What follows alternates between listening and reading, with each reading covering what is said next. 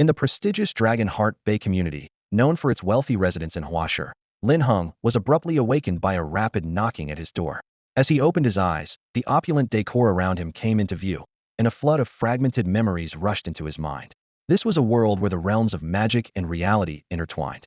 100 years ago, countless spatial rifts suddenly appeared on Blue Star, expanding its area 100-fold. Ferocious magical beasts emerged from these mysterious realms, with the most powerful capable of moving mountains and controlling the weather. After a grueling 20-year world war, humans and magical beings finally reached a truce. Trainers became a prestigious profession, and their pinnacle battles were awe-inspiring, world-class events. In this world, the destructive power of mythical creatures was comparable to extreme nuclear weapons, and even ordinary magical beings classified as Heavenly King level were considered strategic resources. In the centuries since the rifts appeared, nearly 150 Heavenly Kings have emerged on Blue Star. Small nations have fractured, and larger ones have united, eventually forming 9 major alliances. Lin Heng's homeland, the Yin Kingdom Alliance, is one of them. However, becoming a trainer is no easy feat. Even the most basic Pokeballs cost 2,000, and the prices of Super Balls and Ultra Balls multiply significantly. The daily diet for magical beings can cost thousands, with high-quality food priced astronomically. Not to mention equipment like spatial backpacks, which can easily cost tens of thousands. Yet, these were not concerns for Linhung. His father was one of the 9 Heavenly Kings of the Yin Kingdom Alliance, and his mother was a billionaire. Although the alliance mandates that one must be 18 to acquire magical beings, wealthy and influential families always find loopholes. 5 years ago, during a resource battle within the alliance, Lin Heng's father obtained a rare shiny Pokemon egg. It was the offspring of a 7th-tier tyrant of the desert, Tyranitar, and took 2 years to hatch. At that moment, the anxious voice of the butler, Bai Ying, informed him that the egg was about to hatch. Linhung rushed to the incubation room, where a massive egg was trembling violently, cracks spreading like a spider's web. With a thunderous crack, the eggshell shattered, and a towering black Larvitar over 2 meters tall burst forth, nearly hitting the ceiling. Just as Linhung was astonished by its unusual size, a mechanical voice suddenly sounded. Beep. Host magical being detected, destiny system activating. Activation complete. The destiny system has successfully launched. As soon as the words were spoken, Lin Heng's vision went dark, and he lost consciousness instantly. However, moments later, he regained awareness. Opening his eyes, Linhung was still somewhat bewildered until he saw Bai Ying, and his eyes widened instantly. A dialogue box appeared above the other's head. Ding! It has been detected that Bai Ying's destiny is about to undergo a change. Would you like to view it? Linhung didn't hesitate and decisively chose yes. Name, Bai Ying. Talent, supportive luck constitution. Those who loyally follow will gain certain opportunities. Recent turning point, being tracked by the Chu family, successfully stealing business secrets in a week, causing significant financial loss to the Lin family, and resigning out of extreme guilt. Lin Heng's expression changed instantly. When he saw the talent section, he felt a twinge of envy, but upon reading the specifics of the recent turning point, he was deeply unsettled. The Chu family. They are rivals to the Lin family, always suppressed by the Lin family in business. The head of the Chu family is also a prospective king, and who would have thought they would resort to such despicable means, utterly without scruples. Lin Heng's teeth clenched, and the good mood he had from just learning about his family's situation vanished. He thought he had a great start in life, that even if he didn't become a trainer, he could enjoy a carefree existence. But now, he was told that this lifestyle might only last for another week. Lin Heng's expression turned grim. Significant financial loss. Even if the Lin family didn't go bankrupt, it would be a heavy blow. He raised his hand, gently massaging his temples, his gaze becoming complicated. The young master, being watched by someone he secretly admired, would unsettle even the calmest person. Bai Ying lowered his head, his ears turning a bright red, his heart fluttering, unsure why Linhung kept staring at him. It's nothing. You can leave now, Linhung said, waving his hand. Bai Ying bowed and left, considerately closing the door behind him. Once the door was shut, Linhung withdrew his gaze. He had a rough plan in mind, but he still needed to inform his parents.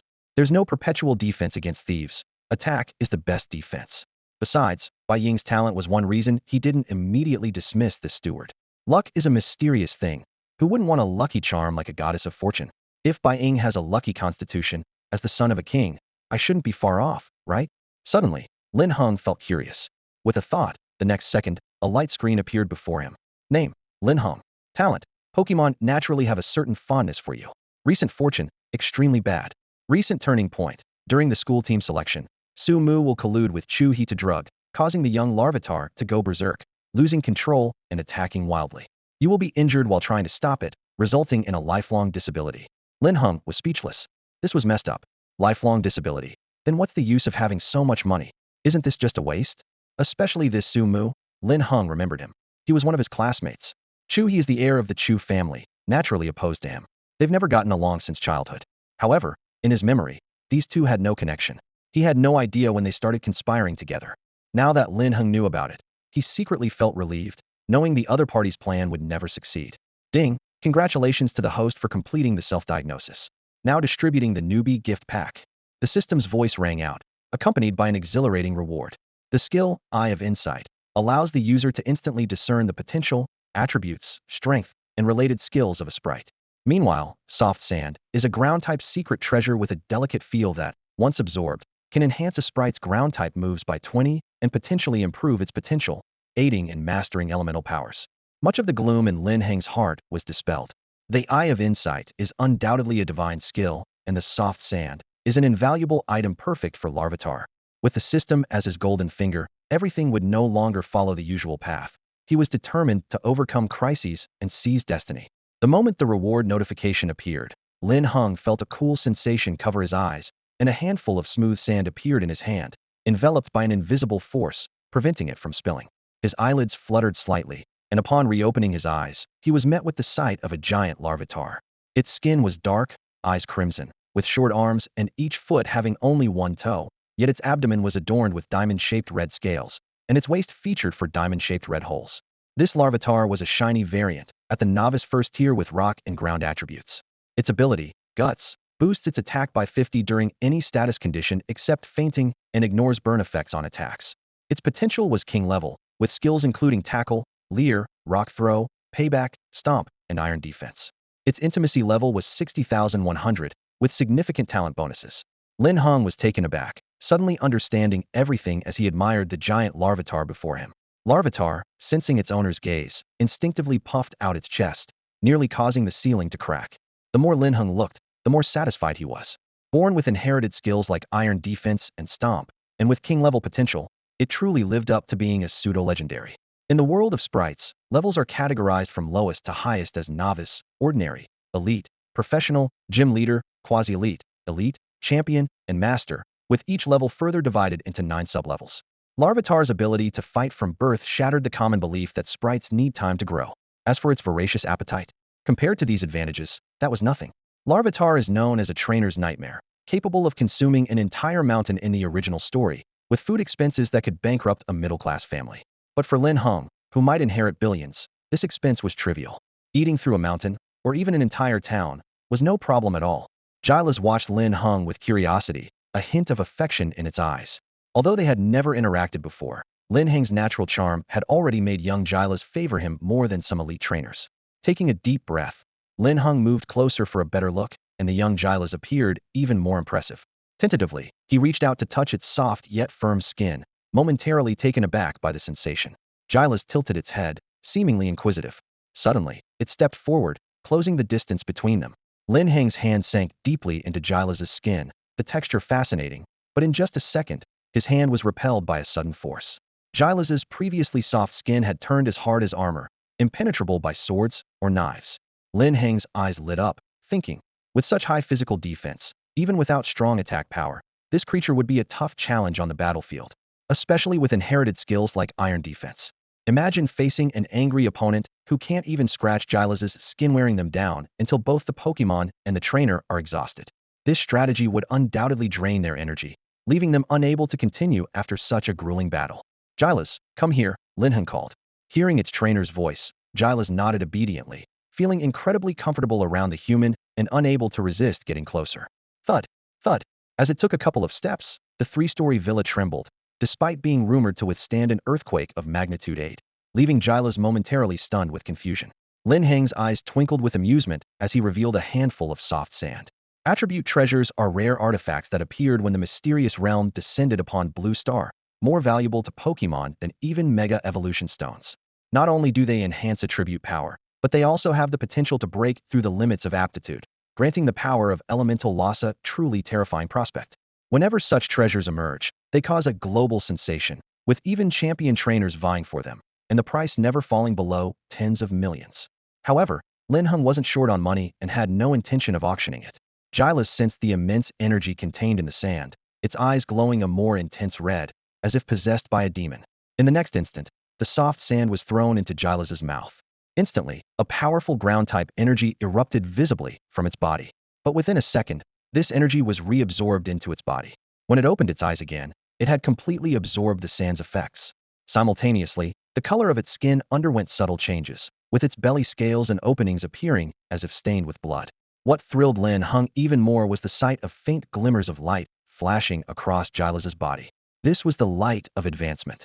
He quickly used the inside eye, and wow, it had directly leveled up to Rookie Tier 6, faster than a rocket. When he checked its aptitude, Lin Heng's eyes widened even further. Champion level. Gyarados' aptitude had risen to champion level. No wonder even champions were competing for it. This was truly extraordinary. This is just the beginning for the newly born Larvitar. The effects of the attribute treasure are not yet apparent. As it grows and fully absorbs the power of the attribute laws, Larvitar's evolution speed will increase exponentially. Although this giant Larvitar was advantaged at birth with outstanding potential, such excellence also means that its training process will be more challenging and slow. After all, the energy accumulation process is several times, even dozens or hundreds of times, that of ordinary Pokemon. However, with the attribute treasure, Larvitar's growth speed can at least be brought back to a normal level. At the same level, Larvitar's advantages are clear. Beep, beep, beep. A sudden alert interrupted Lin Heng's thoughts. He looked down at his electronic wristwatch, worth millions. This is an essential tool for every trainer, recording information about Pokemon and personal identity IDs, even documenting every battle experience accurately. For large tournaments, a simple scan of the electronic wristwatch suffices. At this moment, the watch showed there was half an hour left until class. Time was running out, so Linhung picked up the high-grade Pokeball his parents had prepared from the table and pressed the button. A red light instantly enveloped Larvitar, capturing it inside the high-grade ball without resistance. Boom, boom, boom. 10 minutes later, the car stopped at the entrance of Jianghua's #1 Pokemon school. This is the most renowned school in Jianghua City, ranked alongside the top schools in the capital and Modu, offering extremely high prestige. It is said that the students who graduate from here at the very least become elite trainers, and 2 champions have even emerged from its ranks. Countless trainers strive to gain entry into this place. Linhung was placed here from birth, attending the #1 primary school as a child, and then the #1 secondary school. He is also quite handsome, tall, and strikingly attractive. In the school, almost everyone knows him, and even in a place like Jianghua's #1 Pokemon school, filled with hidden talents, Lin Heng is among the top elite, drawing considerable attention. As soon as he got out of the car, a chubby boy came running over, panting and full of excitement. Lin Heng focused on the boy's head, silently recalling his name, Jiang Dong, the only son of Zhang's food company. His talent lies in food research and development, always discovering nutritional elements in peculiar raw materials and creating delicious food that Pokemon love. Recently, a turning point occurred when, a month later in the Hanyuan secret realm, Jiang Dong stumbled upon a criminal scene of an evil organization while searching for a healing potion for Linhung, leading to his misfortune. Linhung felt a sense of comfort in his heart, encountering someone worse off than himself, which provided some solace to his wounded spirit. Moreover, since it was evident that Jiang Dong was acting for him, it meant he was trustworthy, and Linhung was determined to help him in the future. Additionally, Jiang Dong's talent in food development piqued Lin Heng's interest. The chubby Jiang Dong looked around and leaned in mysteriously, saying, "Boss, have you heard?" Lin Heng raised an eyebrow slightly, and seeing his interest, Jiang Dong continued excitedly. After this selection of Pokemon, trainers who successfully make it into the school team will qualify to participate in the annual Suicune Cup. When Jiang Dong mentioned Chu He gritted his teeth, but before he could finish, Lin Heng's peripheral vision caught sight of a timid figure. Instinctively, he glanced at the top of the person's head.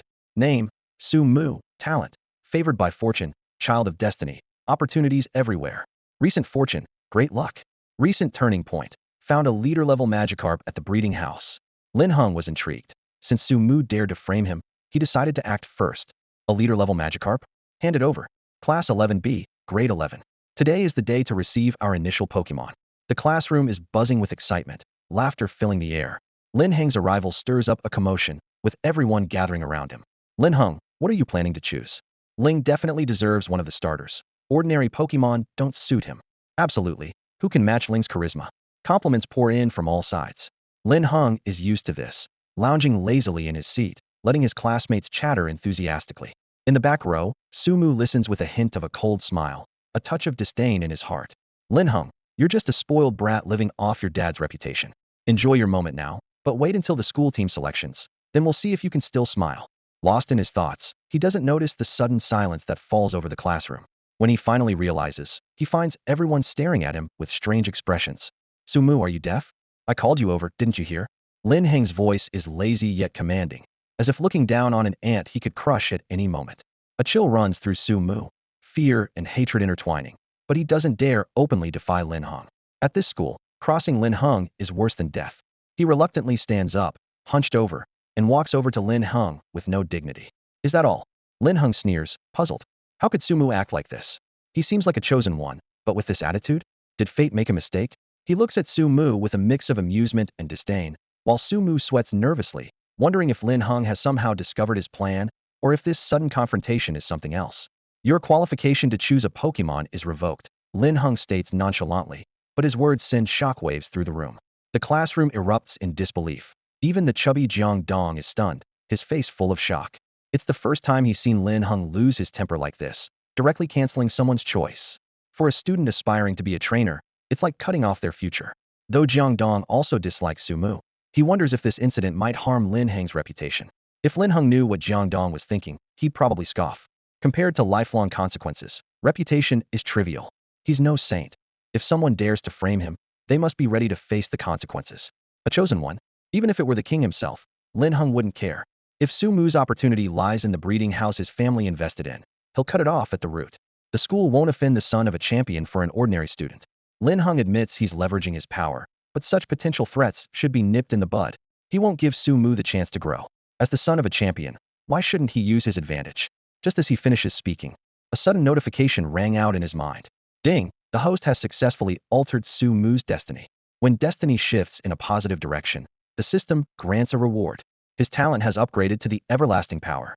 This power endows him with the incredible ability to sense the emotions, thoughts, and telepathy of spirits, and even heal injuries. Linhung felt a surge of joy in his heart. If his previous talent only made spirits slightly fond of him, now it brought them close. The everlasting power is an extremely rare special ability that not only enhances the bond and loyalty of spirits, but also provides critical healing, especially effective in the wild and secret realms, making it a dream ability for countless trainers. So destiny changing for the better can yield rewards too, which is undoubtedly great news for him. Meanwhile, Sumu heard Lin Heng's mere word revoke his long-awaited selection privilege, leaving him in disarray.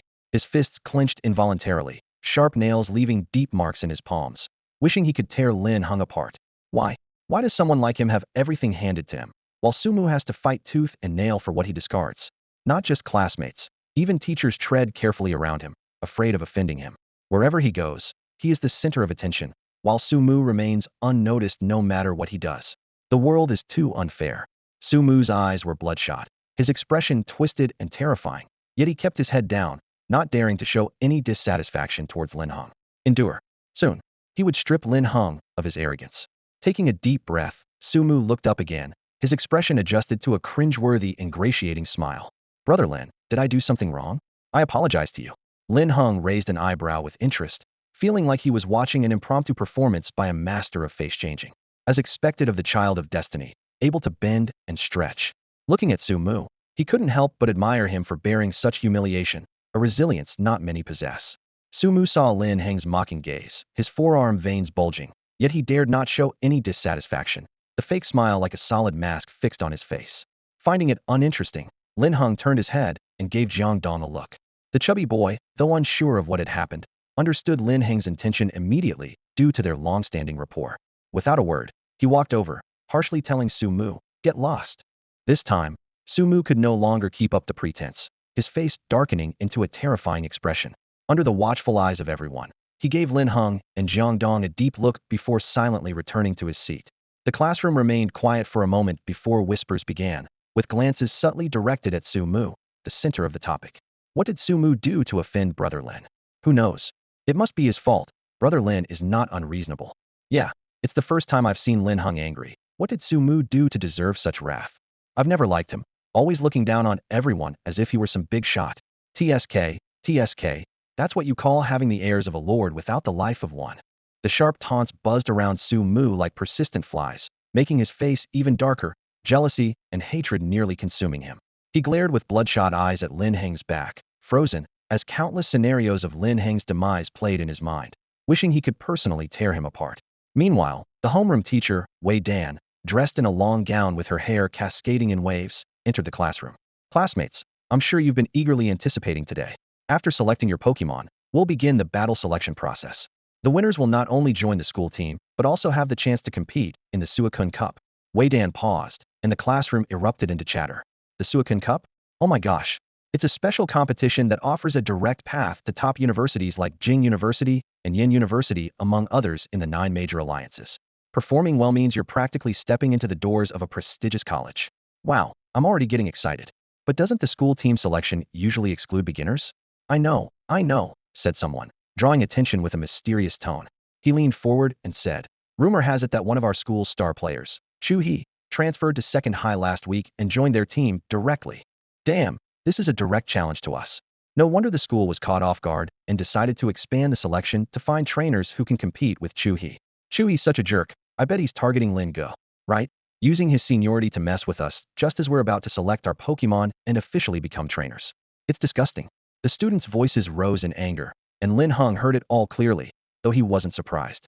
Chu He had always acted unscrupulously, and this wasn't the first time. He'd go to any lengths to get at Lin Heng. Wei Dan, seeing the situation getting out of hand, quickly intervened to stop the discussion. It seems everyone understands the importance of the Pokemon battles this time. Since that's the case, let's get started. Lin Heng, Jiang Dong, Li Feng, Wen Huayuan, the first batch of students called had only 10 names. They were the ones most qualified to choose their Pokemon first. Each had paid at least 1.5 million Alliance coins, and they were the most likely to select one of the starter Pokemon. Leading the group was Lin Heng. Since Lin Heng started school, the Lin family had been contributing 1 million Alliance coins annually to the breeding center, making them the largest shareholder. The rest of the class watched enviously as the 10 students left, but they weren't resentful. They knew they'd get their Pokemon soon, even if of slightly lesser quality. With this thought, everyone's gaze involuntarily drifted to the back of the classroom, fixating on Su Mu as if piercing him with needles. However, Su Mu was oblivious to this attention. He watched Lin Heng's departure with a hint of melancholy on his face, feeling an inexplicable sense of loss. Ascending the steps and passing through the revolving wooden door, Lin Heng entered the large breeding center, which resembled a vast estate or a primordial forest. Each area was clearly demarcated, with small rattatas scurrying through the low shrubs and Pidgey preening their feathers on the branches. Caterpies and Weedles quietly sucked sap on the leaves, while Apoms swung on vines, creating a dynamic yet harmonious scene. In the distance by the river, Poliwags played, splashing water into playful waves. The homeroom teacher stood ready. He sternly advised that the creatures in the breeding house won't harm anyone on their own, but it's crucial to remember not to capture them without their consent. Otherwise, even if you succeed, a creature filled with resentment won't cooperate harmoniously with you. The 10 nodded in agreement and set off towards their respective targets. Jiang Dong followed closely behind Lin Heng, matching his pace. Boss, which creature have you set your sights on? Need my help? Jiang Dong asked. No need, you. Lin Heng's sentence was cut short as a small flame suddenly dropped at their feet, causing Jiang Dong to yelp in surprise. They turned around to find an orange chick before them. Its fluffy feathers were slightly puffed up, and its tiny wings flapped in the air. It seemed particularly excited upon seeing Jiang Dong startled, letting out a triumphant chirp. Chirp chirp. Lin Heng's eyes flickered, and his insight activated, revealing a stream of attributes. Torchic, level, Novice Tier 5, trait, Blaze when health is below 13, Fire-type moves increase in power by 1.5 times. Aptitude, semi-professional level, skills, Scratch, Growl, Ember, Quick Attack. This Torchic has decent potential, you can capture it, Lin Heng remarked casually. Unexpectedly, the Torchic was displeased upon hearing this. It had approached because it sensed a friendly aura from Lin Heng, and it had taken a liking to him. It hadn't expected the human not to reciprocate its interest. Humph, Torchic huffed, throwing a little tantrum as it stumbled away, spitting embers. Lin Heng couldn't help but chuckle, and seeing Jiang Dong staring dumbfounded at the retreating Torchic, he gave him a swift kick. Go after it.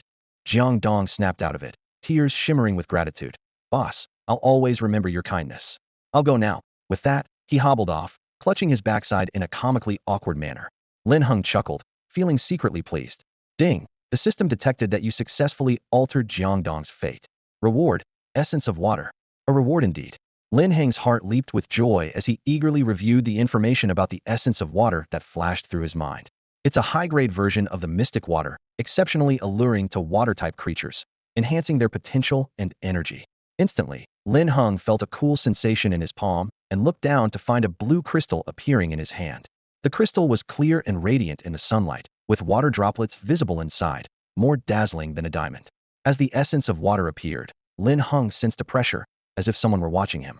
A dark glint flickered in his eyes as he nonchalantly withdrew his right hand, then headed toward the river lined with floating ice. He had already noticed that, despite it being the transition between spring and summer when the river should have thawed, there was still lingering ice.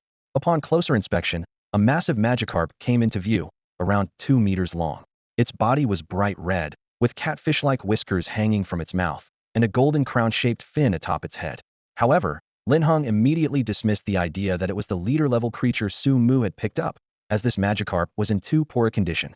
The Magikarp was in terrible condition. Its scales were nearly all gone, and it wore an expression of near-death despair. Its lifeless eyes were dull and occasionally twitched, clearly on the brink of death. Linhung sneezed unexpectedly, snapping back to reality. He shook his head and was about to turn away when a sense of relief suddenly flooded his mind. Close call. Almost got discovered. Linhung immediately stopped in his tracks.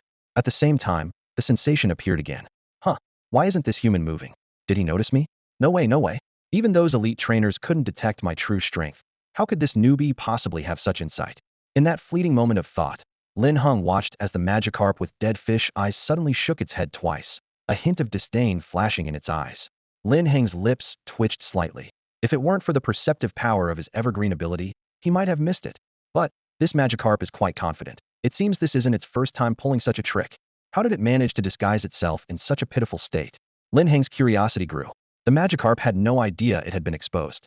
Seeing Lin Heng looking over, it deliberately put on an innocent, clueless expression. Lin Heng felt an urge to smack it. Pretending? Really? Just then, a light bulb went off in his mind. Lin Heng's lips curled into a mischievous smile, playing innocent. Are we? Fine, let's play along. The Magikarp shivered inexplicably, looking around cautiously, puzzled. Was my ice beam's power strengthened again? Not only is the river frozen, but the chill lingers. Magikarp, come with me. I'll make sure you enjoy your final days. I'll take care of you. Lin Heng feigned a heartbroken expression as he looked at the Magikarp, as if holding back tears. If he had eye drops, he wouldn't have minded using them to enhance the performance. On the other hand, the Magikarp understood the human's words, its face showing disbelief. Is this person crazy? With so many strong and healthy Pokemon to choose from, he wants to take care of me? The leader Magikarp felt it had wasted its years of life, its understanding of humans completely overturned at this moment. A trainer willing to dedicate themselves to caring for a dying Pokemon? This world is truly fantastical. At that moment, the leader Magikarp, used to the deceit of the human world, felt a strange sense of emotion, its gaze becoming more complex. Lin Heng noticed the shift in the Magikarp's mood, secretly amused, and decided to push further. With a twist of his palm, the essence of water was exposed to the sunlight, shining with a brilliance rivaling diamonds. The Magikarp's eyes widened even more, its long whiskers shaking uncontrollably with excitement, the remaining scales glimmering with a faint white light, its entire body filled with the desire to evolve. The leader Magikarp was already teetering on the edge of evolution, only lacking a catalyst. And now, the human in front of him presented the perfect opportunity. The leader Magikarp was already deeply moved, and now his affection for Lin Heng soared even higher. It had been lurking in this small breeding house for a long time, precisely to find a chance to evolve. The Magikarp had been stagnant at this stage for too long, and if it didn't evolve soon, it might never have the chance. The difference between a Magikarp and a fully evolved Gyarados was like night and day. Would you like to become my Pokemon? Lin Heng asked again, extending his right hand with the essence of water. The Magikarp's heart was already wavering, and now it was completely shaken. Facing both psychological and material allure, the leader Magikarp couldn't resist any longer, its eyes fixated on the essence of water as it nodded slightly. Seeing this, a slight smile appeared on Lin Heng's lips as he pressed the button on the Pokeball. In a flash of light, the Magikarp vanished from its original spot. When it reappeared from the Pokeball, its eyes showed submission and affection. The detailed information about it was now displayed before Lin Heng. Leader Magikarp. Level: Ordinary Tier 9. Type: Water.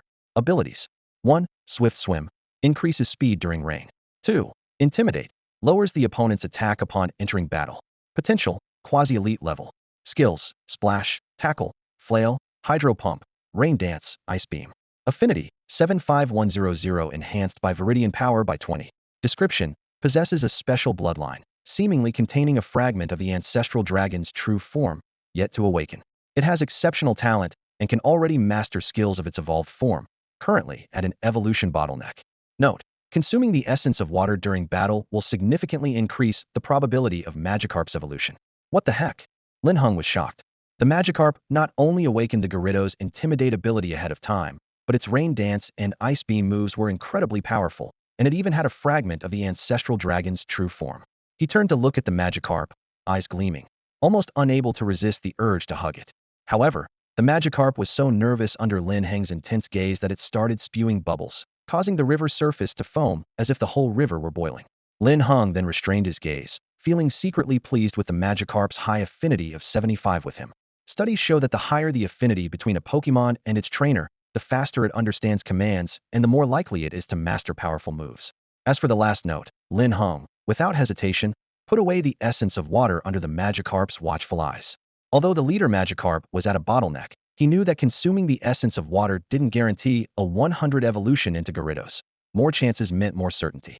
Unaware of this, the Magikarp was disheartened when Lin Heng put away the coveted essence, thinking to itself, "Oh no, I'm doomed. Did this human trick me? Now even my heart is being fooled by these scammers. It's unbearable." Seeing the leader Magikarp looking utterly dejected, Lin Heng sensed its thoughts, cleared his throat a few times, and quickly retrieved a high-grade water-type energy cube from his backpack. "Don't worry, it's all yours, but you'll have to wait a bit. In the meantime, have this energy cube to tide you over." With that, Lin Heng casually tossed a high-end energy cube worth thousands on the market. To him, it was just a snack. Gulp Magikarp opened its mouth wide and swallowed the energy cube without hesitation. Instantly, a warm sensation spread from its belly throughout its body, and the fallen scales began to show signs of recovery. Seeing this, Lin Heng made a quick motion with his hand. The next second, a gentle green light shone in Magikarp's eyes, accompanied by a strange cry. Wherever the light touched, miraculous changes occurred. Scales renewed, wounds healed, and its energy soared. Once everything settled, Magikarp felt as if it had returned to its peak condition. Although its previous state was merely a facade, its repeated attempts to push past evolutionary limits had left numerous hidden injuries. Yet, with just a light touch from the human's hands, all the old wounds vanished, replaced by a rejuvenated body. The earlier disappointment was instantly forgotten by Magikarp, its eyes gleaming with anticipation. Linhung couldn't help but chuckle, thinking this boss Magikarp was really easy to please. "Ready to go?" Magikarp nodded in agreement and was swiftly returned to its Pokeball. Linhung activated his inside eye, instantly seeing the potential of all the Pokemon around him. He found that the best among them was only at a professional level, which didn't interest him. Not wanting to waste any more time, he turned and left. As soon as he stepped out of the nursery, Linhung immediately drew a lot of attention. 10 minutes. Rumors spread quickly. Linhung did it in 10 minutes. He's number one for a reason. The man is fast. I suspect you guys are talking about something else, but I have no proof. Which starter did he choose? Different people, different fates. Even if we start from the same line, no matter how hard we run, we can't compare to someone racing in a car. Shu, keep it down. Amidst the voices of envy, there were also plenty of sarcastic remarks. As the son of a champion, Lin Heng's every move was destined to be closely watched. Class teacher Wei Dan, in charge of registering the Pokemon, brightened up upon seeing Lin Heng. "Lin Heng, which Pokemon did you choose?" "Magikarp," he replied nonchalantly, unaware he had just dropped a bombshell. "What?" The teacher looked at him in disbelief, dropping her pen in shock, her voice involuntarily rising. Wei Dan wondered if she had misheard, because how else could she hear such an unbelievable answer? The other students watching were also stunned, some with mouths agape. Their strong reactions were understandable, as this answer was completely unexpected. Magikarp is notoriously weak, ranked alongside Caterpie as the most useless Pokemon in a trainer's eyes. Without evolution, it's not worth raising at all. Choosing such a Pokemon is like walking a tightrope on a cliff's edge. Success leads to a bright future, while failure means falling into an abyss, ending a trainer's career. However, the chance of Magikarp evolving is 1 in a million, akin to winning the lottery. Such a gamble usually only occurs among trainers with dire circumstances, as a desperate last resort. Linhung, he's the son of the Heavenly King. What doesn't he have? Because of this, everyone was even more perplexed as to why he chose a Magikarp. Wei Dan's face darkened as he took a few deep breaths to suppress his anger before asking again. "Linhung, are you sure about this?" His tone was laced with gritted teeth, and his gaze was fixed on Linhung, as if warning him that if he dared to say yes, there would be consequences. "Yes," Linhung replied calmly, nearly causing Wei Dan to explode with rage. I'm done with you. If you regret it later, I won't change it for you." Wei Dan stomped his foot in frustration, turning away with a heaving chest and a flushed face, adding a touch of emotion to his usually stern demeanor. The homeroom teacher, who usually valued Lin Heng highly, was also visibly upset, believing he was throwing away his future by not listening to advice.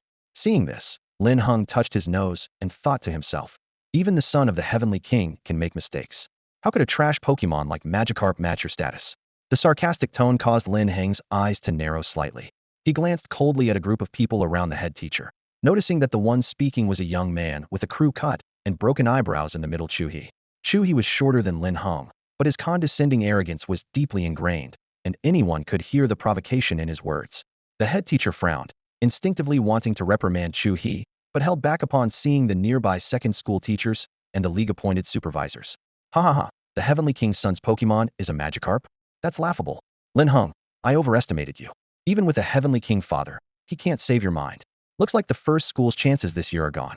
If we can't beat such dim-witted students, we might as well use our heads as footballs. It's time for Jianghua City's top high school to change hands.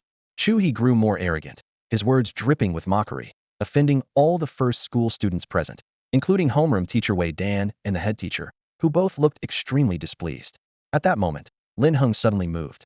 He stepped closer to Chu-He, who immediately became wary, his right hand instinctively reaching for his waist, expecting Lin Heng to make a move.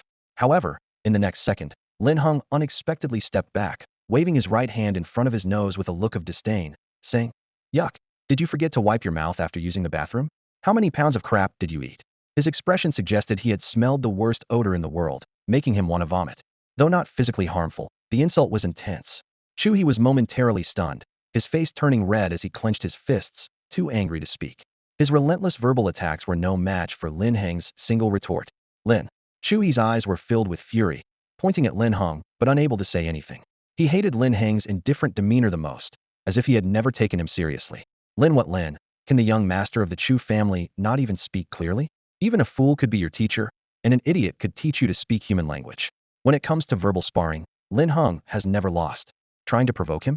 Chu-He was still too inexperienced. A complete and utter defeat. The head teacher's frustration instantly vanished, like drinking an ice-cold soda on a hot summer day, refreshing to the core. Not only did the head of discipline show a hint of a smile, but Wei Dan's bright eyes also sparkled with amusement.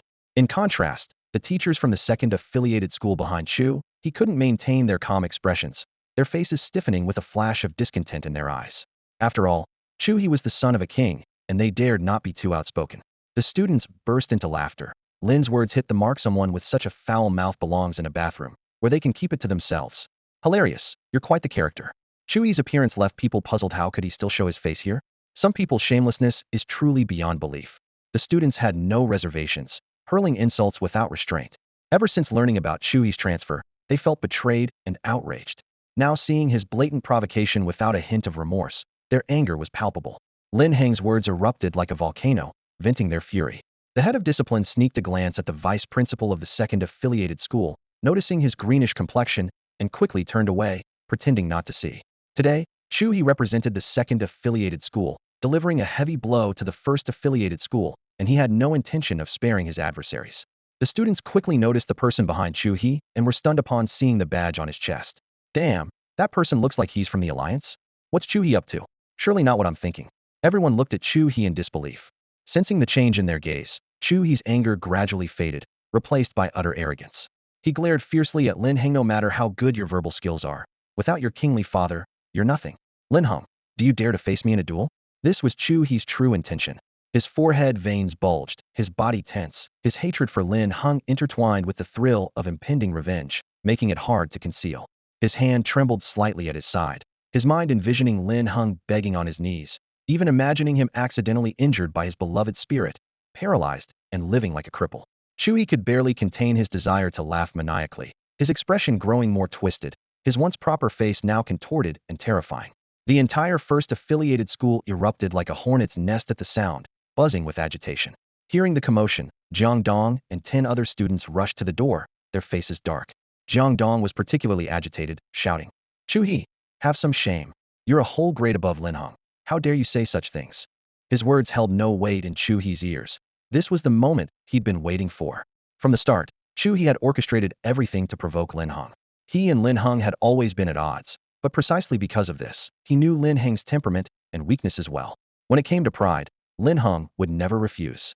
Having always prided himself as the son of a king, the last thing he wanted was to embarrass his father. Chu-He seized this point, believing he understood Lin Heng's character well enough to deliberately provoke him this way. Little did he know, Lin Heng's thoughts had long shifted elsewhere.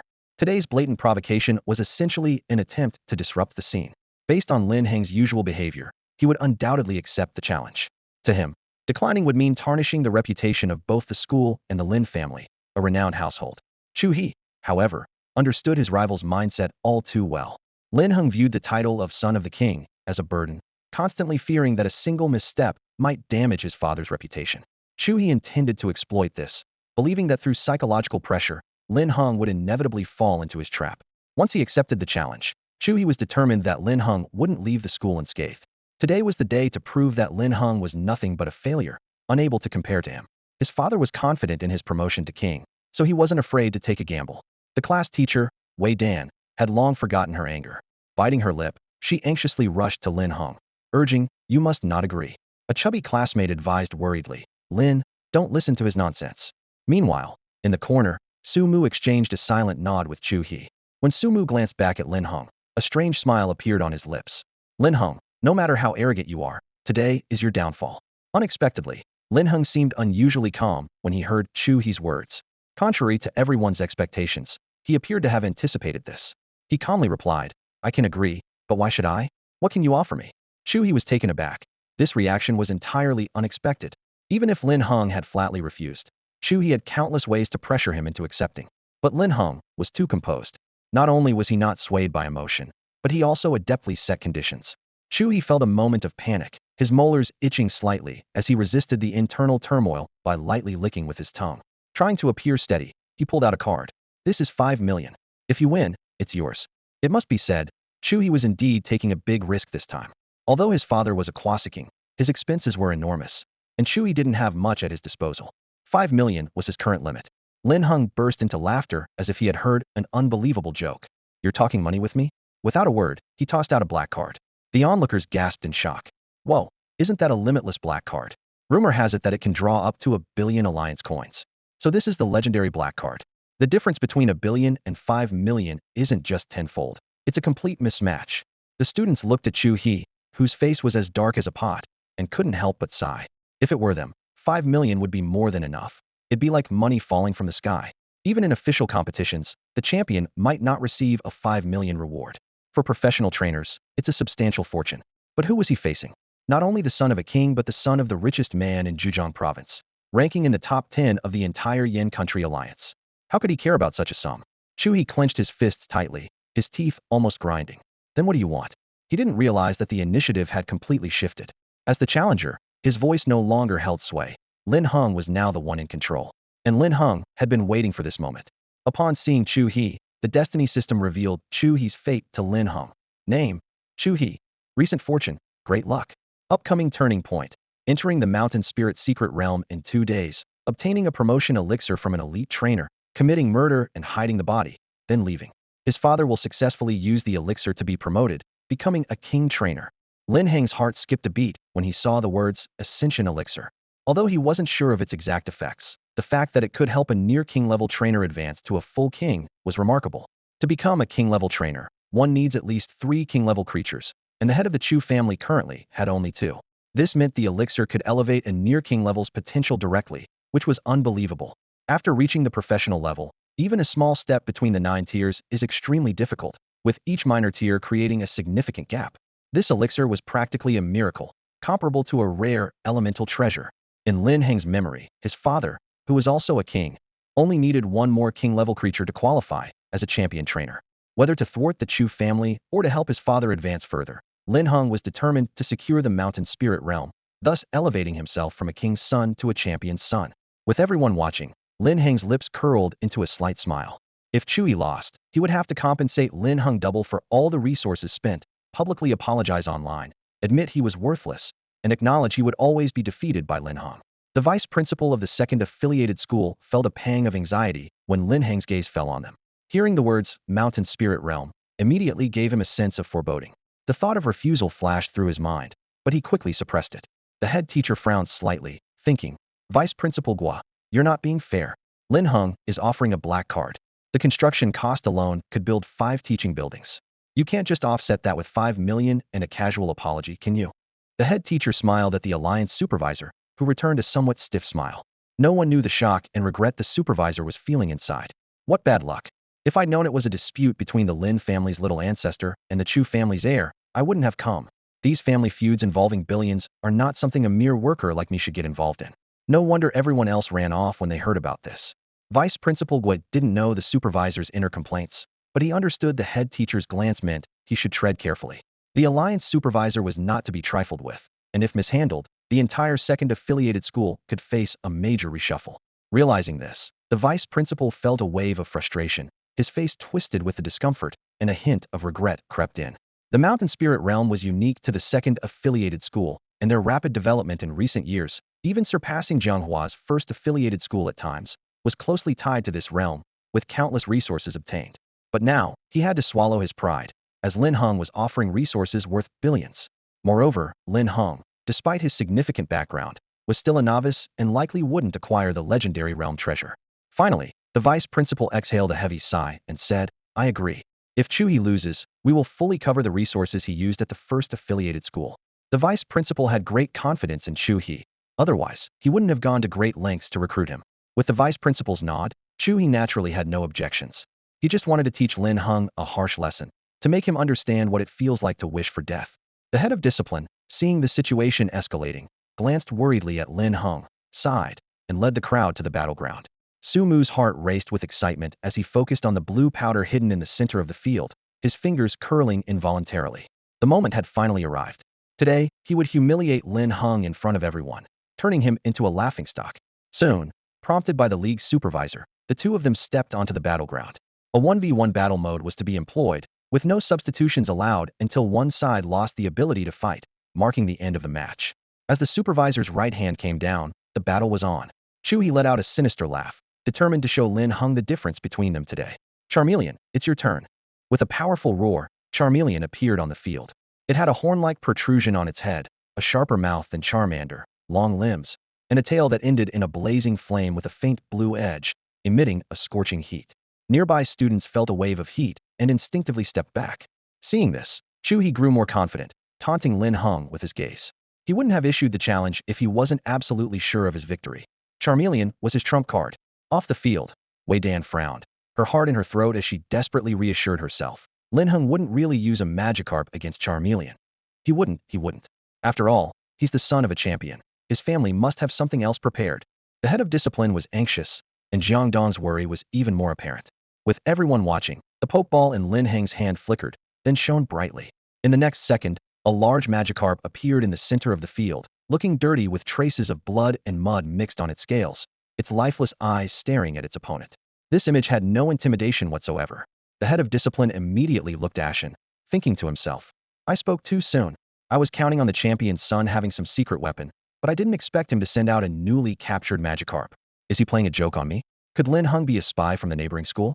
Oh well, it seems our school will have to give up its top spot in Jianghua starting today. The students watching were in an uproar, their thoughts mirroring those of the head of discipline. Although they had been nervous, they held on to a sliver of hope, but the appearance of Magikarp extinguished that hope completely. Even though Magikarp is a water-type Pokemon, against Charmeleon, it's just asking to lose. It's over. The Lin family's reputation is over too. This Magikarp looks familiar. Oh my god, it's the one the seniors talked about, the Magikarp that's on its last legs. It's the one that's said to be unwanted even by dogs on the school forum? Lin Heng is crazier than I thought. Is this why I can't be a champion's child? Whoa, look at the vice principal of the second school. His face is all smiles. Hearing this, the last bit of worry in Chuhi's heart disappeared, and he laughed derisively at Lin Heng, full of mockery. Is this it? Lin Heng, who gave you the courage? If you kneel and beg me now, I might go easy on you later. How about it? If you beg me now, I might go easy on you later. How about it? Hearing this, the students watching couldn't help but turn away, not wanting to see more. The head teacher hesitated, wanting Lin Heng to stop before it was too late, but unable to say it. Backing down now would mean the end of Lin Heng's path as a trainer. Only Su Mu frowned, wondering if Lin Heng's plan would still work since he didn't send out the Larvitar. Would the berserk powder he'd set up still take effect? He felt a bit uneasy. However, recalling Magikarp's past exploits, he thought he might be overthinking it. Even if Lin Heng wasn't following the plan exactly, the outcome wouldn't change. Today, victory was certain. Once Magikarp appeared, all attention shifted to it. No one noticed that the instant Magikarp glared at Charmeleon. The fire on Charmeleon's tail flickered for a second, and its body tensed up, entering an unprecedented state of readiness. Pokemon instincts are always accurate, never judging an opponent by appearances alone. Unfortunately, its trainer didn't notice this. On the other side, Linhung taunted, "Why so much talk? Afraid to fight fast, are you?" He sneered. "You can keep bluffing for now, but once Charmeleon roasts your Magikarp, I'll let you have a taste." As Chewy finished speaking, Charmeleon opened its mouth wide, and a terrifying, scorching energy surged from within, rushing to its throat. In an instant, a pillar of green and red flames spiraled into a dragon of fire, shooting straight at Magikarp. The fiery energy filled the arena. Wei Dan seemed to see Magikarp's fate, her eyes glistening with tears. The classmates sighed, thinking the outcome was already decided. But just as the fiery dragon was about to scorch Magikarp's scales, an unexpected change occurred. A terrifying aura erupted from Magikarp, sweeping across the arena. As its intimidate ability took effect, the fiery dragon halted, as if blocked by an invisible force, and the air in the arena grew oppressively heavy, like a slumbering ancient beast had quietly opened its eyes. The clear sky suddenly darkened, as layers of clouds gathered and pressed down. Everyone looked up, astonished at the stormy sky. "Now, Magikarp." Lin Heng seized the moment when everyone's attention was drawn and activated telepathy, tossing the water essence, which Magikarp caught in its mouth. With a gulp, the hard crystal of water essence broke down inside Magikarp, turning into droplets that merged with its body. The brilliant core of the essence unleashed a surge of draconic energy, like a river returning to the sea, rushing towards its destination. The immense energy transformation within Magikarp triggered its hidden ancestral dragon bloodline, instantly activating it. Magikarp opened its mouth wide, cheeks bulging, as a massive suction force emanated from its mouth, drawing in the blue powder on the ground along with the howling wind across the arena. Lin Heng, monitoring in real time, noticed this, and his right hand twitched slightly. The power of Changpan was like a giant hand, gently calming the agitated Magikarp, prompting it to harness its own energy and absorb the surrounding forces. Under this influence, Magikarp's body seemed to transform, accelerating its evolution. Its rage factor was triggered once more, becoming increasingly intense. At that moment, a shout broke the tense atmosphere. "Whoa! Look at the Magikarp!" Everyone's attention snapped back to the battlefield. However, when they saw the transformation of the Magikarp, they were all stunned. Its scales began to peel away layer by layer, and exclamations of surprise echoed around, growing louder. Beneath the scales, a dazzling white light of evolution shone brightly. The students watching were dumbfounded, their eyes wide as they watched the thick cocoon of light gradually envelop the Magikarp's body, questioning reality itself. The league's supervisor's pupils contracted sharply, his throat dry as he exclaimed, "Could it be?" He felt a chill run down his spine, swallowing hard as panic spread across his face. Sumu was in no better condition, eyes filled with disbelief, his heart racing, body trembling, and a suffocating sensation overwhelming him as if an invisible hand was gripping his throat. An indescribable fear swept over him, making him feel as if he were dreaming. How else could he witness such a terrifying scene? Even with the reality before him, he couldn't or wouldn't believe it. The plan had reached its final step. It couldn't fail now. No, it had to be fake. It had to be. Sumu's eyes were bloodshot, and he kept muttering something repeatedly, causing his classmates to think he had lost his mind and quietly move away. Meanwhile, the dramatic changes continued on the field. Thunder rumbled in the sky, and a torrential downpour suddenly began, as if celebrating this astonishing turn of events with a symphony of speed and power. The headmaster, soaked to the skin, finally snapped back to his senses, pinching himself hard. The sharp pain made him burst into laughter. "Ha! This kid really had a trick up his sleeve." He had never felt so exhilarated. Wei Dan watched Lin Heng, who looked even more dashing in the rain, her eyes sparkling. Meanwhile, in a hidden spot, a previously expressionless woman showed a slight change in her gaze, staring at the sky as if contemplating something. On the field, the Charmeleon was so frightened by the transformation that it curled up into a ball, its once proud flame pillar having vanished without a trace, occasionally letting out low growls that sounded more like pleas for mercy than intimidation. "Oh my gosh, is the Charmeleon scared?" someone in the crowd exclaimed. "What an incredible comeback. My brother Lin is amazing. How is this even possible?" The crowd erupted with excitement, as if they had witnessed a miracle. Lin Heng truly knew how to make an impression. While others were battling on the field, he was evolving. The crowd was in an uproar, and on the field, the figure within the cocoon of light continued to change, its massive body stretching further, as if the thunder and lightning were heralding the birth of a giant beast. A roar thundered across the land, echoing for miles and reaching the heavens. The Charmeleon trembled, instinctively adopting a submissive posture, unable to resist the dominating pressure from its bloodline. At that moment, the outcome was already clear. Meanwhile, at the famous Donghu fishing area in Jianghua City, countless Magikarp seemed to be summoned. Leaping from the water, occasionally breaking the surface, creating a spectacular scene of Magikarp leaping over the Dragon Gate. The ongoing fishing competition was forced to halt, with numerous trainers watching the scene in awe, completely unsure of what was happening. Even more bizarrely, the direction in which the Magikarp were jumping was exactly the same. The heads were all facing northwest, clearly pointing towards the city center, as if engaged in a grand ceremony, sending blessings to the world.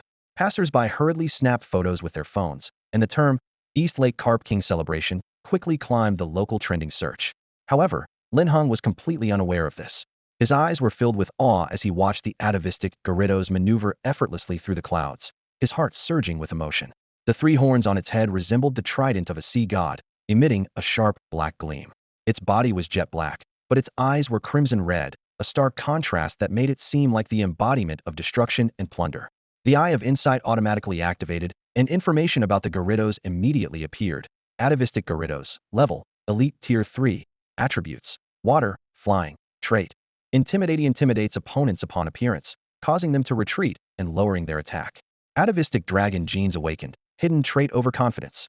Overconfidence, after defeating an opponent, becomes filled with confidence, increasing its own attack level by 1 tier. Aptitude, King level, capable of breaking through as strength increases. Skills include Bite, Glare, Tornado, Tackle, Rage, Leap, Whirlpool, Ice Fong, Brine, Hydro Pump, Rain Dance, Ice Beam. Affinity, 79100, Evergreen Power bonus 20. Description, Atavistic Dragon True Form activated, attribute power increased by 150. The leader of all Gyarados, possessing the ability to command the aquatic masses, a natural ruler.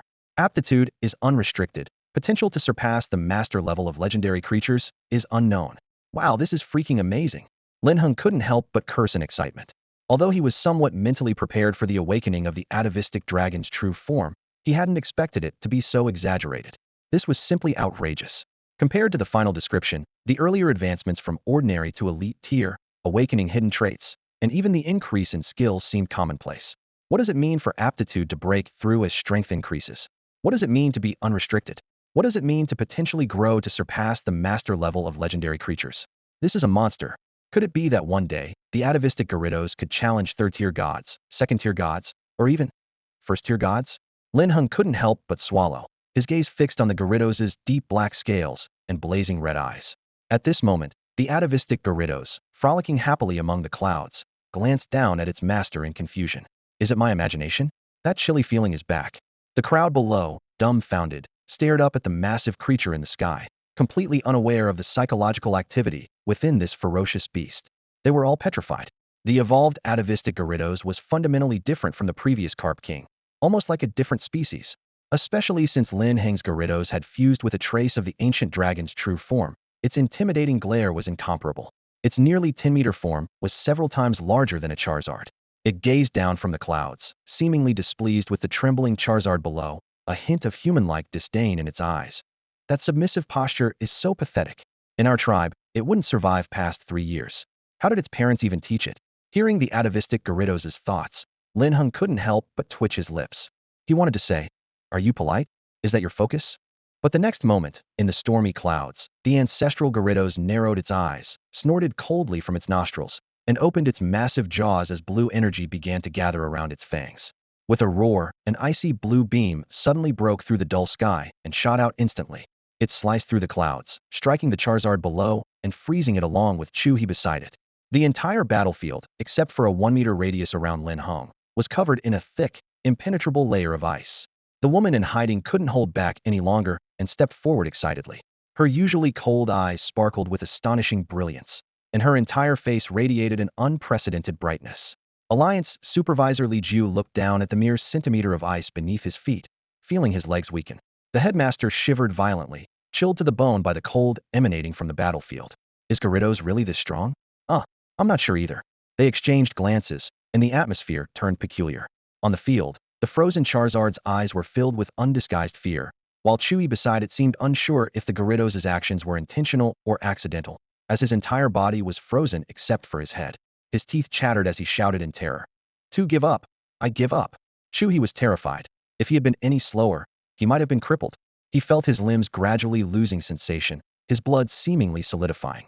If this continued any longer, amputation wasn't out of the question. At this point, he could no longer care about the Charizard's fate, as even a slight mistake could leave him disabled. The vice principal of the second affiliate looked grim as he arranged for medical personnel to take him away. Unfortunately, the ice was too thick to lift him onto the ambulance, so they had to desperately melt it. Meanwhile, Lin Heng waved his hand. The fierce creature that had just unleashed its fury descended from the sky to his side. The crowd watching gasped and stepped back in unison, their footsteps echoing. Lin Heng ignored them and instead patted the Gyarados with satisfaction, listening to the dull sound of its scales. The ancestral Gyarados had executed a flawless first strike. As for Chuhi, he brought it upon himself. Since he planned to harm him, he had to be prepared to face any consequences. Lin Heng turned to the stunned supervisor, raising an eyebrow slightly. Aren't you going to announce the result? Oh ho! Li Jiao finally snapped out of it, marveling inwardly. He had seen many big events, so why had he been so dazed today? It could only be said that Lin Heng exceeded all expectations. Li Jiao quickly announced loudly. Congratulations to the winner of this challenge, Lin Heng. As the words fell, the space that seemed to be paused resumed its flow. All the students of the first affiliate went wild, with thunderous applause and screams of excitement, igniting a celebratory frenzy. The sound on the battlefield nearly overturned the entire school. At this moment, Lin Heng's name firmly etched itself into the hearts of all present students and teachers. He was the pride of the first affiliate. Ding! Congratulations to the host for successfully altering the course of destiny, avoiding a lifelong disability. The host's impending fate has been averted. Chuhi's destiny has changed. Given the decisive role the host played in this change, the system grants a random mythical beast reward. Given the decisive impact of this change, the system has awarded a random divine beast reward. Lin Heng's heart skipped a beat. On Blue Star, anything related to divine beasts is priceless. Even if the system is just painting a grand picture, items used by a divine beast, or even small fragments of divine beast skills are enough to help him rise quickly during the beginner phase and become a professional trainer. Lin Heng couldn't help but lick his lips, his eyes sparkling with anticipation. Random divine beast reward being drawn. Rainbow Feather, the system's voice announced. The Rainbow Feather, originating from the legendary divine beast Ho-Oh, grants the power to fully revive a spirit once, enhances the spirit's health over time, and even has a 10 chance to summon Ho-Oh. Note that due to the unique nature of divine beasts, anomalies might occur when claiming the reward, so please be prepared.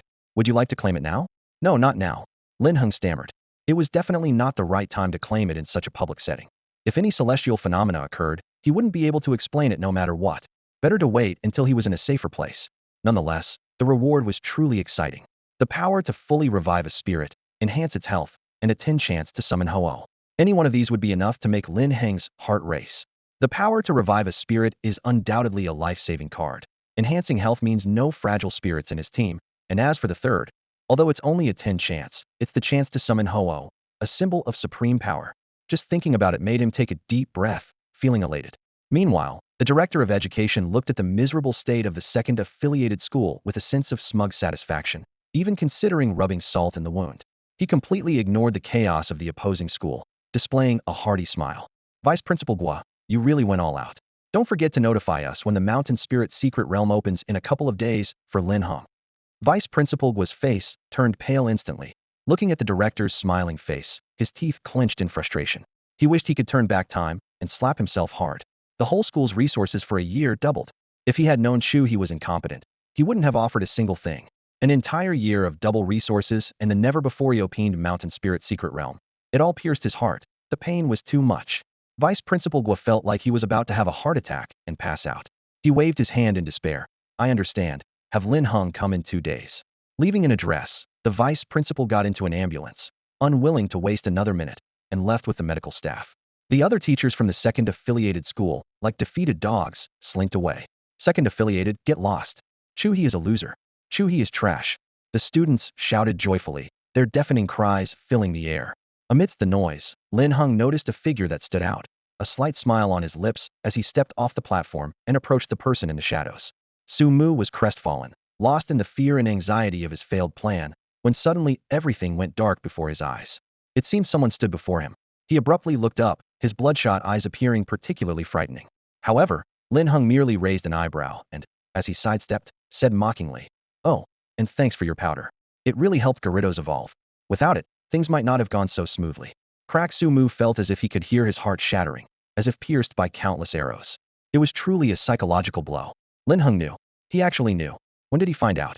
Was he acting just now to lure him and chew he in, turning the tables? Terrified, Sumu took a large step back, his eyes filled with fear, as if he were looking at an invincible demon.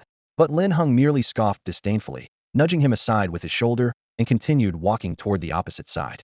That casual action was like kicking aside a piece of trash on the road. Sumu was deeply hurt, glaring venomously at Lin Heng's retreating figure. Across the way, seeing Lin Heng approach, the headmaster quickly reassured him. Don't worry, those from the second branch won't escape. The resources they promised will soon be credited to your account. As for Chui's apology, it might take until tonight. Lin Heng nodded, putting away the black card. At this moment, Supervisor Li approached Lin Heng, his eyes full of admiration. A young hero indeed. You're even more impressive than your father was. I hope to see you in the Suicune Cup this time.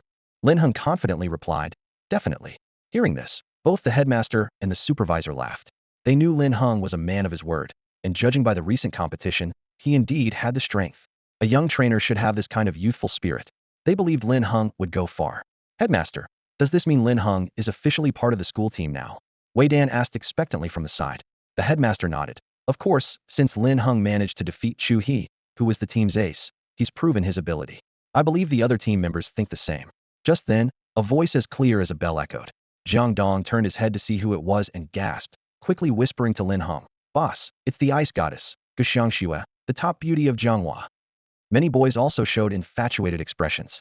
Goddess Ji's figure is amazing. Careful, brother, don't drool, or you'll be in trouble if the goddess sees you. The crowd buzzed with discussion, cautiously eyeing Gushan Shu. It's no wonder the students from the first branch were so curious. After all, Gushan Shu's visits to the school were rare, and her status there was quite special, almost honorary, as she didn't need to attend classes daily. But no one criticized this because she brought countless honors to the school. Since her enrollment, she had won every ice-related competition, without exception, all championships. Ever since the second branch rose to prominence thanks to the Mountain Spirit Secret Realm, the first branch could barely keep up, thanks to the numerous honors Gushan Shu earned. Otherwise, the second branch would be even more arrogant today. Even the headmaster was surprised to see Gushan Shu today. Although she was also a member of the school team, she usually only appeared before competitions, making her presence now quite unusual.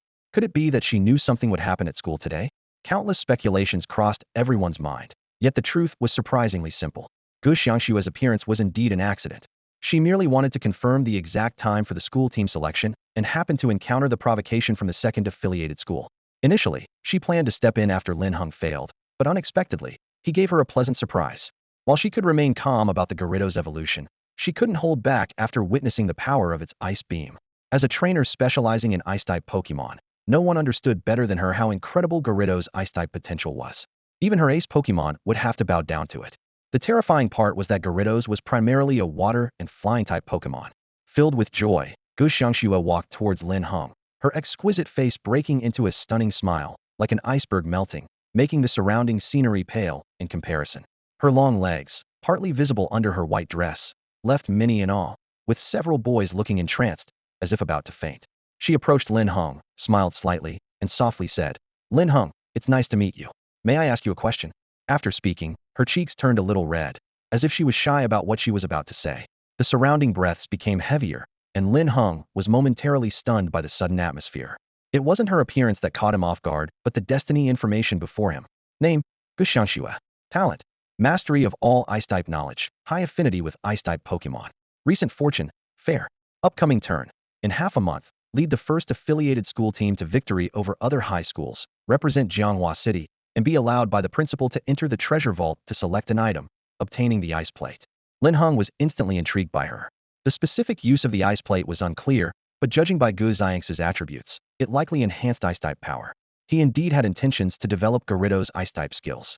If Gushan Shu could see its ice-type potential, how could Lin Heng not? Since it had this ability, he wouldn't let it go to waste. Jiang Dong, who was nearby, heard Gu Xiang's words and was so excited that he pinched his thigh, yelping in pain, while winking at Lin Heng and whispering, Boss, the goddess Gu must be impressed by how you quickly defeated Chu He and is asking if you could be her boyfriend. I've never seen the goddess smile like that. Don't forget your humble origins. The goddess has such a figure. TSK, boss, you're in for a treat. Lin Heng rolled his eyes helplessly. Get lost, you're always thinking about these things. The chubby guy was displeased. Boss, I'm looking out for your happiness.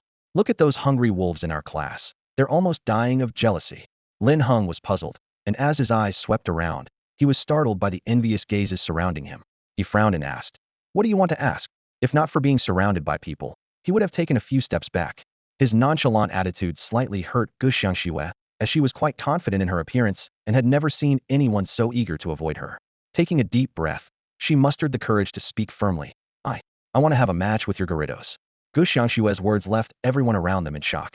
Lin Heng's expression softened upon hearing this, and the slight impatience he felt earlier dissipated. He looked at Jiang Dong with a playful gaze, conveying a clear message with his eyes. So this is what you mean by wanting to be my girlfriend? Jiang Dong, being a close friend, naturally understood the meaning in his eyes and awkwardly touched his nose, quickly looking away. He muttered to himself, "It's not my fault, is it? Gushan Shu approached you on her own," smiling and blushing. Who would have thought she was a battle maniac?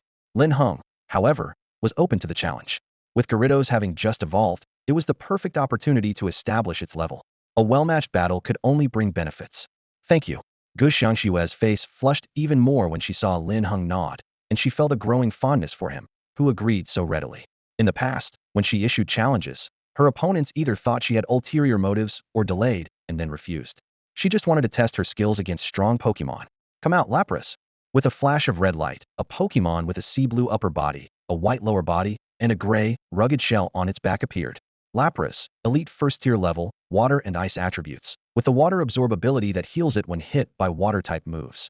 It had gym-level potential and skills like Sing, Growl, Water Gun, Mist, Life Dew, Ice Shard, Confuse Ray, Water Pulse, Surf, Protect, and Freeze Dry. Gyarados, let's go! Linhung shouted excitedly. Gyarados looked at its owner with a hint of dissatisfaction, as if to say, "Sigh, the master really can't bear to let me rest." Linhung raised an eyebrow, amused by the contradiction in his Gyarados. If it knew what he was thinking, it might be too scared to complain. The second match began quickly, with a ready-made referee. Gushan Shu's eyes were bright and unreserved as she launched the first attack. Lapras, Water Pulse combined with Surf. Powerful water-type energy waves instantly flooded the entire battlefield, with the water level nearly reaching knee height. But that wasn't all. Lapras' body began to rise and fall.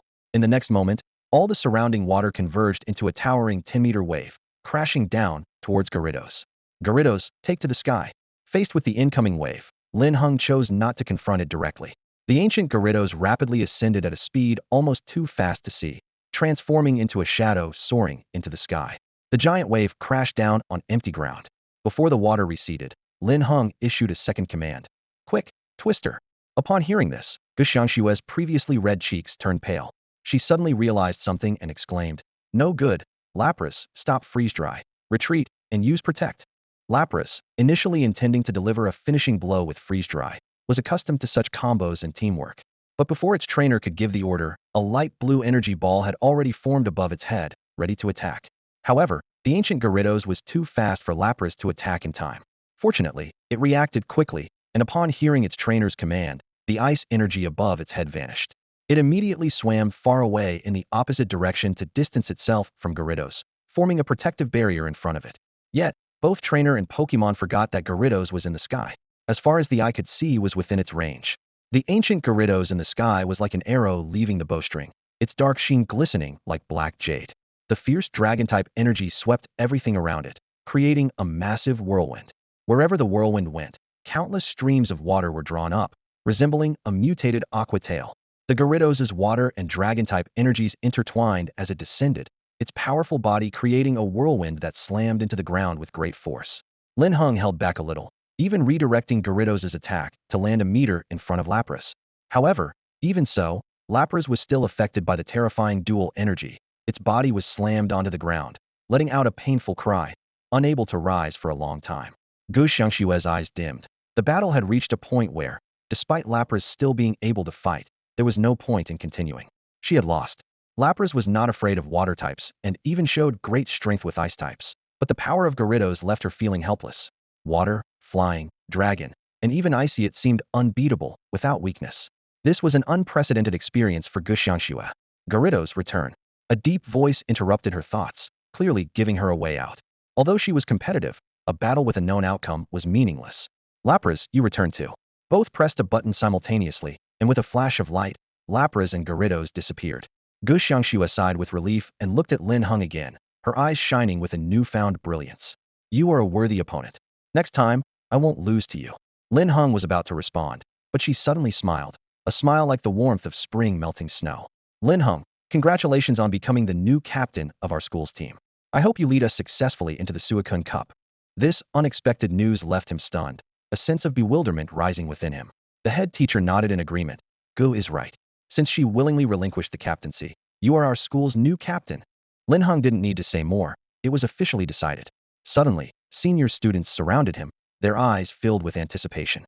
Captain, we've been waiting for you like stars in the sky. Yeah, ever since Chuhi betrayed us, we've been shorthanded. Thank goodness you're here. Captain, we all unanimously support you. You even defeated Goddess Go. Maybe our school can make it to the top 10 in the Suicune Cup this year. Sure, don't jinx it. Lin Heng raised his hand, unable to help but rub his forehead, thinking to himself. When did becoming the school team's captain become so easy? Just like that? Shouldn't there be a selection process, winning a competition, and voting by all team members? Now it feels like it's as easy as picking cabbages. He held back a torrent of complaints and was about to refuse when the system's electronic voice suddenly chimed in. Ding! Detected Gushan Shu as voluntary relinquishment of destiny, transferring to the host, granting an early reward ice plate. Startled, he swallowed his rejection, his heart racing. He didn't want to refuse and lose this hard-earned opportunity, as that would be truly regrettable. Being the captain of the team? Sure, why not? Getting the ice crystal thin plate as a reward early on is great, and when we reach the school's treasury, I can pick another item. Awesome, right? Linhung, I'm off to settle the resources owed by the second division. I'll send the Secret Realms address to you through my account. Just focus on training for the next couple of days. No need to attend classes. All right, Lin Heng nodded. Once the director of education and the alliance supervisor left, the whole school buzzed with chatter. Lin, how did you evolve the Gyarados? It's incredible. The forums labeled it a useless Pokemon, yet you saw its potential right away. That's some sharp eye you've got. Must be the family trait. Unlike my dad who doesn't measure up. You're really doing your dad proud. The girls looked at Lin Heng with admiration, pushing to be near him. He was a promising prospect in every way. Seeing a few girls about to throw themselves at him, Lin Heng quickly slipped away. He wasn't up for such attention. Jiang Dong was initially stunned, but soon chased after him. Once they were out of the school, Jiang Dong pointed at Lin Heng and laughed so hard he could barely stand. Haha, Lin, I've never seen you so flustered. They're just some delicate girls. Look how scared you got. Lin Heng shot him a glare. You big oaf, you need a lesson. Want to spar a bit? Lin, I just remembered my dad needs me. I should head home. Jiang Dong dashed to a nearby car. By the time Lin Heng realized, the street was empty except for some exhaust fumes. I'll get him next time, Lin thought, imagining a room full of energy cubes and Pokemon snacks. That chubby guy's been living too comfortably lately. He climbed into his car, gave the driver an address, and closed his eyes to relax. In the gardens on the outskirts of Jianghua, Lin Heng found a secluded spot, part of the Lin family estate. The city center villa was too cramped for his ancestral Gyarados and giant Larvitar. He didn't want them cooped up in Pokeballs for too long, as it wasn't good for their well-being. The second reason, of course, was to claim the system's reward. The garden operated mechanically, and with no one around at this time, it was perfect for him. Let's begin. Lin Heng looked skyward with anticipation. After waiting for about a minute with nothing happening, he almost thought the system was playing a prank on him.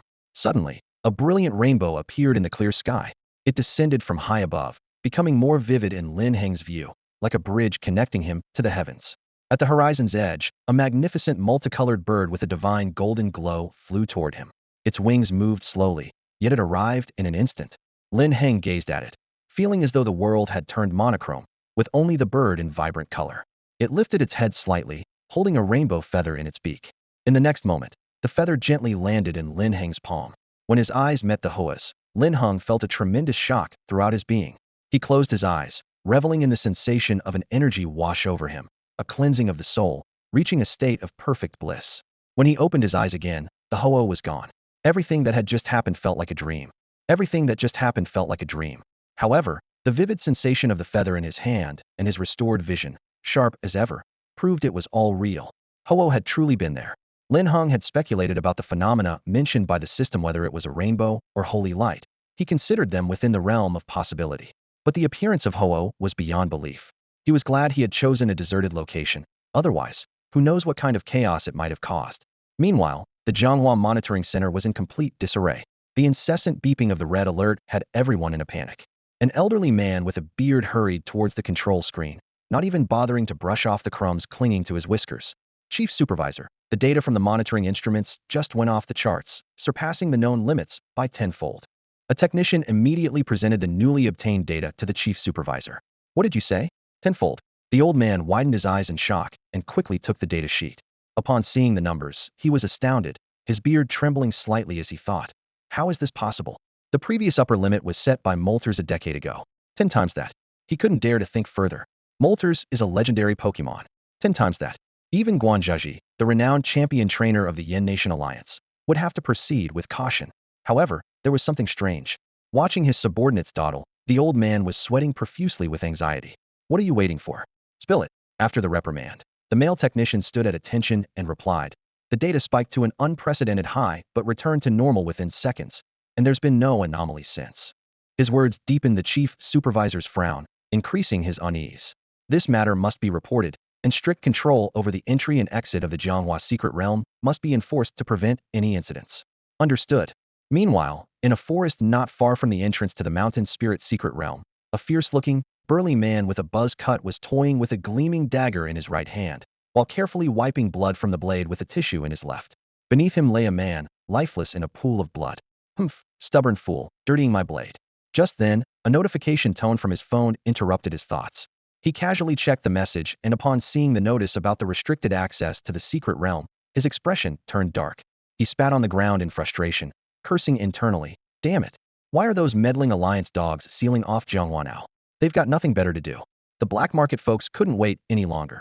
It seemed he had to enter the secret realm ahead of schedule. With that, he rummaged through the pockets of the man in the blood pool. After a minute of searching, he finally found the electronic wristwatch hidden on the man. He used his dagger to open the bottom of the watch, extracted the chip, and inserted it into his own watch.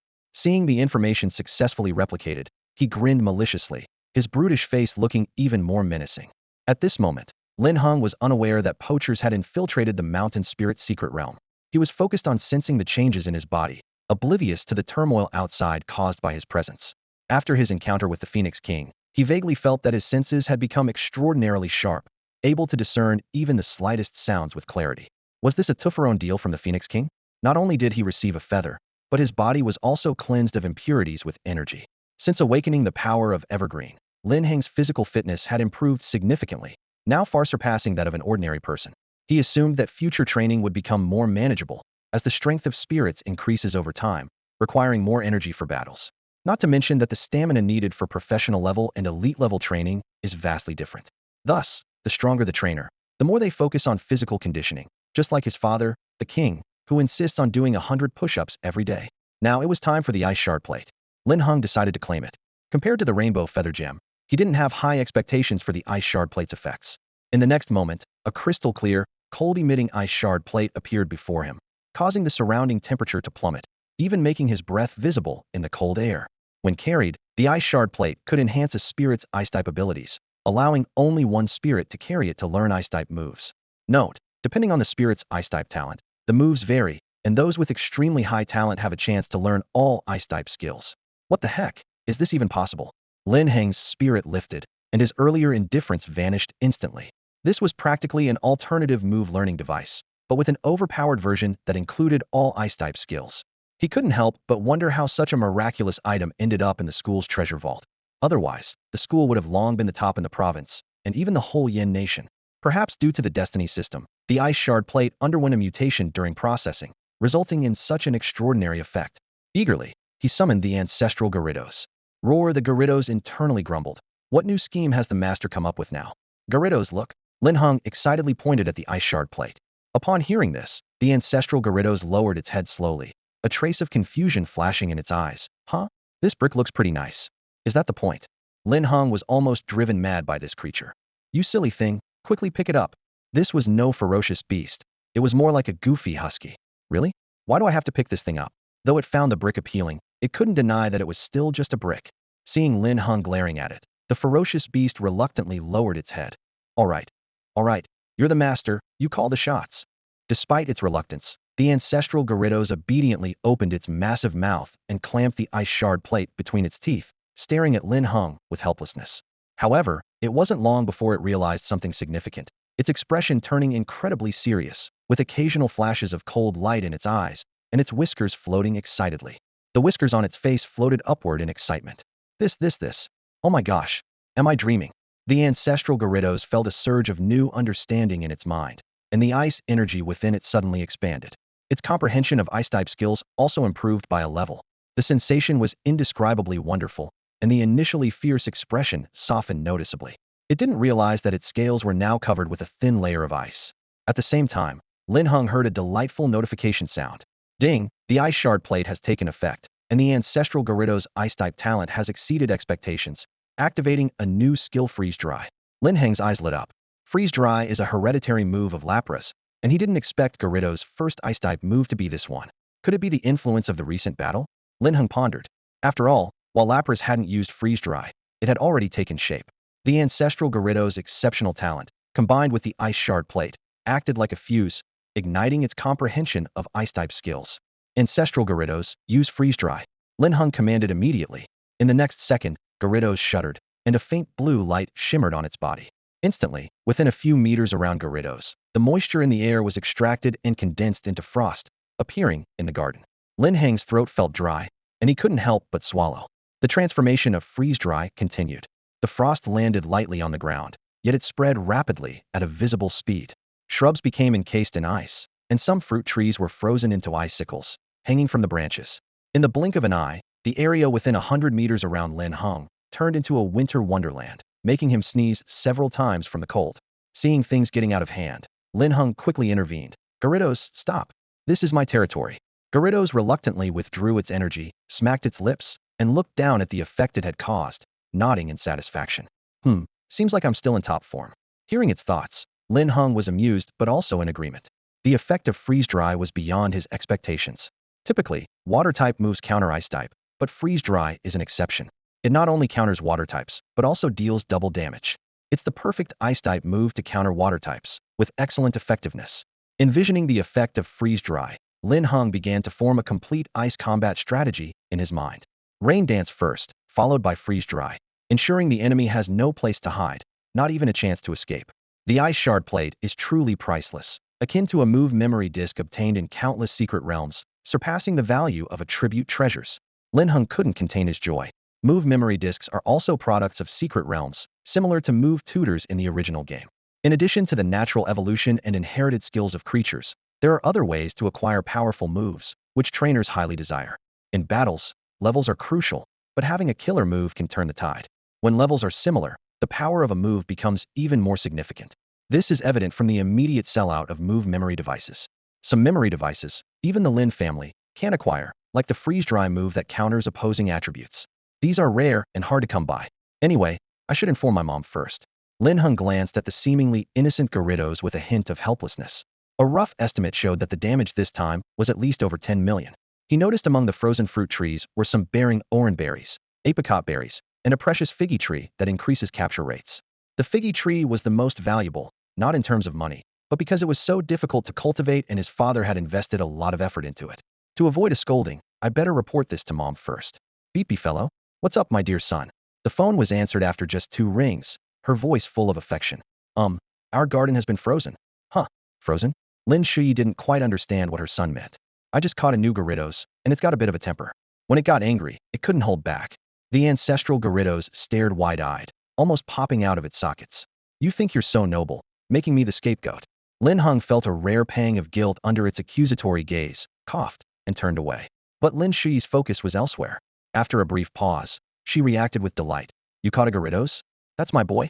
Much better than your dad. Don't worry, if he dares to say anything, he shouldn't bother coming home today.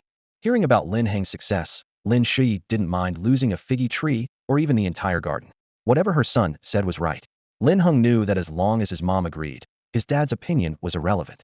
The renowned Lin Tianwang was indeed under his wife's thumb. Oh, and there's one more thing. When it came to serious matters, Linhung dropped his playful demeanor.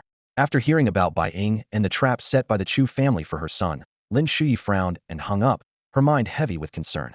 She immediately informed her husband. The Chu family was in turmoil. The head of the family, Chu Yuanda, looked extremely grim. The hall was silent. No one dared to speak. Bang! Chu Yuanda slammed his fist down hard. The teacup was knocked off the table, shattering into pieces.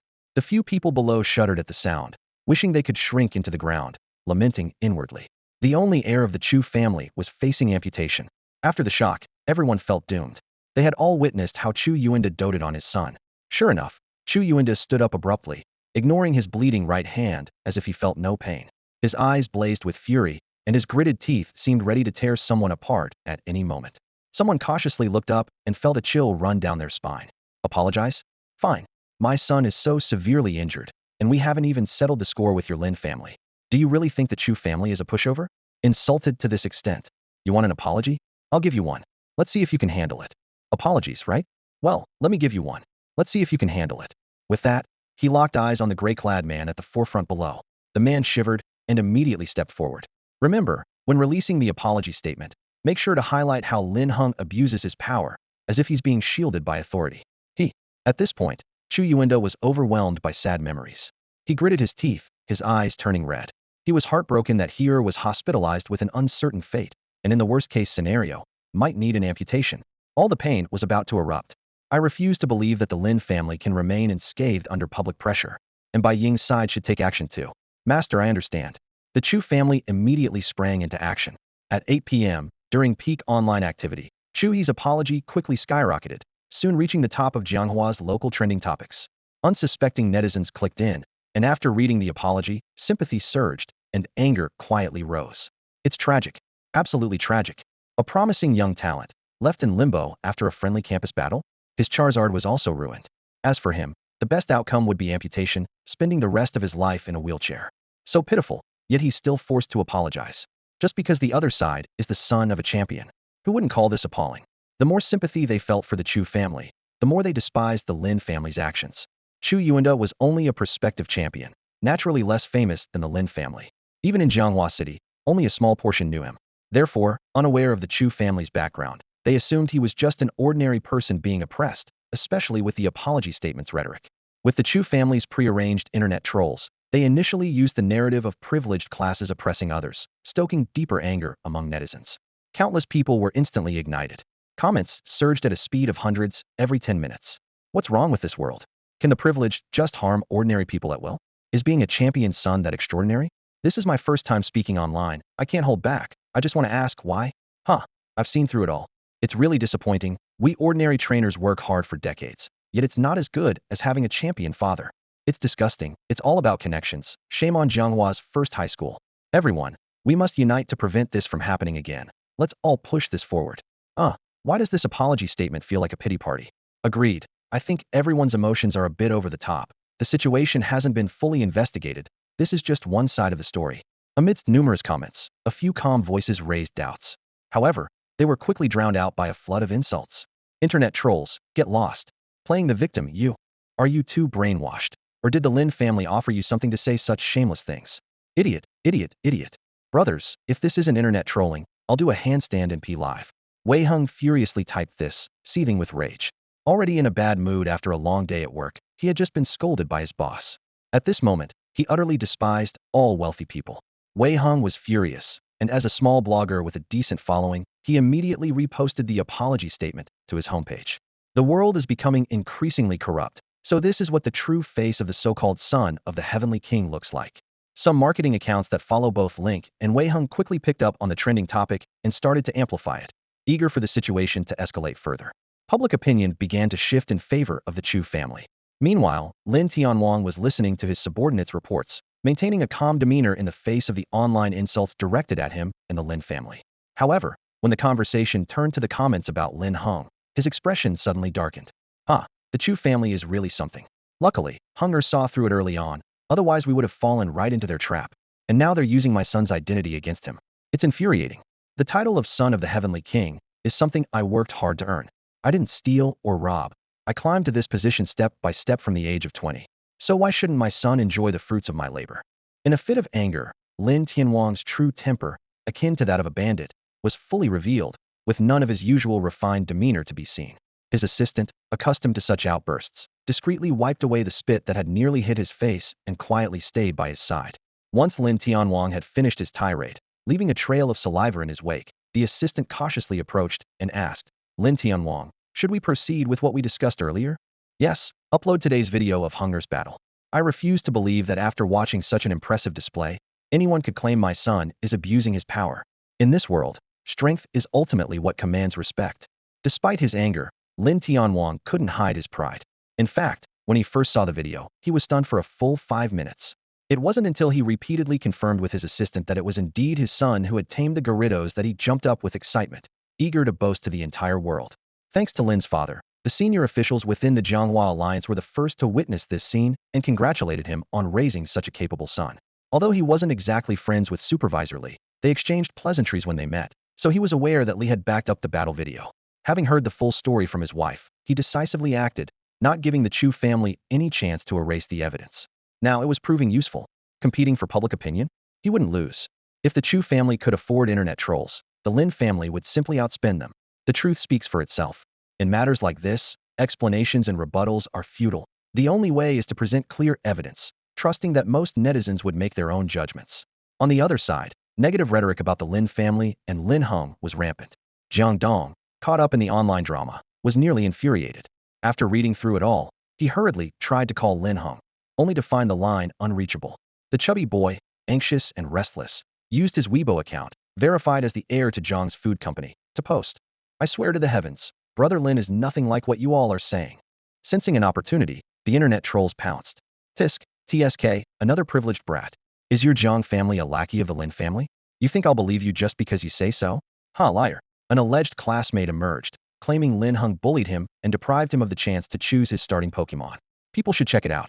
Suddenly, both the curious onlookers and marketing accounts shifted their attention to the video Su Mu had just posted. Watching the tearful boy in the video, the online community was outraged, the topic's popularity surged, and the war of words grew more intense. Netizens are outraged, with the heat of the argument escalating and the insults flying. It's truly eye-opening. The son of a heavenly king? More like a bully. How dare he strip others of the right to choose their initial Pokemon, treating people like they're nothing. It makes me tremble with anger. It's 2019 and there's still school bullying? School bullying is already a sensitive topic, and with the apology statement and Su Mu's testimony, many bystanders have decided that Lin Heng is a scoundrel. He has used his power to do who knows how many bad things. At the Chu family residence, seeing the overwhelming public support, Chu Yuanda finally let out the pent-up frustration in his heart. Linhung Yu, oh Linhung Yu, you really have a fine son. After suppressing me for so many years, now it's time for you to pay it all back. Chu Yuanda's face was ominous, and his subordinates dared not look at him, all lowering their heads. Suddenly, someone exclaimed in shock. Chu Yuanda glanced over disapprovingly and saw the person covering their mouth, face pale. Master, it's not good, the person stammered. Speak. Chu Yuanda's brow furrowed, his expression dark. Other subordinates were worried for him, wondering what was wrong. He never used to be so easily agitated. The video of the battle between young Master Chu and Lin Heng has been released. As the subordinate finished speaking, Chu Yuanda's expression twisted with rage, his eyes filled with a murderous look. Sweat dripped down his face, and the subordinate felt an intense chill, frozen in place as if in a cellar despite being in the hall, unable to move. The air around seemed to be sucked out, creating an unbearable pressure. No one dared to speak.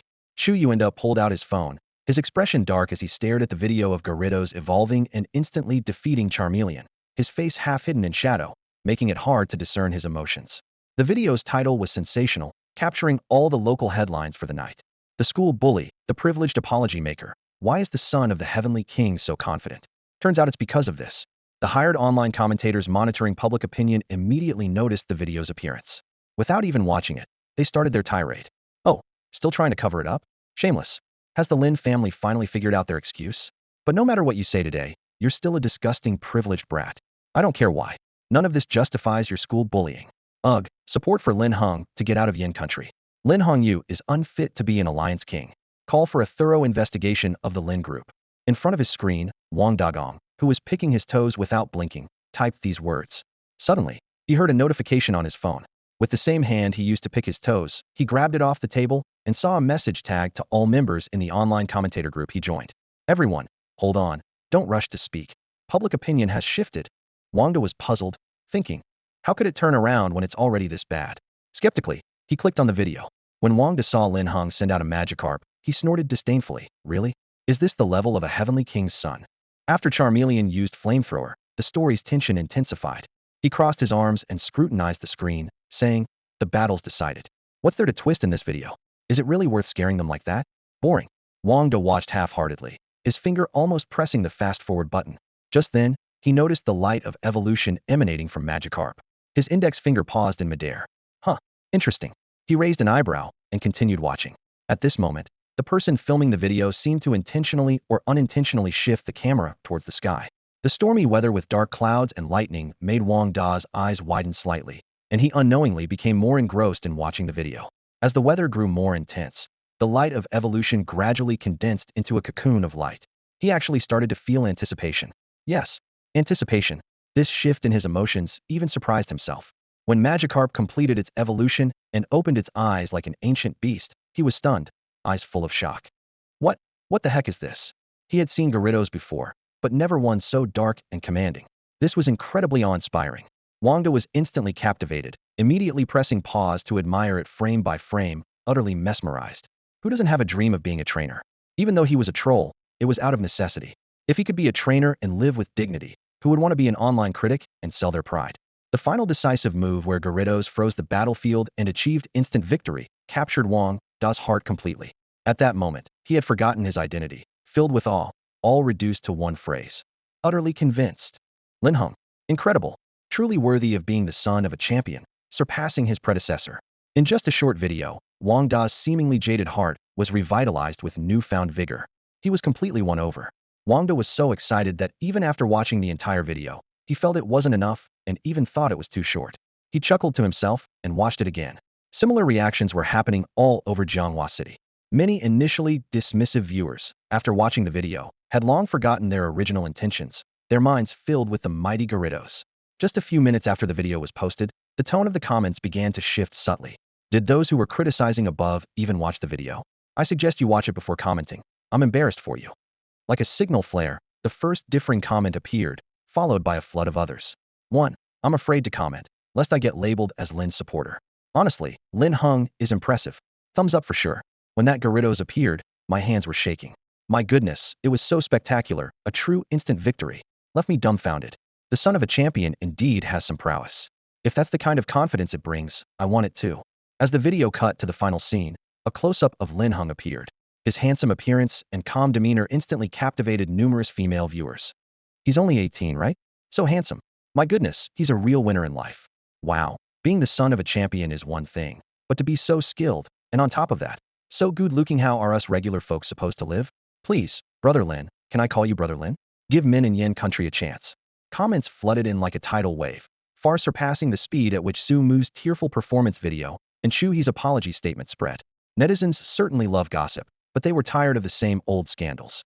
The sudden emergence of the viral video was like a landslide, sweeping through and cleansing countless minds, bringing an unprecedented sense of refreshment and clarity.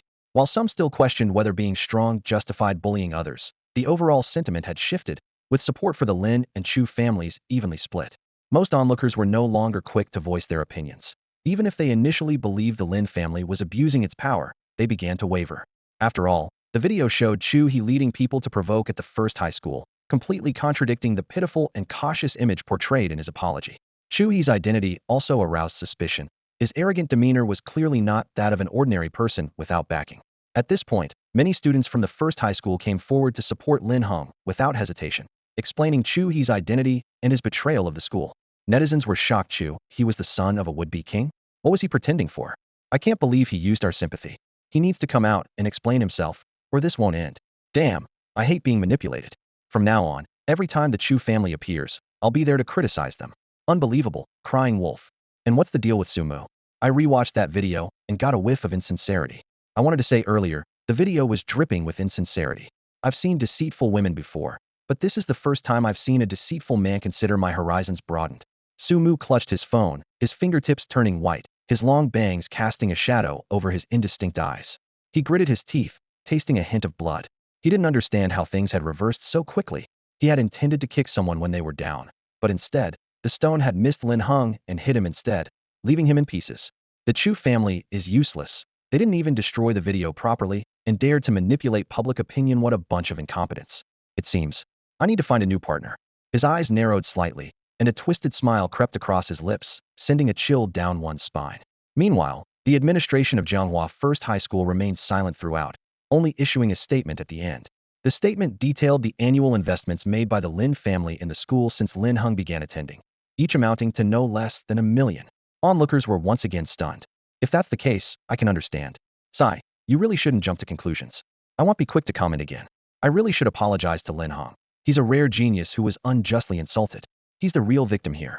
If someone gave me $1 million every year for 10 years, I'd call them dad, without hesitation. Lin Tianwang, do you need a grandson? Wow, The person above is really bold, unlike me, who would only dare to call him Master Lin. Well done, everyone. Master Lin, can I touch your Gyarados? Insert drooling emoji. Lin Heng looked at his phone and chuckled. These netizens are so genuine. If you have the strength, you're the boss. If you're useless, even having a powerful backing won't help. As for Su Mu, he acted too hastily. He made a wrong move. Now, it seems his facade of hypocrisy has been exposed, making it much harder for him to do anything shady behind the scenes. Moreover, with such a bad reputation, embarking on the path of a trainer will be even more challenging. Ding! Detected a change in the fortune of the chosen one. Su Mu. Su Mu's fortune is decreasing. 1, 2, 3, 10. Congratulations to the host for influencing Su Mu's destiny and successfully transferring 5 of his fortune. Reward: 24-hour amplification buff. Claim for immediate effect. The 24-hour amplification buff will exponentially increase experience and growth speed in Pokemon battles and enhance potential activation within that time frame. Lin Heng's eyes lit up immediately. A 24-hour boost. If used wisely, this is practically a game changer. Not to mention, it also enhances potential activation. If the duration were longer, it would be insanely powerful. But Lin Heng was content. Though 24 hours isn't long, it's enough for training in a secret realm. It's like getting a pillow when you're sleepy. This is thanks to Su Mu, truly a generous, chosen one. Lin Heng smiled mischievously. If he knew Su Mu's contact information, he might have sent a message to thank him. Of course, if Su Mu got infuriated, it wouldn't be his fault. As for the transferred 5 fortune, only time will tell its true impact. Such things are mysterious and can't be seen immediately. 2 days later, Lin Heng followed the address sent by the teaching director and arrived at Jianghua's western district. His eyes met a landscape of jagged rocks. Since the secret realm was under the control of the second affiliated school, only a few soldiers guarded it. After all, it's just an level secret realm, which is classified based on its danger and estimated value by the Alliance. The level isn't high. Generally, these Pokemon soldiers guard secret realms to prevent control from falling into the hands of malevolent forces. In recent years, evil forces have gone to great lengths to seize secret realms. It must be guarded against. Each secret realm is a precious national asset and a foundation of the 9 major alliances. Inside, they are complete paradises for Pokemon and a natural treasure trove for trainers, filled with treasures and wealth that many covet. Exploring secret realms is crucial for trainers to level up. And to enter, one must go through specific channels. Lin Heng handed his electronic watch to the guard. He observed his surroundings while waiting for them to input his information. There was only him, the lone trainer at the entrance. Perhaps the second affiliated school deliberately staggered the timing for their students. He enjoyed the peace, as encountering students from the second affiliated school often led to conflicts. Since the video exposure, the 2 schools have been at odds, and students now greet each other with disdain. The Chu family has fallen from grace, losing both the lady and the army, and is now busy cleaning up the aftermath. Lin Heng focused his mind. To the naked eye, the entrance to the secret realm looked no different from any other place. But in reality, there's a special barrier at the intersection of the secret realm and the real world. Traditionally, a secret realm is considered an alternate small world attached to the world of spirits. Otherwise, the area of Blue Star wouldn't have suddenly expanded after the secret realms appeared. It's roughly estimated that the volume of Blue Star has now grown to dozens of times its original size, which is truly astonishing. Lin Heng stepped into the barrier, and with a crisp beep, a dazzling light flashed. He felt a peculiar energy wave surrounding him. Before he could react, the scene around him transformed instantly and completely changed. Looking around, Lin Heng discovered that the terrain inside the mountain spirit secret realm was rugged, with much of the land barren and rocky. The first thing that caught his eye was a series of barren mountains, oddly shaped and closely packed. Under the sunlight, these mountains appeared even more desolate, with a reflective sheen. Lin Heng raised an eyebrow in surprise. He hadn't expected the interior of the mountain spirit secret realm to be so different from what he had imagined. For most grass and water-type spirits, this place was undoubtedly inhospitable, but for rock and ground-type spirits, an environment like this was an ideal habitat. After walking a few steps, Lin Heng spotted a few Geodudes resting in the shade beneath some rocks. Without hesitation, he released his Larvitar. With a loud rumble, the massive Larvitar appeared, causing nearby stones to visibly tremble. The Geodudes, startled, opened their eyes in annoyance, glaring at the intruder. But upon seeing the enormous figure, their agitation vanished, and the 3 Geodudes began to tremble, raising their hands in a gesture of surrender, clearly terrified.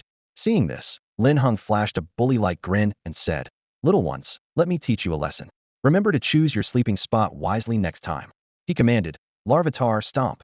As soon as he spoke, the black Larvitar's massive foot lifted abruptly. The 3 Geodudes, in a panic, launched a rock throw attack. Instantly, the surrounding stones, controlled by energy, floated up and wobbled toward the giant Larvitar's head. With a loud crash, the stones fell violently. However, Lin Heng's expression remained unchanged, as if the falling stones posed no threat at all. The continuous sounds were not the dull thuds of rocks hitting Larvitar, but rather sharp, clashing noises like blades striking, making one's teeth ache. Though the stones hit Larvitar's surface, it was like hitting an impenetrable wall, leaving no scratches. Crackling sounds echoed as the black Larvitar's innate formidable defense took effect. The Geodude's attacks couldn't even breach it. On the other hand, Larvitar seemed slightly tickled by the barrage of stones, appearing puzzled. Its raised giant paw hadn't yet come down when its other hand reached to touch its own body. A piece of falling debris landed perfectly in its grasp.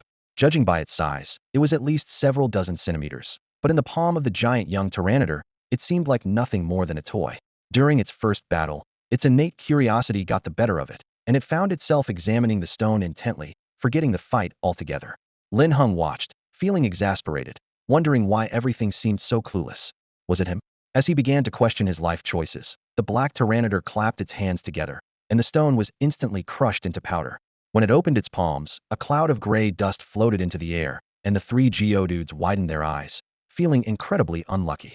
They thought to themselves, "We were just sunbathing, and now we have to deal with this monster. We're doomed." The three Pokemon were on the verge of tears. "Yuki!" the Tyranitar exclaimed, seemingly delighted.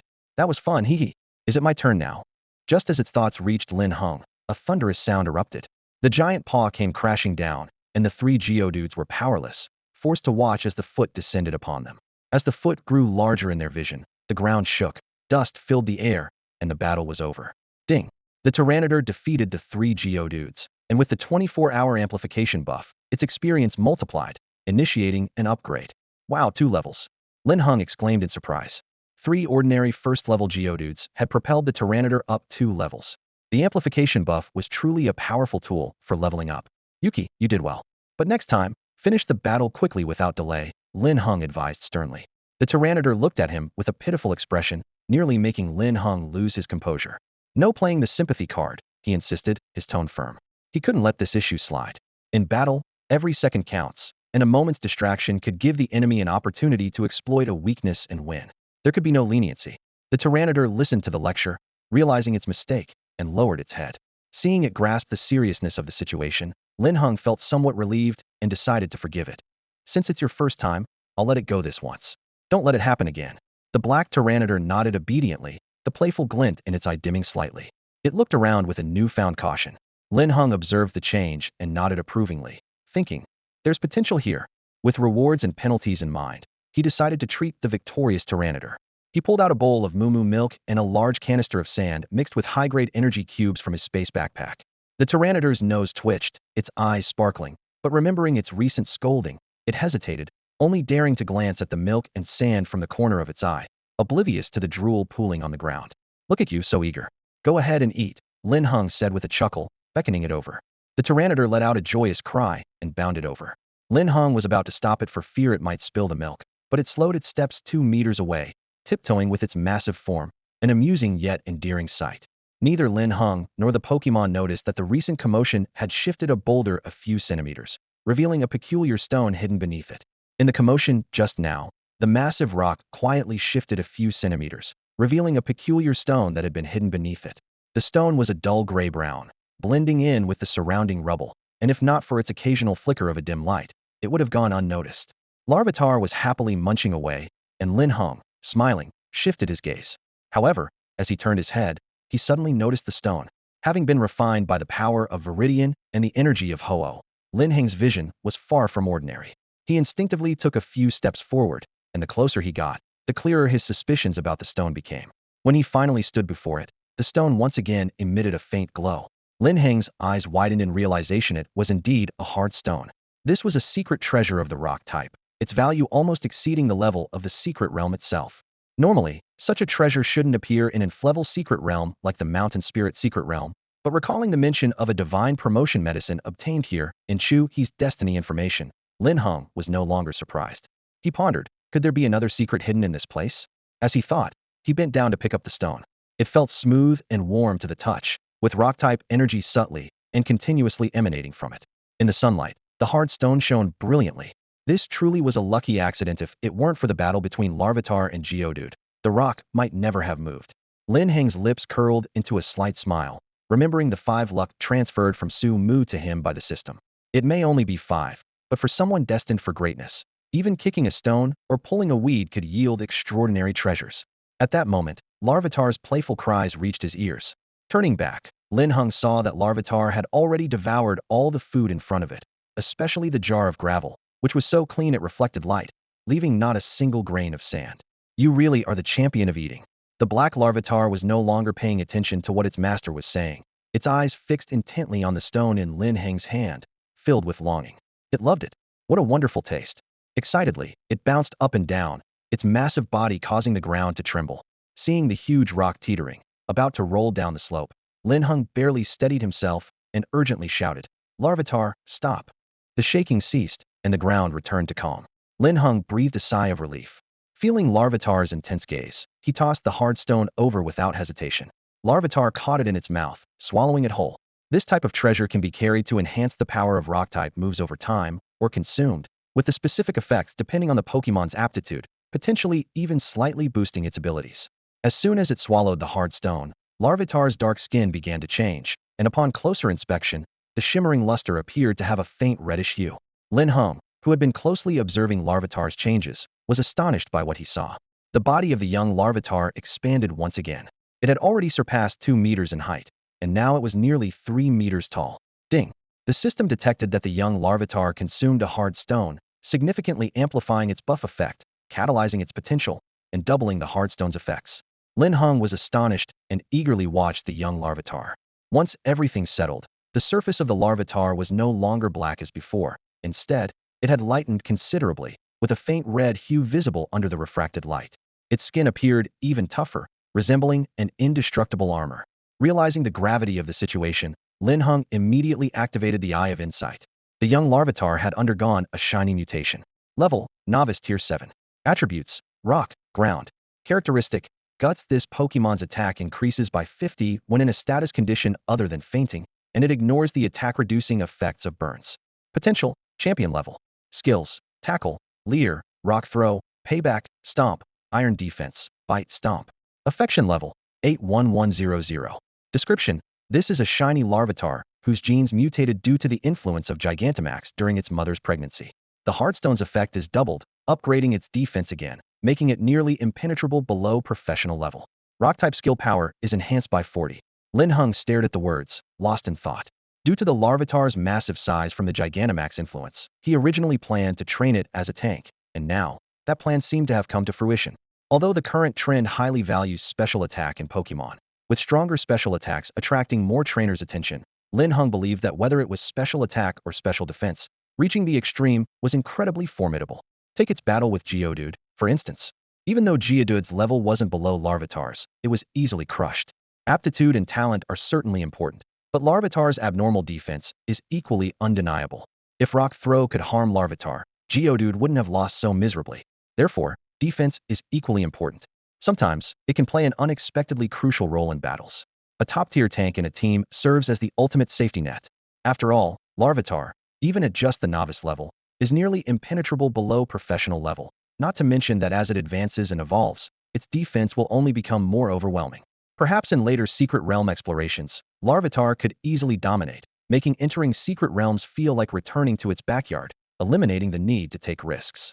As for its attack, Larvitar was already strong, and as a member of the reserve weather team, like Gyarados, it could control the weather.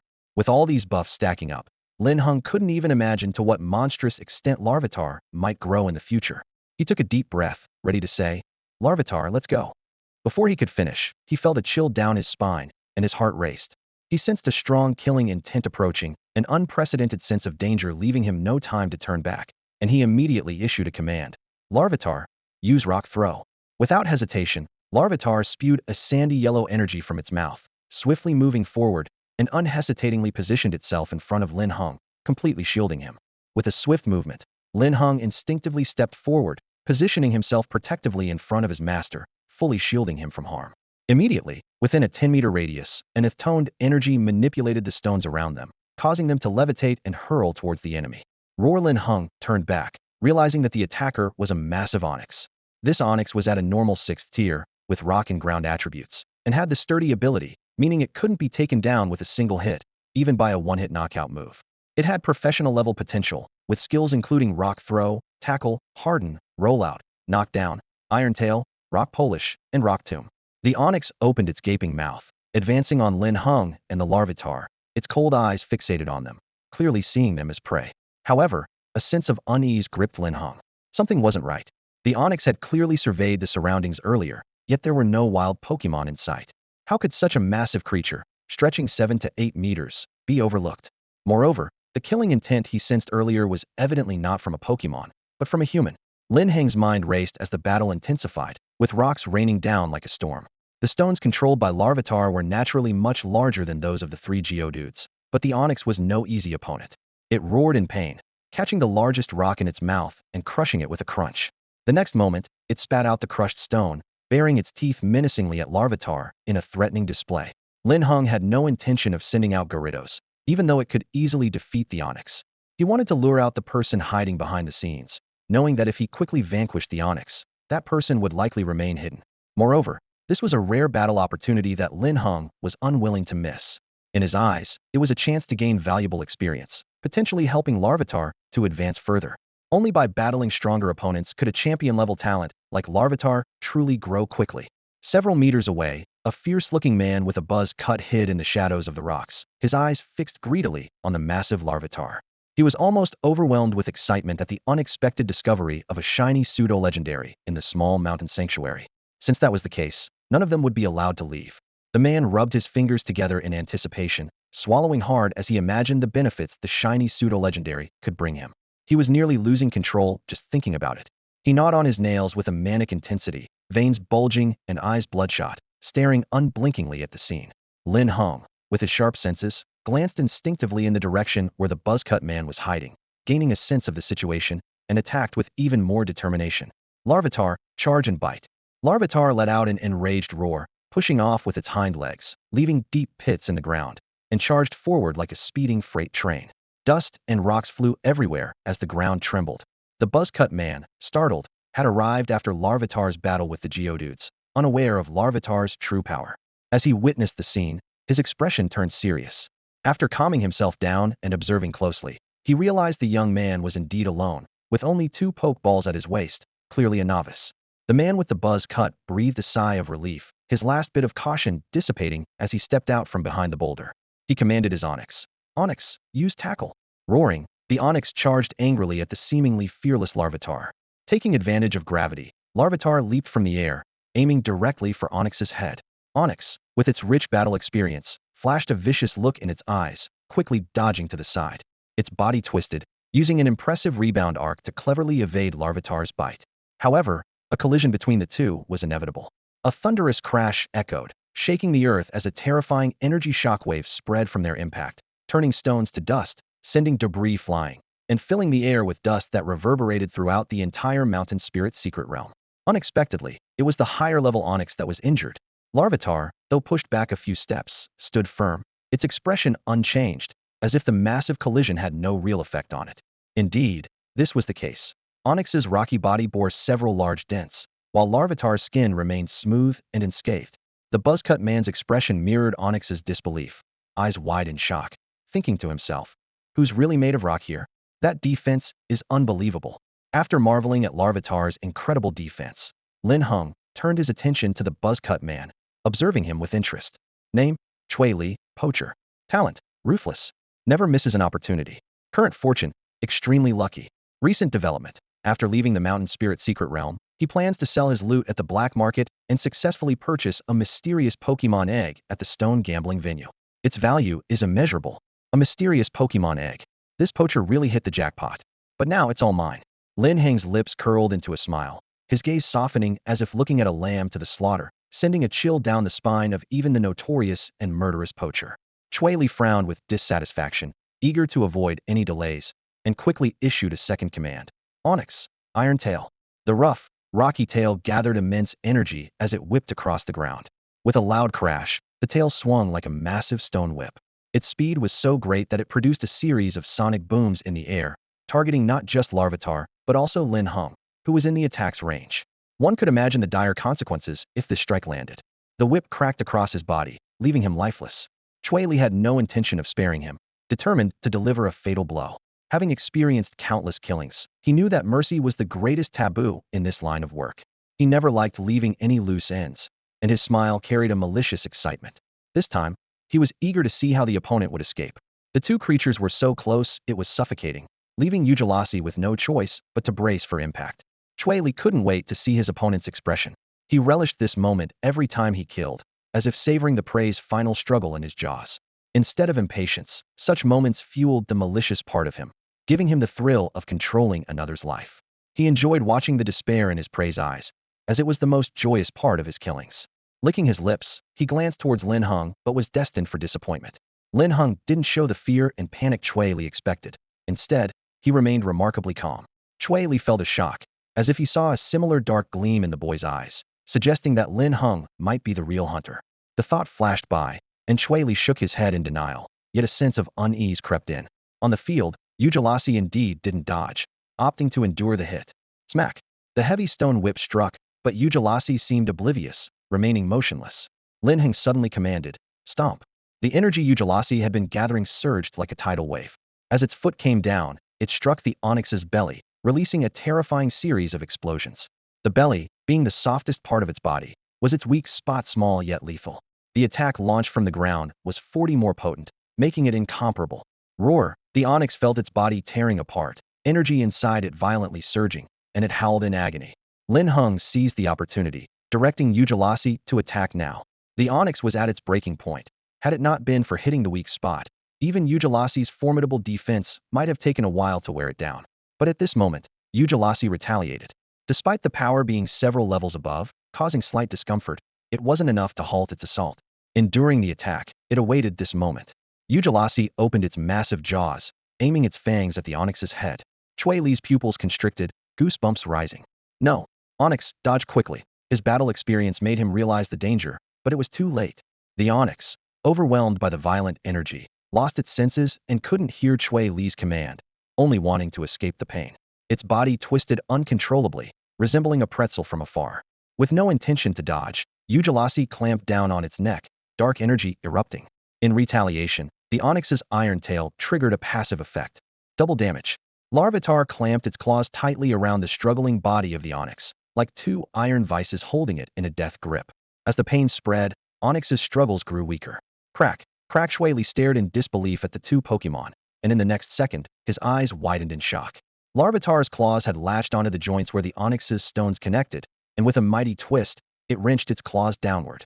Onyx's roar suddenly ceased, and the air seemed to freeze. Li could clearly hear his own heartbeat pounding, as he fixated on the scene before him.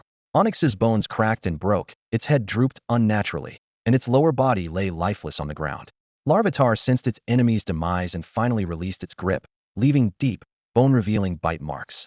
Onyx's death was gruesome, with its neck, abdomen, and central joint all fractured, its body appearing disassembled and disconnected. Ding! Larvitar has defeated an Onyx 8 ranks higher, earning quadruple battle experience. Buff amplification, doubling again. Heartstone fully activated. Dynamax potential triggered. Evolution commencing. As the electronic voice faded, Larvitar's body erupted in a brilliant white light. The light of evolution. Li snapped out of his shock from Onyx's death, his eyes widening in fear. Linhung, on the other hand, was ecstatic. Although he anticipated that with the amplification buff, Larvitar would level up to a normal-class Pokemon, he didn't expect it to evolve so dramatically. In truth, there was a significant gap between Onyx and Larvitar, but below the elite level, having just absorbed the power of the rock-type treasure hard stone, the energy surge was terrifying, allowing it to tear the Onyx apart. Had Onyx reached the elite level, no matter how formidable Larvitar's defense was, it wouldn't have succeeded so quickly. Of course, Li's overconfidence was also a factor. This evolution was a perfect confluence of events, with everything falling into place. Soon, the white light of evolution faded, revealing a Pokemon resembling a cocoon, with spikes protruding from its body. It was Puper. Puper was covered in a rock-like shell, black with a hint of red, and the 4 spikes on its sides glowed a sinister crimson, exuding a savage and brutal aura. This appearance left Lin Heng very satisfied. Just from its looks, no one could discern Larvitar's former innocent, food-loving nature. Puper was much larger now, not as long as the Onyx on the ground, but standing 3 to 4 meters tall, like a walking natural disaster, almost as tall as a 2-story building. Just looking up at it was awe-inspiring, and with its numerous spikes, getting close was out of the question. Even a glance was enough to instill fear and dread. Poacher Chui Li looked up in a daze, his face instantly turning ghostly pale. Thud collapsed to the ground, feeling terror and death looming over him. With hands pressed to the ground, he abandoned any semblance of dignity, scrambling away on all fours. He regretted deeply, wondering why he had provoked such a monstrous pair. If he had known earlier, he would never have shown up. There's no point in earning money if you can't live to spend it. After crawling a few steps, Chui Li heard the young man's devilish voice from behind. Where are you going? Mind if I join you? Just after climbing a few steps, Chui Li heard the young man's devilish voice behind him. Where are you going? Take me with you. The mocking tone made Chui Li clench his fists tightly. When had he ever suffered such humiliation? But under someone's roof, he had no choice but to bow his head. Now his life was in the hands of this person. What was dignity worth? Could it be eaten? As long as he survived today, he would make sure to cut this kid into pieces, chop off his limbs, leaving him in a state of living hell.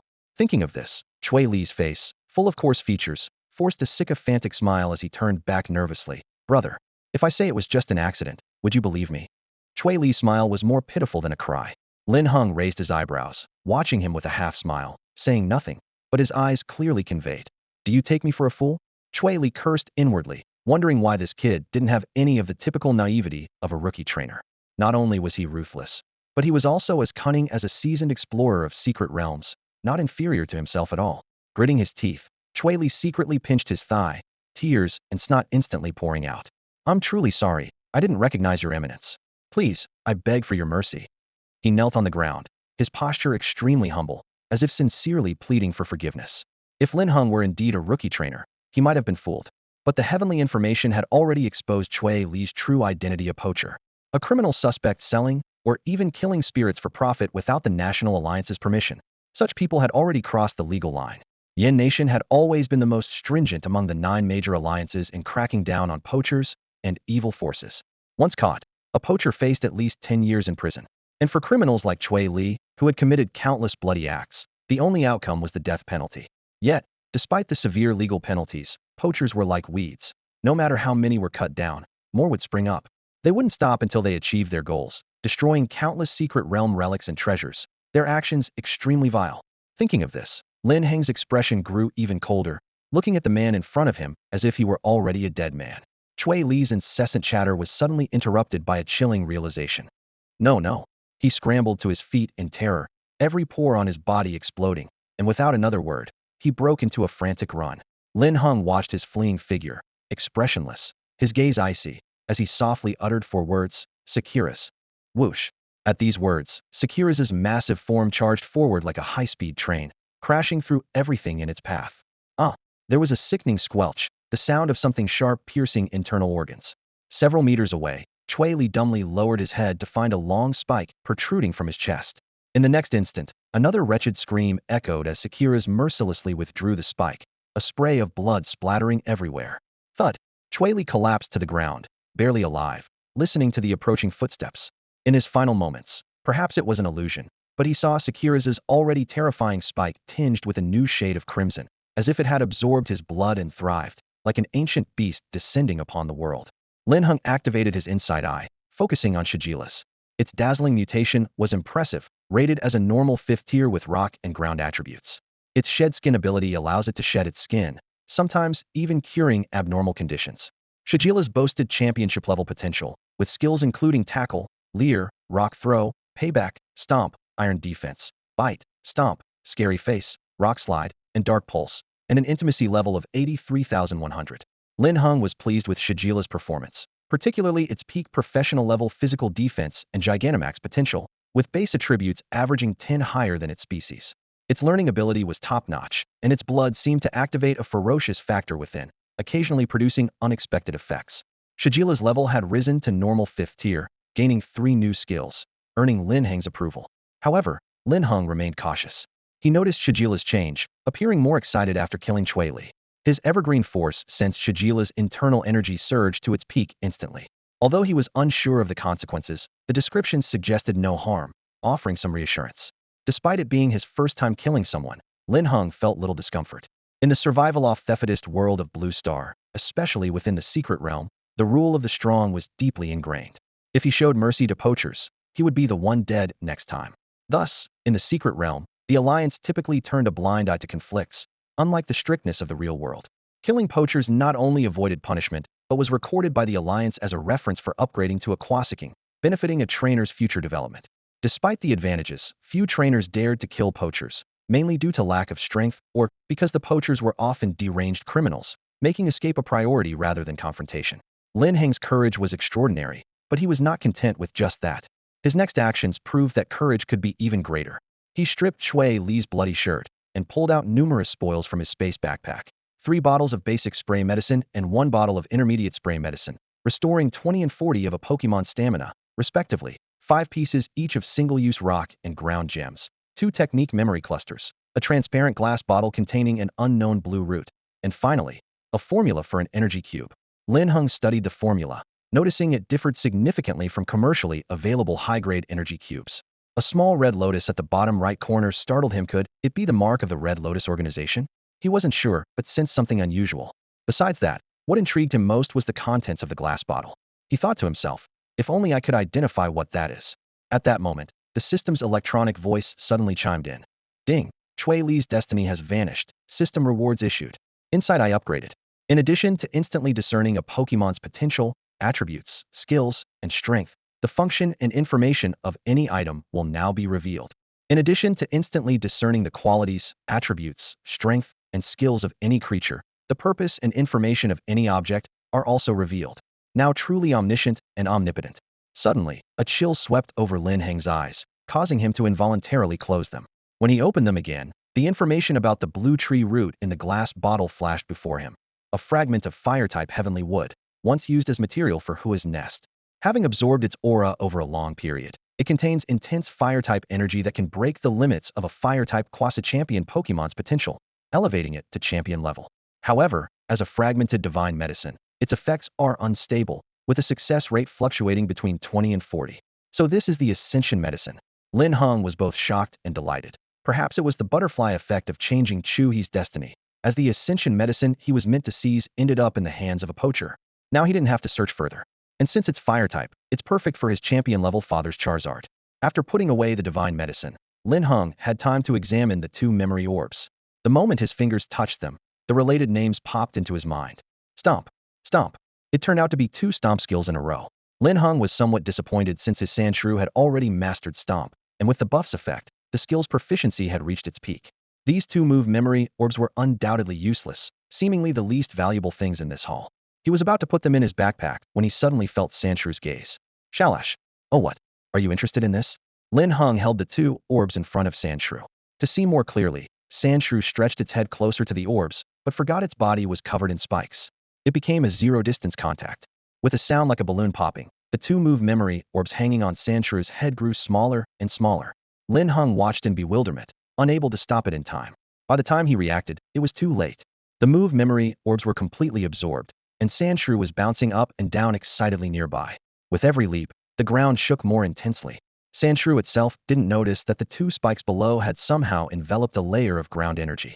At the moment of contact with the ground, they unleashed it. Waves of energy began to spread, like pebbles cast onto a calm lake, rippling outward. But this wasn't water, it was the earth. The rippling layers of energy didn't dissipate. Instead, they resonated. Dust swirled, sand and stones flew, and the surface cracked. 1 meter. 2 meters. Medium and large stones within the fissure zone were completely shattered, dust billowing. Seeing the fissure approaching his feet, Lin Heng sensed danger and immediately threw a pokeball. In the next second, with a dragon's roar, the ancestral Gyarados appeared. Without needing its master's command, upon seeing the situation, it first shot a cold glance at the still bouncing Sandshrew, then twisted its body, lifted its neck, and placed Lin Heng onto its back. Quickly spiraling upwards, Lin Heng poked his head out and stared in shock at the widening cracks below, stretching 10, 20 meters, resembling a spider web. The ground shook more violently as the land began to collapse, accompanied by the cracking sound of underground rocks, a helpless wail of inner layers being crushed. With a thunderous roar, a 20-meter diameter area centered on Shajila's completely caved in. Lin Heng watched in horror as Tsueli's body fell into the abyss, his heart pounding with relief that he had escaped in time, narrowly avoiding being swept into the disaster.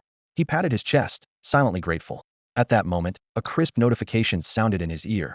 Ding! Triple Stomp skill amplification. Forming a group attack skill Earth Collapse. Linhung was still recovering from the shock when this incredible information hit him.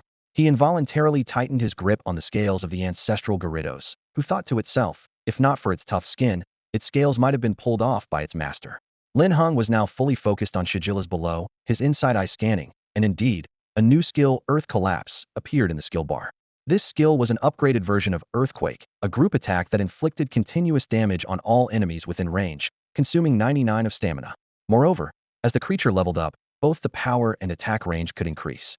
Lin Heng's eyes sparkled with excitement, not expecting such a terrifying transformation of Shigila's skill under the dual stimulus of Stomp Memory, Overlay, and Amplification buff.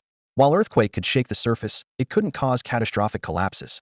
Although this move drained nearly all of Shigila's stamina, Linhung believed only a handful of creatures could withstand such power. In battle, this was undoubtedly a surefire finishing move. Furthermore, due to the skill's mutation, Linhung not only gained a new trump card, but also developed a new strategy for using memory items. The appearance of move memories was far more recent than the advent of secret realms. Initially, creatures could only learn moves through innate talent. About 10 years ago, new secret realms began producing move memories, but due to their scarcity, the value of these memories remained high. People's exploration of memories was incredibly limited, and Linhung had just been blinded by common knowledge, assuming that with Shigila's stomp skill maxed out, additional memories were unnecessary. The reality proved that quantity could lead to qualitative change. Of course, conditions like amplification buffs were essential for the mutated Earth Collapse skill to occur. If more identical memories were stacked, would further changes happen? Lin Heng's eyes gleamed with thought. Regardless of whether this was a coincidence, he was determined to collect various move memories like mad once he got out, as money was not an issue for him. If proven successful, he would hold a significant advantage. He was unsure when others might uncover the secret, but by leveraging the time gap, he could swiftly gain an edge. At least from the current alliance's stance, it was clear their understanding of move memories was quite limited as well. At least from the current attitude of the alliance, it's clear that even they have a very limited understanding of move memory. Various thoughts flickered through Lin Heng's mind. He gently patted the scales of the Gyarados, signaling it to let him down. With a gust of wind, he was on the ground in the blink of an eye. Linhung jumped off the Gyarados, dust swirling around him, the air filled with tension. "Shaquilas," he called out, but there was no response for a while. Cautiously, he approached the edge of the deep pit, his heart uneasy, fearing he might accidentally fall in. The surface of the mountain spirit secret realm was riddled with holes. Besides the 20-meter deep pit caused by Shaquilas, several cracks extended into the distance. Lin Heng's exceptional vision even caught suspicious marks on the barren mountain, leaving him to wonder, is Shaquilas really that powerful? Shala. He turned at the sound and couldn't help but burst into laughter upon seeing Shaquilas' condition. Thaha! Shaquilas, what happened to you? Shaquilas stood in the center of the pit, covered in dust and dirt, with bits of rock hanging from its horns and body. The once distinct black and red shell was now blurred and indistinct. It was bewildered, not understanding how a few jumps had caused the ground to collapse, internally questioning, am I really that heavy? Hearing its thoughts, and seeing Shaquilas' aggrieved expression, Linhung laughed even harder. It wasn't until he felt the increasingly resentful gaze from below that he managed to stifle his laughter and began contemplating how to get Shaquilas out. The pit was incredibly deep. Shaquilas, over 3 meters tall, barely reached a third of the way up. Climbing out on its own would be a massive undertaking. As for having Gyarados carry it, Linhung glanced over, and the ancestral Gyarados, sensing its master's gaze, felt an ominous premonition, though it didn't know what he was planning. With a whoosh, the Gyarados flew into the sky, leaving only a diminishing black. Linhung withdrew his hand in resignation, thinking, really? I haven't even said anything yet. He was merely considering it. Shaquilas was so heavy and covered in spikes, with an impenetrable shell, that even Gyarados would likely struggle to carry it without getting hurt. Never mind, I'll go down myself. After some thought, Linhung decided on the final plan. He would go down, put Shaquilas into a pokeball, and have Gyarados carry him back up. Linhung took out specialized climbing gear, fastening it onto himself and attaching a zip line. Using his feet to push against the pit walls, he descended, soon reaching Shaquilas' side. Shala shala. Shaquilas looked moved, its eyes sparkling. Finally, the last meter. As Linhung reached the bottom, Shaquilas excitedly rushed over, causing the ground to tremble again. Linhung quickly shouted, "Stop, stop, don't move. I'll come to you." He didn't want to end up in an even deeper hole after finally reaching this one. Sighing, Linhung unhooked the rope, carefully avoiding the cracks at the pit's bottom as he approached Shaquilas. Shaquilas' eyes sparkled, and as Linhung neared, its right horn tentatively stretched out, lightly touching his sleeve. Seeing that its master didn't stop it, Shaquilas grew bolder, gently and cautiously draping its horn over his arm. No harm was done. Let's go. Linhung looked at the obedient Shigilas and, feeling helpless, couldn't bring himself to scold it. Shigilas nodded gently, and Linhung pressed the button on the advanced ball. With a flash of red light, the massive Eugilas disappeared, leaving him alone in the deep pit. A dragon's roar echoed, and Linhung looked up to see the ancestral Gyarados peering down at him with a bizarre expression. As it caught Lin Heng's gaze, its large head quickly retreated, though its two dragon whiskers still dangled over the pit's edge, giving it a somewhat comical appearance. No longer fleeing, Linhung couldn't help but feel a mix of exasperation and amusement as he waved for the ancestral Gyarados to come down and pick him up. While the Gyarados gathered its strength, Linhung searched for a less rugged spot to stand. Just as he found his footing, a glint of light caught his eye. Frowning, he followed the source of the light and discovered a shard-like amber object buried beneath the rubble. Activating his inside eye, information surfaced. Mysterious fragment, containing unique world energy. Handle with care, it might one day be synthesized. What on earth was this? The seemingly useless information left him puzzled. As the ancestral Gyarados drew nearer, Linhung hurriedly crouched down, picked up the fragment, brushed off the dirt, and casually tossed it into his spatial backpack. At that moment, a rumbling began more intense than when Shigilas used Earthquake. Lin Heng's body swayed, as if the entire world was spinning. Fortunately, the Gyarados arrived just in time, lifting him steadily, its gaze more serious than ever. Coming to his senses, Linhung realized he was now high in the air. The scene below made him gasp in shock. Not only was the pit collapsing, but the entire secret realm was falling apart. Enormous cracks appeared on the barren mountains, the surface layers caving in and landslides occurring.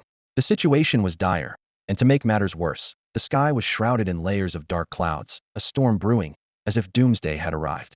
Gyarados that way. Linhung quickly pointed towards the exit. The ancestral Gyarados surged forward with unprecedented speed, and Linhung, buffeted by the high-altitude winds, could only cling tightly to its scales. At that moment, he had only one thought escape. The secret realm was collapsing.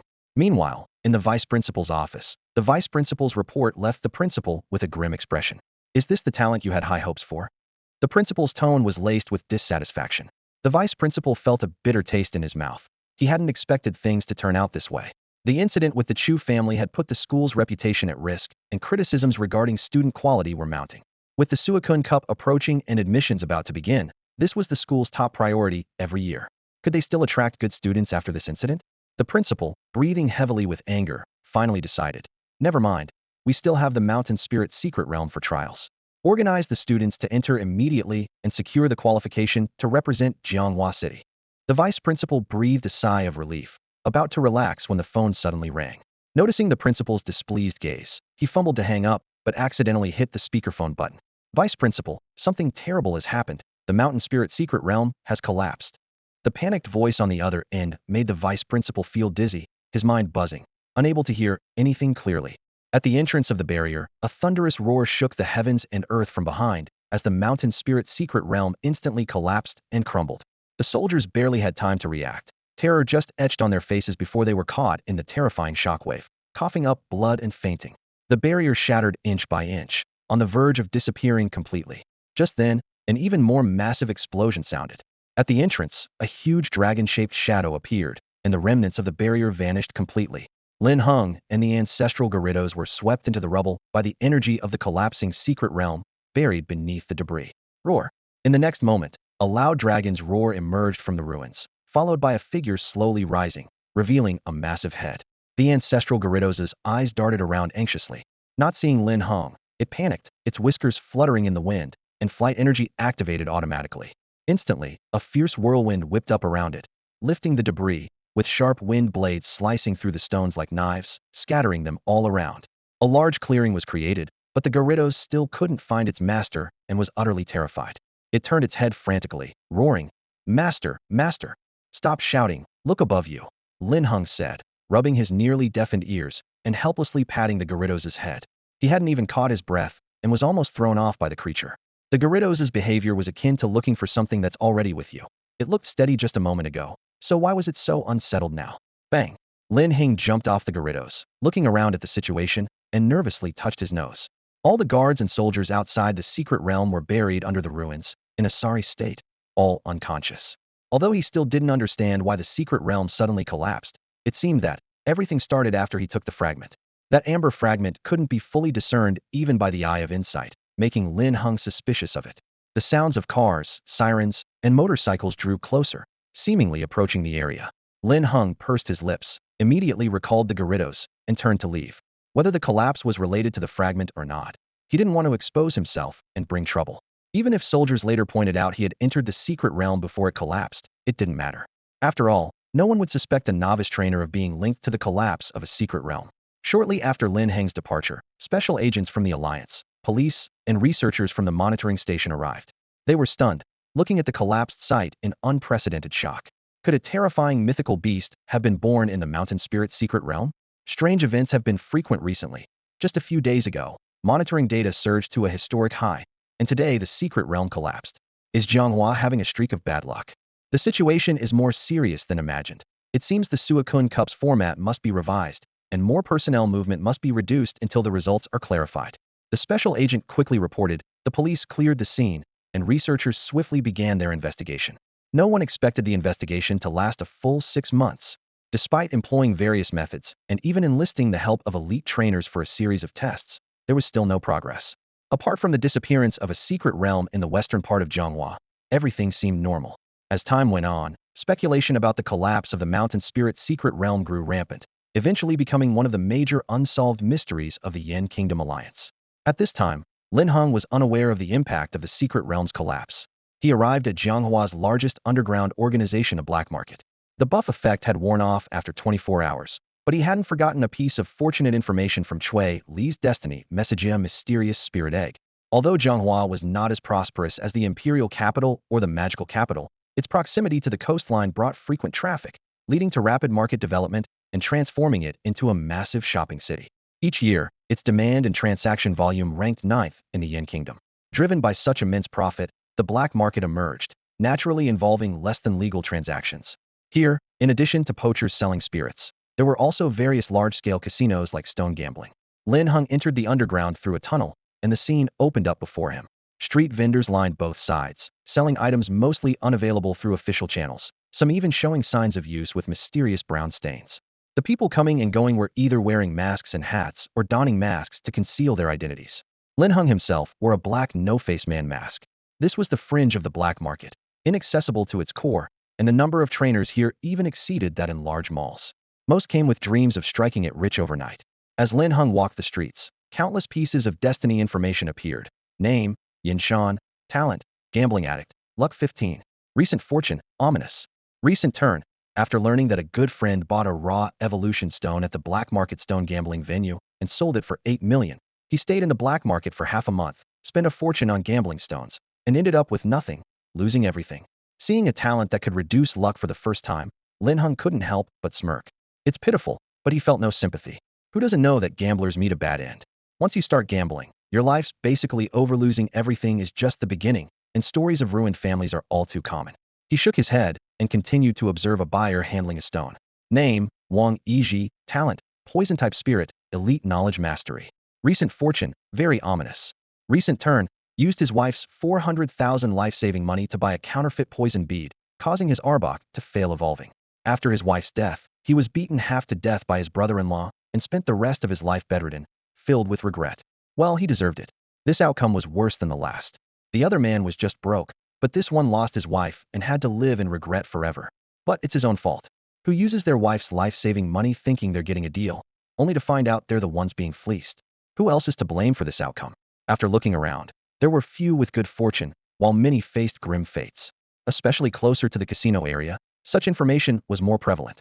Things like nearing bankruptcy, asset liquidation, mortgaging houses and cars, and payday loans. Lin Heng had grown accustomed to it all. Lin Heng had witnessed many stories of looming bankruptcy, with asset liquidation, mortgaging of homes and cars, and even the phenomenon of borrowing without collateral becoming all too familiar to him. However, today, he stopped abruptly at the last stall near the casino district. The stall owner, Li Qingmin, was known for his sharp eye and knack for sensing certain things.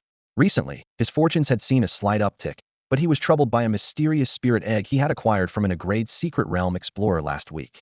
Unable to successfully hatch it, he decided to sell it. Could this be the legendary mysterious spirit egg?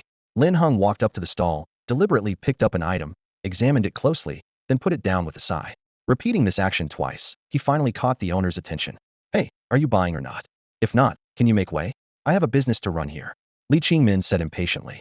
Unperturbed, Lin Heng smiled slightly. Of course I want to buy, but the quality of your stuff is just average, not very interesting. With that, he flicked his wrist lightly. Upon seeing Lin Heng's electronic wristwatch, Li Qingmin's demeanor changed instantly to one of respect, and he whispered, "Young man, to be honest, I do have something good here, but I've been afraid to show it for fear of attracting jealousy. If you're truly interested, I can show it to you now." Seeing that he had taken the bait, Lin Heng raised an eyebrow, feeling secretly pleased. Li Qingmin, noticing this, valued him even more and quickly led the way. They walked 10 meters, turned a corner, and entered a small room of less than 5 square meters. The room was filled with various items, but Lin Heng's attention was quickly drawn to the spirit egg in the center. The surface of the spirit egg was covered with interwoven purplured and gray-black stripes, adorned with triangular and cloud-like deep spots, making it appear particularly strange. Lin Heng's keen eye was instantly triggered, and he felt a shock. This mysterious spirit egg seemed to be undergoing a process of rebirth known as impure world reincarnation, requiring a substantial supply of nutrients for hatching, and once successfully hatched, it would bring unexpected surprises. Impure world reincarnation? Lin Heng was astonished to find such mysterious power within the egg. This process implied that a deceased soul would be reborn in physical form, and the hatched spirit was highly likely to be of the ghost type. The thought excited him, especially considering that already powerful spirits, if enhanced with a ghost attribute, would be formidable on the battlefield. I must have this spirit egg. How much is it? I'll take it. Lin Heng stated directly, unwilling to delay any longer now that he had seen the egg. Li Qingmin was momentarily stunned, then realized the extraordinary nature of this customer, and was secretly delighted. All right, I'll give you an honest price. How about 2 million? He said cautiously. After all, the price did seem a bit steep for a spirit egg with unknown attributes and uncertain hatching success. However, this egg came from a level secret realm. Li Qingmin had a gut feeling that once it hatched, this egg would be extraordinary. He had always been confident in his judgment. If he hadn't struggled to find a way to hatch it, he wouldn't have let it go so easily. All right, swipe the card, Lin Heng thought, wanting to get it over with quickly. With a ding, the notification for the 2 million transaction sounded, and Mr. Li handed over the spirit egg and the transparent container with both hands. It wasn't until Lin Heng left the store that Mr. Li smacked his lips in a moment of regret. Meanwhile, Lin Heng walked to the end of the street and arrived at the casino. The casino occupied about a third of the entire underground black market. As he pushed open the glass doors, a lively scene unfolded before him. The new raw stone mine from the Baoging base had arrived, top-notch quality, first come, first served. The Lifu group, which once unearthed evolution stones, had new stock, including spirit fossils, essential for doctoral theses, available in limited quantities. Want to get rich overnight? Want to be the envy of everyone? The mystery box memory is worth having. Lin Heng hadn't intended to participate until the words mystery box memory caught his ear, sending a jolt through him. With a powerful group attack move like Earth Collapse in mind, he naturally developed a keen interest in all memory moves. Lin Heng walked to the final selling area and found that, compared to other gambling stone sections, this mystery box area had very few people, only about 10 in total. As soon as Lin Heng arrived, the owner eagerly approached. "Welcome, sir. Would you like to try the mystery box memory? If it's your first time, I recommend a package. For instance, this one I call it the 10-pack guaranteed draw. Trust me, with this package, you're sure to get at least one lethal move like Hyper Beam." The owner spoke confidently, unaware that a customer was already waiting to debunk him. "You're talking nonsense. Last time I tried your package, I lost everything, and the best move I got was Hydro Pump. My spirit is a Ponyta. I blew 1 million for nothing." A burly man stormed up, cursing, his finger nearly poking the owner's face. The owner forced a smile at Lin Heng, looking embarrassed. Little did he know, the man's words were like a fuse, instantly igniting a group of gamblers who had been scammed. Yeah, young man, don't fall for it. This guy's a fraud. All that 10-pack talk is nonsense. Don't listen to his babble. We've all been scammed, don't buy it."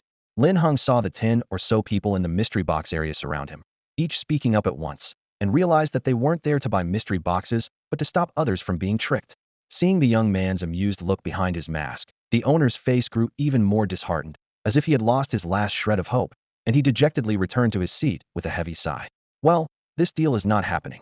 But the next moment, he heard words that were music to his ears. "Boss, how many packages do you have? I'll take them all."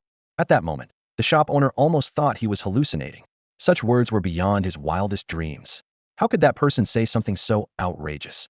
Suddenly, the owner stood up, feeling like the figure speaking was glowing, as if surrounded by a halo of foolish generosity, making even his nouveau riche demeanor seem oddly charming. The blind box area fell silent, the air seemingly sucked out, and even the sound of breathing grew faint. with the previous chatter completely disappearing. The 10 people surrounding Linhung stared at him in disbelief, their eyes filled with incredulity. Utterly absurd. What had they just heard? The burly man who first cursed even dug at his ears with his finger, doubting his hearing. How could a sane person say something so preposterous while awake? He must be insane. The blind box owner didn't care about any of this. He finally caught someone with a questionable mind, and if he didn't seize the opportunity now, he could forget about having a good year. In their line of work, business might not come for 3 years, but one deal could last 3 years, so they had to swindle whoever they could. Clearing his throat, he said, I have 5 more sets in stock. And he couldn't help but swallow, his blood racing, adrenaline surging, and his Adam's apple trembling slightly. Are you sure you want them? Linhung was pleasantly surprised, not expecting the black market to have so many technique memory units in stock. Even Zhanghua's largest shopping mall had fewer than 20. While the black market was shady, it truly had access to all sorts of channels, as evidenced by the number of technique memory units available, showing it was full of hidden talents and not to be underestimated. Can I pay by card here? Linhung asked eagerly, not wanting to waste any time. The owner nodded blankly, almost as if pushed into action, and in a daze, he took out all the stock, placed it in a spatial backpack, and handed it to Linhung. This is everything. Linhung casually took it, swiped his black card lightly over the POS machine. The next second, a crisp announcement echoed through the blind box area. 5 million credited, 5 million, until the echo faded away. It was as if the owner woke from a dream, and by then, Linhung had vanished completely. The owner's phone received an anonymous text message. Notify me when there's new stock. I'll take it all. The tone didn't sound like a purchase, more like a freebie. He stared at each word for a full minute before suddenly looking up, tears streaming down his face. Oh, what a kind person. This is no different than just giving me money. The onlookers were equally stunned, exchanging looks of disbelief. Wow, if I knew who he was, I'd definitely vote for him as one of the top 10 most inspiring figures in the Yen Kingdom Alliance this year. He could have just donated to charity, but he chose to buy blind boxes. I'm so moved, I'm crying. A new legend began circulating in the black market casino. Son, you're finally back. Mother Lin rushed to Linhung at the villa's entrance, hugging him tightly. No one knew how terrified she was upon hearing about the collapse of the mountain spirit secret realm, fearing for her son's safety, thinking she couldn't live on if anything happened to him. King Lin was also there, anxiously watching Linhung, having unusually left work early to come home, his fear no less than his wife's. Linhung was the only son of the couple, cherished and protected. However, when he first went to the secret realm, he encountered the terrifying news of its collapse, which left him feeling a lingering fear. With tears in her eyes, Lin's mother anxiously said, Son, maybe you shouldn't go to the secret realm anymore. Whatever you want, we'll get it for you. Lin Tianhuang frowned at her words, understanding that the secret realm was the best place to train trainers, and that Heng's experience was a once-in-a-century accident. Lin's mother immediately glared at him, angrily saying, You may not be afraid of him getting hurt, but I am. He's my only son. If you can't even guarantee his safety, you might as well stop being a king. Lin Tianhuang hurriedly explained, Honey, that's not what I meant. Despite his strong presence internationally, at home, he was completely under his wife's sway. Seeing this, Linhung quickly intervened. Don't worry, I came out of the secret realm early and nothing happened. Lin Shui looked Linhung over, noticing he was indeed unharmed, and breathed a sigh of relief. That's good. The collapse of the secret realm is a big deal, not only affecting the Suicune Cup, but also seemingly bringing forward the examination. Lin Shui's expression was serious, yet her eyes showed an unusual affection. Linhung was taken aback, not expecting such a large impact. The Suicune Cup wasn't supposed to happen soon, and now even the exams were being moved up? Linhung Yu added, Your mom is right. Hung, you need to prepare early. The exam requires at least 3 Pokemon. The reason for moving it up is that Zhanghua City plans to use each school's exam results to decide the Suicune Cup competition slots. Linhung frowned, thinking. He had 3 Pokemon, but the egg seemed unlikely to hatch soon. Seeing Lin Heng's troubled expression, Linhung Yu suddenly smiled smugly. Son, are you missing a Pokemon? Lin Tianhuang, though tough on the outside, was as doting on Linhung as his wife. Before the news broke, he had used all his connections and resources, even trading an appeasing bell and power band, to painstakingly acquire this Pokemon as a surprise for his son. Seeing his father's proud demeanor, Linhung understood but chose to play along out of respect for his father's love. Yeah, you really are amazing, Dad. Linhung Yu, hearing this, held his head even higher, almost grinning from ear to ear. Of course, your dad's a king. There's nothing he doesn't know. Come on, I'll show you. With that, he turned and walked away, not seeing his son and wife making faces behind his back, trying not to laugh. They soon arrived at the tool shed in the yard. Linhung asked expectantly, Is the new Pokemon in here? Lin's father carefully opened the door, and instantly, a Pokemon with a silver-white crown on its head, a long body, and a large claw on its hindquarters appeared. Its head was nearly round, set in a balanced socket joint at the front of its body, with a central golden eye staring keenly at Linhung. A shiny Beldum. Lin Heng's heart skipped a beat with joy. Its level was Novice Tier 6, with a Steel and Psychic type, and the ability Clear Body, which prevents its stats from being lowered by opponents' moves or abilities. It had a third-level Divine qualification, requiring specific stimuli, currently showing as Sudoking level. Skills included Tackle, Iron Defense, Zen Headbutt, and Iron Head, with a closeness value of 60,100 and an exciting talent bonus. The introduction mentioned its unique species characteristic, irreplaceable among its kind, as a top-tier Pokemon with mysterious potential needing further stimulation to develop. Trainers are advised to nurture it carefully, as it might bring unexpected surprises. Introducing a creature of unparalleled uniqueness within its race, an irreplaceable entity among its kind. As a top-tier spirit, it harbors mysterious potential, waiting to be stimulated and developed further. Lin Heng's throat moved slightly, his eyes shimmering with desire. It was a level 3 Divine Aptitude shiny Beldum. Even a mere Caterpie with such an aptitude could soar, let alone a naturally exceptional pseudo-legendary Beldum. The future Metagross could withstand such an existence? No matter where it is, it remains an absolute ace in battle, the god of land warfare. Alongside Tyranitar, one being the desert tyrant, the other the god of land warfare, they are absolute behemoths in the team, truly heavyweight contenders. In future team battles, with one on the left and the other on the right, the enemy would find it nearly impossible to break through, let alone scratch their defenses. However, Linhung was well aware that Beldum's evolution conditions were extremely stringent. As a powerful dual-type Steel and Psychic Pokemon, it requires a certain level to evolve into Metang through the fusion of two Beldums. To evolve further into Metagross, two Metangs must merge.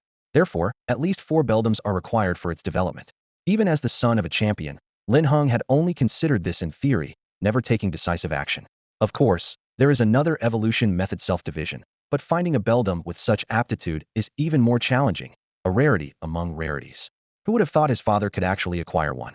Nevertheless, Linhung understood that both Shuckle and Beldum were genuine money pits. Previously, the cost of supplying Shuckle with massive quantities of minerals and hard metals was nearly $1 million. Now, adding a Beldum to the mix. Linhung sighed, finally understanding the phrase, painfully joyful. Upon hearing the sigh, Linhung's smug grin froze, nervously turning to explain. Son, its aptitude is slightly inferior to Larvitar, but it's still extremely rare. Don't you like it? Linhung quickly responded. No, I'm just too happy. Dad, thank you. He would never be ungrateful. Although his father might not know the true aptitude of this Beldum, Linhung was fully aware of its terrifying potential. It's safe to say that some luck runs in the family. Linhung breathed a sigh of relief, his expression once again smug, even shooting a challenging glance at Lin's mother beside him. See, our son thanked me. Lin's mother rolled her eyes. Meanwhile, the shiny Beldum felt an unprecedented warmth around Linhung, instinctively wanting to get closer, floating lightly in the air. When it was still a meter away from Linhung, the verdant force enveloped it like gentle hands, strong and irresistible. Almost instantly, Beldum's golden eyes squinted with enjoyment, forming crescent shapes, forgetting that Linhung was a stranger. In a flash, it leaped into Lin Heng's arms, its golden claws gripping his collar endearingly. Ret, so comfortable. Linhung staggered from its sudden move, but his strong core kept him steady. Though Beldum seemed only as thick as his forearm, at that moment, it became the most cherished presence in his heart. The actual weight was already 40 kilograms, almost the weight of an adult woman. If it hadn't been for the double energy tempering, it might have been crushed when the iron dumbbell jumped into its arms.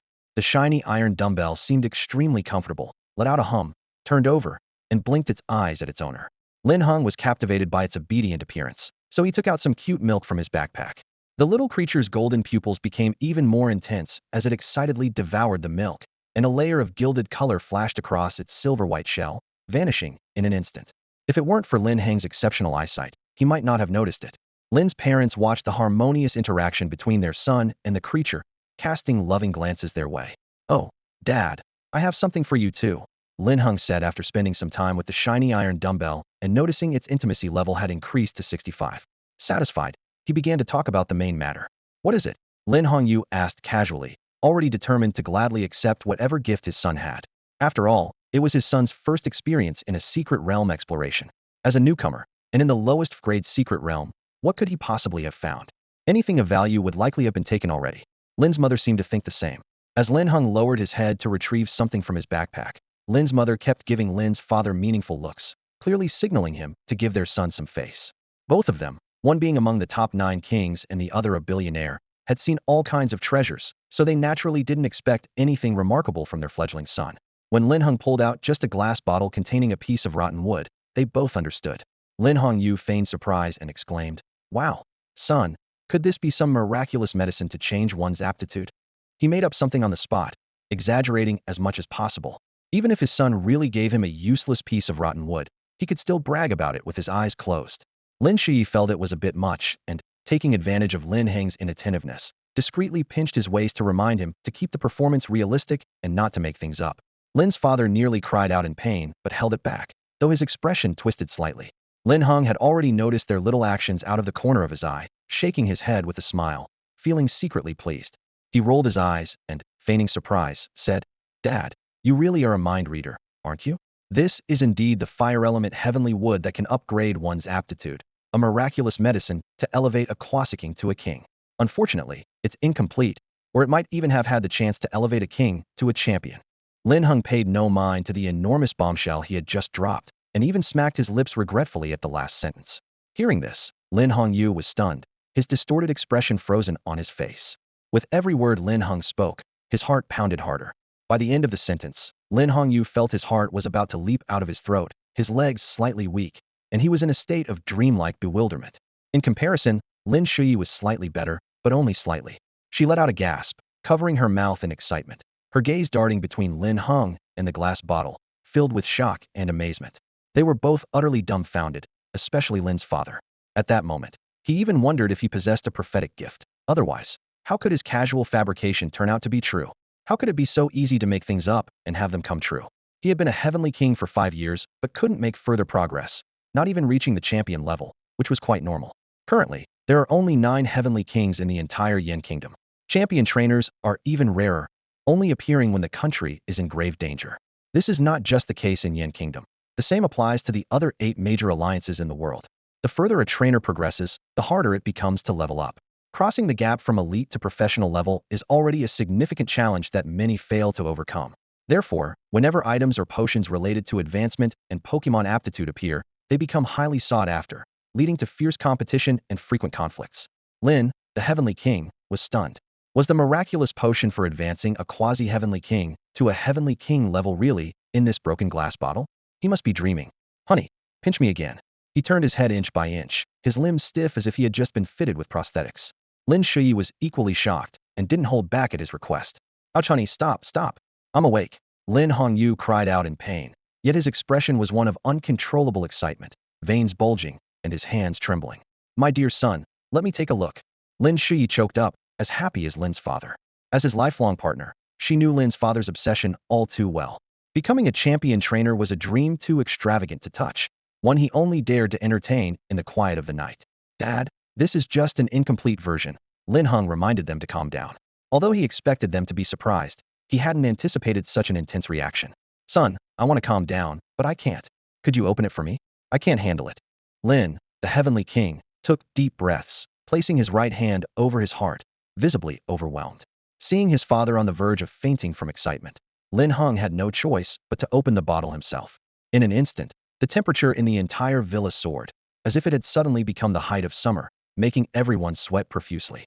Even the air conditioning failed to work. Large beads of sweat dripped down Lin's father's face, but he seemed oblivious, his eyes fixed on the unassuming tree root, as if he'd been struck by a heavy blow. Even the pokeballs at his waist began to tremble, sensing an irresistible allure. Feeling the true power of the miraculous potion, Lin's father became increasingly impatient, his gaze at Linhung tinged with a faint plea. "Dad, Mom, are we using it on Charizard here?" Lin Heng's words jolted Lin's father back to reality. Right, there's not enough space here. Let's head to the underground training room." Lin, the Heavenly King, turned and dashed off. Linhung swore he had never seen his father run so fast, as if he were on fire. But he understood why. His father might have realized he had no hope of becoming a champion trainer in recent years and had been diligently working for the Alliance, paving the way for him. Linhung understood the profound love of a father through his father's actions. He was grateful that in this life, he was no longer an orphan and truly experienced the warmth of family. So, he also wanted to do something for his parents. A heavy sound echoed as the underground door activated, revealing a spacious training room measuring 1,000 square meters with a 5-meter-high ceiling. Lin Heng eagerly threw out a Pokeball, and in a flash of white light, a 2-meter-tall Charizard appeared. Its blue-green wings shimmered in the light, its tail ablaze with flames. It let out a low roar, first acknowledging Lin Heng with a cry, then nodding to Lin Heng and Lin's mother. However, in the next moment, Charizard caught a whiff of something unusual. Its expression changed upon spotting the glass bottle in Lin Heng's hand, gazing over with curiosity and exclaiming, "What is the little master holding? I feel like my energy is about to burn uncontrollably." Charizard scratched its head, making Lin Heng chuckle. The allure of the divine medicine for a top-tier Pokemon was too strong, even for the usually aloof Charizard, which now appeared exceptionally eager. "Dad, just give it to him," Lin Heng suggested. He had checked with the inside eye and knew the divine medicine could be consumed directly, without any additional materials. Ever since seeing the divine medicine, Lin Heng had developed blind trust in Lin Heng, following his every word. Lin Heng was so proud of his son that he nearly burst with pride. With Lin's father's nod, Lin Heng commanded, "Charizard, catch." Charizard opened its mouth wide, fire energy swirling inside, occasionally sending small embers floating in the air. Nearby, a shiny Beldum curiously watched, having emerged from Lin Heng's arms, its eyes fixed on Charizard. With a gulp, Charizard caught the divine medicine, and a massive fireball erupted, growing more intense. The three of them quickly retreated, closely observing the roaring Charizard. The fireball gradually engulfed its body, seemingly alive, surging violently. The heat in the underground space soared, causing them to sweat, especially Lin Heng, whose perspiration was half from the heat and half from nervousness. At this moment, he felt rejuvenated, as if he had returned to his youthful days, filled with unprecedented vitality. Lin's father and mother clasped their hands tightly, watching Charizard with excitement. Boom! A deafening explosion filled the space as a 100-meter-long and still growing fire dragon burst forth, like a roaring beast, consuming all the training equipment in the room. Even iron and steel apparatuses melted under the intense heat, leaving the walls charred black. As the fire dragon swept toward them, Lin Heng instinctively released Gyarados. Gyarados roared at the sky, instantly drawing moisture from the air, transforming it into rain that poured down, quenching the flames in the training room. Charizard returned to normal, retracting the fiery dragon, while the remaining embers were gradually extinguished by the rain. Lin Heng looked at Charizard and noticed a dramatic change in its aura. Charizard's level had advanced to the second tier of the king rank, with fire and flying attributes. Thanks to the divine medicine, it was now capable of advancing to the champion rank. Its skills included Heat Wave, Dragon Claw, Air Slash, Scratch, Growl, Ember, Smokescreen, Dragon Breath, Fire Fong, Slash, Protect, Flamethrower, Scary Face, Fire Spin, Inferno, Flare Blitz, Fire Punch, Sunny Day, and Hyper Beam. Skills: Heat Wave, Dragon Claw, Air Slash, Scratch, Roar, Ember, Smokescreen, Dragon Breath, Fire Fong, Slash, Protect, Flamethrower, Scary Face, Fire Spin, Inferno, Flare Blitz, Fire Punch, Sunny Day, Hyper Beam.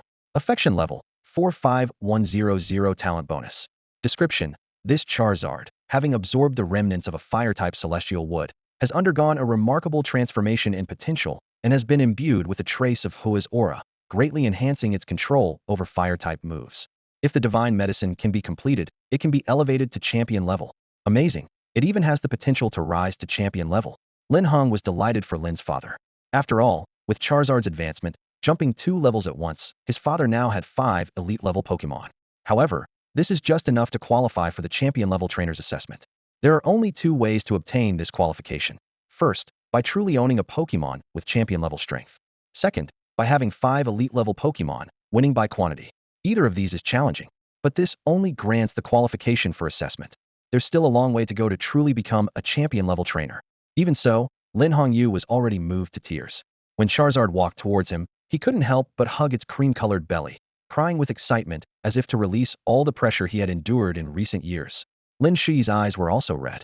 They may seem glamorous, but in their position, they face a constant barrage of schemes and plots, impossible to guard against. Especially lately. Various minor issues with the Lin group have given Lin Shi a bad feeling. And when her son informed her that the butler by Ying was being followed, this intuition peaked instantly. She's been so busy lately, exhausted. Fortunately, the notorious reputation of the Chu family gave her some breathing room and allowed her to better employ a strategy of using one's own methods against them. But now, things have improved. Once the news that her husband is qualified to become a preliminary champion-level trainer is released, it will undoubtedly intimidate the small-minded individuals lurking in the shadows, deterring them from acting so recklessly. As for Lin Tianwang, Although he's only taken the first step towards becoming a champion trainer, the flame ignited in his heart spreads like wildfire, giving him unparalleled motivation. He is determined to actively pursue the path of a champion trainer. Linhung, naturally, is also a beneficiary. Having a father who's a preliminary champion-level trainer, compared to just an elite level 1, speaks volumes.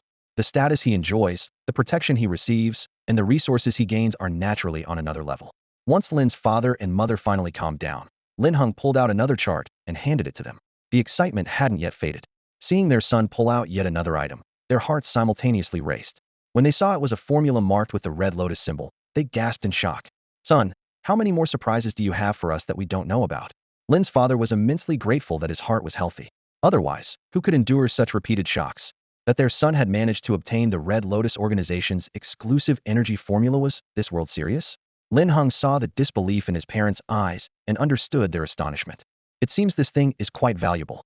At the very least, it proves to be superior to the known energy cube formulas currently available. The Lin Group also sells energy cubes, but compared to other prominent families in the capital and the Magic City, their efforts are quite modest. After all, their production is based solely on publicly available formulas, with nothing special about them, and their prices are only slightly lower than others. However, the Red Lotus organization is one of the most terrifying evil forces within the Yin Country Alliance, alongside the Genesis Church of the Eagle Nation and the Lighthouse Nation's Temple of Light, forming the three major terror organizations. The Red Lotus has grown to its current status largely due to their globally renowned exclusive energy cubes. Compared to those available on the market, their cubes boast higher nutritional value and greater satiety, rivaling even the top-tier energy cubes. For example, with Shaquila's appetite, if relying solely on energy cubes for daily energy, without consuming minerals and metals, at least 10 high-grade energy cubes would be necessary. Of course, this is also because of Shaquila's extraordinary abilities. Most elite trainers typically need only one cube for 2 to 3 days. But the Red Lotus's exclusive energy cubes are different too, are enough for Shaquila's for a day, with a nutritional value exceeding 3 times that of others. Unfortunately, the Red Lotus's exclusive energy cubes are not sold to trainers outside the organization.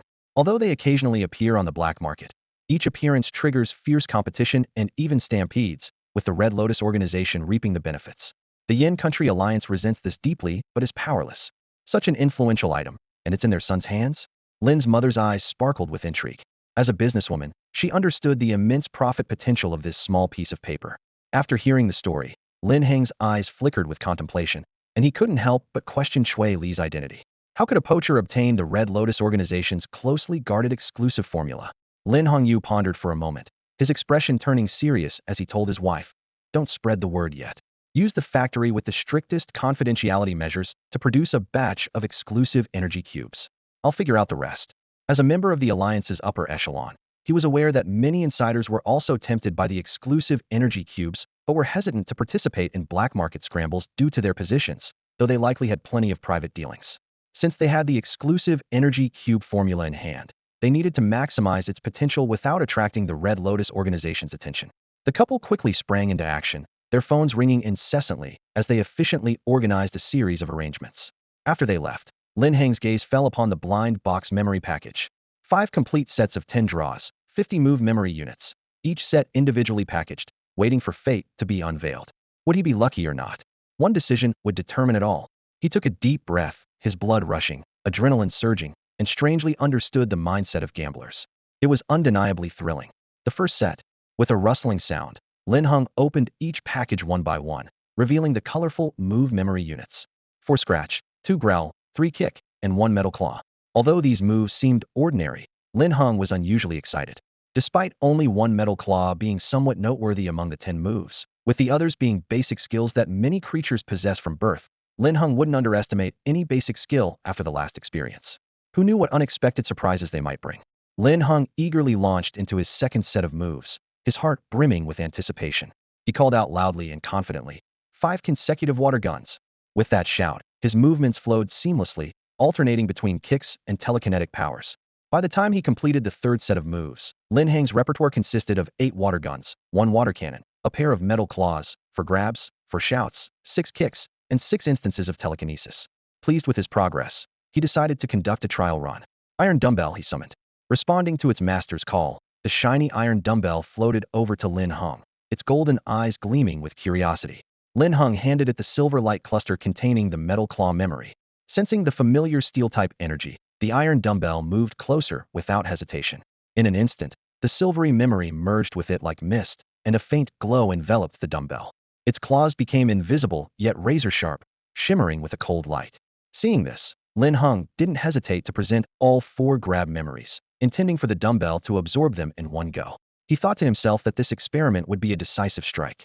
As the 4 gray memory clusters entered the iron dumbbell's small body, his anxiety grew. If it failed, losing 5 million wouldn't matter, but if it succeeded, jackpot. While Linhung was lost in thought, the iron dumbbell suddenly emitted an ear-splitting cry.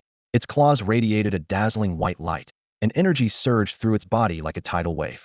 Before Linhung could react, the dumbbell's claws were enveloped in a vibrant gray-silver energy, forming a phantom claw in midair.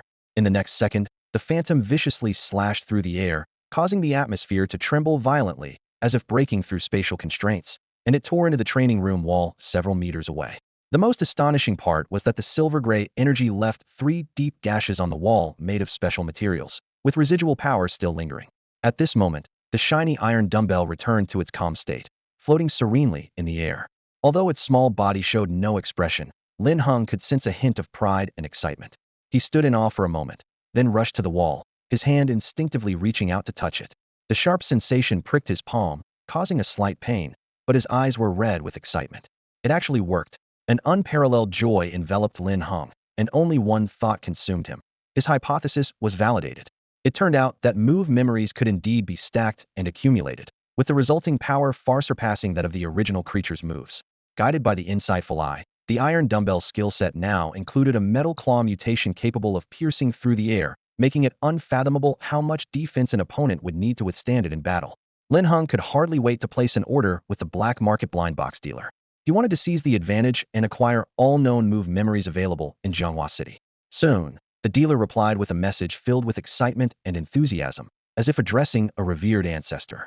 However, the news he brought was not very optimistic. He was temporarily out of stock. Lin Heng's 5 packages had completely depleted his recent inventory. However, the owner promised to try and acquire some move memory discs from other cities, though this would take some time. As a result, Linhung decided not to rush into opening the last 2 packages.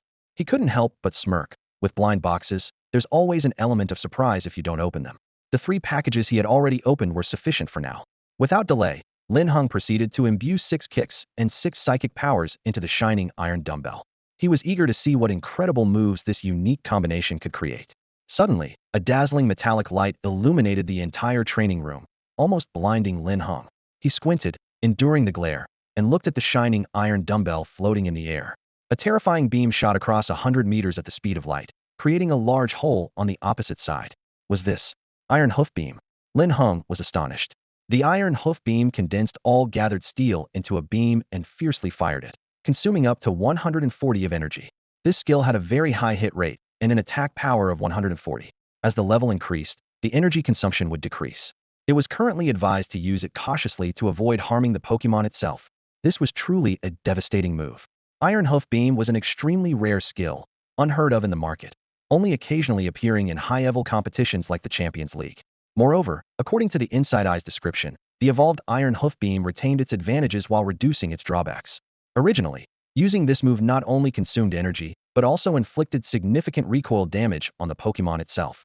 Now, although still requiring cautious use, the self-inflicted damage had been greatly reduced, making it more versatile and allowing it to serve as the shining iron dumbbell's final strike, catching opponents off guard. Phew! Next up was Shagelasi. Learning from the shining iron dumbbell's precedent, Linhung was filled with anticipation for the upcoming fusion and evolution of move memory discs. The water gun and hydro pump were naturally reserved for the ancestral Gyarados, leaving 4 sound memory discs. He quickly absorbed them. Suddenly, a high-frequency sound wave burst forth, making Lin Heng's head buzz. Once the dizziness subsided, he noticed that Shagelasi had gained a new skill. The sharp roar was an incomplete advanced skill of the piercing sound, intensifying the dizziness effect on all Pokemon within a 100-meter radius. Pokemon with a lower level than Shagelasi would fall into a coma, while those within 3 tiers would suffer continuous damage for 5 to 10 minutes. Wow, and this was just the incomplete version's power. If it were complete, wouldn't a single roar render all enemies defenseless? This would be a powerful tool in large-scale battles. When combined with Earthfall, it could hold its ground even against multiple opponents. Compared to Earthfall, Sharp Roar was more of a supportive area attack skill, but equally useful. As for why it wasn't a complete advanced skill, Lin Heng had his suspicions. The shining iron dumbbell consumed a total of 12 move memory discs to gain the terrifying Iron Hoof Beam. His Pokemon had extraordinary potential, which relatively required more memory disc stacking than ordinary ones. The ancestral Gyarados required a significantly higher memory capacity than ordinary creatures, but its superior potential brought remarkable advantages. Even with the same method of enhancement, Lin Heng believed that other ordinary creatures might not evolve such extraordinary abilities. The outcome was a perfect blend of luck and skill, and Lin Heng was thoroughly satisfied. His gaze finally settled on the ancestral Gyarados, eyes gleaming with excitement, unable to contain himself. The Gyarados rolled its eyes subtly, but had long since grown accustomed to this state compared to the beginning. After all, life was now filled with good food and comfort, and the mental pressure was negligible. It had no desire to return to its previous beast-like existence. Nowadays, it could even enjoy the luxury of a spa session, having its scales expertly tended by a creature therapist. Therefore, the Gyarados was obedient to Lin Heng, with a level of closeness comparable to that of Shaquila's hatched from an egg, if not slightly higher. Considering the ancestral Gyarados' greater resilience, Lin Heng decided to merge 9 memory capsules at once, rather than in batches. From previous attempts, he discovered that the more capsules merged at once, the greater the potential for skill mutation and increased power. A few moments later, under Lin Heng's expectant gaze, the ancestral Gyarados was enveloped in water energy, as if a water membrane had formed around its body. In an instant, the membrane transformed into a surging tide, rapidly gathering momentum. That's right, rapid fire. Massive water cannons, each the size of a basketball, formed a perfect triangular stability, unleashing a torrent of high-pressure water, sharp and powerful. With a charging time of less than 2 seconds, the water cannons fired in quick succession. Most importantly, these cannons, like machine guns, rained down a relentless barrage, overwhelming the target with a 6-fold increase in damage, with drastically improved accuracy and power. The water cannon machine gun was structured in the most stable triangular formation, creating a machine gun-like water cannon mode. There were 2 methods of use: rapid fire and sustained water assault. In rapid fire mode, the charging time was reduced to 1 second, focusing on high-pressure attacks where each water stream was like a powerful punch. The sustained water assault covered a wide area, leaving no escape for the enemy, with immense power. Truly impressive. Now there's no need to worry about the competition. The ancestral Gyarados, Black Shaquilas, and even the shiny iron dumbbell had their own exclusive skills. In Lin Heng's view, not only was he prepared for the Suicune Cup selection exam, but he was also ready for any major challenge. Meanwhile, Lin Heng, as a precaution, went to the league to assess Charizard's level. As expected, Charizard had suddenly advanced to the 2nd tier of the elite level. He eagerly signed up for the entry-level test for champion trainers. Many were watching his moves, and as soon as he registered, the news spread like wildfire throughout the Jianghua League division. Within an hour, the Yen Nation League headquarters also received the news.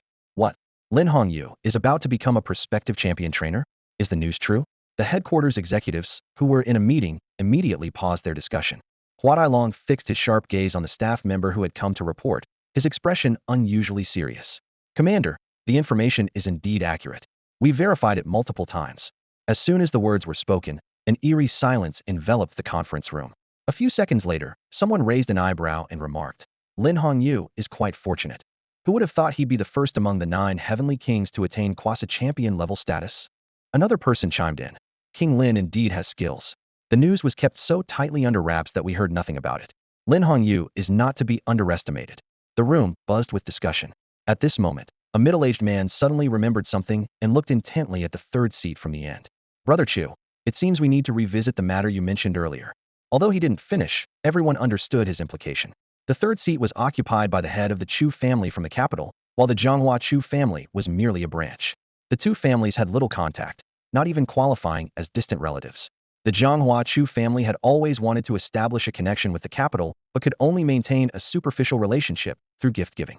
Therefore, when the head of the capital's Chu family, Chu Yong'an, saw the trending news, he felt troubled. If left unaddressed, it wouldn't sound good if it got out. Thus, he planned to use the headquarters to pressure the Lin family into leniency. But who would have thought that Lin Heng's status as a quasi-champion level trainer would be announced at this moment? Now, it wasn't just about pressure. The alliance's structure might undergo significant changes, and Lin Heng's position would need re-evaluation. Chu Yong'an maintained his composure and smiled slightly. I was too hasty before. Congratulations to the alliance on gaining another great talent. The person who had tried to provoke him realized that Chu Yong'an was a sly character and lost interest, shifting his gaze away, missing the fleeting glint in Chu Yong'an's eyes. The other heavenly kings present felt both envy and jealousy upon hearing the news. Having been at the same level for a long time, no one understood better than they how challenging it was to advance to quasi champion level. Many of the dozens present had already decided to privately befriend Lin Heng to learn how he achieved it. Ultimately, strength is key. Huai Long observed the varied expressions of the high-ranking officials below without commenting much on Lin Heng's situation, merely adding an item to the meeting agenda: Lin Heng's appointment to a new alliance position. Meanwhile, at the entrance of Jianghua's first general hospital, Chu Yuanda's expression was beyond unpleasant. He glared at his subordinates, his eyes seeming capable of flaying them alive, causing them to tremble. With the news of Lin Heng becoming a quasi-champion level trainer, everyone was passing the buck, and no one dared to report it. Who didn't know that the Lin family was a thorn in the side of the family head? The subordinates had no choice but to brace themselves and step forward. Chu Yuanda was seething with hatred. His son was still in intensive care, disabled, and yet the Lin family was doing so well. Just then, a ringtone shattered the tense atmosphere, and the subordinates breathed a sigh of relief. Chu Yuanda frowned, and after hearing the message from the other end of the line, his expression softened. The steward from the Lin family, Bai Ying, had finally made progress. Keep following up, but don't alert them. As Lin Heng's news of becoming a quasi-champion level trainer climbed the hot search rankings in Jianghua, his destiny information also began to change. At the same time, Lin Heng's ears were filled with the system's notification sound. Lin Heng simultaneously heard the system's notification sound. Ding! The host has successfully altered Lin Heng's destiny. Reward: Trait Capsule. The trait capsule allows a spirit to activate a random trait based on its aptitude, serving as its secondary trait without affecting the original one, while still being effective. Random. After reading the description, Lin Heng was surprised and began to ponder who would benefit the most from using it. Traits are crucial for spirits, as they can influence battles from the very start and even be decisive at critical moments. This trait capsule is particularly interesting. Lin Heng initially thought it would activate hidden traits, but its randomness introduces more possibilities and uncertainties. Let's give it to the Iron Dumbbell first. After some thought, Lin Heng decided. Although Iron Dumbbell has the highest aptitude, its potential isn't fully realized yet, currently only demonstrating a quasi-king level. Moreover, compared to the other two spirits, it has spent the least time with him, meaning their rapport is less developed. Lin Heng hoped the Iron Dumbbell would grow quickly. Suddenly, a multicolored capsule-shaped item appeared in his hand. The Iron Dumbbell took it and swallowed it without hesitation, its trusting gaze showing no doubt. Instantly, a golden light flashed, and the Iron Dumbbell's aura subtly changed, its metallic surface seeming even more robust. Through the eye of insight, the new trait was clearly visible. Steel Heart, an exclusive trait for steel types, provides immunity to all steel-type skills upon entry and enhances resistance to other types of moves by 10. This trait is impressive. Being immune to steel-type skills is extraordinary. Skills like Metal Claw, Bullet Punch, and Iron Defense can't harm the Iron Dumbbell at all. The added resistance is also significant.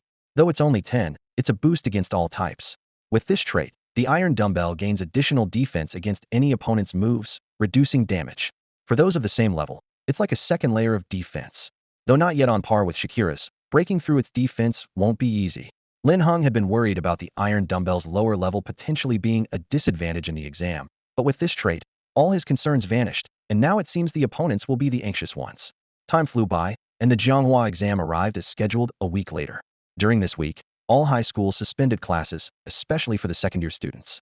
Countless battle arenas, clubs, and even level secret realms were frequented by them. Today is the day to see the results. Due to the unexpected collapse of the second affiliated secret realm, the selection method for the Suicune Cup was temporarily changed, making this exam more comprehensive than ever and attracting unprecedented attention. It wasn't just about the rewards for the Spirit exam. The entire process would be broadcast live across Jianghua City, with real-time updates from the official Alliance channel. The exam venue was Jianghua's largest hall, capable of accommodating over 10,000 people, truly a spectacle for all. At this moment, the Jianghua exam venue was teeming with candidates from various districts and towns, all gathered to await the announcement of the exam start. Every student listened intently to their teacher's advice. This is a crucial battle for us, a key achievement that could influence the future of our school. Especially since we have just become rookie trainers, this exam is the best touchstone and platform to showcase our strength. Regardless of the final result, the teacher wishes you all to perform steadily and achieve your desired scores. Wei Dan sincerely advised. However, after saying the last sentence, he worriedly looked towards the entrance. Among the students, Lin Heng was the only one who hadn't arrived yet. Could something have happened to him? Sumu noticed the head teacher's gaze and sneered. He really hoped Lin Heng wouldn't show up. He had paid a huge price to qualify for the exam yesterday. And the root of it all was that annoying guy. But everything should come to an end. Today would be the day Sumu makes a name for himself. The thought of defeating the son of the champion in front of everyone and stepping up to glory made Sumu's heart race with excitement that he couldn't contain. He wanted to prove to everyone that Linhung was a loser. Others looked at Sumu with surprise. After all, they didn't expect that after being disqualified from choosing a Pokemon, he could still acquire a new one. He was indeed resilient. After the incident with the video last time, the classmates didn't have a good impression of him. Seeing his gloomy appearance, they instinctively kept their distance. Sumu didn't care either, his gloomy eyes fixed on the entrance, unsure whether he hoped Linhung would come or not. Besides the students from the first affiliated school, other candidates were whispering, "Huh? Why isn't the champion's son, who was in the spotlight recently, here? You mean Linhung? I didn't see him among the first affiliated school's candidates either. What's going on? Could he be chickening out? No way, he's so strong. If anyone should be scared, it's us." "You're right, that Gyarados is so impressive. Whoa, look at that." Following his exclamation, many looked up. Not far away, a Gyarados as black as ink was flying in the sky, its scales glinting coldly in the sunlight, as it descended with an overwhelming aura. Could it be Lin Heng's Gyarados? Whoa, is it really the one from the video? Oh my. Above the open exam venue, the Gyarados roared towards the sky, unleashing an immense pressure. In an instant, countless Pokemon released by trainers below were prostrated on the ground, trembling in submission, without the courage to even look up at the Gyarados. It was an absolute, inherent suppression. Sumu glared at his shivering Growlithe beside him, wishing he could yank it up and give it a few slaps. "What are you scared of? Get up now." Many trainers also looked displeased, thinking Linhung was giving them a show of dominance. Especially the students from the second affiliated school, their expressions were increasingly unpleasant, looking at the Gyarados in the sky with resentment. But there were also many trainers who admired power. Linhung was already in the limelight, and this entrance was extremely impressive. They looked at the person and Pokemon in the sky with even greater admiration and envy. No wonder they call him Linyi. I want to call him that too. Truly bringing glory to Jianghua. Please, I really hope I don't encounter this big shot in the practical exam. The students were anxious about the exam, hoping not to encounter a formidable opponent. Meanwhile, the media on site were thrilled, their Steadicams focused on the majestic and imposing Gyarados in the sky. Lin Heng's arrival instantly became the center of attention and the topic of conversation. Lingu. Lingu. As soon as the ancestral Gyarados landed, the chubby Jiangdong ran excitedly towards Linhung, eager to capture the spotlight. As Lin Ji's #1 confidant, he couldn't let anyone else take his place. Once Jiangdong caught his breath, he watched the other approaching family signs with a mix of pride and caution. There were over 1,000 candidates eligible for the exam, gathered in small groups. Linhung, as the son of Linhong Yu, a member of a family of trainers nearing champion status, and the future chair of the Jianghua branch of the alliance, was undoubtedly the focal point. Many tried to curry favor with Linhung, seeing him as a valuable connection. Since the news of Linhong Yu's rise to near champion status, this trend had intensified. "Lingu, your Gyarados is truly exceptional. You must be confident about this exam," someone remarked. It was rumored that He hadn't fully recovered yet, leaving the Chu family in chaos. Chu Chun, that guy, must be regretting it now. At the mention of Chu Chun, Lin Heng's eyes narrowed slightly. Chu Chen's father was originally a mid-level manager at Lin Group and one of Linhong Yu's subordinates, but he had recently been cozying up to the Chu family. Linhong Yu had noticed, but chose not to intervene, wanting to see what Chu Chen was up to. However, once the news of Linhong Yu's near champion status spread, the Chu family panicked, immediately distancing themselves from the Chu family, eager to sever ties. Over the past week, Chu Chen had been trying various ways to please Linhong, but never received a warm response. Others secretly mocked him and took the Chu family as a cautionary tale. These people were all somewhat connected to the Lin family, either through business collaborations or as Linhong Yu's followers. The formidable nature of such families lies in their deep roots. While supporting smaller families, the Lin family continued to grow stronger. Sumu watched Linhong, surrounded by admirers, and gritted his teeth, thinking, what's so great about him? He just got lucky. If I had a near-champion dad, I'd definitely outshine Linhong. Although filled with resentment, he dared not show it openly, only harboring these thoughts privately due to the growing power of the Lin family. Amidst the chatter, the exam officially commenced. It was divided into an initial rating and a subsequent selection through practical combat. The host announced, "Candidates, let me explain the initial rating rules." The rating involves unknown battles where trainers must command their Pokemon to defeat opponents sent by the exam team. Only those who achieve a rating above C in the initial test will qualify for the next round.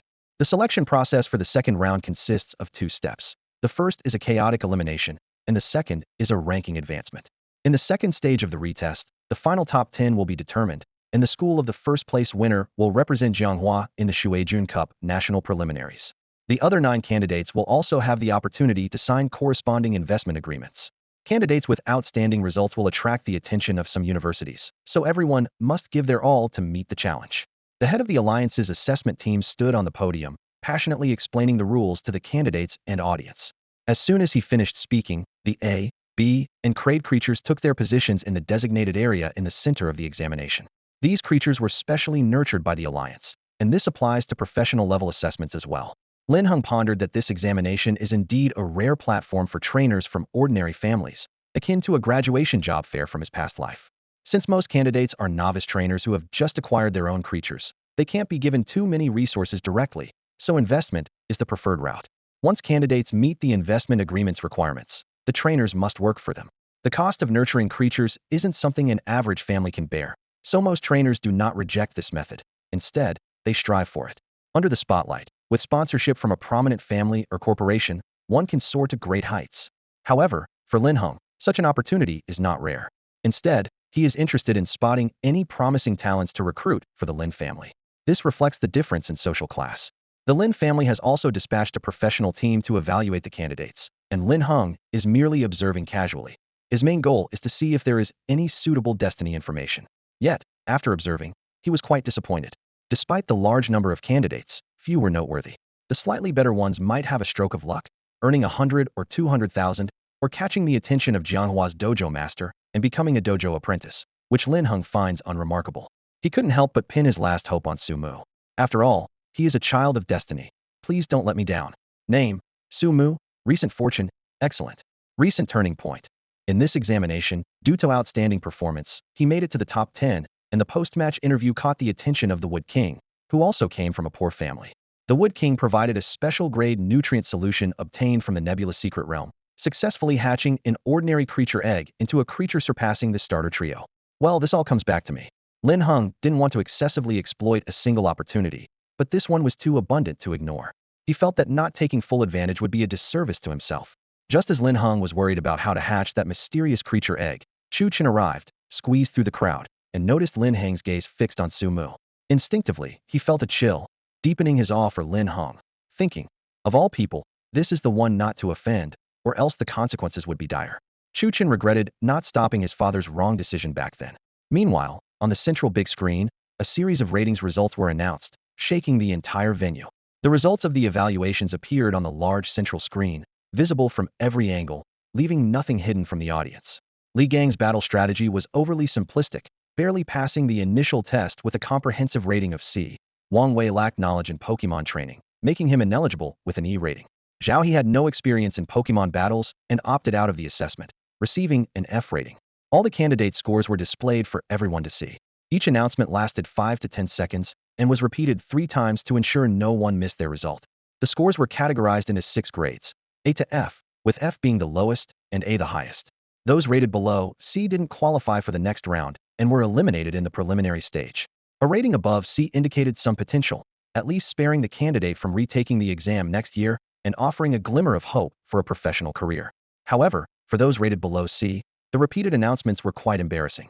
Even the least diligent students felt ashamed, wishing they could disappear. Wow! Suddenly, a buzz erupted from the audience. Lin, can you believe it? Sumu actually got a top-tier B rating. Jiang Dong pointed at the screen, gritting his teeth. Linhung looked up, startled by Sumu's rating. Sumu had shown dedication in Pokemon training and was knowledgeable in battles, earning a top-tier B rating. It was the first B rating announced, and it was top tier. Exactly. Those who got a B rating last year ranked high in the next round, let alone a top-tier B, definitely a champion contender. The amazement and admiration around Sumu made him feel over the moon, especially with the envious and jealous glances from other candidates, making him feel like he was dreaming, filled with immense pride. When the final announcement ended, Sumu descended from the stage, casting a subtle, smug glance at Linhung. Linhung, you may have a good father, but you can't compare to me. Linhung noticed the provocation and sighed. People shouldn't get too cocky. He had seen the rating process, knowing Sumu's Pokemon was merely an average 3rd-tier Growlithe, yet he was acting so arrogantly without even achieving an A rating. Where did he get the confidence? Lin, do your best later on. I can't believe he'll still be smiling after you take the stage. Jiang Dong was even more infuriated than Linhung, eager to punch that smug face and expose his true colors. as the league staff called out loudly. Next, Lin Heng. He stepped onto the stage with his Gyarados. The crowd parted for him like the Red Sea, creating a grand spectacle. The audience's murmurs grew louder as all eyes turned to the young man, following him with anticipation. The candidates feared the Gyarados but also revered Lin Heng's reputation. Lin Heng was already a near champion, and everyone wanted to see if the legendary near champion's son could truly earn their respect. Naturally, many people were hoping he would embarrass himself. If he got a C or B rating, it would be a joke, bringing disgrace to him and his father. That's the downside of being in the spotlight. When the examiner saw the Gyarados, he was visibly taken aback. "Are you sure you want to use it?" he asked. Lin Heng replied frankly. "Yes, let's switch to a bigger competition arena. It wouldn't be good if someone got hurt." His words were particularly convincing with the Gyarados by his side, and the examiner nodded unconsciously. They moved to the center of the venue, where the arena was 100 square meters. Hearing Lin Heng's words, the audience began to murmur. "Is that really necessary? I admit the Gyarados is impressive, but do we need all this fuss? If he ends up with a B, it would be embarrassing for him. Was this son of the king setting himself up for a fall? If something went wrong, wouldn't that be a flag?"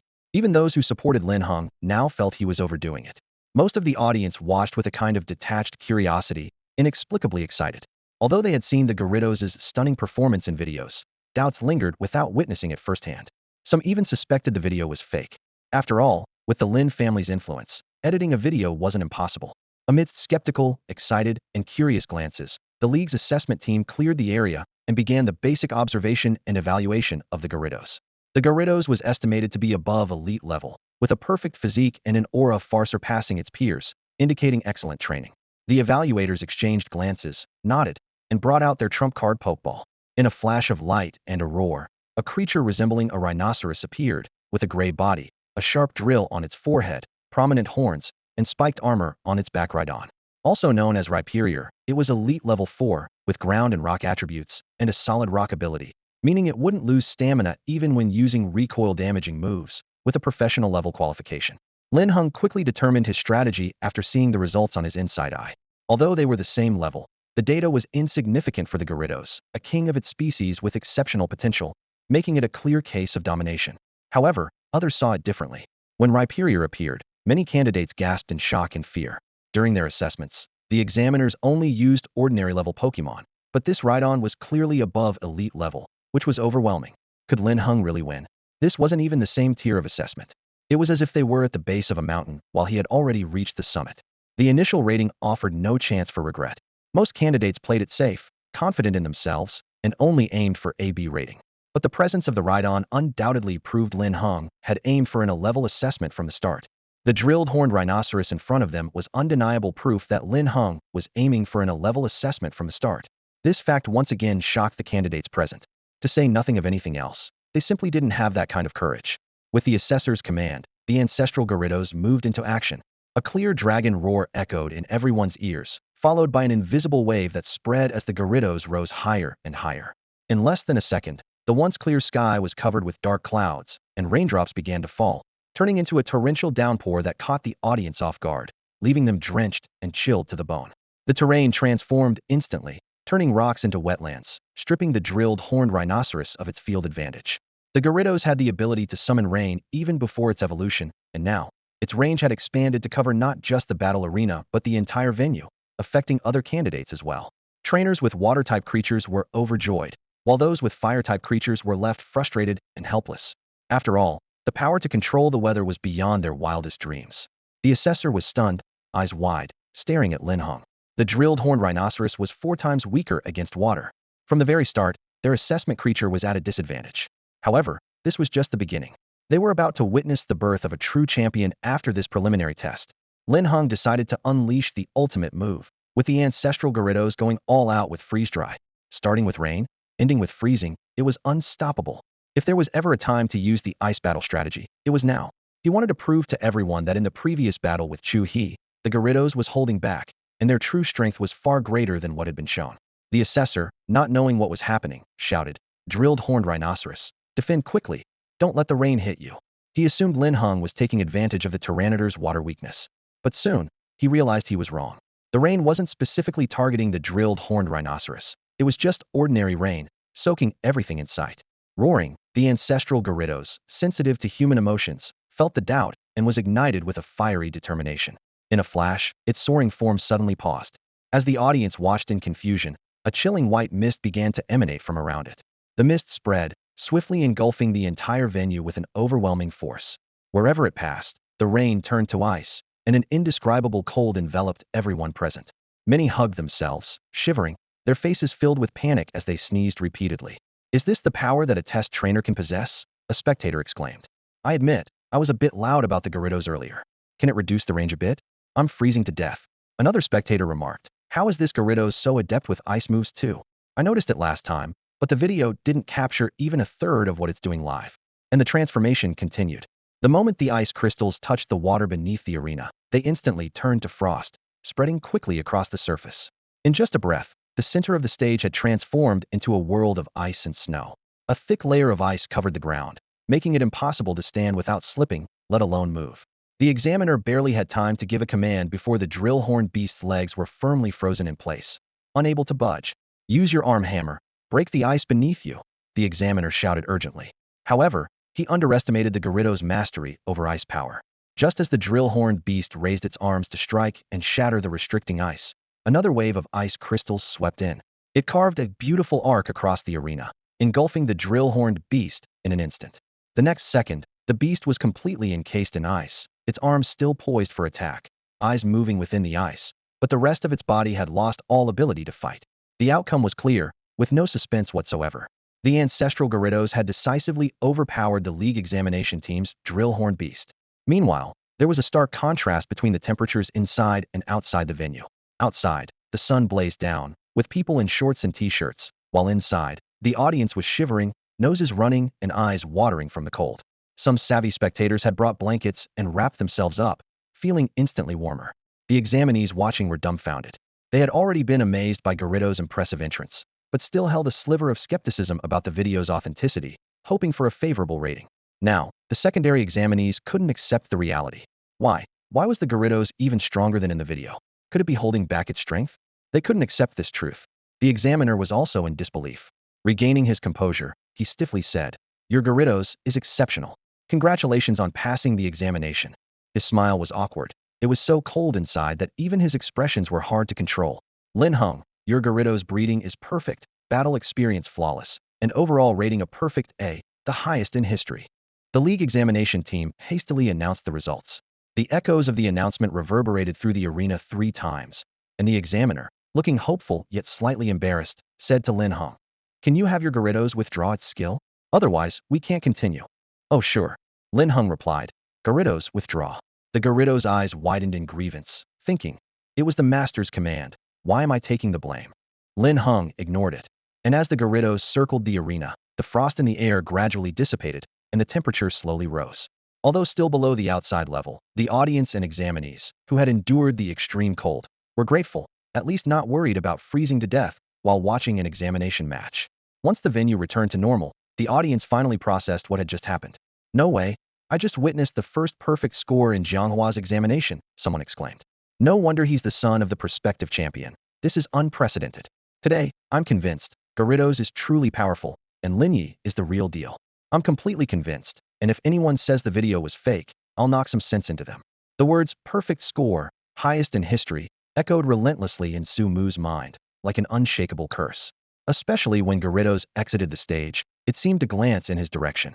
In that brief moment of eye contact, a cold sweat broke out on Su Mu's forehead, an uncontrollable physiological response to being watched by a predator. It was only after Gyarados disappeared from sight that he managed to regain his composure and quickly lowered his head to hide his emotions. TCH, just lucky, he thought. If my Growlithe had evolved, it would have scored perfectly too. Yet, Su Mu himself wasn't aware that jealousy was causing his eyes to redden slightly. After Lin Heng's performance, the crowd around him grew even larger, with numerous candidates flocking to him, trying to make a good impression. At the core of the crowd were the well-known elite families of Jianghua, leaving ordinary candidates with no chance to even get close. As for Su Mu, Lin Heng had no personal interest in dealing with him. He was merely keeping him around for potential benefits. If others wanted to solve his problems for him, he was happy to let them. Now, with so many eager to curry favor with the Lin family, Su Mu's parents couldn't find a way in, but surely some astute individuals had already started planning. Lin Heng noticed Su Mu, a thoughtful glint in his eyes, and a slight smile played on his lips. In the 10th examination area, a short-haired girl stared blankly at the grade perfect score on the large screen, unable to snap out of her daze. Her friend, following her gaze, tentatively asked, Moo, is it because of the son of the would-be champion? The short-haired girl nodded without hesitation. Lin Heng's strength far surpassed what was shown in the videos, and the pre-competition analysis was evidently wrong. Even with her as an external recruit, the school might not secure a win. The short-haired girl's gaze remained fixed on the screen, a hint of surprise in her eyes. Moo, you need to have confidence in yourself. In the first round of the retest free-for-all, you can't use the same Pokemon. Linhung has already used Gyarados, so he'll be at a disadvantage next. He played this card too soon. Her friend was startled to see her lack of confidence in the competition and quickly tried to reassure her, though she shared the same concerns. Gyarados was clearly Lin Heng's trump card. Using it in the preliminary round drew all the attention, but the most crucial part was the retest. The final battle for the championship was what truly mattered. This was why most trainers didn't achieve a grade in the initial round, not just due to a lack of strength, but also because some were holding back, planning to make a surprising breakthrough in the retest. Such instances had happened in previous years. As a result, while the short-haired girl's friend was impressed, she also thought Linhung was too flamboyant. His performance would surely make him a target in the free-for-all, hindering his chances of advancing. If he were unexpectedly taken down during the chaos, that would truly be an upset. No matter how impressive the preliminary results were, they would end up as nothing more than a joke. Clearly, many shared this sentiment, including the head of the examination team. The middle-aged man, cigarette in hand, gazed with a hint of regret, thinking to himself, the Lin family's boy is indeed a talent, but he's a bit too impulsive. Old Lin is now a potential champion, which inevitably stirs a bit of jealousy. He seems to focus solely on training and hasn't spent much time teaching his children, which is worrisome. You know how it is, the tallest tree catches the wind, and in the upcoming battle royale, he could be in danger. The chief organizer couldn't help but feel a bit of schadenfreude. After all, Lin has risen to prominence. He's on the brink of becoming a champion. His wife is incredibly capable and successful, and even his son shows great promise. How did Lin manage to get all the good fortune? The middle-aged man spoke with a hint of envy, but deep down, he was genuinely happy for Lin Hong's success, though he couldn't help but feel a tinge of regret. With Lin Heng's performance and skills, he had a real shot at the championship. But according to the rules of the first round of the retest, that seemed impossible now. Unless the Lin family kid had another Pokemon as formidable as Gyarados. As soon as he said it, he shook his head with a wry smile, knowing it was unlikely. For a trainer to have a Pokemon with the exceptional prowess of a Gyarados is already a stroke of luck beyond measure. To have another would be miraculous. He didn't believe it. The outcome was already set in stone. Even if Lin Heng performed exceptionally, he might break into the top 10, but the championship was out of reach. Amidst the bustling atmosphere, the preliminary round for over 1,000 participants quickly concluded. There weren't many as outstanding as Lin Heng, who dominated the test. Most candidates were knocked out as soon as they stepped onto the field. In the end, fewer than 400 people passed, with a daunting pass rate of 2 out of 5. More than half were eliminated. But no one was surprised by this result, as it reflected the reality of being a trainer. For most people, reaching the elite level is the pinnacle. The venue was now packed, with no gaps left from the preliminary round, replaced by a surging crowd. The audience's focus was primarily on the top 10 from the preliminaries, and discussions about them were constant. Everyone had their opinions and supported different candidates. Soon, the chief organizer of the league exam team announced the start of the first round of the retest battle royale. Contestants, the first round of the retest is the battle royale, which I'm sure you've all heard about.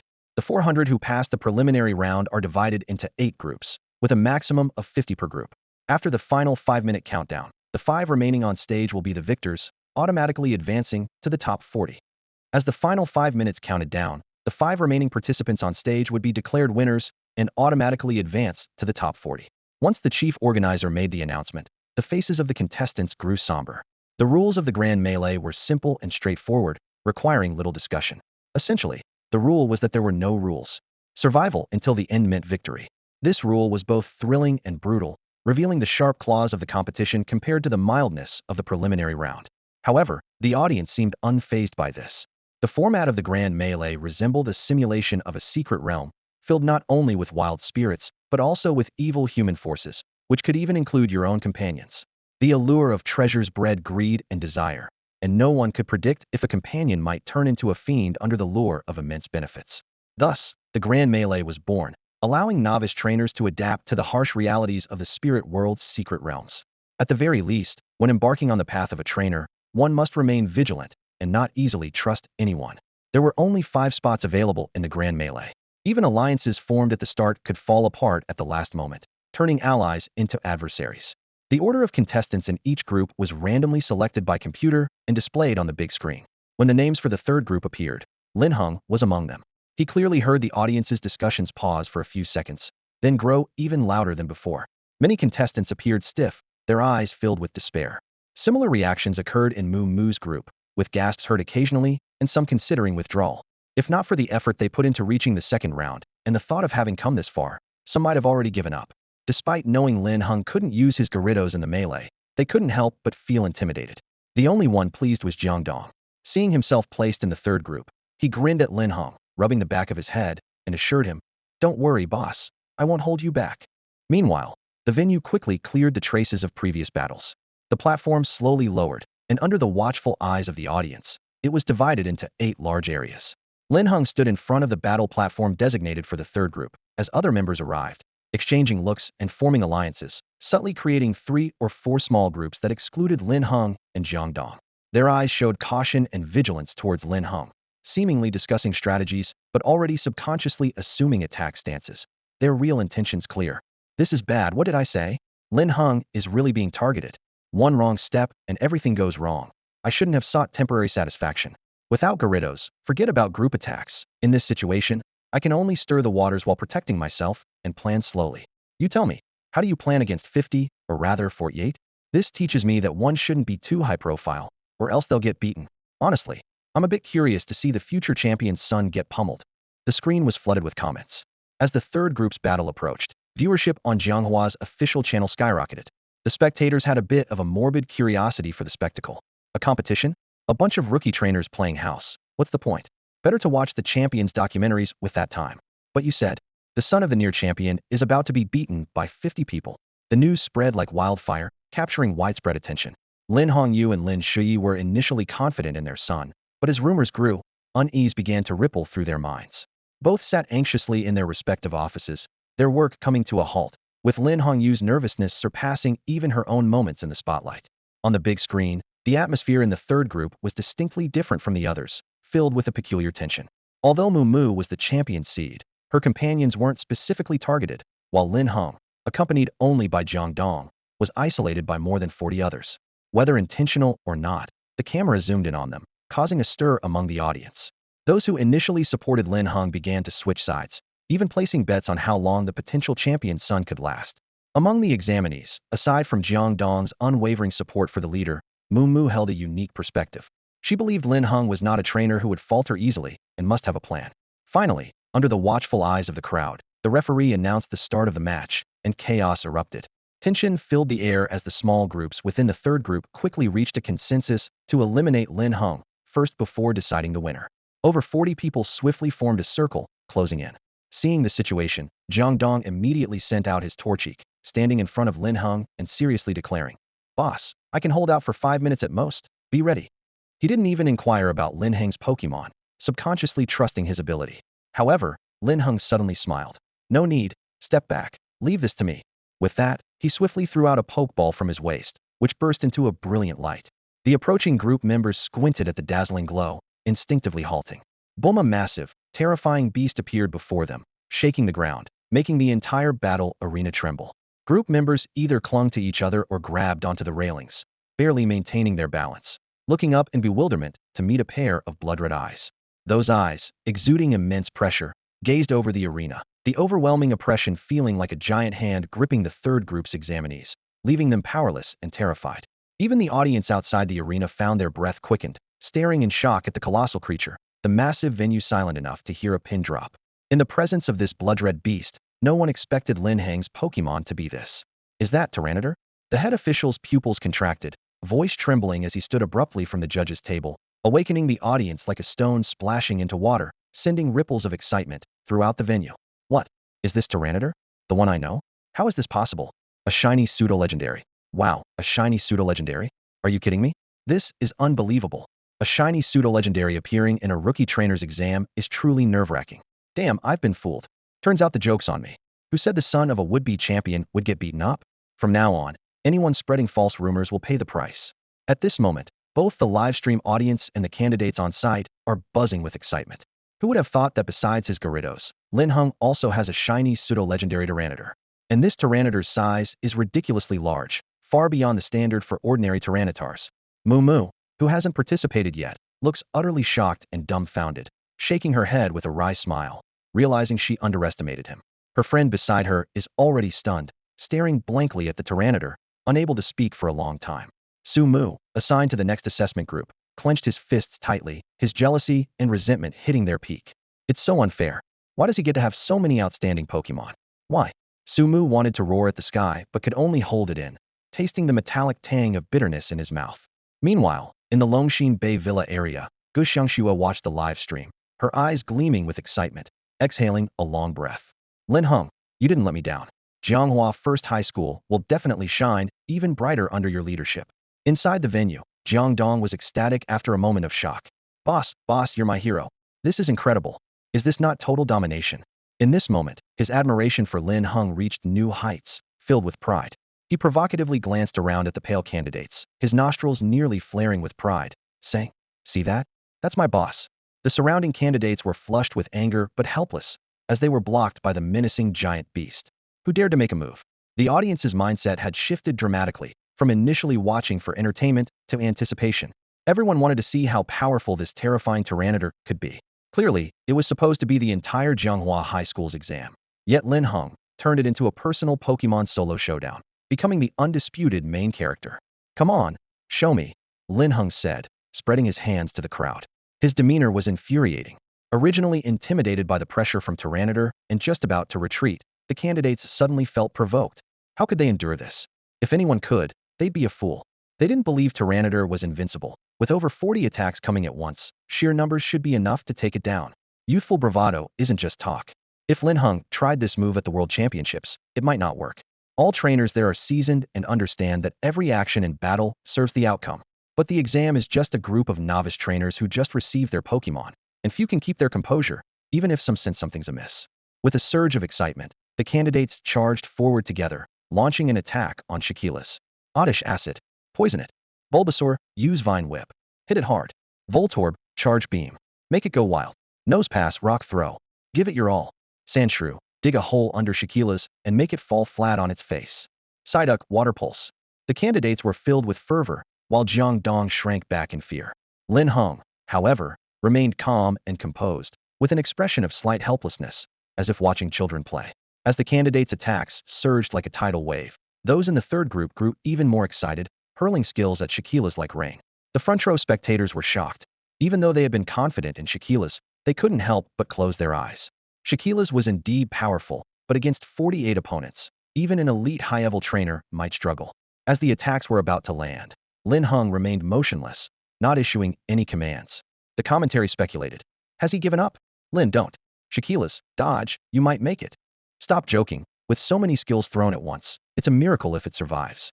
Dodging would be a miracle. Even a shiny pseudo-legendary might fall here. Just as everyone thought Lin Heng had made a wrong decision, the scene on the field made them widen their eyes in disbelief. All the attacks, upon touching Shaquila's, seemed to be blocked by an invisible barrier, emitting a piercing metallic sound, rendering them ineffective without leaving a mark. On the contrary, the close combat Pokemon were paralyzed, some clutching their arms in pain, others thrown back by the rebound force, some even suffering broken bones, bleeding profusely. The audience was stunned. Shaquila's spiked armor shone with a crimson light, as if absorbing the attacker's blood, growing more vivid. The originally blackened armor was now overwhelmingly red, creating a confrontational scene, with half of the armor stained blood red. The spectators were in awe of Shaquila's strength, feeling a chill in their hearts. Other candidates were so frightened they retreated, some collapsing to the ground, pointing at Shaquila's and shouting, "Monster, monster, run." This shout was like a bell tolling, waking the other candidates. Overcome by the threat to their lives, they had only one thought: run. But Lin Heng wasn't about to let this perfect opportunity slip by. He spread his arms, revealing a villainous smile, and softly said, "Now, it's my turn." He spread his arms wide, revealing a villainous smile, and whispered to Jiangdong, "Cover your ears." The next second, Shaquila's let out a piercing roar, as if tearing through the air. Shala. Shaquila's looked innocent, but his actions were ruthless, like a smiling assassin delivering a fatal blow. In a flash, Shaquila's lifted his head, opened his mouth wide, and unleashed a torrent of ultra-high-frequency sound waves that surged forward like a tidal wave. The terrified examinees finally understood the meaning of deep-seated fear. The sound waves were upon them in the blink of an eye, unavoidable. They didn't even have time to raise their hands before being struck down by the roar. At the moment they heard the sound, their brains buzzed, and an overwhelming dizziness hit them instantly. It felt as if they and the elves were struck on the back of their heads with a hammer, reeling and mostly fainting, collapsing to the ground. The remaining few gritted their teeth, veins bulging, struggling against the needle-like pain piercing their brains, barely staying upright. The nearby audience was also dizzy, but since they were outside Shigila's attack range, they managed to stay conscious. It was as if they had drunk a pint of strong liquor. Their speech slurred, thoughts stalled, with only a faint sense of awareness remaining. The spectators in the stands were better off, being further away, and only felt a brief pain in their ears before quickly recovering. Outside the screen, Wang De, watching the live broadcast, had not yet reacted when the sharp sound pierced his eardrums, and his computer screen cracked with a snap. "Oh no, my screen cracked too," Wang De shouted in horror. Ever since the last internet troll incident, he had become a loyal fan of Lin Heng, promoting him everywhere. When Lin Heng was questioned, he was the first to defend him, but who would have thought his idol would launch an indiscriminate attack? Despite feeling a bit heartbroken, he was also somewhat proud. After all, not many could shatter a screen from afar. With this thought, the scriptwriting Wang De had a flash of inspiration. Though his screen had a big crack, it was still usable. He typed out a bittersweet, yet humorous story, posted it on Weibo, and instantly resonated with many Jianghua netizens.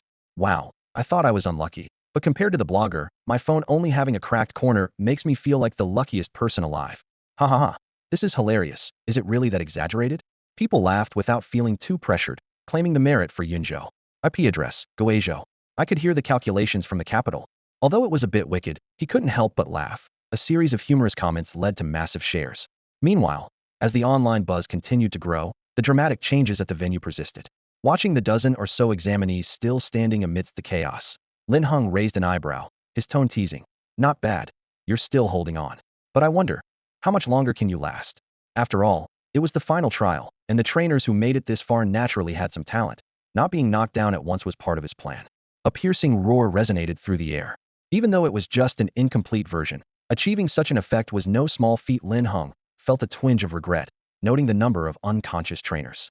Had it not been for this, he could have tested the full strength of the next move. But now, the data was clearly insufficient to achieve optimal results.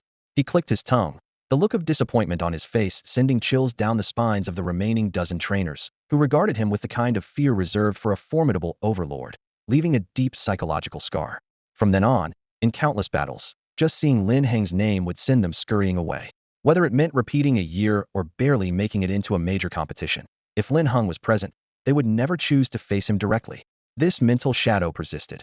Even as one of them became a gym-level trainer, it lingered during interviews, further cementing Lin Heng's reputation as the Great Demon King, spreading his fame far and wide.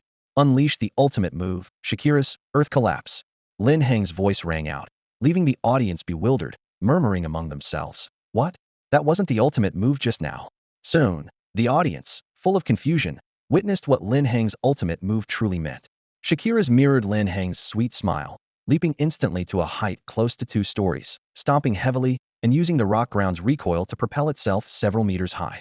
The opposing trainers were stunned, looking up in disbelief at how this colossal beast could jump so high, defying the gravity of Blue Star. However, they quickly had no time to ponder this. Boom! The giant figure descended like a terrifying missile, its crimson eyes glinting with a bloodthirsty light, the spiked shell appearing exceptionally menacing, as if a demonic creature had arrived.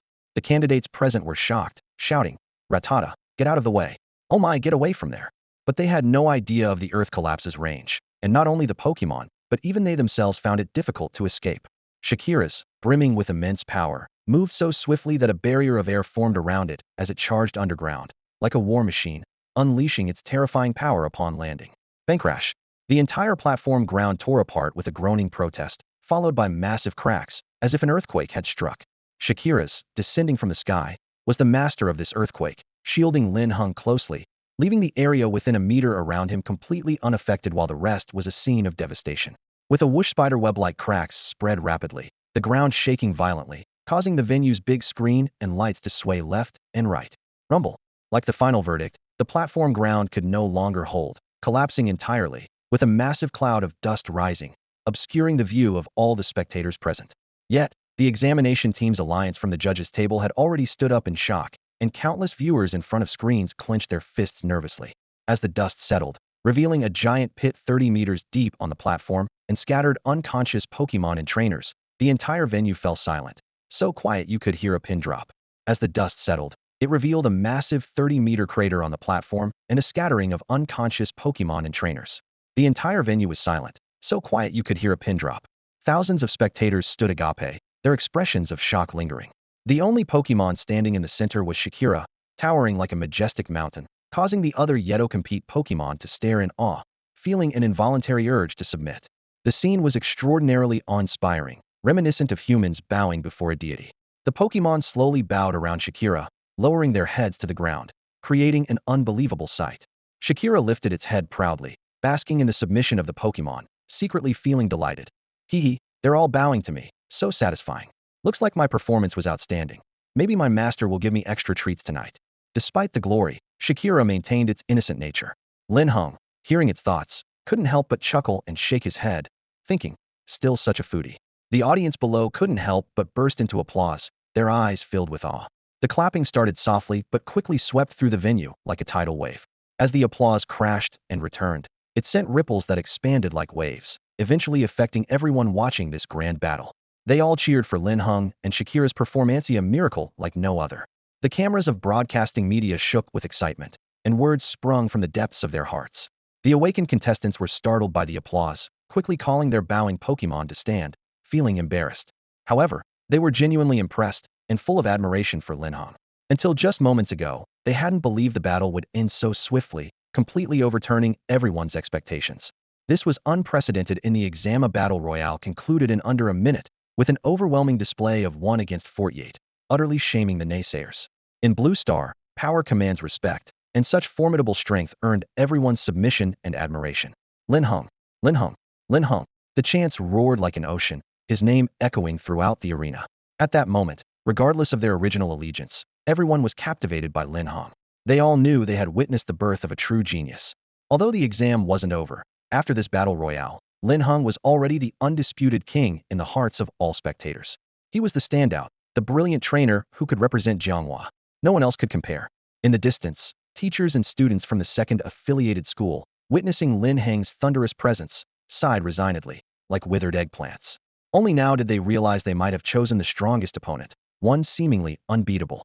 At the judges' table, the head of the exam committee didn't even notice when his cigarette fell on his leg until the searing pain jolted him awake.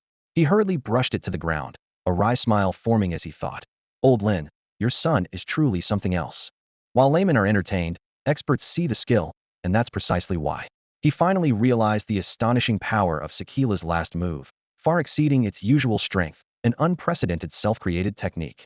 For an 18-year-old rookie trainer who had been acquainted with Els for less than a month to develop such a powerful skill was truly unimaginable. Moreover, Sakila's hadn't even reached the professional level yet. If its strength advanced further to the gym level, Kwasiking, or even king level, the power of this move could definitely be earth-shattering, capable of destroying a town in an instant. For now, sigh, it's better to resolve the issue with the arena first, otherwise, the subsequent matches would have to be suspended. The overall supervisor looked at the deep pit with a headache, feeling like Lin Heng, just like his father, was a constant source of trouble, creating one issue after another. I still underestimated you. Gushan Shu from Longxin Bay watched Lin Heng on the screen, her eyes shimmering with admiration and awe. For the first time, she truly admired and acknowledged a peer trainer. Lin Heng had made a powerful impression on her. Truly amazing, she uttered, her eyes sparkling with an unprecedented glow, exuding a captivating charm. Unbeknownst to her, a blush had already crept onto her cheeks, melting away her cold demeanor and making her appear more elegant and unique. "Boss, you're incredible," Jiang Dong exclaimed, giving a thumbs up, too stunned to speak, feeling immensely proud of having found such a formidable ally. He was even more pleased than Lin Heng himself, boasting about Lin Heng's prowess to everyone he met. What annoyed the other candidates even more was his nonchalant attitude as he pointed to the large pit, saying to passers-by, "See that? My boss did that, can you?" His demeanor was infuriating, stirring envy among many, yet they couldn't do anything about it. After all, he was the only human left standing besides Lin Heng in the third battle platform. Regardless of anything else, his ability to win effortlessly made many envious. Despite the backhanded compliments and sarcastic remarks about him having found a good backer, Jiang Dong took pride in it rather than shame. "Humph, they're just jealous I found a great boss. Not everyone can have such a talent." and I'm not falling for it. Jiang Dong, with his simple wisdom, wasn't swayed by others and remained loyal to Lin Heng. His humble and low-key demeanor was far from that of a food company heir, more like a sycophant. Lin Heng was amused by him. Jiang Dong, you don't have to do this. Jiang Dong grinned. Boss, since people say I'm a sycophant, I'll be the best one and not give them any room to criticize. He had a clear sense of judgment, knowing who treated him the best. And he genuinely meant what he said, seeing nothing wrong with being a follower. Without Lin Heng, his own strength might have cost him greatly to make it to the top 40. No wonder some people enviously said he won effortlessly. When the results of the grand battle were announced, Lin Heng unsurprisingly ranked first, and Jiang Dong, as one of the effortless winners, also smoothly passed the top 40 to top 20 round, directly becoming one of the top 20. After all, they were the only two who passed from the third group. Once the emergency vehicles finally managed to take people away, the venue regained order, and the exam competition continued. However, every candidate from the other grand battles would inadvertently glance at the large pit on the third battle platform before taking the stage, taking a deep breath, suppressing the horror in their hearts, silently patting their chests, and taking a wide detour around it. Taking a deep breath and suppressing his shock, Lin Heng instinctively clutched his chest and skirted around the center of the chaotic battle. As the fourth round of the melee reached its peak, the audience and live comments were still reeling from the recent events, with discussions about Lin Heng and Shajila's erupting like a tidal wave. Is Shajila's really that strong? I wish I had a shiny pseudo-legendary too. Someone commented, their tone filled with envy. A rock-type Pokemon enthusiast scoffed. As a rock-type Pokemon fan, I can say Shajila's isn't normally this powerful. This one is clearly special. Does anyone know what those two moves Lin used were? They looked really impressive. The comments were filled with curiosity and anticipation. Yeah, what were they? I've never seen them before. Did he create those moves himself? Someone questioned. Impossible. How old is Lin Heng? And he can already create his own moves? Let's not exaggerate. Fans shouldn't ruin his reputation among newcomers. I used to like him. Another viewer retorted sarcastically. Exactly. Claiming Lin Heng created those moves is like saying I'll win the Suicune Cup tomorrow. This remark sparked laughter, and the tone of the comments became sarcastically playful. The initially admiring voices began to shift, and the hired commentators by Chu Yuanda kept a close watch on public opinion.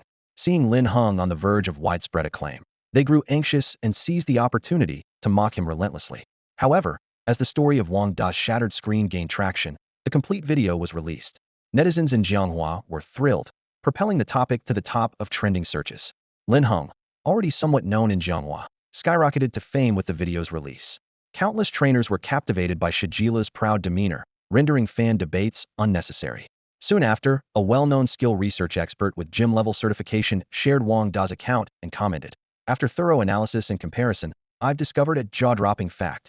Lin Heng, this incredibly talented 18-year-old trainer, has indeed created his own moves. That's right. Both of Shajila's moves are unlike any known skills. From him, I've learned what a true prodigy is. I look forward to seeing Lin Heng shine even brighter in the future. You're the future star of the Yen Nation Alliance.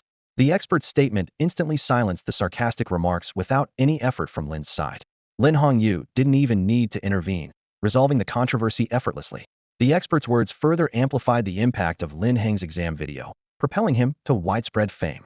The buzz was so significant that it reached the top 30 national trending topics, closely followed by news of a train in Xingzhou being attacked by wild Pokemon. Of course, Lin Heng, who was still in the midst of his exams, was unaware of all this. A staff member cautiously approached Lin Heng, a look of astonishment in his eyes. Candidate Lin Heng, congratulations. Since only you and Jiang Dong passed the grand battle in District 3, you've automatically advanced to the top 20. You can head to the contestants' lounge to wait. Lin Heng nodded in acknowledgement, left the venue, and headed backstage. The lounge was empty except for Jiang Dong, who was busy showing off, while the competition in the hall continued with the 7th group. The audience's interest seemed lukewarm, as after witnessing Lin Heng's extraordinary performance, the other contestants appeared lackluster in comparison. After the 5-minute countdown ended, the door to the lounge opened, and a short-haired woman walked in. Her sharp, captivating eyes fixed on Lin Heng, who was resting with his arms behind his head and eyes closed. Startled, Lin Heng reluctantly sat up, bothered by her unwavering gaze. Do you need something? He asked lazily. Mumu realized she'd been caught staring and blushed before quickly regaining her composure. She nodded confidently. I just wanted to see if you were really an alien in disguise, as they say. Huh. Lin Heng couldn't help but chuckle at her bluntness. The rumors were certainly exaggerated. Though he had performed exceptionally, being labeled an alien was a bit much. If this continued, he'd be seen as some mythological creature. The short-haired girl's eyes were filled with curiosity, and even after sitting down, she occasionally glanced at Linhung. Seeing him lie back down, Moo suddenly spoke. My name is Moo. Lin Heng's eyes flickered open at the familiar name, but before he could recall where he'd heard it, the lounge door swung open again. A group of people, including Moo, entered. The chatter stopped abruptly when they saw Lin Heng inside. The girls looked at him with admiration, whispering among themselves. Lin Heng was the epitome of wealth and charm, with extraordinary skills to match, making him the object of many young girls' affections. At this age, curiosity about boys was natural, and having such an impressive one nearby made their hearts flutter, though they tried to remain composed. The boys were more cautious. Some wanted to approach Lin Heng, but his demeanor suggested he preferred not to be disturbed, so they quietly took their seats. From a distance, Moo watched, feeling a pang of jealousy. Despite his frustration, he kept it in check due to the crowd. Moo's friend nudged her excitedly. You were right, he's really strong. I underestimated him. He's your only real competition for the championship. Moo quietly rubbed the pokeball at her waist, saying nothing. The second round of the selection competition soon began, and Lin Heng patiently awaited the top 20 showdown. Not long after, the results were announced. The familiar short-haired girl had indeed made it to the top 20, and Moo barely scraped a win against his opponent. The electronic screen randomly selected the next round's contestants, and upon seeing his pairing, Lin Heng's lips curled into a faint, knowing smile. Moo's heart sank. He had been drawn to face Lin Heng. Fate had dealt him a cruel hand, and his face turned pale, unwilling to admit how difficult it would be to defeat Lin Heng after the earlier battles. Moo's face turned deathly pale in an instant. Although he was reluctant to admit it, since his encounter with Shaquilas, he found it exceptionally difficult to defeat Lin Heng. His mind resisted the truth, but his body's reaction betrayed him as cold sweat dripped down his forehead. Lin Heng glanced at Moo's trembling hands and chuckled coldly. Since they had crossed paths, Lin Heng intended to teach this so-called child of destiny a lesson. Wasn't it said that entering the top 10 would catch King Moo's attention? Let Moo stumble here, then. The 20 candidates were divided into two groups for the match, with Lin Heng in the first group. As his name appeared on the big screen, he stood up and stretched, causing the rest area to fall silent, the atmosphere becoming strangely tense. The remaining 10 candidates barely dared to breathe until Lin Heng's figure disappeared. Then they all exhaled sharply. They thought to themselves, how intimidating. Poor Moo, drenched in sweat. One can't help but feel nervous for him. Competing against this formidable opponent is truly unfortunate. The murmurs around him twisted Moo's expression even further as he hurriedly left, as if chased by a ghost. The moment he stepped out, a thunderous cheer erupted from the thousands of spectators in the venue. Countless eyes were filled with anticipation, the live viewership skyrocketed, and the comment section was flooded with Lin Heng's name. Lin Heng had single-handedly turned the examination scene into a massive personal meet and greet, with waves of support surging forward. In the midst of this overwhelming cheer, Moo's body trembled, and his hatred for Lin Heng peaked. His face appeared stiff as a corpse in the camera. At the referee's signal, Moo grimly threw out a pokeball. Woof! A Growlithe with orange and striped fur burst forth at incredible speed. A Growlithe of ordinary third-tier level, fire type with the flash fire ability, capable of absorbing fire attacks to strengthen its own fire moves. Its qualifications were gym level, with skills including quick attack, leer, ember, howl, bite, and flame wheel. Gym level, huh? Lin Heng raised an eyebrow.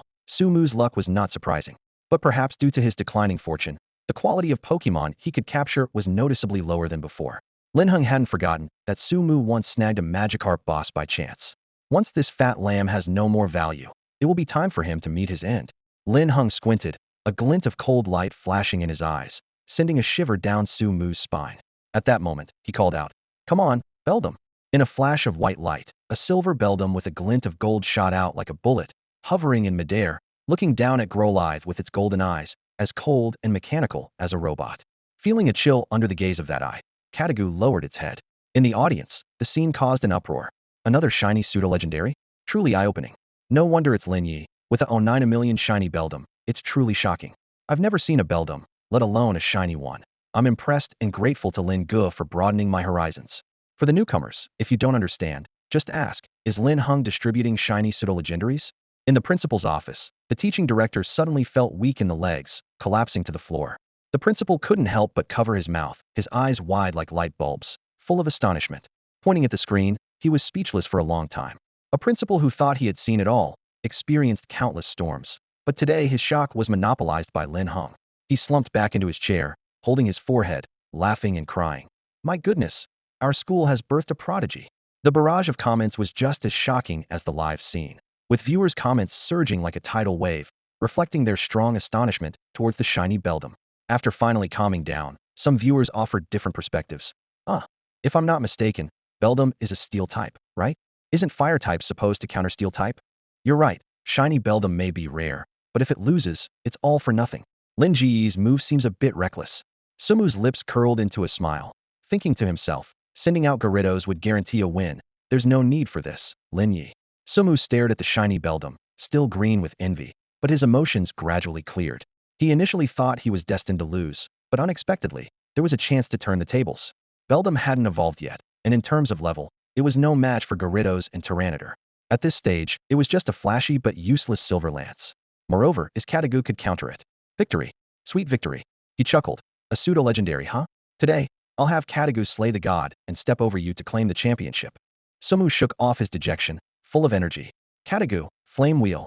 He commanded immediately, giving Lin Heng no chance to back out, starting with a killer move. This was Katagu's most powerful move, something a Beldum that only knew how to tackle couldn't compare to. On the field, Katagu raised its head high, spewing a massive flame into the air. Its body began to run rapidly, and just a meter before the flames, it flipped forward. The scorching flames completely enveloped Katagu, its momentum undiminished. Absorbing the surrounding flame energy, it continued rolling towards Beldum, leaving trails of fire on the ground, the temperature rising sharply. Witnessing this, Sumo felt a surge of pride, as if he could already see himself being cheered by thousands. However, the next second, his smile froze on his face. The Beldum, about to be hit, suddenly elevated its position, and the flame wheel passed right under it, not even grazing it. The shiny Beldum, with only one eye, looked down at Katagu with a mocking expression, as if saying, "Is that all?" Katagu was enraged, seething with anger. It spun around, launching in the opposite direction, charging at Beldum again. Buzz! With a crisp roar, the silver-white glow around the shiny Beldum shone brightly, a flash of golden hue passing under the sunlight. The shiny Beldum didn't even regard the flames enveloping Katagu, crashing into it with force. The gleaming iron dumbbell crashed into the Growlithe with a resounding clang, reminiscent of axes clashing. The iron dumbbell remained as shiny as ever, while the Growlithe was knocked off balance and fell to the ground. Its flames had long dissipated, revealing its dizzy eyes. As the camera panned over, the audience gasped in shock. A large bump, the size of a bowl, had formed on the Growlithe's forehead, occupying nearly a third of its head. Just looking at it made one feel the pain. People were puzzled by the repeated occurrence of such inexplicable events surrounding Linhung. The usual type advantage seemed completely ineffective for him. The audience in the live chat was stunned, only now recalling Lin Heng's reaction, which was relaxed and unconcerned, as if he never regarded his opponent as a threat. Did he know all along? The league's head official was deep in thought, speculating silently. Linhung remained unfazed. The Iron Dumbbell's Iron Heart ability made it immune to 10 of any type of damage. It might not seem like much, but at this stage, Growlithe's strength was only at the third tier of the ordinary level, not even reaching the advanced level. One could imagine the extent of its fire-type power. The dumbbell's potential was also exceedingly strong, so Linhung was never afraid, not even considering type advantage in his strategy. He aimed to completely overpower his opponent. Sumu, just coming to his senses, wanted to concede as Growlithe was clearly at a disadvantage, and continuing the fight was pointless. Conceding now could save its strength. However, as Sumu began to speak, Lin Heng's eyes suddenly flashed with realization. He immediately commanded, "Shiny Iron Dumbbell, use Mutant Metal Claw." Quickly, his voice was so loud it drowned out Sumu's last two words, leaving everyone unclear. Strike while the iron is hot. Linhung was not about to give his opponent any chance to conserve energy. The shiny Iron Dumbbell was thrilled. This was its first battle, and it was eager to fight. It focused its energy, and a silver-gray phantom claw materialized above Growlithe's head. Sumu, eyes wide with urgency, shouted, "Dodge, Growlithe." Hearing its owner's command, Growlithe slowly regained consciousness, just in time to see the claw strike from above. Boom. Accompanied by a terrifying whoosh, golden light flashed, and 3 deep gashes were carved into Growlithe's neck, extending to its chest, nearly half a meter long. Blood spurted out instantly, staining the battle platform red. Sumu shouted desperately, "I concede. I concede." As the shiny Iron Dumbbell returned to Lin Heng's side, Sumu's tension released, and he collapsed to the ground, utterly despondent, as if all his energy had been drained. Congratulations to Iron Dumbbell for defeating Growlithe, and to Linhung for advancing to the top 10. The referee's announcement was made, and a digital notification sounded in Lin Heng's ear. Ding! Congratulations, host, on successfully outmaneuvering Sumu and breaking into the top 10, altering the course of destiny. The reward is being issued, an advanced version of the special grade nutrient fluid, capable of having the incubation time of any spirit egg. even reviving those thought to be lifeless.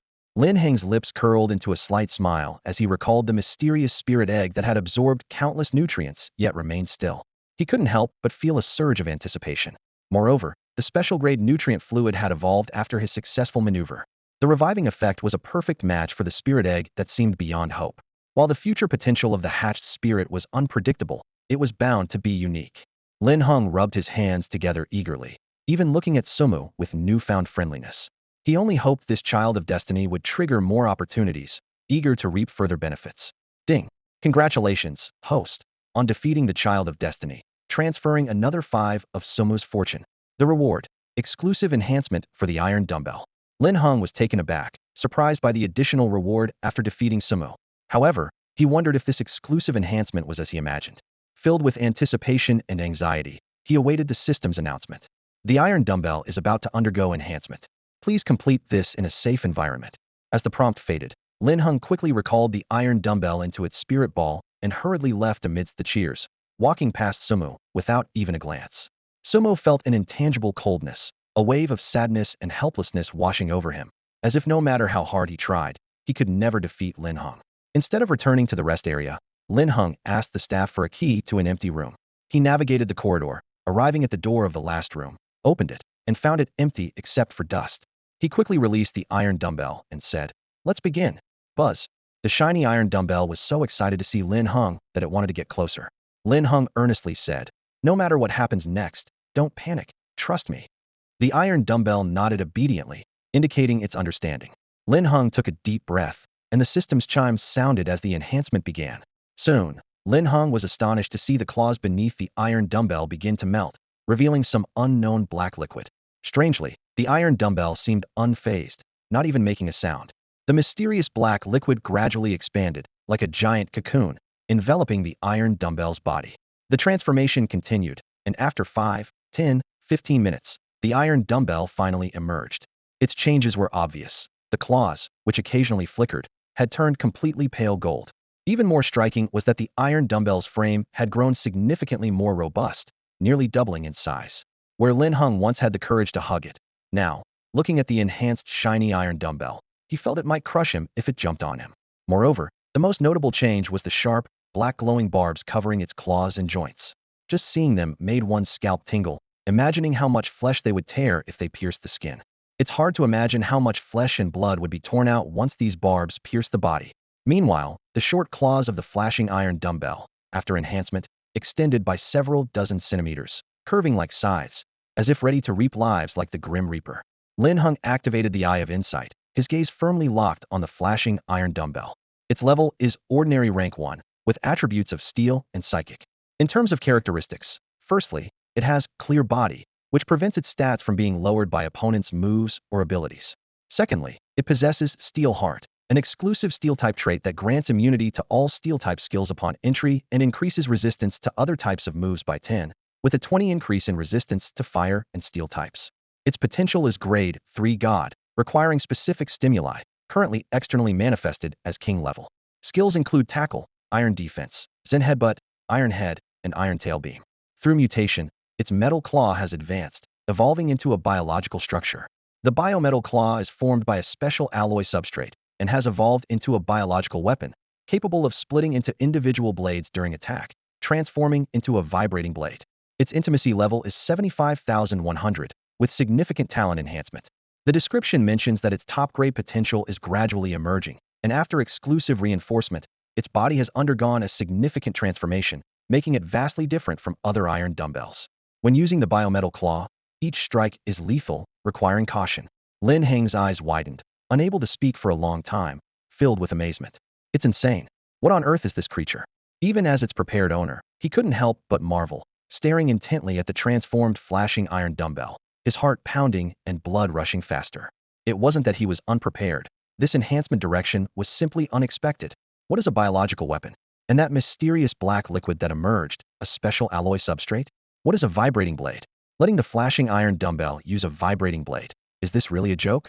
Overwhelmed with immense joy, Lin Heng's mind was in chaos, struggling to calm his heart.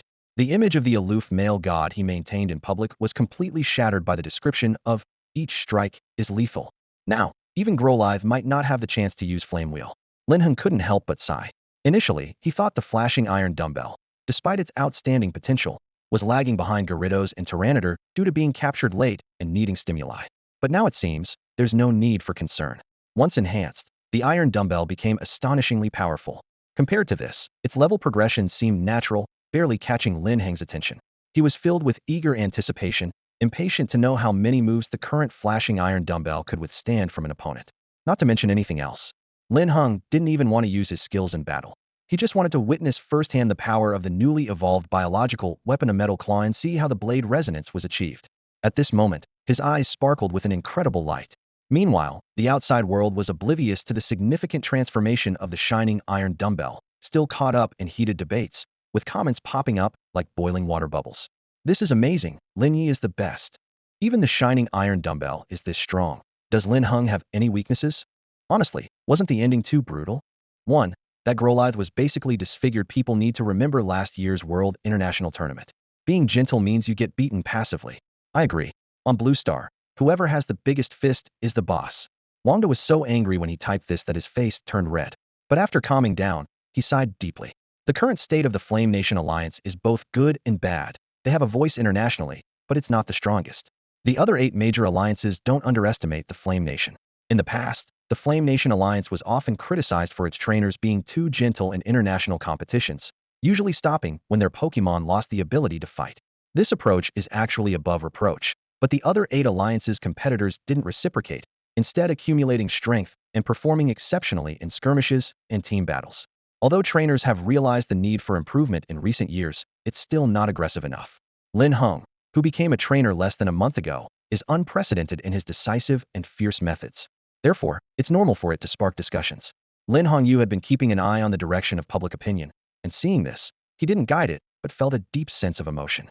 In his view, at least the debate indicates that the public is aware of the issue, just lacking the opportunity to change. As a former member of the Nine Kings, and now a Quasa champion, he naturally knows far more inside information than the average person. The Alliance headquarters has always struggled with guiding the direction, because although it hasn't been made public, the struggle over secret realms among the 9 alliances has always been accompanied by lives and bloodshed, and the rules on the surface have long ceased to exist. However, in international competitions, their own country still has to maintain a facade and give up spots, which has long been a headache for the top brass. Lacking a suitable method and fearing public backlash, they have never acted recklessly. But now, his son unexpectedly cracked it all in a wonderful way. Perhaps it's because Lin Heng always makes a strong and intimidating entrance, leaving everyone with an extreme sense of pressure. So whether he crushes or instantly defeats opponents, or even brutally beats them, it fits his character and is unsurprising. On the contrary, if Lin Heng were gentle and lenient in his commands, it would actually seem out of character, and his popularity wouldn't be as high as it is now. This bold and sweeping combat style is a first among trainers. Whether it's a blessing or a curse, who knows anyway? As long as I'm here to protect him, being strong isn't a bad thing. Lin Hongyu said this, but the smile on his face betrayed him. As the exam process sped up, the top 10 were determined, and the top 5 would soon emerge. A small episode occurred in the meantime. When Lin Heng's opponent was announced, the opponent rushed to the Alliance exam team. Disregarding his dignity, his face pale as he shouted, I forfeit. I forfeit. I'm not competing. His voice echoed through every corner of the venue, and after a few seconds of silence, the audience burst into laughter. Even the head of the Alliance exam couldn't help but laugh, and under the desperate urging of the contestant, quickly agreed. Otherwise, he was really afraid the kid would start crying right there. He was genuinely worried that the kid might burst into tears, and that wouldn't be a good look if it got out. Every time he thought Lin Heng had already amazed him enough, the young man managed to prove that he still had much to learn. This exam not only opened the eyes of the audience, but also left the overall head of the league feeling a bittersweet sense of growth. His attitude towards Lin Heng evolved from initial curiosity, surprise, and shock to a sort of numbness. After being bombarded by Lin Heng's mind-blowing feats repeatedly, he became accustomed to the antics of old Lin's son. With Lin Heng, nothing was impossible. As Lin Heng smoothly advanced to the top 5, no one was envious or skeptical. Instead, everyone agreed that the young man's decision was wise. If the exam didn't work out, you could always try again, but losing the potential and strength of a Pokémon was truly irreparable. Lin Heng sat in the lounge, eyes fixed on the screen as Jiangdong's Torchic displayed its prowess, raising an eyebrow in surprise. The Torchic was clearly on the verge of evolution, its meticulous training evident as it exuded confidence, its mere presence overwhelming the opponent. Despite this, the battle lasted a full 20 minutes, with the Torchic wearing down the opposing Bulbasaur until it was unable to fight back. In the end, thanks to its type advantage, it narrowly won, though it was also nearing exhaustion. The exam team immediately announced Jiangdong's successful advancement to the top 5. Ding! Congratulations to the host for successfully altering Jiangdong's destiny and helping him reach the top 5 of the exam. Reward distribution commencing. 3 rare candies awarded. Rare candies contain mystical energy, allowing a Pokemon to instantly level up or even evolve, excluding legendary Pokemon. Not bad, there was indeed a reward, and it seemed even better than in the game. Lin Heng's eyes gleamed with delight, but he decided not to use them immediately, planning to wait until evolution was imminent to lend a helping hand. The door to the lounge clicked open once more, and Moo walked in with a serious expression. She had just competed for a spot in the top 5 and, unsurprisingly, had advanced smoothly, with only the final round remaining. But she was far from her previous relaxed demeanor. Before the exam began, neither her friends nor Moo herself thought anyone could pose a challenge. However, after watching Linhung's 3 matches, even with her confidence, she couldn't help but question herself. Could she really win against a genius who constantly performed miracles? Moo instinctively reached for the Pokeball at her waist, her fingers rubbing it for comfort, while her gaze involuntarily drifted towards Linhung, lost in thought. The finals would follow a King of Phil format, where contestants could choose to be the reigning champion or a challenger, and the last standing champion would be the exam's winner. The head official's gravelly voice echoed throughout the venue. Hearing this, Lin Heng's eyes sparkled with interest, finding the rule intriguing. It reminded him of a survival of the fittest scenario, where only one creature could remain in the jar, and the victor must devour all its companions, thus becoming the king of the hill. Linhung lazily stood up, maintaining his indifferent demeanor, yet no one dared to overlook him. With his 3 consecutive overwhelming victories and opening clean sweeps, even the audience was hesitant to provoke him, let alone the contestants. His fighting style has deeply influenced his image in the eyes of others. No one would dare to see Linhung as an easy target. The moment he steps into the arena, the deafening cheers and shouts almost drown out the 5 trainers, yet the other 4 can't help but focus their attention on Linhung. It seems as if the voices of thousands are meant solely for him. Even the already famous Moo finds herself conceding to Lin Heng's prowess. The head of the Alliance examination team stands in the center of the arena, his gaze filled with admiration and praise. Regardless of today's outcome, Lin Heng's future is promising. All right, will you choose to be the defender or the challenger? He asks. Upon hearing this, the 4 trainers, including Moo and Jiangdong, fall into deep thought, weighing the pros and cons. Clearly, the challenger's chances of lasting until the end are higher. If given a choice, the role of challenger seems more advantageous, while being the defender appears to be a thankless task. Although it would put one in the spotlight, lacking the necessary strength would make it all for naught, subjecting one to the audience's ridicule. The choice seems obvious. As the 4 ponder, Moo suddenly hears a lazy voice. I'll be the defender.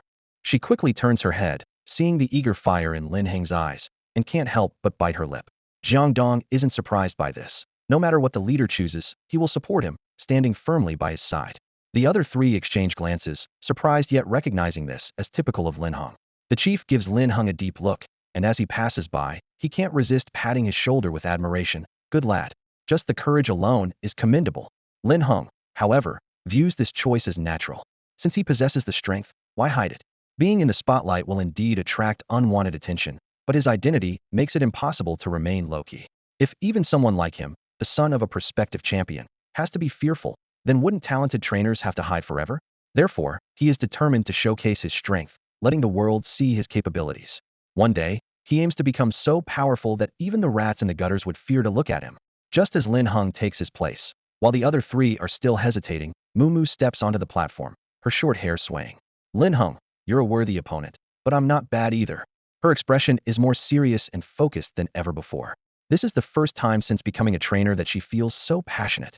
I hope you can break the previous records. Lin Heng's lips curve slightly, his gaze deep as he looks at Moo with meaning. Moo is momentarily stunned, but in that gaze, she finds herself drawn to his deep eyes, feeling a moment of distraction.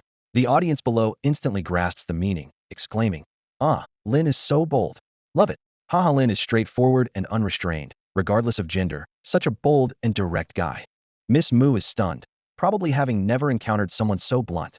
Linhung isn't wrong. The combined time his previous opponents lasted didn't even reach 5 minutes. Breaking records is indeed not easy. Awakened by the crowd's voices, Moo realizes she had been distracted by him, and her delicate face flushes red instantly. Her delicate face suddenly flushed. How could this happen? Whether it was due to being lost in thought, or because of Lin Heng's words. Moo glared at Lin Heng in a fit of embarrassed anger before throwing out a pokeball. In the next moment, a dark gray, round creature appeared. Its blue eyes spun around, covered in a heavy steel helmet with a horn on its back, making it look tall and formidable, standing over a meter high. It was a Lyron. Level: Elite Stage 1. Type: Steel Rock. Ability: Sturdy Head, allowing it to use recoil moves without losing stamina. Potential: Quasi-Champion level. Skills: Tackle, Harden, Metal Claw, Rock Tomb, Roar, Headbutt, Protect, Dig, Screech. Description: This Lyron is well-trained and extremely loyal to its owner, on the verge of evolution. After seeing the information displayed by the inside eye, Linhung took a serious look at Moo for the first time. Her destiny information unfolded before him. Name: Moo. Talent: Steel-type expertise. She has a unique understanding of Steel-type Pokemon. Recent fortune: Great luck and great misfortune. Upcoming turning point: 3 days later, on her way to Magic City, she will encounter a beast tied prematurely, barely escaping after a fierce struggle, getting swept into a cave where she finds a fragment of a psychic orb. However, due to not knowing its use and being on the run, she accidentally drops it along the way. This, Linhung sighed. No wonder her fortune is so peculiar, with both great luck and great misfortune. To Moo, encountering a beast tide is an unexpected disaster, hardly a good thing. The only valuable item is the psychic orb fragment. Unfortunately, she is only proficient in steel types, missing out on the psychic treasure. What a pity, but let me make good use of it. As compensation, he would subtly advise Moo to travel a day earlier or later to avoid the beast tide. Come out, Beldum. Lin Heng's summons echoed, and Moo blinked in confusion. Beldum? Shouldn't he have sent out Tyranitar or Gyarados? My Lyron is almost ready to evolve. How could Beldum be its match?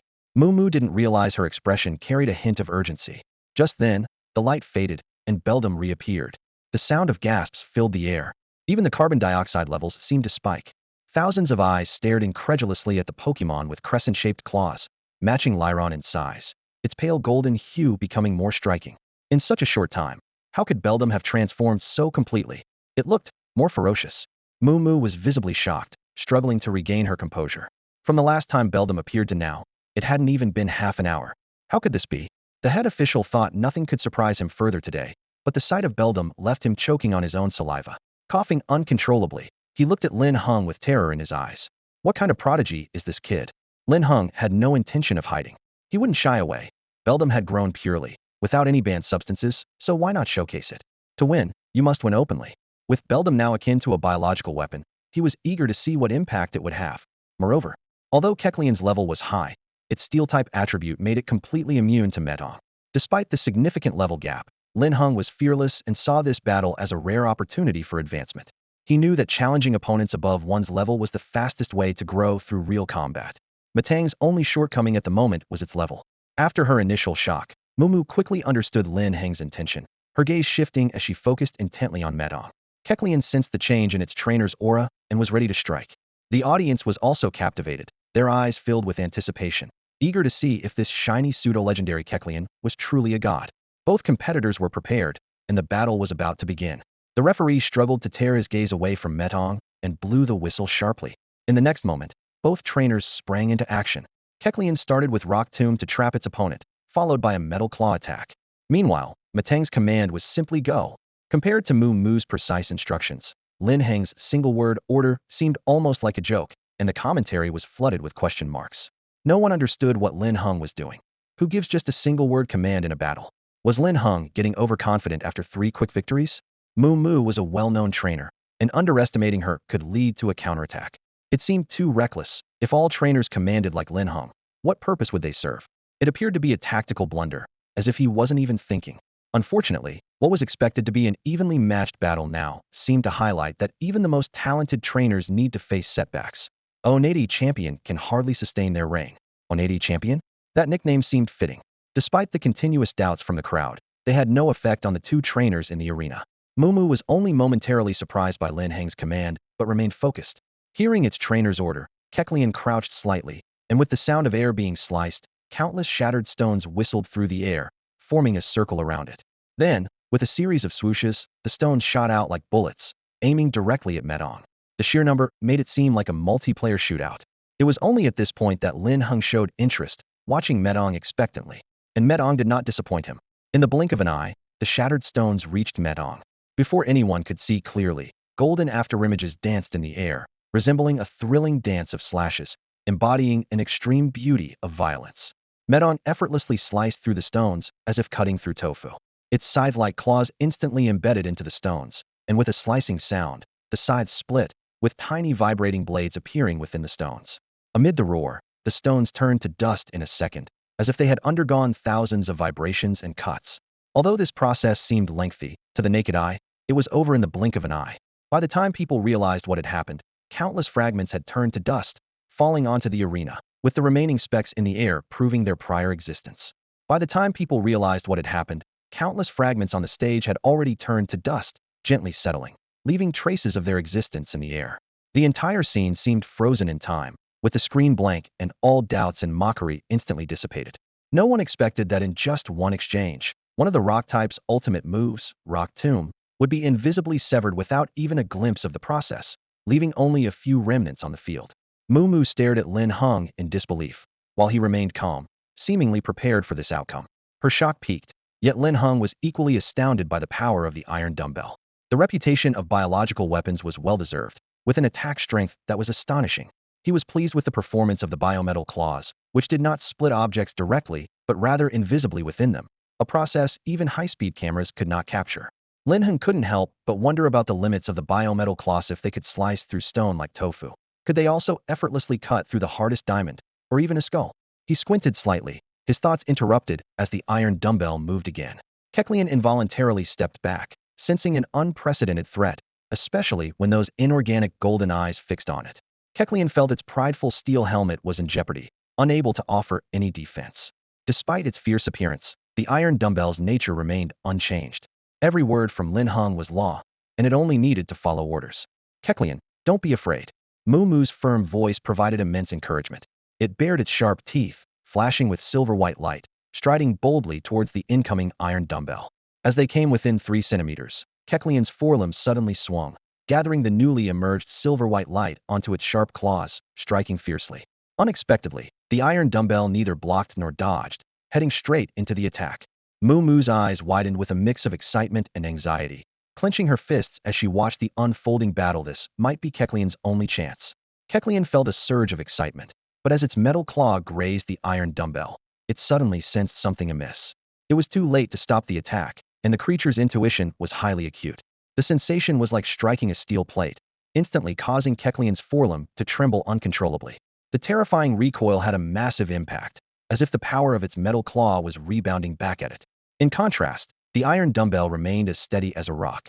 Not only did it leave no trace, but the iron dumbbell even looked down at Coco Dragon with a condescending glance. The damage was minimal, yet the insult was immense. How could this be? This was Coco Dragon's full-force attack. Moo Moo murmured in shock. Coco Dragon was on the verge of evolution, weighing up to 300 kilograms. A full-force claw strike, or even a casual swipe, would leave deep gashes on a giant tree, sometimes even breaking it. Yet, the iron dumbbell seemed as if it was immune. The moment Moo Moo realized this, her first reaction was a triple denial. She stepped back, shaking her head, her face pale, as if she could already foresee Coco Dragon's fate. Bang! The iron dumbbell, glowing with a brilliant golden light, shot out like a cannonball, striking Coco Dragon's abdomen directly. It did not deliberately use its bent claw. It just happened to hit the steel helmet on Coco Dragon's back due to their connected forms. But just this one hit. A crack sounded like thunder in Moo Moo's ears, and she turned her head, almost in a daze, to see that the iron dumbbell didn't even give Coco Dragon a chance to buffer. In the next second, Coco Dragon's steel helmet shattered into pieces, falling to the ground. In contrast, its heavy body flew backward like a meteor, leaving only a fleeting shadow in the air. Crash Metal hit the ground with a loud noise. By the time everyone reacted, Coco Dragon was already buried under the collapsed wall of the venue, with only its twitching forelimbs occasionally visible. Terrifying. Moo Moo's challenge failed. Next candidate, please. The referee was stunned for a few seconds before regaining composure, quickly stepping forward to organize the order and wiping the sweat off his forehead. Yet, he dared not glance at Lin Heng and the iron dumbbell, as if afraid of being noticed. This job is really not for humans. In the referee's eyes, Lin Heng now seemed like a demon king. After all, how could a rookie trainer be so frightening? It's terrifying. Before he could finish speaking, the demon king suddenly raised his hand, stopping him from continuing. No need. The referee was so startled that he swallowed the last word, hiccuped involuntarily, and quickly covered his mouth. carefully glancing at the camera with his peripheral vision. Seeing that all the cameras were focused on Linhung, he was relieved. If the camera caught him being scared by a young lad like this, his career might be in jeopardy. You guys, Linhung said, pointing to the three onlookers still in shock below the stage. One of them, seeing his gesture, pointed at himself in confusion. Me? Yes, you guys, all of you. Linhung ordered naturally, without a hint of arrogance. The other three candidates nodded simultaneously at that moment, foolishly stepping onto the stage. By the time they realized what was happening, the referee was already about to announce the continuation of the match. As for Jiangdong, he withdrew as soon as he heard Lin Heng's name. He was satisfied to have reached this point and didn't want to face the boss directly for a mere exam. Challenge continues. With the referee's command, the trio gritted their teeth and threw out their pokeballs. Having reached the final step, they had to give it their all. Maybe they'd get lucky and snag the runner-up. 3 flashes of light later, Rhydon, Mareep, and Scyther appeared simultaneously. Linhung lowered his eyes slightly, his demeanor like a deity, a touch of lament in his coldness. It's time to end this. Iron Dumbbell, Iron Hoof Beam. Lin Heng's eyes lowered slightly, his demeanor resembling that of a deity, a hint of lament in his cold voice. It's time to end this. The iron dumbbell in his hand trembled slightly, as silver-white specks of light began to disperse from its tip, gradually coalescing into form. A terrifying steel-type energy erupted continuously from the shining iron dumbbell, the light growing increasingly dazzling. The Scyther's Fury Cutter, the Mareep's Thunder Shock, and the Rhyhorn's Rollout all arrived simultaneously. These were the aces who had fought their way into the top 5 of the competition. Their strength was indeed formidable. Among novice trainers, they were already outstanding. Facing the aggressive charge from the other side, Lin Heng's fans couldn't help but harbor a trace of doubt. The battle platform trembled under the strain, yet the shining iron dumbbell remained motionless, unafraid. Its inorganic eyes had closed, completely disregarding the attacks of the 3 Pokémon. In a flash, the iron dumbbell's eyes snapped open, releasing a blinding silver-gold beam that dimmed the very sky. The front row spectators couldn't help but shield their eyes, squinting against the intense light. The energy beam surged forth like a torrent, causing the ground to collapse instantly. The Scyther, the fastest, was the first to be engulfed by the beam, followed by the rolling Rhyhorn, whose momentum was halted by the collapsing ground, sending it plummeting below. In just one encounter, only the Mareep remained. Its trainer, panic-stricken, shouted desperately. The intense electrical current didn't even graze the iron dumbbell. The terrifying metal beam pierced through it at incredible speed, dissipating into nothingness. The Mareep was defenseless, helplessly consumed, and completely covered by the light. The iron hoof beam didn't stop there. As it neared the judge's table, the head judge's eyes widened in shock, and he instinctively leapt from his seat, narrowly escaping. Almost immediately after he left, the seat still warm, the beam exploded against the judge's table, reducing chairs and desks to splinters scattered through the air. The ultimate strike of the shining iron dumbbell tore through everything with unstoppable force, creating a massive hole across the venue before finally dissipating into fragments of light. The entire hall fell into a dead silence, punctuated by the synchronized sound of swallowing that echoed humorously in the quiet, a reflexive reaction shared by all the spectators, including the referee. He gazed in awe at the proud stance of the iron dumbbell and Linhung, seemingly at a loss for words. Astonishing. This was the collective sentiment of the audience. Linhung and the iron dumbbell's performance was nothing short of shocking, utterly annihilating 3 ordinary-level Pokémon. The 1v3 brawl merely served as an opportunity for the shining iron dumbbell to showcase its ultimate move. At this moment, as everyone looked at the calm and composed Linhung at the center of the arena, a word surfaced in their minds. Overlord. A new overlord had emerged among novice trainers. Is it over? The questioning spectator looked dazed, as if in disbelief, while their companion stammered even more, filled with confusion and uncertainty. The previously eliminated contestants sat in the VIP section, mouths agape, and completely stunned, having lost all their previous composure. Even the judges were taken aback by Lin Heng's presence, momentarily forgetting to announce the results. Meanwhile, Muumuu's best friend murmured in disbelief. Is this really just an entrance exam? Her gaze involuntarily drifted towards the gaping hole in the venue, and she shivered slightly. That was a nearly 10-centimeter thick special steel plate, and now it's just gone? The chief organizer stared at the hole in shock and eventually said with a bitter tone, Linhung didn't come to take the exam. He came to demolish the place. Tears welled up in his eyes as he thought. You never realize how costly things are until you're in charge. How much will this cost us? The Lin family can afford him, but he's just too expensive otherwise. He mentally grumbled to himself. Snapping back to reality, he noticed the judge still standing there dazed and gave a loud cough. The judge jolted and quickly announced, the exam is over. Congratulations to Lin Heng for successfully defending the stage and becoming the champion of the Jianghua entrance exam.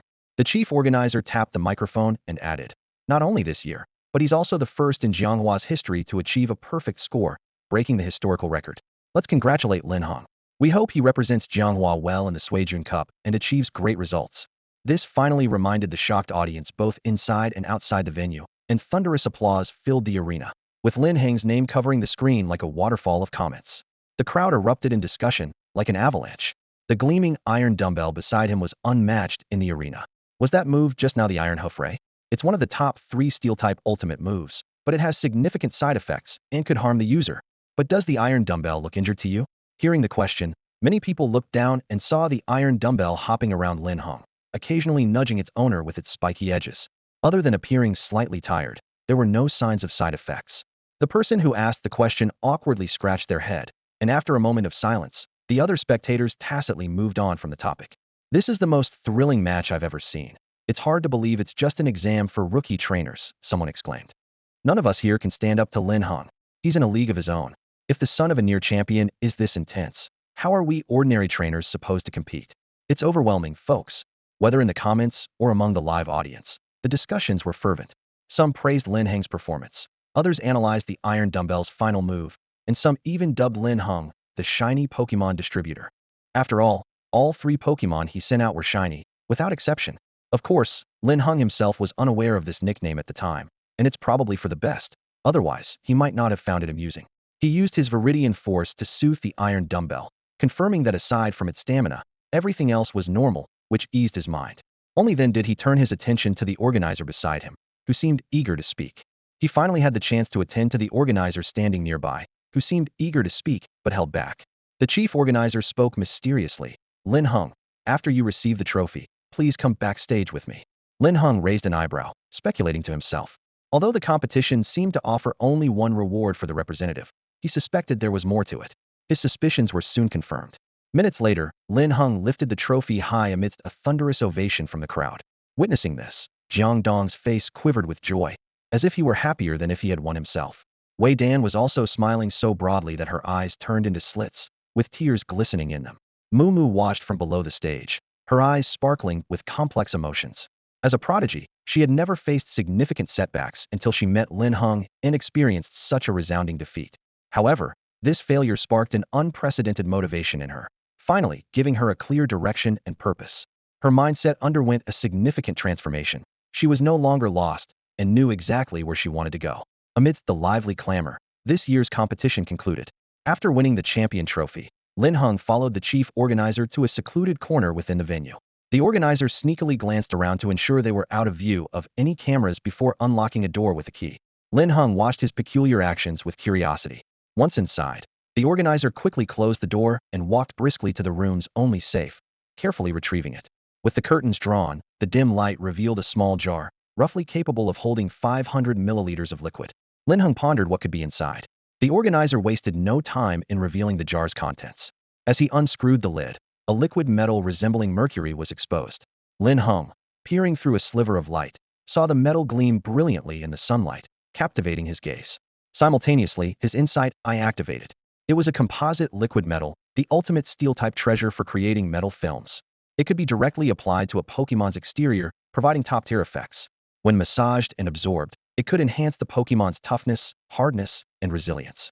Notably, for Steel-type Pokemon, there was a chance it could induce evolution and level increase. Lin Heng marveled internally, understanding the organizer's actions. This Steel-type treasure was indeed rare. Steel-type Pokemon were not as common as grass, fire, or water types, making related treasures from secret realms extremely scarce. Without specialized enhancement, finding a treasure to improve a Beldam's physique would require significant effort, with no guarantee of success. In that moment, Lin Heng's desire for the treasure intensified, as he eagerly anticipated the possibilities it held for the future. This composite liquid metal is significantly more effective than ordinary metal films. Currently, the most widely circulated metal films on the market are produced and exclusively contracted by Yen Steel Company, with prices ranging from 1 to 3 million.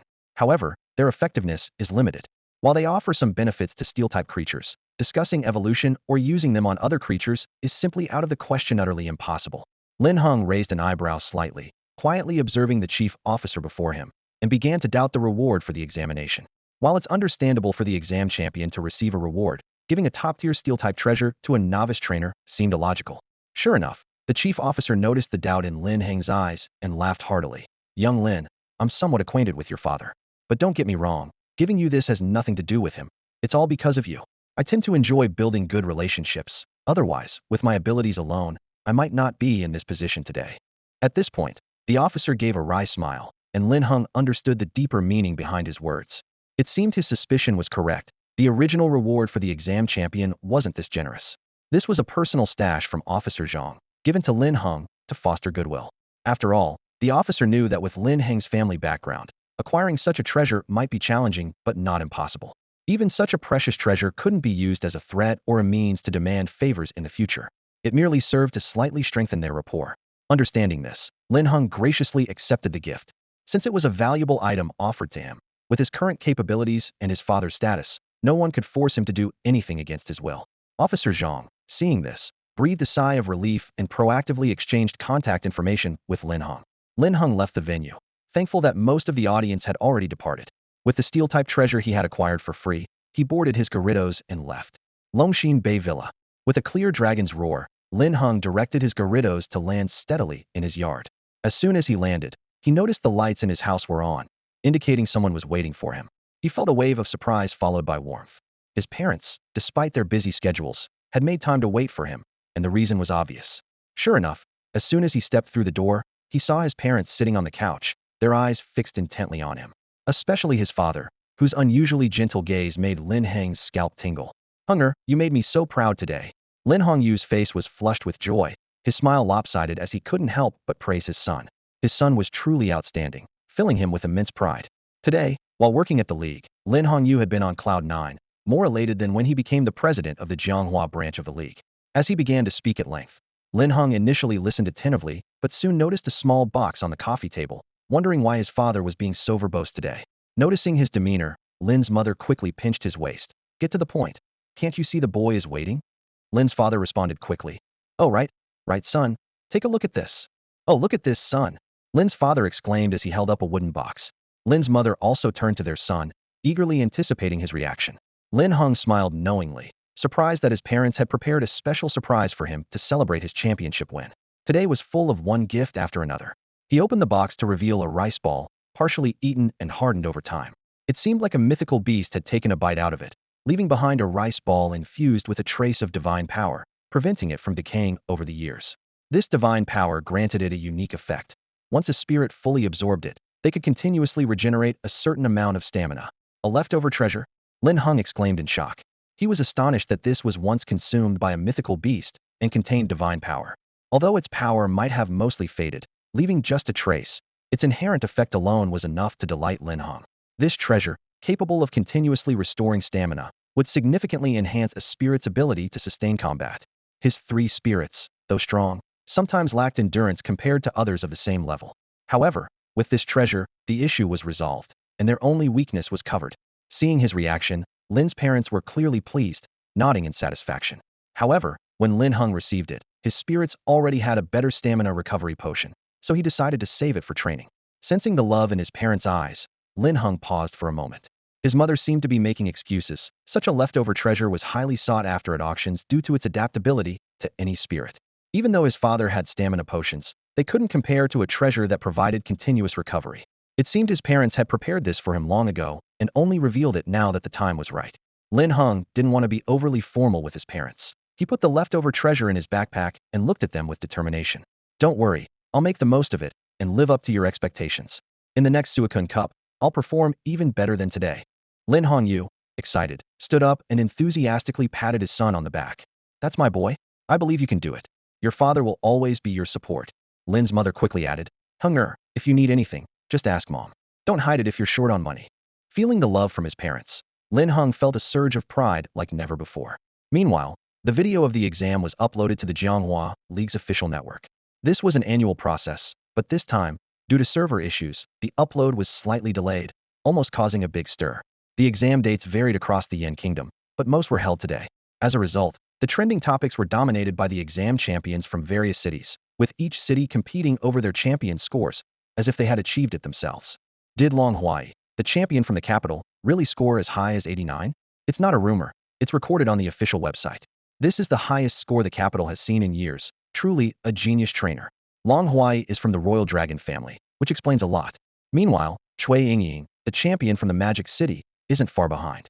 Although her score is lower than Long Huai's, she stood out in the Grand Melee in less than half an hour, proving herself to be a formidable beauty. It seems this year's new trainers are all exceptionally talented. What you're talking about is nothing compared to our Jianghua champion, scoffed a Jianghua netizen. Another netizen angrily retorted, don't talk nonsense. How can Jianghua compare to the Magic City and the capital? You should be ashamed. Jianghua's netizens were clearly agitated, especially proud of Lin Heng's performance today, which finally gave them something to boast about. You Jianghua people just want to show off, and now that someone calls you out, you're naturally upset, another netizen chimed in. Jianghua's netizens intended to showcase their strength, but ended up provoked. Humph, a bunch of frogs in a well. Long Huai and Chui Yingying's scores would only be competing for second or third place in Jianghua, and they might not even make it to second. There's always someone better out there. Be careful, or our Lin the Great will show you how it's done. Netizens from the Magic City and the capital were not to be outdone and retaliated. They had video evidence, while Jianghua's netizens couldn't even provide a name. Just wait until we upload to the official website, and you'll see what breaking national records and getting a perfect score really means. By the way, even the recent sensation, Psychic King Xingxia, can't compare, joked a netizen. Jianghua's netizens were outraged, declaring, a rookie trainer daring to compare with our goddess Xing? Are you crazy? They originally didn't want to engage in this inner-city argument, but seeing the goddess Xing compared to a novice was infuriating. Exactly, you Jianghua people are too much today. Isn't this overstepping? As the discussion intensified, netizens from the three cities engaged in a heated debate. Meanwhile, Jianghua's official website hadn't released the exam video, leading to increasing skepticism.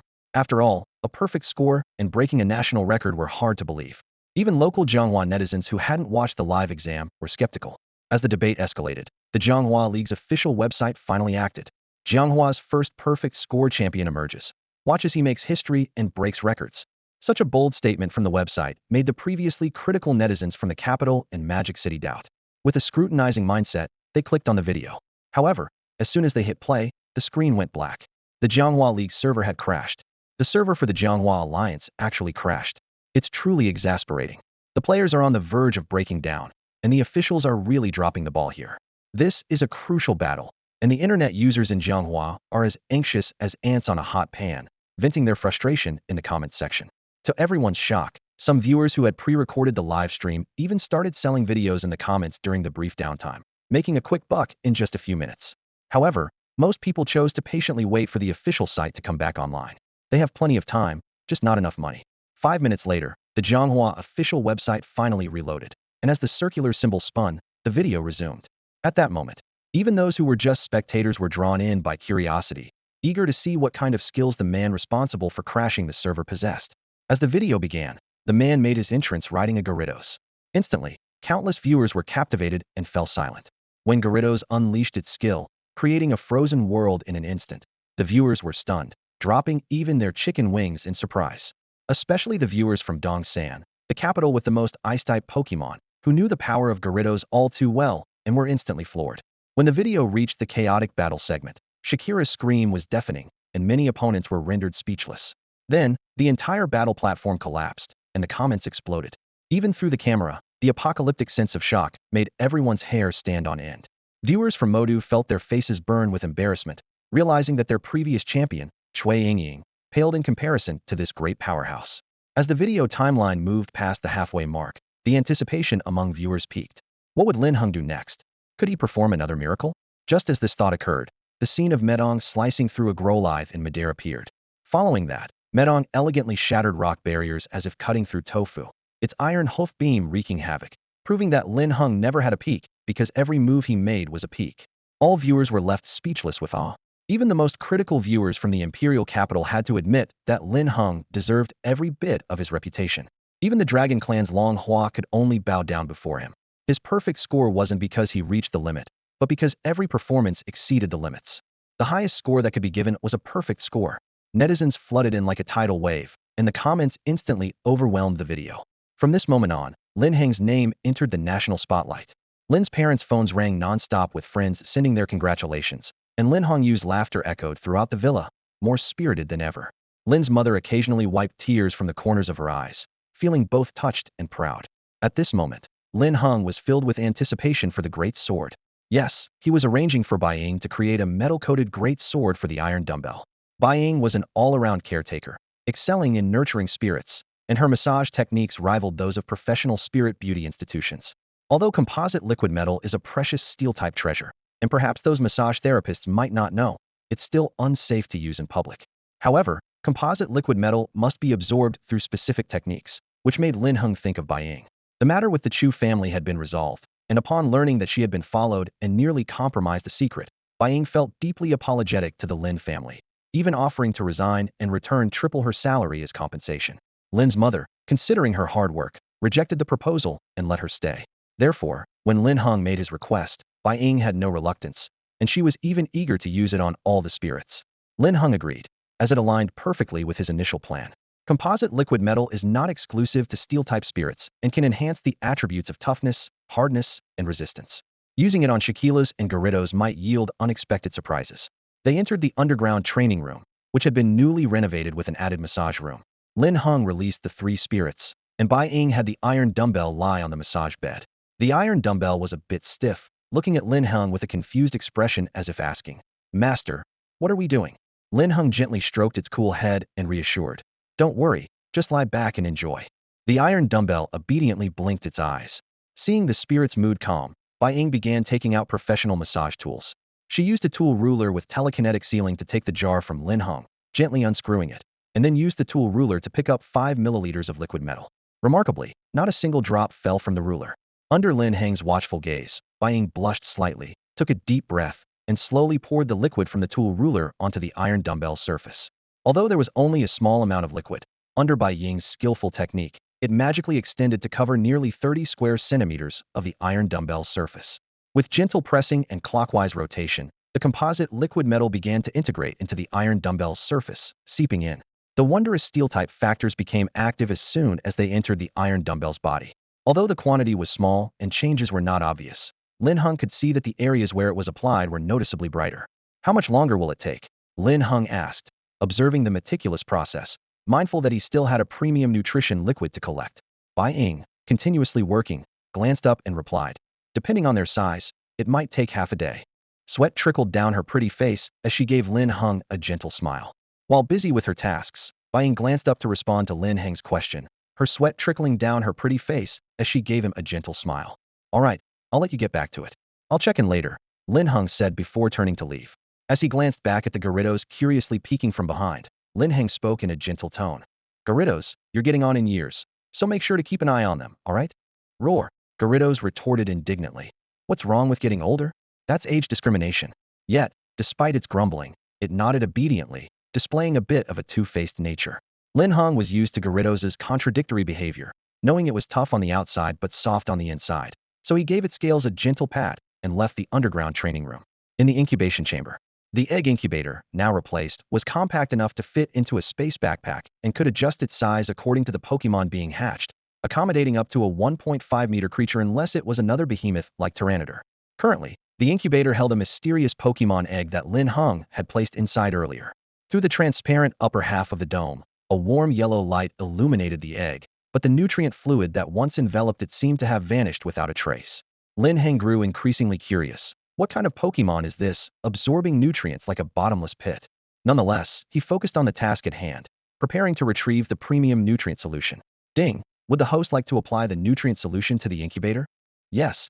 As soon as he responded, an invisible energy surged forth, and a thick, clear liquid appeared at the base of the incubator, spreading with gentle yet powerful force, permeating the Pokemon egg and slowly nurturing the life within. Ding! The premium nutrient solution is now in effect. The 3-day countdown to hatching begins. Please prepare yourself, host. 71:59. 3 days? It really is an upgraded version, managing to hatch even a dormant Pokemon egg so quickly. Lin Heng was filled with excitement, having anticipated a long wait, but now it seemed his 4th Pokemon was about to be born. A smile tugged at his lips as a sense of eager anticipation arose. Ring, ring, ring. Suddenly, the sound of a phone ringing interrupted his thoughts. Seeing the principal's name on the screen, he paused for a moment before answering the call. "Is this Lin Heng?" The principal's voice was hoarse, as if he'd been shouting for hours. "Yes, it is," Lin Heng replied. The principal, barely able to contain his excitement, said, Congratulations on becoming the champion of the Jianghua examination, leading our school to the Suikun Cup, and representing Jianghua in the competition." At the last word, Lin Heng could hear a slight choke in the principal's voice, making him wonder if he'd heard correctly. Little did he know, the principal was on the other end of the line, tears streaming down his face in joy. For the entirety of the exam broadcast, his excitement had been building, especially with Lin Heng's every swift victory, which made the principal feel a tremendous sense of relief, as if years of pent-up frustration had finally been released. Not only him, but the entire faculty and student body erupted in cheers and screams the moment Lin Heng claimed victory. He was the pride of everyone at the school. No one knew the immense pressure the principal had been under for this exam, with the Education Bureau having issued a final ultimatum. Only the high school that represents Jianghua in the Shui Jun Cup can receive preferential resources and policy support. If the second affiliated school or any other school wins the championship, Jianghua High School's status will be in jeopardy. Therefore, Lin Heng felt not only pride but also gratitude towards Lin Heng. As a reward for winning the exam, the principal solemnly told him he could choose a gift from the school's treasure vault. Hearing this, Lin Heng suddenly remembered the recent turn of events involving Gushan Shu. Due to the collapse of the Mountain Spirit Secret Realm, the regional qualifiers for other schools were changed to a citywide comprehensive exam, with the final spots determined by exam results. He won the championship, and the main school also benefited, so it was only natural for the school to reward him.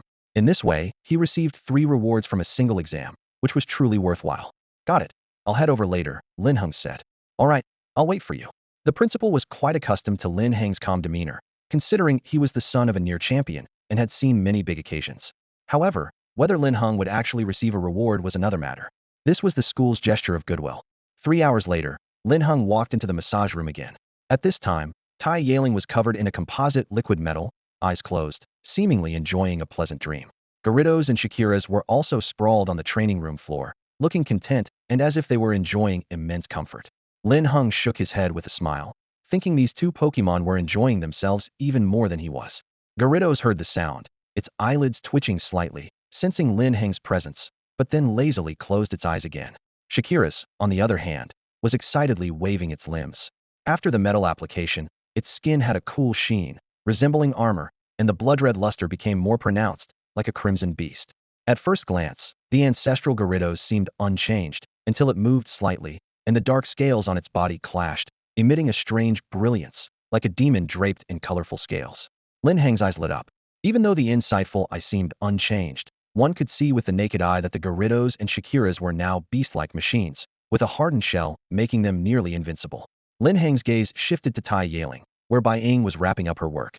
Tai Healing's level and description had changed, rising from ordinary 4th tier after the exam to ordinary 5th tier now, with a new line added. Tai Healinng has met all the nutritional minerals and prerequisites needed for evolution, and once the tier is reached, evolution can be completed. Tai Healinng was close to evolving. Although Lin Heng had anticipated this when receiving the composite liquid metal, the joy was undiminished upon actually witnessing it. "Bai Ying, thank you for your hard work," Lin Heng said sincerely, turning to the flushed Bai Ying, her bangs damp with sweat. Bai Ying smiled shyly at his words, the first smile she had shown since the incident. Hearing the young master's praise, a bit of the guilt in her heart faded. "It's what I should do," she replied, embarrassedly tucking her hair behind her ear, her entire face turning red. Bai Ying shyly tucked a loose strand of hair behind her ear, her cheeks slightly flushed. She had always had a crush on Lin Heng, but ever since that incident, she no longer dared to hope for any connection with him. Now, being able to do something for the young master was more than enough for her. The absorption speed of the 3 spirits was incredibly fast, taking less time than expected. Linhung wasn't surprised by Bai Ying's comment. The 3 spirits were exceptionally gifted, naturally absorbing much faster than ordinary ones. After putting away the spirits, Lin Heng gave a brief instruction and then headed out to Jianghua First High School. Soon, he arrived at the school gate. As he got out of the car, he was taken aback by a large red banner strung between 2 stone pillars, boldly announcing, "Congratulations to our student Lin Heng for winning the Jianghua exam championship." Feeling embarrassed, Lin Heng walked into the school, noticing the campus was decorated with colorful streamers as if it had just hosted a grand celebration. Since it was class time, there weren't many people outside, but Lin Heng was still recognized. A group of enthusiastic senior and junior girls rushed towards him, stuffing love letters into his arms, with some even more daring ones attempting to throw themselves at him. Just then, the voice of the dean came from afar, allowing Lin Heng to breathe a sigh of relief, feeling grateful for the first time for the dean's presence. Led by the dean, Lin Heng entered the office building. The dean cheerfully escorted him to the principal's office and then left, whistling leisurely. The principal, aware of Lin Heng's busy schedule, didn't want to take up his time.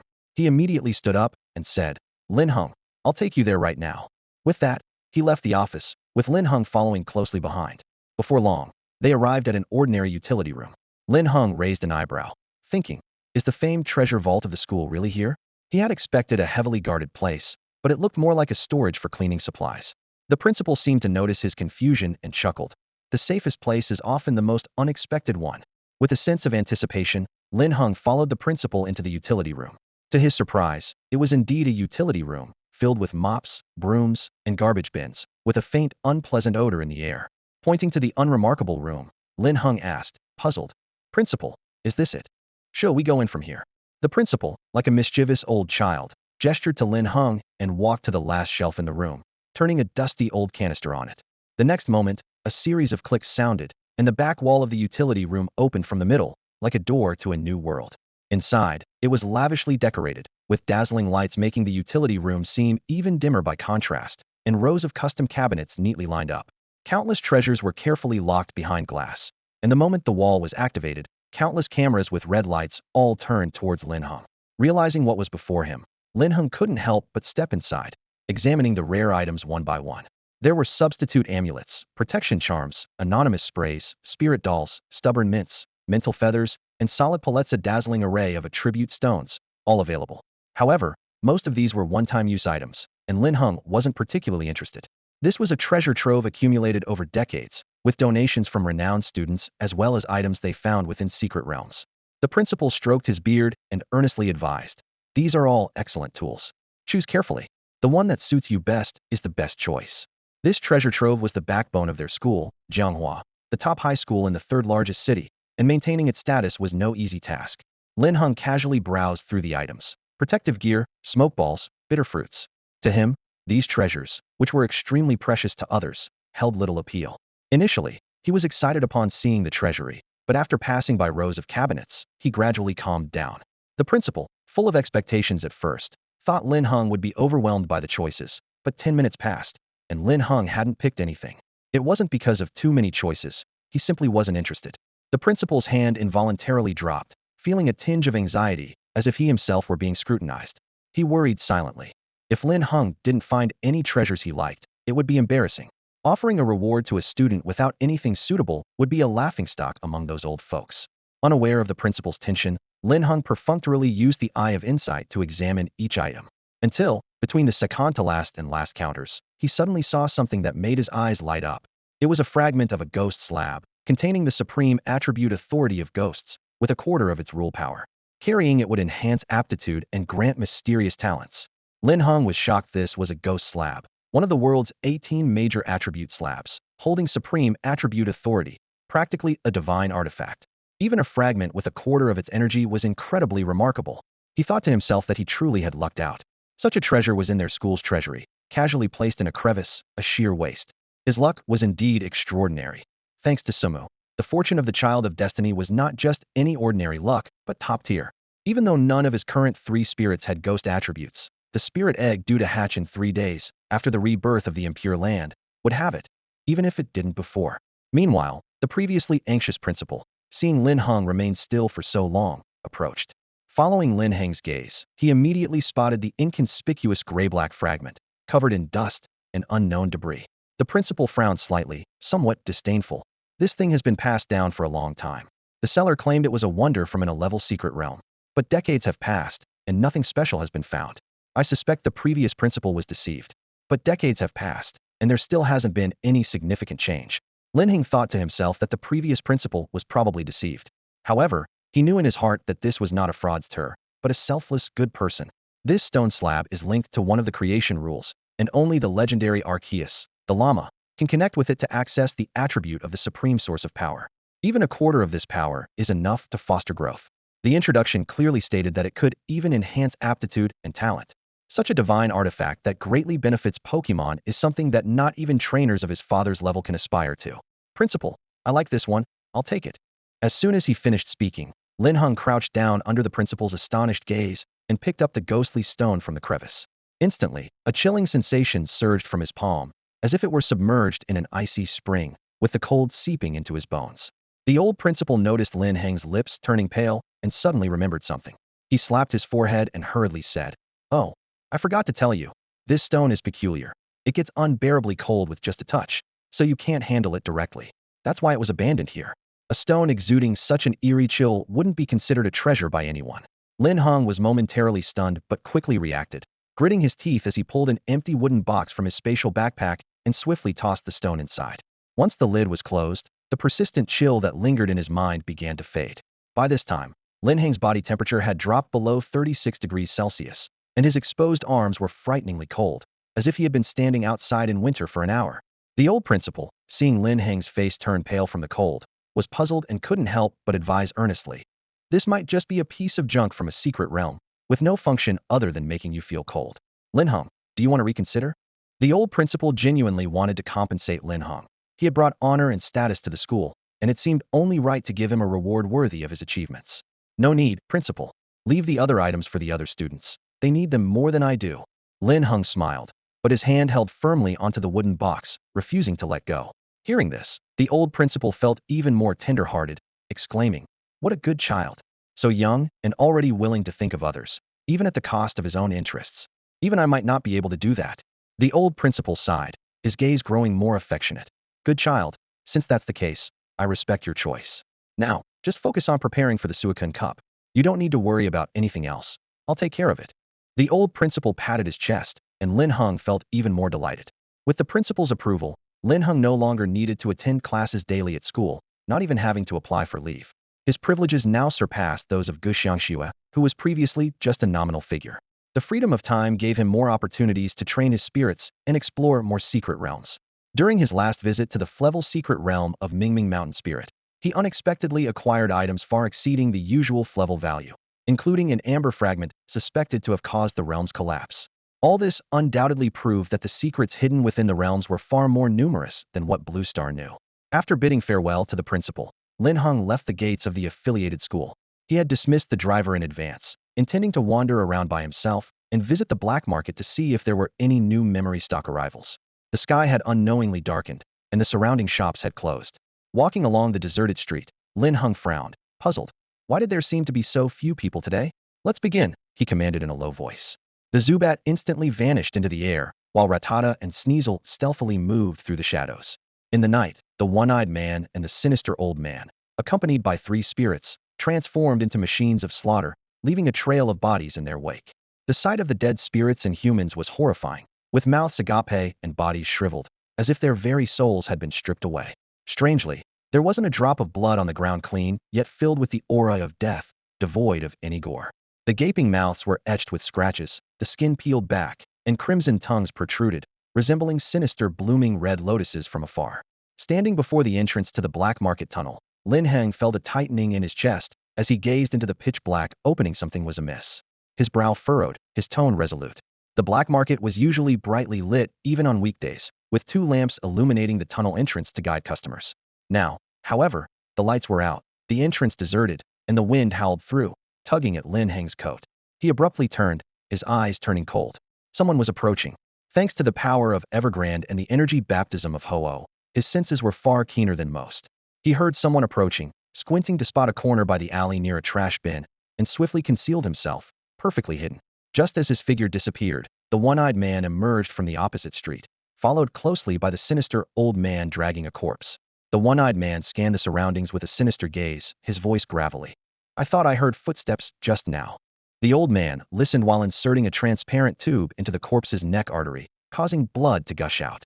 Upon smelling the blood, the 3 spirits, clearly in a disturbed state, lunged at the corpse, eyes gleaming with bloodlust, consuming voraciously without spilling or wasting a drop. "Check around later. Maybe you'll catch a little mouse to give them an extra meal." The old man chuckled nonchalantly, seemingly unconcerned about being seen, or perhaps absolutely confident. His words dripped with contempt for life and a lofty demeanor. While the 2 dealt with the corpse, a pair of eyes watched them from afar, observing their actions and the area above. A member of the Red Lotus organization, codenamed 79. Recently, his fortune had turned, seizing a trial spot in the Nebula secret realm from a professional trainer, replacing him, and using refined bloodlust to successfully corrupt some spirits, inciting rampant slaughter and creating emotionless killing machines, thereby continuing to expand the organization. Members of the Crimson Lotus organization, codenamed 114, have recently experienced a streak of good fortune, with a turning point tied to working alongside Member 79. After the Nebula Secret Realm, he successfully transitioned from an intern member to a full member of the Crimson Lotus, gaining access to the core operations. Lin Heng had his suspicions the moment he saw them, but when the information was laid out before him, he confirmed their identities. They were part of the Crimson Lotus, the largest evil force in Yin Nation. This organization is one of the three major dark groups internationally, on par with the Genesis Church and the Light Hall, notorious in Yin Nation and consistently on the wanted list. The Crimson Lotus profits from spirits, but their cruelty sets them apart from poachers. Not only do they hunt and plunder rare spirits, but they also go as far as torturing the owners or abducting trainers for inhumane human experiments to eliminate any future threats. They call this making full use of resources. This wasn't Lin Heng's first encounter with the Crimson Lotus. He previously obtained an exclusive energy cube formula from poachers, which originated from their organization and is now being secretly produced in his own workshop. Upon seeing the information about the shady old man, Linhung immediately connected it to rumors. It seems that the so-called essence blood is one of their latest experimental results. The three spirits have evidently been corrupted, bloodthirsty and devoid of their original spirit nature, leaving only beastly instincts and desires, as if their souls have been erased, leaving only their bodies. In other words, they are akin to the living dead among humans. Linhung never expected to stumble upon a Crimson Lotus crime scene. The black market is always quick to react, and those who operate on the fringes of the law have sharp instincts, likely deducing something from the recent rise in death tolls and current events, which is why the area around the black market is so desolate. Saying it was a state of unrest wouldn't be an exaggeration. Besides this, Linhung also noticed a mention of a trial slot for the Nebula Secret Realm in the old man's information. The Nebula Secret Realm is the original source of the top-grade nutrient solution, a genuine sea-level secret realm. Although he naturally cannot enter sea-level realms aside from level ones, having a trial slot changes everything. It is said that the most precious treasures of the Nebula Secret Realm are yet to be discovered, waiting for trainers to explore. Thus, it is a favored destination for professional-level trainers. This is a once-in-a-lifetime opportunity that Linhung certainly doesn't want to miss. Moreover, the other party doesn't intend to let him go either, and he can't hide here forever. Given the circumstances, it's better to strike first. Gyarados, it's time for you to stretch your muscles. As if hearing Lin Heng's words, the high-grade ball containing Gyarados shook slightly, and the two beside it also trembled, eager to engage. Who's there? The one-eyed man suddenly turned his head. Instantly, a great brilliance erupted, and the roar of Gyarados, blending into the night, stunned the old man and the one-eyed man on the other side. Gyarados, with its massive size and overwhelming presence, dominated the scene. After being coated with liquid metal, its scales shimmered with a cold light, accentuating its terrifying form, like a monstrous creature of the night descending upon the world. As its roar spread, countless people hiding in the black market trembled, their eyes filled with fear. Water cannon machine gun. Linhung ordered without hesitation, his tone void of any unnecessary words. Upon hearing this, the ancestral return Gyarados raised its head, seemingly sensing the blood in the air, and its expression turned ferociously hideous. The rage intensified, the water energy gathering in its mouth, and a water cannon the size of a basketball instantly took shape. It was only then that the sneaky old man and the one-eyed man realized what was happening, utterly astonished. They had committed numerous misdeeds over the years, always ambushing others, but this time they were the ones being ambushed, which felt unexpectedly novel. Yet, the old man couldn't bring himself to smile. If he sensed the opponent was weak, he wouldn't mind having an extra prey. But now, he suddenly felt a shift in perspective, as if they were the prey. The moment the water cannon machine gun was set up, the old man, despite his age, was the first to dodge due to his rich combat experience. The one-eyed man was a step slower. However, they didn't realize that the water cannon machine gun wasn't targeting any individual specifically.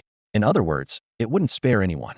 Saying it could take down a person with a single shot was no exaggeration. The moisture in the air seemed to be drawn out instantly and gathered in front of the Gyarados. They hadn't even clearly seen their opponent. Boom, boom, boom. 3 perfectly structured water cannon energy guns were fired. The massive water flow was compressed to the thinnest degree by overwhelming energy, incredibly sharp, and the sound of it cutting through the air was no less powerful than a cannonball. Countless streams of water surged forward, and with the Gyarados' mighty roar, its massive body further propelled the water cannon machine gun's progress. 3 enormous water streams, like parallel trains, rushed forward with an astonishing momentum in the blink of an eye. The closest was the one-eyed man. As he looked up, an unprecedented sense of crisis surged within him. But it was too late. One of the water cannonballs came crashing directly at him. Yes, crashing. The water cannon was condensed from countless water streams and compressed by the Gyarados to a critical point. its impact no less than a giant boulder. How could an ordinary mortal body withstand it? The one-eyed man didn't have time to cry for help or say anything to the old man before he was struck to the ground. The back of his head split open, his face unrecognizable, blood splattering, and his body deeply embedded in the ground. The area around his corpse was riddled with cracks, creating a gruesome scene, as he was killed in an instant. The old man hadn't anticipated that a water cannon, which he had seen countless times before, could become so terrifying.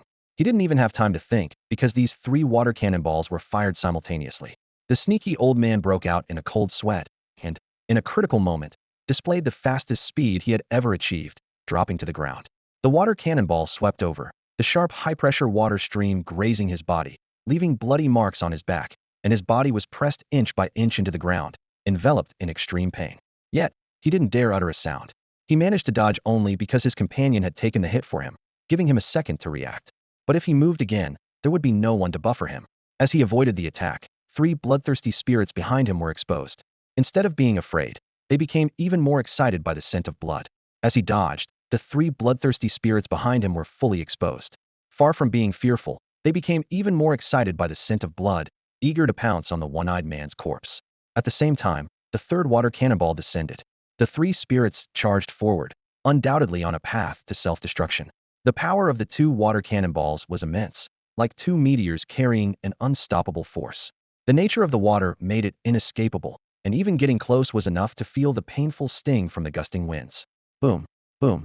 The water cannonballs made no distinction between flying and ground spirits, as all were within the Gyarados' range. With 2 thunderous crashes, the Zubat let out a piercing scream, smashed to the ground, its body shattered as if run over by a truck. Rattata and Sneasel were hit by the violent water cannonballs amidst their wails, their bones instantly shattered. The immense water pressure left them powerless, their bones piercing through membranes before being scraped raw by the water, bleeding profusely. The blood mixed with the overwhelming water flow, diluting the crimson hue. The sinister old man watched in horror, filled with confusion. He couldn't comprehend what had happened in such a short time, why there were such terrifying techniques and power. He had always been cautious, never provoking those he couldn't handle. Otherwise, in the ruthless organization of Crimson Lotus, he wouldn't have survived long. But what kind of monster had he provoked to encounter such terrifying energy and power? The sinister old man was drenched in the bloodied water, his face pale with fear, his legs trembling uncontrollably, and a suspicious yellow liquid mixed with the water beneath him. More than half of his body was submerged. But this wasn't the end. The chilling, dry voice echoed again, sounding like a devil's call in his ears. His pupils shrank suddenly, and he looked up sharply. In the next moment, he locked eyes with a pair of extremely cold eyes in the night. The indifference in those eyes made his heart race. Almost instantly, his earlier pleas for mercy vanished, leaving only 2 words in his mind: doomed. His fate wouldn't be better than number 1/14. The sinister old man suddenly realized this fact. The next moment, he was met with a barrage of ice crystals, the surrounding water turning incredibly cold. As the ice crystals touched the water's surface, frost began to spread, inching across his body. He momentarily forgot he could move, his limbs stiffened by fear, desperately wanting to escape. However, the entire street was engulfed by the Gyarados' water cannonballs, leaving him with nowhere to run. The chill grew sharper, the sinister old man's limbs gradually stiffened, while the frost pursued him at high speed. This scene was like a horror show in motion, with only Lin Heng as the spectator. He wore a mocking smile, the Gyarados above him playfully controlling the ice, as if he and Lin Heng were toying with their enemy together. Just as he was about to escape the water's reach, a look of surprise and hope appeared on his face, as if he had seen the light at the end of the tunnel. Linhung suddenly issued the final judgment. Gyarados, stop playing around. Upon hearing this, the atavistic Gyarados' dark scales trembled slightly. Perhaps due to its liquid metal nature, its sheen was still strikingly radiant in the night, drawing attention. In the last second before the sinister old man stepped out of the water, a freezing chill surged in like an overwhelming tide. Wherever it passed, ice formed, and all water instantly froze, turning into a sheet of ice. The old man was frozen solid in the ice, his right foot suspended in midair. Among the 3 bloodthirsty spirits, the Zubat had already lost its breath, and the remaining 2 were barely holding on, their breaths faint. Weevil seemed to sense the lingering scent of blood in the ice, and the only part it could move, its head, shifted slightly as it stuck out its tongue to lick the ice. This scene only strengthened Lin Heng's resolve to eradicate them. He couldn't let the spirits fall to such a state. They were no longer living creatures, but mindless monsters. Beldum, it's your turn. Leave no one behind, Linhung said, turning around. With a hum, Beldum's exquisite pale golden body quivered, emitting a captivating glow under the moonlight. With a swoosh, it shot forward, its biometal claws becoming razor-sharp after absorbing the liquid metal. Linhung observed that Beldum did not touch the nearby shop's shelf, maintaining a half-meter distance, but as it passed by, the metal frame was pierced through, leaving a curved scar. Then, with a clatter, the shop's shelf collapsed, breaking apart completely. Several nearby metal frames also shattered into pieces. With a hiss, Beldum's curved claws repeatedly pierced its targets, eliminating one person and two spirits without a trace of flesh, swiftly and cleanly. The sinister old man only realized at the moment of his death that only a minute had passed. With a hum, Beldum returned to Lin Heng's side, blinking its single large eye adorably. The atavistic Gyarados, with its superior vantage point, watched everything unfold and pouted in dissatisfaction. Humph, always trying to win favor. If you weren't so small, I'd have beaten you up already. Lin Heng heard the sound and instinctively looked up, noticing Gyarados' puffed-up expression, which made him chuckle. Gyarados, you did great, taking down one target after another. Let's keep it up. Originally fierce-looking, Gyarados, caught in its anger, suddenly trembled again, exaggeratedly raising its upper body, proudly swaying its head from side to side, surveying the entire street as if it owned it. Meanwhile, Shaquilas, who hadn't received any instructions from Linhung, stood aside, feeling wronged and not daring to move. Its massive size contrasted sharply with its plaintive expression. Linhung didn't say anything further and walked over to the old man's body, instructing Beldum to cut away the outer layer of ice. After some searching, he finally found the trial chip for the nebulous secret realm. All it needed was to be inserted into the wristwatch to gain entry. Alright, Shaquilas, stop looking so glum. It's your turn to stomp now. Remember, don't use too much force. After searching through the one-eyed man's and the sinister old man's backpacks, Linhung only found a few psychic memory devices and nothing else. So, he decided to let Shaquilas take action, as it was an honest op service. Kill and bury all at once. He offers a full service package, taking care of both the killing and the burial. Hearing Linheng's command, Shaquilas' eyes lit up. Finally, it's my turn. After watching the tyrant Gyarados unleash its power from the sidelines, I was itching for action, and now I couldn't wait any longer. Shaquilas' crimson eyes narrowed slightly, and in the next moment, it leaped into the air, maintaining a suitable height, not as exaggerated as when using Earth Collapse. As the spikes hit the ground, there was a cracking sound, and the area where the three bloodthirsty spirits and the two corpses were located erupted, with paving stones being thrown into the air and the ground trembling continuously. In the black market, countless people were terrified, screaming in panic as if experiencing an earthquake, their legs turning to jelly. However, there was no way they would go outside to check. Their lives were too important. The small-scale collapse didn't affect the entire street. Shaquilas had become quite adept at using its abilities, and whether by intention or not, the upturned ground formed exactly 5 holes. With a loud boom, it was as if 5 graves had risen from the ground, burying everything from tonight. Well done, Shaquilas, Linhung said approvingly, patting the spikes on its back. Shaquilas tried to nuzzle his hand, but Linhung, wary of its immense defense and the composite metal coating, quickly stepped back to avoid being scratched. Realizing its mistake, Shaquilas froze, retracting its head with a pitiful look, seeming much less like its usual goofy self. Linhung, feeling a pang of sympathy, thought Shaquilas looked like a child in need of comfort. After a moment of thought, inspiration struck him. He summoned a gentle green glow from his right hand, enveloping his entire arm, which caught Shaquilas' attention.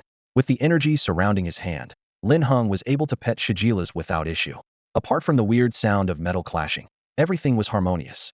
Shaquilas purred contentedly under Lin Heng's touch, its earlier grievances forgotten, returning to its usual cheerful demeanor, reminiscent of Lin Heng's past joy of petting a cat. Humph! The ancestral tyrant Gyarados snorted, interrupting their bonding moment with a puff of air from its nostrils.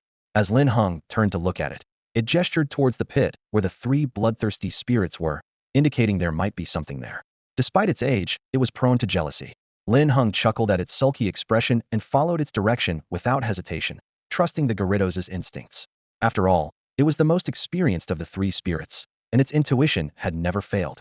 Upon hearing Lin Heng's words, the tyrant Gyarados was initially stunned, and then realized, feeling its face flush red with embarrassment. Fortunately, its entire body was pitch black, so no one noticed its blushing. Sulking, it coiled its body in midair, circling around and around, looking from afar like a spiral of mosquito repellent in the sky. Meanwhile, Linhung had reached the bodies of the 3 bloodthirsty spirits, where the ice had partially melted. The massive tremor caused by Shaquilas had shaken loose something from their fragmented bodies, a small, blood-red shard the size of a fingernail.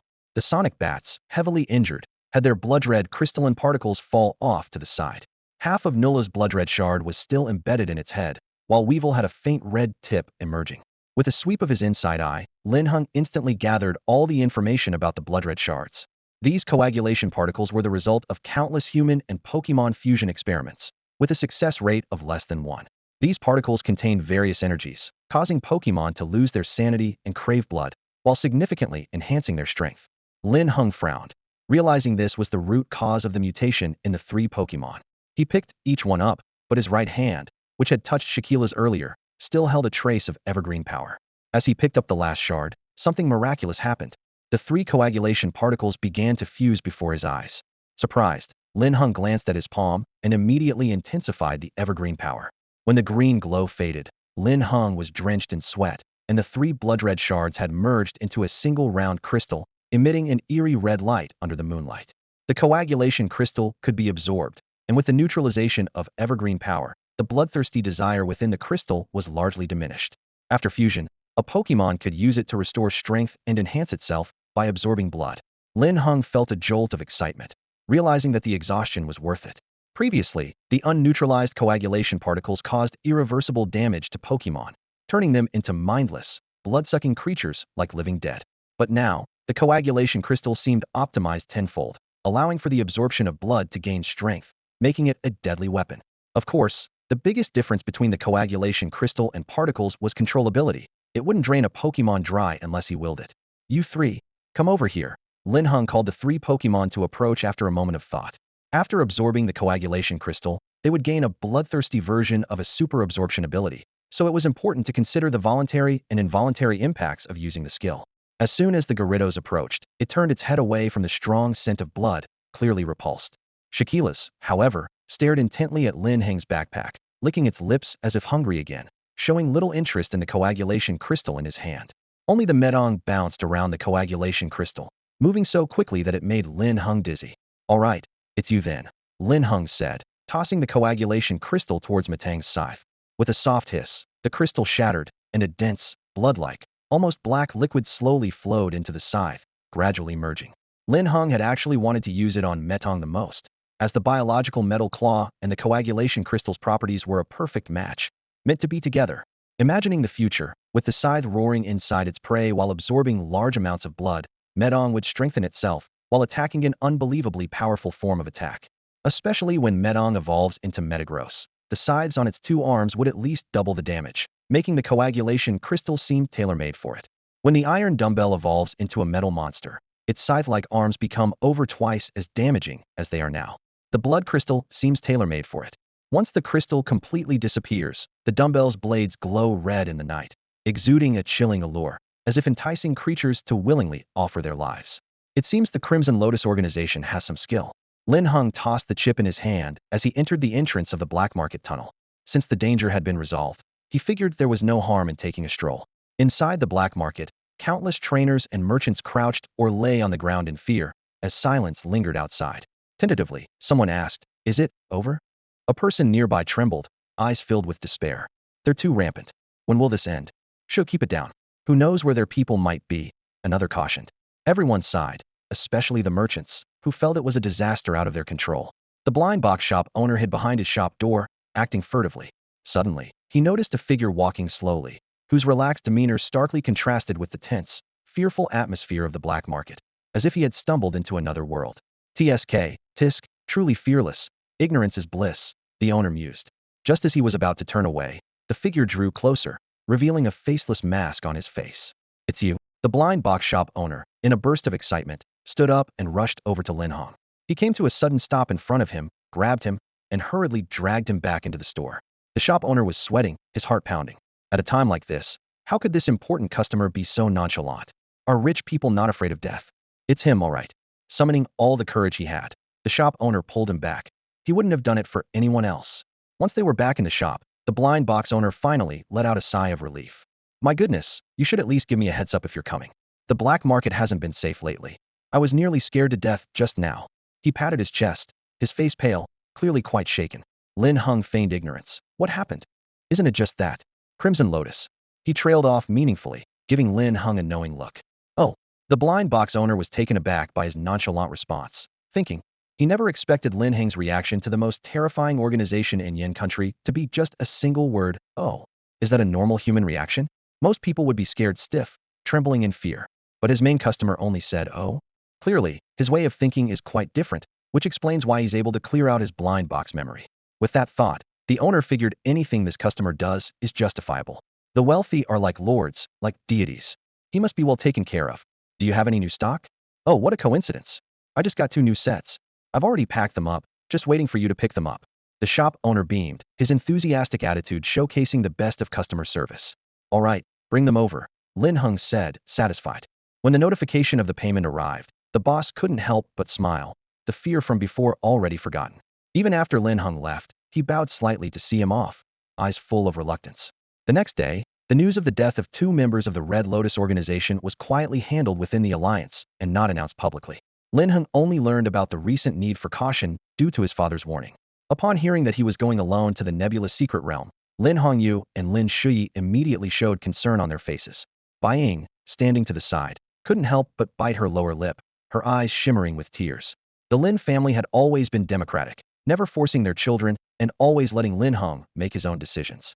However, this decision, at such a dangerous time, was something Lin's father and mother were unwilling to agree with. Yet, they understood their son's personality once he made up his mind. Nothing could change it. Lin's father could only reluctantly nod, while Lin's mother sighed silently and began packing Lin Heng's backpack for the nebulous secret realm with Bai Ying. This was a sea-level secret realm, where even professional trainers couldn't guarantee their safe return, and Lin Heng's parents were filled with worry. Lin Heng understood his parents' feelings, but he knew that crisis and opportunity coexisted, and such secret realms were often the best places to hone oneself.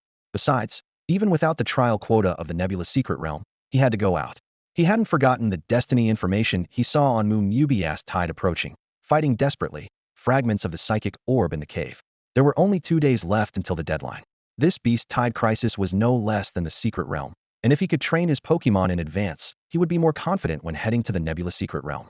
Moreover, he was not willing to easily give up the reward of the psychic orb fragments.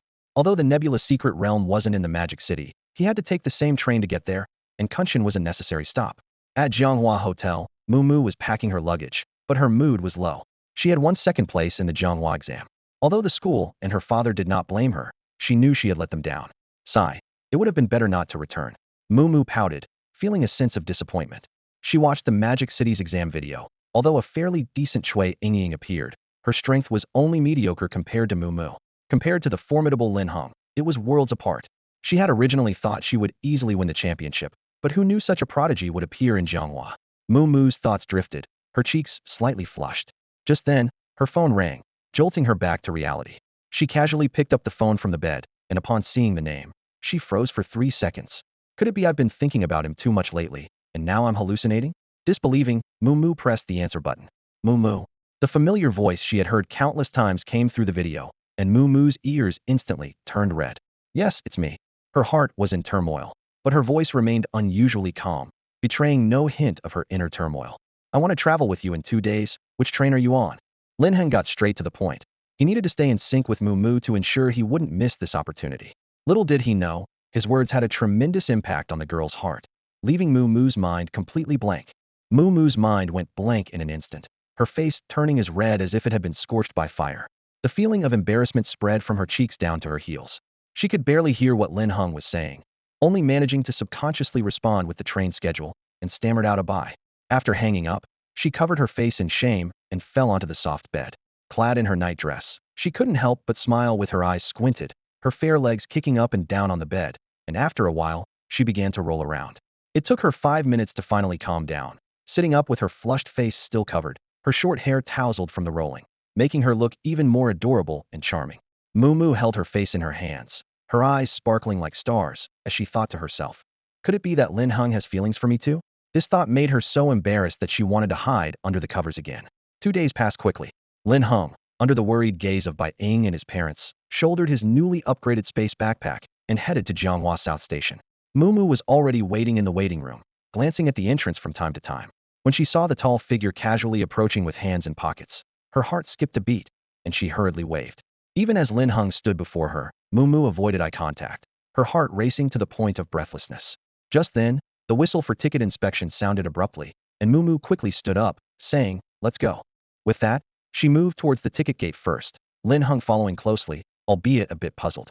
The trains in the Yin Kingdom were vastly different from those of the past life, the most notable difference being their defensive capabilities. Each carriage was guarded by soldiers to prevent attacks from wild spirits. However, for people now, such attacks seemed like stories from the last century, long since becoming history. Even the guarding soldiers appeared lethargic, as if merely going through the motions. As the train slowly started, Linhung sat down and looked around, his brows furrowing, an expression turning grim. He saw the fate information of everyone present. Name: Chung Feihong. Recent fortune: extremely unlucky. Recent turn: on the journey to Magic City on train 1103, encountered a beast-tide attack, unfortunately perished under the train. Name: Hao Bu. Recent fortune: extremely unlucky. Recent turn: on the journey to Zhoushan on train 1103, encountered a beast-tide attack, unfortunately killed by a charging armored rhinoceros. Name: Li Chu. Recent fortune: extremely unlucky. Recent turn: 1 hour later, while protecting the third carriage of train 1103, engaged in a deadly fight with a pack of circle bears, and after the last circle bear was killed, unfortunately bled to death. And the last one was the soldier protecting their carriage. He leaned lazily against the carriage door in his camouflage uniform, eyes closed as if napping, showing no sign of the doom awaiting him. Lin Heng's heart grew heavier than ever. Although he knew there would be a beast tide, he hadn't expected this train to suffer such a severe attack, with casualties so grave. On the entire train, just from the destiny trajectories visible in their third carriage, no one survived except Moo Moo. At least she had a chance to escape. Others didn't even have a chance to run. They all perished. Ding! System notification. The host has discovered the fate of hundreds marked by great misfortune. If the host can reverse this crisis, a reward for altering fate will be granted. Moo Moo felt much more relaxed after sitting down, and had just gathered the courage to speak to Lin Heng when she sensed the oppressive atmosphere surrounding him, leaving her feeling somewhat at a loss. She cautiously asked, "Is something wrong?" Lin Heng's lips were tightly pressed together, and he didn't answer immediately. Upon seeing the system notification, his resolve grew stronger. Plans flashed rapidly through his mind, only to be dismissed, his thoughts racing wildly. In the end, only one plan seemed feasible. With 1 hour until the beast tide, reversing the fate of so many people seemed nearly impossible. But if successful, the rewards would be enormous. This was the fate of an entire train of people. Previously, just altering the fate of someone like Jiang Dong or his father had already earned him significant rewards. Now with so many people, the potential was unimaginable. For this, he was willing to take risks. Besides, relying solely on himself, he was confident he could escape the beast tide. But he couldn't let the sprites miss out on the opportunity for growth. Only through battling on the front lines could they experience significant growth. By rallying all forces, he would have the chance to truly showcase his abilities, rather than merely skirmishing with a few sprites on the outskirts of the beast tide. I received satellite information that a large number of wild sprites are approaching the train. We may be facing a beast tide attack. Lin Heng's voice was like an alarm bell. Upon hearing it, Moo Moo's face turned as pale as a sheet. She had no reason to doubt the credibility of Lin Heng's words. Though they hadn't known each other long, she knew he wouldn't joke about something like this. What should we do? Moo Moo, having just reached adulthood, couldn't help but panic in such a situation. She instinctively leaned on Linhung for support. In a moment, we'll reveal our identities and inform the soldiers guarding the carriage, Linhung said. He didn't plan to keep it a secret, but he also wouldn't foolishly alert everyone. If chaos ensued before the beast tide arrived, who knew what might happen? The soldiers guarding the train were the first line of defense against the beast tide, and being prepared in advance was crucial. Revealing their identities was also to lend credibility to their warning. As the son of a champion and the daughter of an elite, their words carried significant weight. He wouldn't hesitate to use influence when necessary, understanding what truly mattered. Moo Moo nodded in a panic, trying hard to calm herself down, though tears unknowingly fell down her cheeks. Linhung first sought out Li Chu. "Hello, I'd like to speak with the train conductor." Li Chu, still half asleep and somewhat impatient, dismissed the young boy in front of him. "Kid, go back. I'm this year's Jianghua exam champion and Lin Hongyu's son." The first part of the sentence made Li Chu's eyes open and his posture straighten, his attitude becoming more serious. After hearing the second part, Li Chu immediately took Lin Heng to the conductor's compartment without another word, though he was still puzzled about what this young master wanted. Lin Heng met with the conductor and immediately said, "We're about to encounter a beast tide." The conductor, initially about to curse, held back after hearing Li Chu say, "This is Lin Hongyu's son," suppressing his frustration as the veins on his forehead bulged. Veins bulged on his forehead. Despite facing the son of a potential champion, the conductor's tone remained stern. "Young master, you must be careful with your words. This is not something to joke about. It concerns the lives of everyone on this train." The conductor's face was grim, and he thought to himself that such matters as a beast tide were not to be mentioned lightly. His position made him particularly wary of such topics, especially on the railway. Li Chu stood to the side, feeling rather regretful. Had he known, he wouldn't have brought this kid along. What on earth had he said? Linhung already knew they wouldn't believe him, so he simply repeated what he had told Moo Moo. Moo Moo also revealed his identity, and upon hearing this, the conductor's expression became serious. Although he was still somewhat skeptical, verifying the truth wasn't difficult. Given the identities of these two, even if they were teasing him, he couldn't just brush it off. He sighed and reluctantly dialed an old friend's number. 5 minutes later, when he saw the satellite images, the conductor was stunned, his eyes widening in shock. Though the images weren't clear, it was evident that a large mass of unknown entities was approaching the train at an alarming speed. According to calculations, they would arrive in just an hour. The conductor's demeanor instantly turned exceptionally grave. All previous casualness vanished. He looked at Lin Heng with respect in his eyes. Thank you for the warning. I will ensure the soldiers are prepared. We will do our utmost.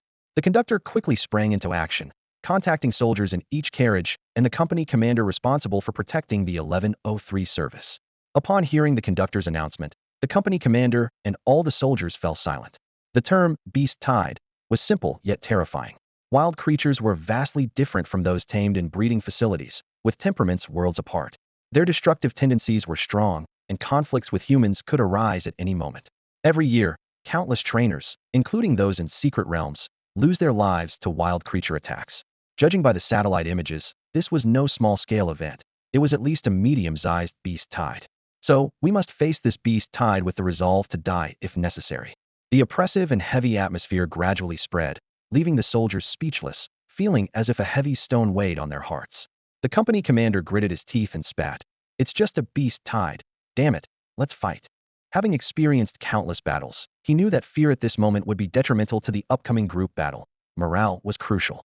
If they were scared to death just hearing about the beast tide, how could they face the battlefield? Might as well just find a rope and hang themselves. The company commander's words invigorated the soldiers. Li Chu, known for his bravery and sacrificing himself to protect the people, was the first to respond. Other soldiers also shouted in unison, both to boost morale and as a form of release. However, just then, a crew member beside the conductor suddenly gasped in horror, his face turning pale as he pointed with trembling fingers at the conductor's phone screen. It was as if they had witnessed the arrival of death itself. Conductor, the satellite signal, it's gone. Like a thunderclap, the news shattered the soldiers' newly regained composure, extinguishing their fervor instantly. The conductor, panic-stricken, responded, How? How is that possible? We still have an hour. No one spoke. At that moment, no one could answer the conductor, as they were just as frightened as he was. The atmosphere in the carriage was terrifyingly silent. After several seconds, a trembling voice broke the silence. Can't we just abandon the train and escape? This seemed to spark an idea. A few people's eyes lit up as they agreed. That's right, conductor, didn't you say we have an hour? We can still make it if we leave now. Their excitement grew. Idiots. Bang. A loud crash of porcelain echoed. Lin Heng looked up to see the previously composed conductor burning with anger, having thrown a teacup at the feet of the three men, its fragments scattering. The person who first spoke was so startled, he fell silent with his mouth agape. The conductor berated them. How long have you been soldiers? Don't you know what a beast tide means? Leaving now is certain death. Do you think you can outrun it? Those who died before thought the same. Once a beast tide begins, it doesn't end just because you run. Those wild spirits won't stop until they bite down on a target. Run? Where can you run to? Can you be faster than the train? If the train is doomed, what makes you think you're any different? The harsh reality hit them like a sledgehammer, waking those who harbored a false sense of hope. They didn't truly want to flee, it was just a natural instinct to avoid danger. But they forgot, if you could escape a beast tide, it wouldn't be considered as terrifying as a natural disaster like a magnitude 7 or 8 earthquake. There might be a few lucky survivors, but the odds are less than 1. Are you sure you're the lucky one? The three hung their heads, and the squad leader kicked each of them hard to bring them back to their senses. Lin Heng and Moo Moo listened from behind, feeling a heavy weight in their hearts. It was for this reason that he chose to reveal everything. In a beast tide, no one can escape unscathed. Even if you have a flying spirit, among the attacking wild spirits, who is to say none can fly? Except for the warning from that cliff sword. Screech, the piercing sound of brakes suddenly rang out. The carriage lurched forward violently. Due to inertia, Moo Moo fell directly into Lin Heng's arms. He instinctively caught her, feeling a softness, but there was no room for romantic thoughts. Lin Heng looked out the window, a glint of determination in his eyes as he spoke in a low voice. It's here. The conductor panicked for a moment, but forced himself to stay calm. Soon, a crew member, drenched in sweat, came running and finally reached the conductor, collapsing to his knees. The tracks ahead have been deliberately sabotaged. No wonder the train stopped. Lin Heng squinted, realizing these spirits were even smarter than he anticipated, cutting off their escape route. No wonder the fateful information indicated that the 11:03 train met with near-total casualties. The conductor's hands trembled, but his first reaction was to rush to the broadcast system and turn it on. Passengers, do not panic. We are under attack by wild spirits and must unite. All trainers above novice level, please gather in the 5th carriage. We need your help. Please come to our aid. The conductor's last plea was almost a beg. This beast tide was far more ferocious than expected, and relying on just a few dozen soldiers was nearly a death sentence. Each additional person meant a better chance of survival. They had to fight for their lives against death itself. The more people there are, the greater the strength. They must fight for their lives against death itself. As the announcement blared through the train, chaos erupted in the carriage. The train had come to an abrupt halt, and the passengers, already stricken with panic, were thrown into further disarray at the news of a beast tide. Screams, cries of fear, shoving, and even fights broke out instantly, with only a few maintaining their composure. The rumor of the beast tide loomed over everyone like a specter of death, and no one wanted to face the threat of dying. Fortunately, Lin Heng's message had alerted the soldiers in advance. The conductor quickly organized the passengers to disembark and prepare to fight. In the open area, they could take the initiative to attack instead of being forced into a defensive position. Without Lin Heng's warning, even if they had seen the railway break, they would have simply reassured the passengers to wait for specialists to handle it, never suspecting a beast tide. After all, this railway had not been attacked in nearly 20 years. The thought made the conductor shudder with fear, and he felt a surge of gratitude towards Lin Heng. Regardless of the outcome, this young man had brought a glimmer of hope to all the passengers. Being trapped in the carriage would only lead to a grim fate. Panic spread through the compartments as Li Chu hurried to the 3rd carriage. The crowd was packed tightly, arguing loudly, with some passengers even starting to fight. Seeing him was like seeing a savior. Everyone paused. Follow me and disembark in an orderly manner. Please trust us. In moments of panic, most people instinctively obey orders. However, some were driven by their baser instincts. Halfway through the evacuation, someone suddenly questioned, "Why should we listen to you? How do we know you're telling the truth?" Another chimed in, "What if you run away and leave us behind?" "No, I'm staying in the carriage. At least the train can protect me. How could an ordinary person like me fight beasts out there?" The crowd began to stir, some rushing back to the train, while others sprinted toward the station exit. Li Chu frowned deeply, stopping one person only to see that the man who first challenged him had already slipped back into the carriage. Just as he was about to give chase, an ear-piercing grinding noise erupted, like something was gnawing and tearing at metal. The crowd, initially running, stopped involuntarily, their eyes fixed on the source of the sound. Underneath the carriages they had just left, it seemed something was pushing up from the middle. The man who had returned to the carriage realized something was wrong, and with a look of panic, he leaned out to see what was happening, only to find nothing, and he fearfully asked, "What's going on? What happened?" Instantly, the passengers below felt a chill run through them, cold sweat soaking their backs, their scalps tingling, and an unshakable fear trembling in the depths of their souls. Beads of sweat as large as beans appeared on Li Chu's face, as if an invisible hand was tightly gripping his nerves, causing his breathing to become rapid. Below the train, small mounds of earth began to rise, possibly attracted by the sounds above. These mounds started to gather, quickly increasing from dozens to hundreds. Creak and eerie sound of gnawing intensified, the initial brief pauses gradually disappearing, the writhing gnawing noise akin to a curse, growing in frequency until the high-pitched sound made people's ears buzz. Crashed the 3rd carriage, where the man was, could no longer withstand the pressure. It was breached from below, and in an instant, the mound's creatures drilled a large hole, causing it to collapse and split in two. People could only hear the man's desperate scream abruptly cut off, as they watched in horror, unable to believe what fate they might have faced if they had been a step slower or had run back to the carriage like the man. At that moment, Li Chu suddenly understood the train conductor's words. There truly was nowhere to escape. Even with the train's armor, these hundreds of digging creatures, attacking from the weakest point at the bottom, could bring the train down in less than half a minute. Pop! The mounds burst open, revealing small creatures covered in dirt. From a distance, they resembled various forms of moles and earth creatures, each with a fierce look in their eyes, glaring viciously at the humans before them. Linhung looked at the scene and suddenly realized. This was the vanguard digging team. Their task was to disrupt the train's progress, arriving faster than the main force to prevent the crowd from escaping. Sure enough, sensing that someone was about to flee toward the station's perimeter, over 100 creatures burrowed back underground, the mounds moving forward. People were scared out of their wits, but, remembering the earlier man's fate, dared not make a sound. The mounds moved swiftly, forming barriers that surrounded the station's exit, isolating everyone inside. The captain gritted his teeth, his eyes red with anger. These creatures were too clever. They intended to trap the humans in the station, awaiting the main force to arrive and begin their feast. All soldiers, listen up. Break through the encirclement and fight to the death. The captain roared, deploying his most prized Pokemon.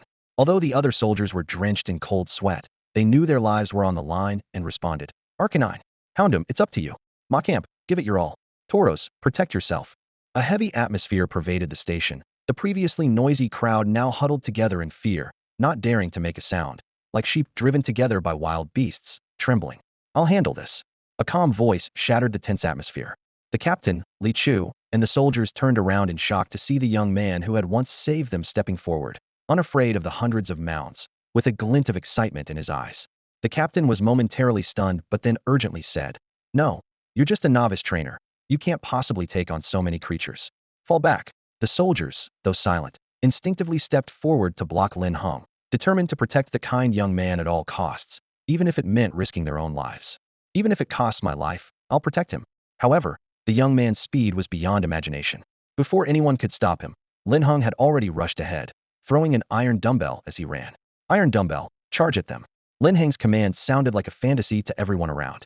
Was he insane or just foolish, trying to take on hundreds of creatures alone? Some couldn't bear to watch and turned away.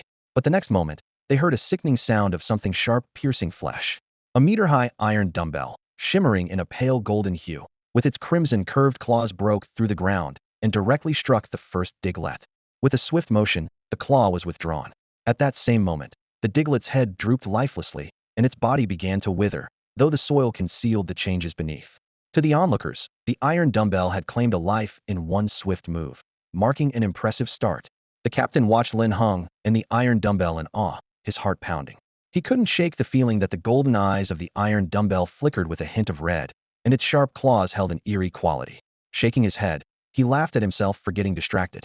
Lin Heng's performance was so outstanding that it made him relax a bit. The captain marveled at the young man and his iron dumbbell. In a short time, the iron dumbbell had silently taken the lives of several wild creatures, moving swiftly and striking with deadly precision. The crowd was stunned. They had seen iron dumbbells before, but none as formidable as this one. Its sharp claws never missed, always striking fatally. No matter how solid or rock-like the ground seemed, or how the wild creatures were shielded by stone, the iron dumbbell's claws pierced through them all, leaving nothing untouched.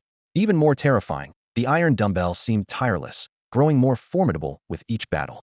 Its claws, now stained with blood, appeared even more chilling, exuding an intense killing aura. In just a minute, a small gap had opened in the encircling creatures, both intimidating and boosting morale for everyone. The captain watched the iron dumbbell weave through the wild creatures like a grim reaper, his blood boiling with adrenaline. He threw his cigarette to the ground with determination. Damn it, let's go. Can't let a high schooler outdo us. As soon as he spoke, the Lycanroc beside him roared, seemingly responding to its master. The howl boosted its attack power, and with a swipe of its paw, a rock flew towards the opposing Gabite. With a thud, the Gabite's head tilted from the impact, a bump forming as it roared back and charged at the Lycanroc. The wild creatures, realizing the iron dumbbell's threat, began to avoid it and attacked other soldiers instead. The station was suddenly filled with flashes of various skills, dust swirling in the air, obscuring the view for the onlookers. Though they couldn't see anything clearly, their fear had significantly lessened, and a glimmer of hope had arisen. This hope stemmed from the young man who first launched the attack. While all the soldiers were fiercely engaged in battle, and the onlookers in the distance couldn't see the station's exit due to the swirling dust and debris, Lin Heng decisively pulled out 2 blind boxes and opened them immediately. The boxes revealed 8 auxiliary gears, 8 gear discs, and 4 rapid spin wheels. At first glance, these seemed quite formidable, with a much higher probability of unlocking advanced moves than before. However, these move memories were exclusive skills for gear Pokemon, and for any trainer without a gear Pokemon, they were practically useless, even less practical than basic moves like Steel Wing.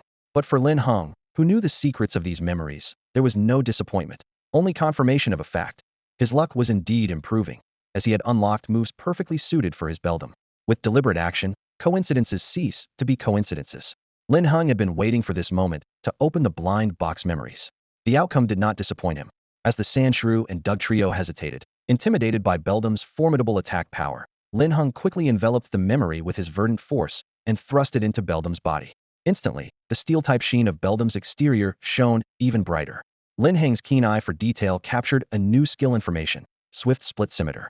The scimitar could detach and fly out, splitting in midair, with each claw tip functioning as an independent biological weapon, capable of instantly claiming numerous lives. Note: this skill consumes an extreme amount of energy, with each use depleting up to 90 of stamina. Holy crap, that's insanely powerful. Linhung was overjoyed. Beldum's Tier 3 divine potential was incredible. The Gear Pokemon's exclusive skill had been absorbed and unleashed such an extraordinary effect. Perhaps this was also due to the verdant force and previous enhancements. Every step was interconnected, leading to today's formidable Beldum. If it were of ordinary potential, mere skill stacking would likely result in just another gear skill. This highlights the difference between Pokemon. Thus, Linhung wasn't actually worried about others discovering the secret of the memory. He didn't believe no one had tried before. The results for others might not even compare to simply letting their own type Pokemon absorb it, which is why no one had disclosed it. Linhung exhaled in relief. This skill seemed naturally aligned with the previous Blood Crystal, designed as a powerful move meant for a single use in battle. But with the Super Absorb to replenish stamina, there was no need to worry. Beldum launched another attack, transforming instantaneously into a Steel Assassin, a war machine. Its speed in defeating Pokemon tripled, as the scimitars split into three, spinning rapidly and slicing toward the Pokemon's necks and heads. In the blink of an eye, 3 lives were claimed. Beldum's aura surged, and with a thunderous roar, Linhung watched the flickering glow of metal evolution enveloping it, his spirit invigorated. In the next second, he decisively took out a rare candy, and, using the verdant force, tossed it into Beldum's mouth. In a flash, Beldum's energy levels soared, an overwhelmingly brilliant silver light engulfing the entire station. Under the stunned gazes of all present, it gradually enveloped Beldum. The commander's eyes widened in shock as he suddenly realized the fact that young man's Beldum was about to evolve. The captain's eyes widened in shock as he suddenly realized a startling fact. The young man's iron dumbbell was about to evolve. A dazzling light instantly captured everyone's attention at the scene. Even the wild spirits couldn't help but focus on it. In the interplay of light and shadow, the iron dumbbell's form gradually revealed itself. Its originally pillar-like vertical body swelled like a balloon, transforming into a completely different disc-shaped UFO. The curved blade, nearly half a meter long, began to split right before their eyes, morphing into 2 massive iron claws, with the arc and length extending further until the light faded. Once the dust settled, the crowd huddled together in the distance gasped in astonishment, utterly speechless. At this moment, the evolved metal creature had undergone a dramatic transformation into a true steel war machine. Its elegant and captivating platinum sheen was dazzling. The 2 arms beside the disc-shaped main body resembled the original iron dumbbell, but had doubled in number. Particularly striking were the terrifying curved claws below, once imagined as the Grim Reaper's scythe, now a reality. They witnessed how easily these claws could reap countless lives. The Grim Reaper wields a single scythe, but these claws could split into 6 blades, escalating their destructive power from 3-fold to 6-fold. Moreover, the metal creature was no longer a cyclops, but had transformed into having 2 eyes, with brilliant crimson glimmers within the golden hue, embodying a mechanical life form's unique allure. A silver spike adorned its forehead and backpack, while 2 pairs of dagger-like blades extended diagonally backward from its sides. Its size had doubled, and the evolved metallic beast now bore a clear message. Don't mess with me. The metallic creature shone, classified as Elite Level 1. Its attributes were steel and psychic. Characteristics included 1. Clear body, immune to ability reduction from opponents' moves or traits. 2. Steel heart, a unique steel trait, granting immunity to all steel-type skills upon entry, with a 10 resistance boost to other types and a 20 boost against fire types. Its aptitude was Tier 3 Divine, requiring specific stimuli, currently manifesting as champion level. Skills included Tackle, Iron Defense, Zen Headbutt, Iron Head, Iron Tail Beam, Biometal Claw, Super Absorb Coagulation Crystal Evolution, Rapid Split Scimitar, Electromagnetic Levitation. Its closeness value was 80,100, with talent bonuses. The description mentioned that after evolution, the metallic creature retained the special attribute of Biometal Claw, significantly enhancing its damage. When combined with Super Absorb, it served as a training buff for the creature. However, caution was advised with time management. Within an hour, it was training, honing the creature's mind and physique, but prolonged use could heighten a bloodthirsty desire, gradually consuming its sanity, and even causing fundamental damage. Indeed, nothing should be pursued greedily. Linhung reflected on the last point, feeling deeply moved. However, he also found it reasonable. The bloodthirsty Super Absorb combined with the terrifying damage of the Biometal Claw was simply extraordinary. Each time the creature's energy depleted, it would be immediately replenished. This was unquestionably a test of its willpower. After all, while replenishment was possible, The sensation of being utterly drained each time was unimaginable, akin to being squeezed dry and then given a remedy. The body can be conditioned, but the mind is bound to suffer long-term issues if not addressed. The transformed metal monster not only gained increased destructive power, but its external capabilities evolved as well, now reaching champion level. This indicates that its potential is gradually being unlocked. Additionally, it gained a new skill, electromagnetic levitation, which is perfect for this stealthy, lethal predator. A mechanical, magnetic voice resonated as Lin Heng collected his thoughts. The metal monster stood tall, its eyes scanning the surroundings before lifting its arm with a satisfied gesture. Metal monster, from now on, make this your territory, Linhung commanded. The metal monster nodded decisively. In an instant, it shot out, propelled by a burst of magnetic force, moving with surprising speed despite its increased size. The crowd at the station watched in shock as the metal monster released 6 blades midair. As a pale golden hue shimmered, the blades swiftly decapitated 2 ground dragons and 3 diglets, slicing a sandshrew in half. The scene wasn't gory, as the earth concealed the carnage, leaving only diminishing mounds visible. The encirclement was broken. Wild beasts do feel fear, and within minutes, their ranks were in disarray. Witnessing their comrades fall, some creatures growled in terror and began fleeing the station.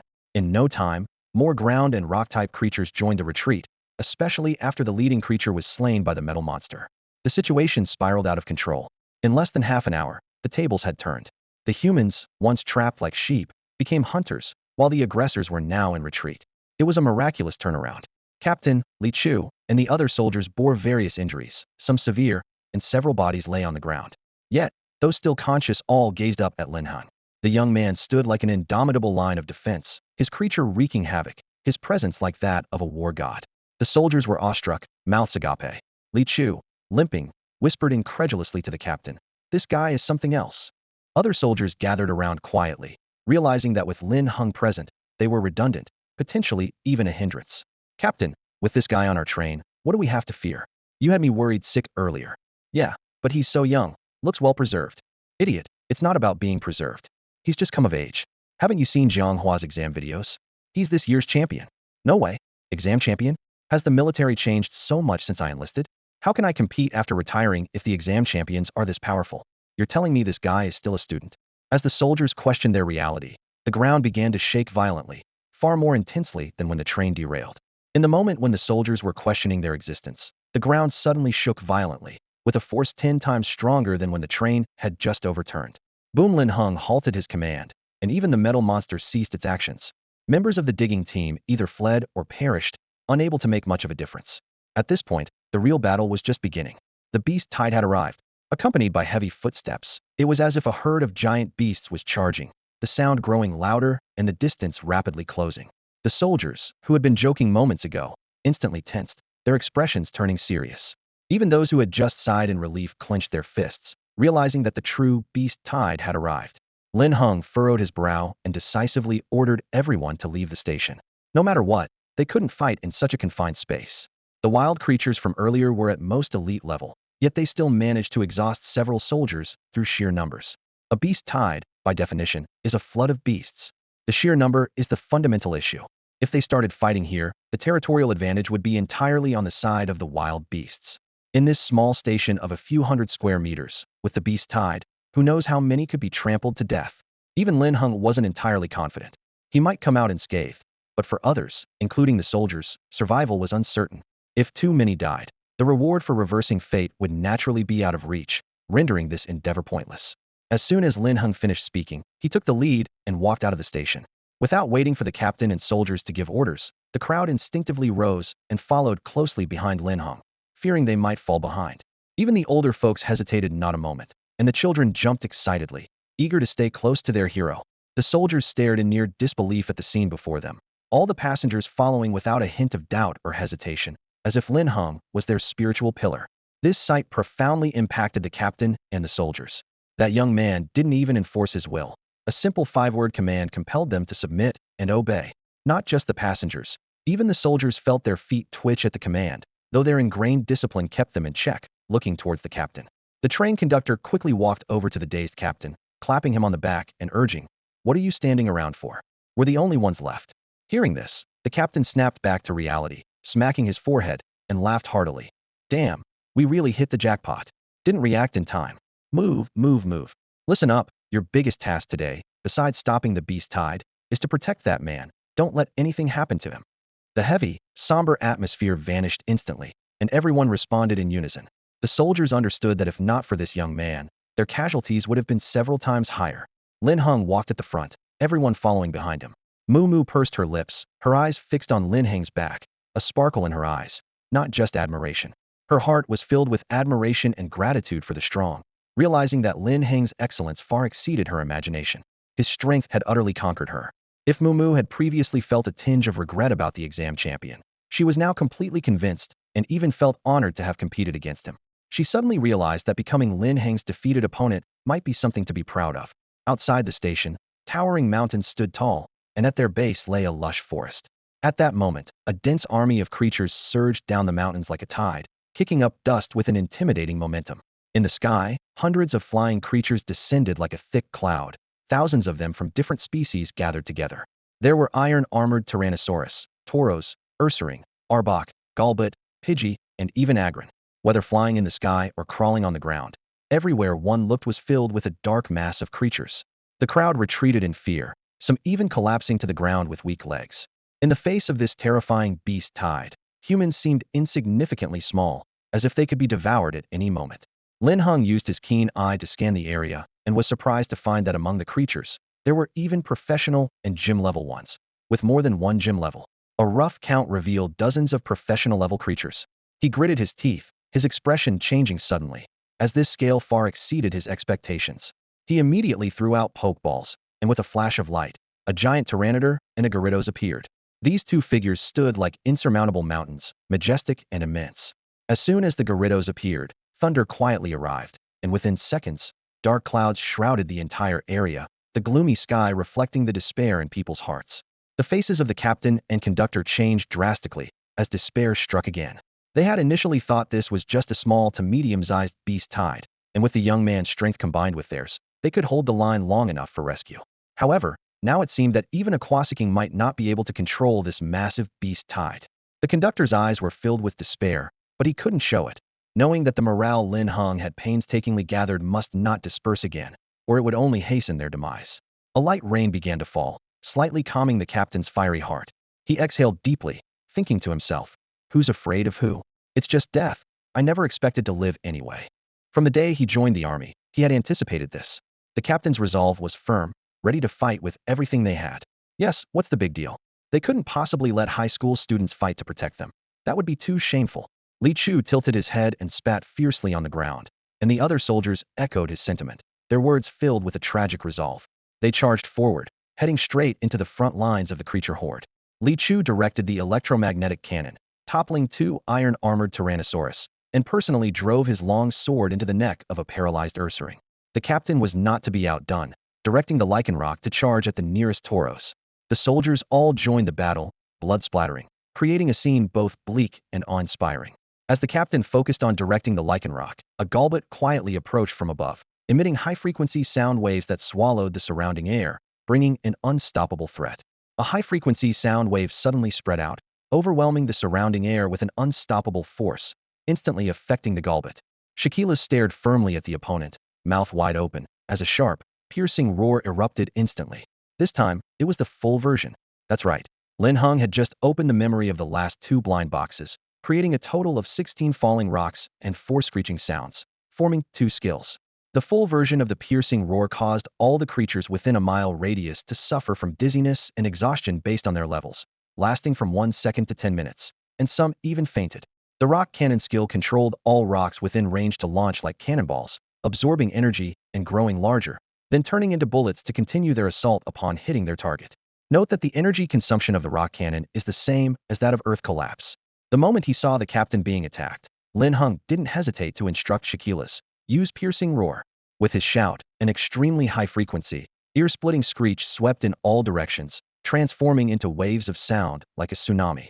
Wherever it reached, the trees in the forest shook violently, and the stones on the ground vibrated intensely.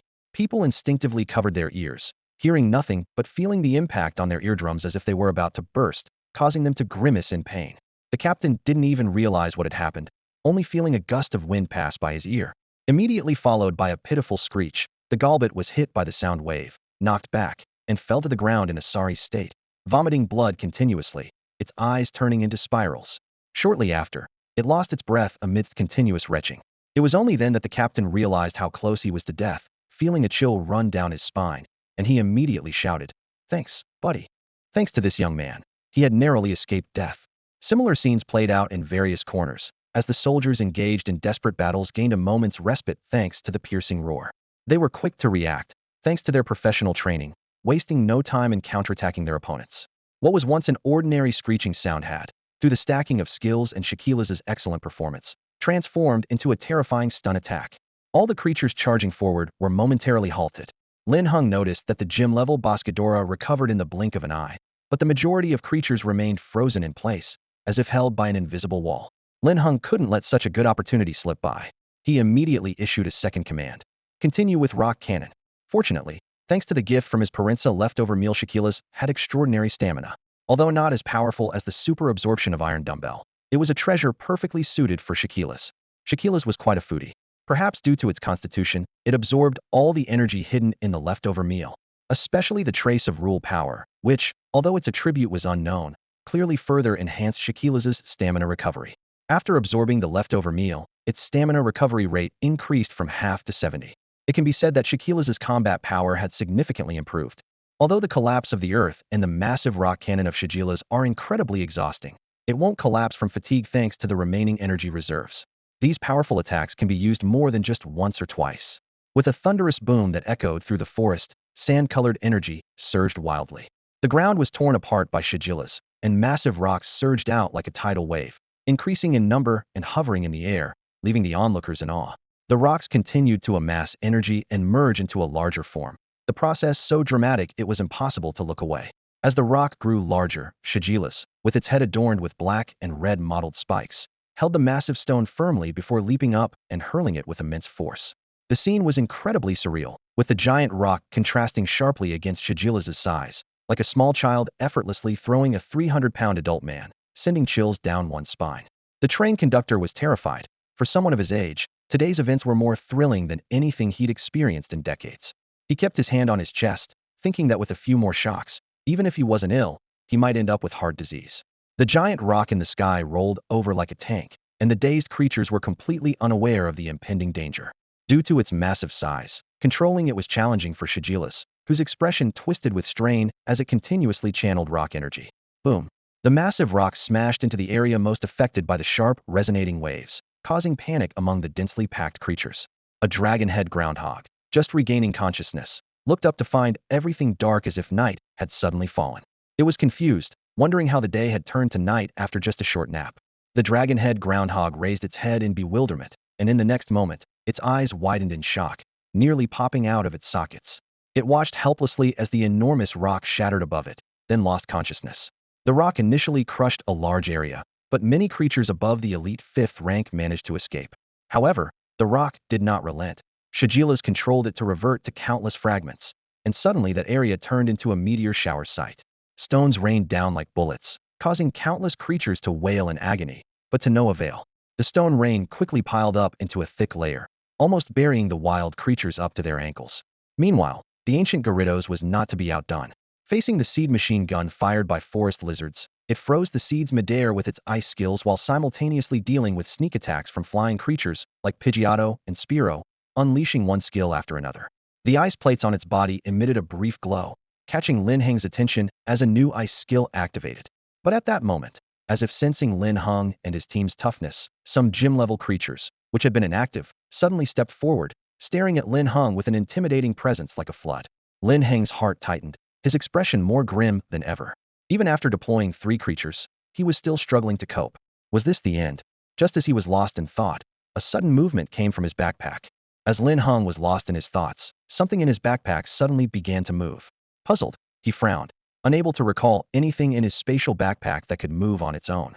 Ahead, dozens of gym-level Pokemon were watching intently, exuding an overwhelming sense of pressure. The passengers, too scared to even breathe, were enveloped in a sense of despair. In such a situation, the possibility of escape seemed unimaginable, as these were gym-level Pokemon, possessing the combined power of multiple gym leaders. A faint sobbing sound came from the crowd, making the atmosphere even heavier, as if awaiting the arrival of doom. Even if the Alliance intervened, they would likely need an elite trainer to handle this beast tide. By Secret Realm standards, this scenario would be no less than a level threat. And A-level Secret Realms are typically associated with legendary Pokemon sightings or information. Could they really survive this? The hope kindled by Lin Heng in the eyes of the crowd slowly dimmed, leaving them with hollow, deadened stares, as if their spirits were crushed. The commander gritted his teeth, and the soldiers' eyes reddened, seemingly aware that the battle was lost. The gap in levels was insurmountable. If they were facing professional-level Pokemon, there might be a slim chance of survival, but now, it seemed hopeless. Yet, their hearts were filled with reluctance, an unwillingness to accept this fate. They had come so far, and the young man seemed like a miracle, repeatedly turning the tide and saving their lives in dire situations. The soldiers' one-schooled blood surged anew, and just watching that figure standing resolutely in front of them stirred their emotions, their eyes involuntarily heating up. As soldiers, they had always been the protectors. This was the first time they were being protected, but the one shielding them was just a high school student. This pressure shouldn't have been his to bear. The soldiers couldn't quite describe their feelings, but at this moment, they had only one thought.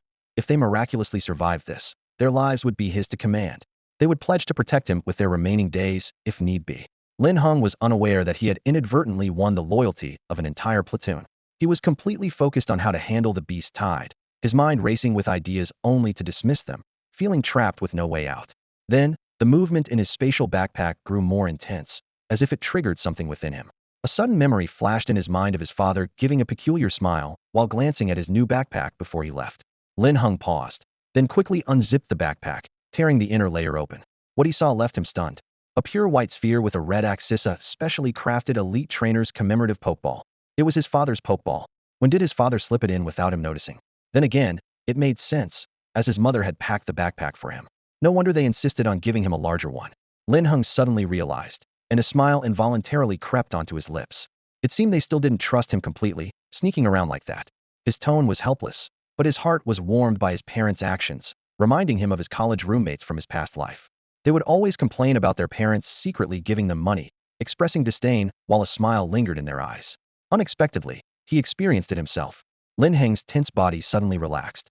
He took the special king-level commemorative ball made by the Alliance and rubbed it in his palm before taking it out. Dozens of gym-level Pokemon seemed to sense an ominous presence, moving more urgently and picking up speed. Boscadora was even being carried forward by a team digging underground, moving at an incredible pace, with mounds of earth appearing and disappearing rapidly. Boscadora was approaching Lin Heng with a speed it could hardly achieve on its own. At this moment, they seemed to be just moments away from reaching him. The sinister grin on Boscadora's face was almost twisted, its malicious eyes scanning the crowd as if searching for a target. Countless people stared in terror, as if they could already see the scythe of death poised at their necks. Accompanied by a click, enormous wings emerged from the light, revealing a muscular and powerful Charizard. Roar! The deafening roar swept through the mountains and forests, releasing a terrifying pressure in an instant. The exclusive king-level aura erupted without the slightest restraint, powerfully descending upon the area. The little master is really something. Only releasing me now. I was about to suffocate. The imposing Charizard made an entrance that commanded absolute intimidation. Boscadora was petrified, its sinister grin frozen on its face. But the digging team below, unable to see, only vaguely sensed the powerful dragon's might, instinctively wanting to cower. But they were too close, unable to stop in time. Boscadora was thus delivered straight in front of Charizard. Snort! Charizard disdainfully snorted, its eyes full of contempt. It looked at Boscadora as if it were a dish voluntarily offered up. It didn't even move, standing there as Boscadora approached, opening its mouth wide. Flames rolled up over its fangs, with an incredible heat.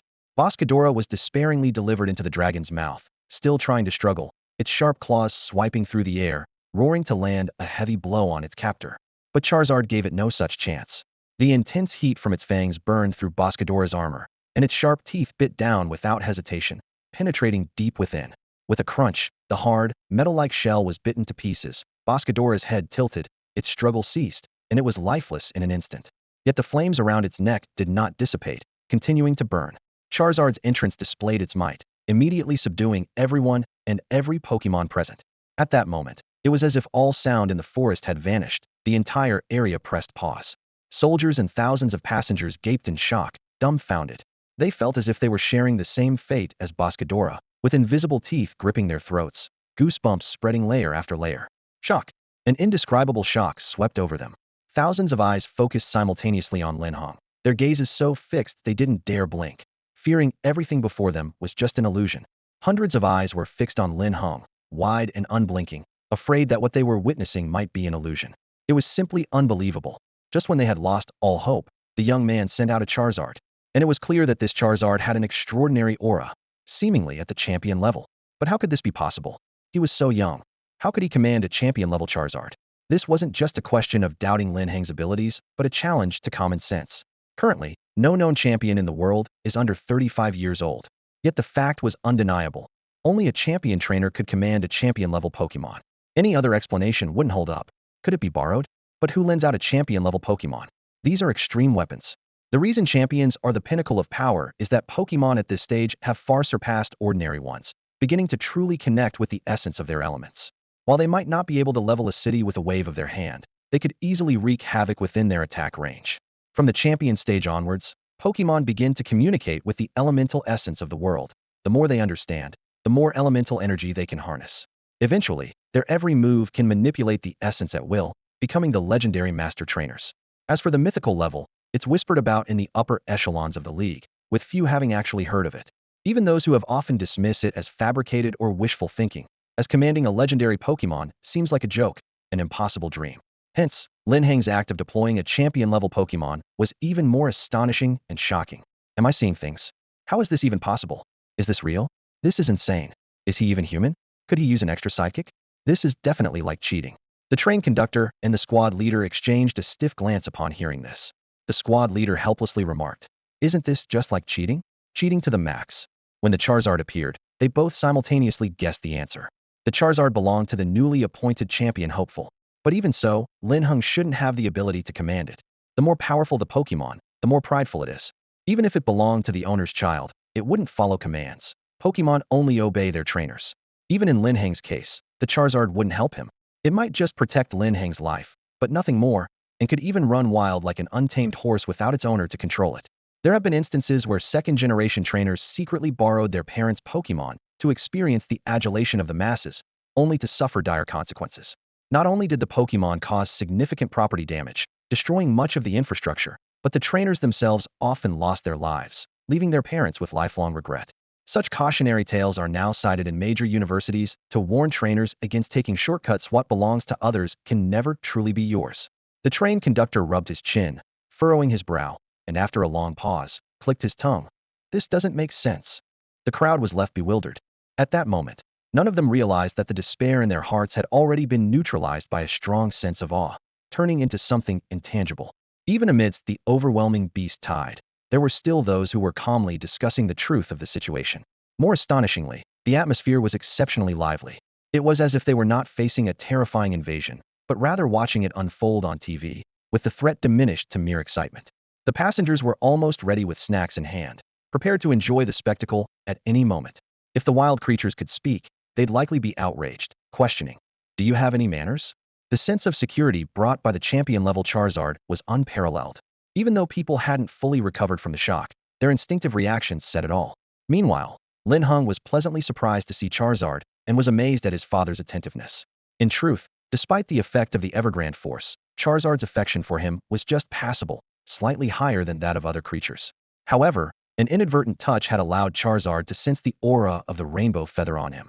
Since then, Charizard's fondness for Lin Heng had skyrocketed, often sneaking over during his training sessions, perhaps to experience the rainbow feather's aura and gain some insight. Over time, Lin Heng held the rainbow feather during his basement training, and while Gyarados and others grew in strength, Charizard also benefited greatly, with its fire energy becoming increasingly intense, its flames even developing a golden hue. Thus, Charizard genuinely wanted to be close to Lin Heng, and when it heard its master's request to protect the young master, it accepted the mission without hesitation. Charizard felt proud and secretly smug, thinking, "It has to be me." Charizard raised its head slightly, spewing flames. In the next moment, the fire on its tail turned into a heat wave, surging forward, and under Gyarados' influence, the gloomy sky cleared instantly, with the scorching sun shining down on the earth. The originally cool and spacious forest's temperature skyrocketed, as if another sun had appeared. The tables turned once again, and despair now gripped the beast-tide army. Dozens of fierce-looking gym-level creatures realized they had hit a brick wall, and Charizard's overwhelming champion-level aura made them abandon their companions, with some even darting behind trees to flee. Their earlier bravado vanished in an instant. After all, while wild creatures are fierce, they're not mindless. As for the painstakingly assembled creature army, once they fled, what would their subordinates think? Wouldn't they lose face? These top creatures would tell you that when your life is on the line, dignity and pride mean nothing. Run. You must run. A wave of murderous intent swept over them, causing timid wild creatures to faint before even making a move, while those able to move began fleeing wildly. Charizard's mere appearance easily crushed the painstakingly organized medium-sized beast tide. Sceptile dragged the unconscious Grovyle into the depths of the forest, while dozens of Gloom in front uprooted their feet and leaped into the bushes under the watchful eyes of all. Pidgeotto, and other flying creatures all fled in panic, feathers falling in their wake.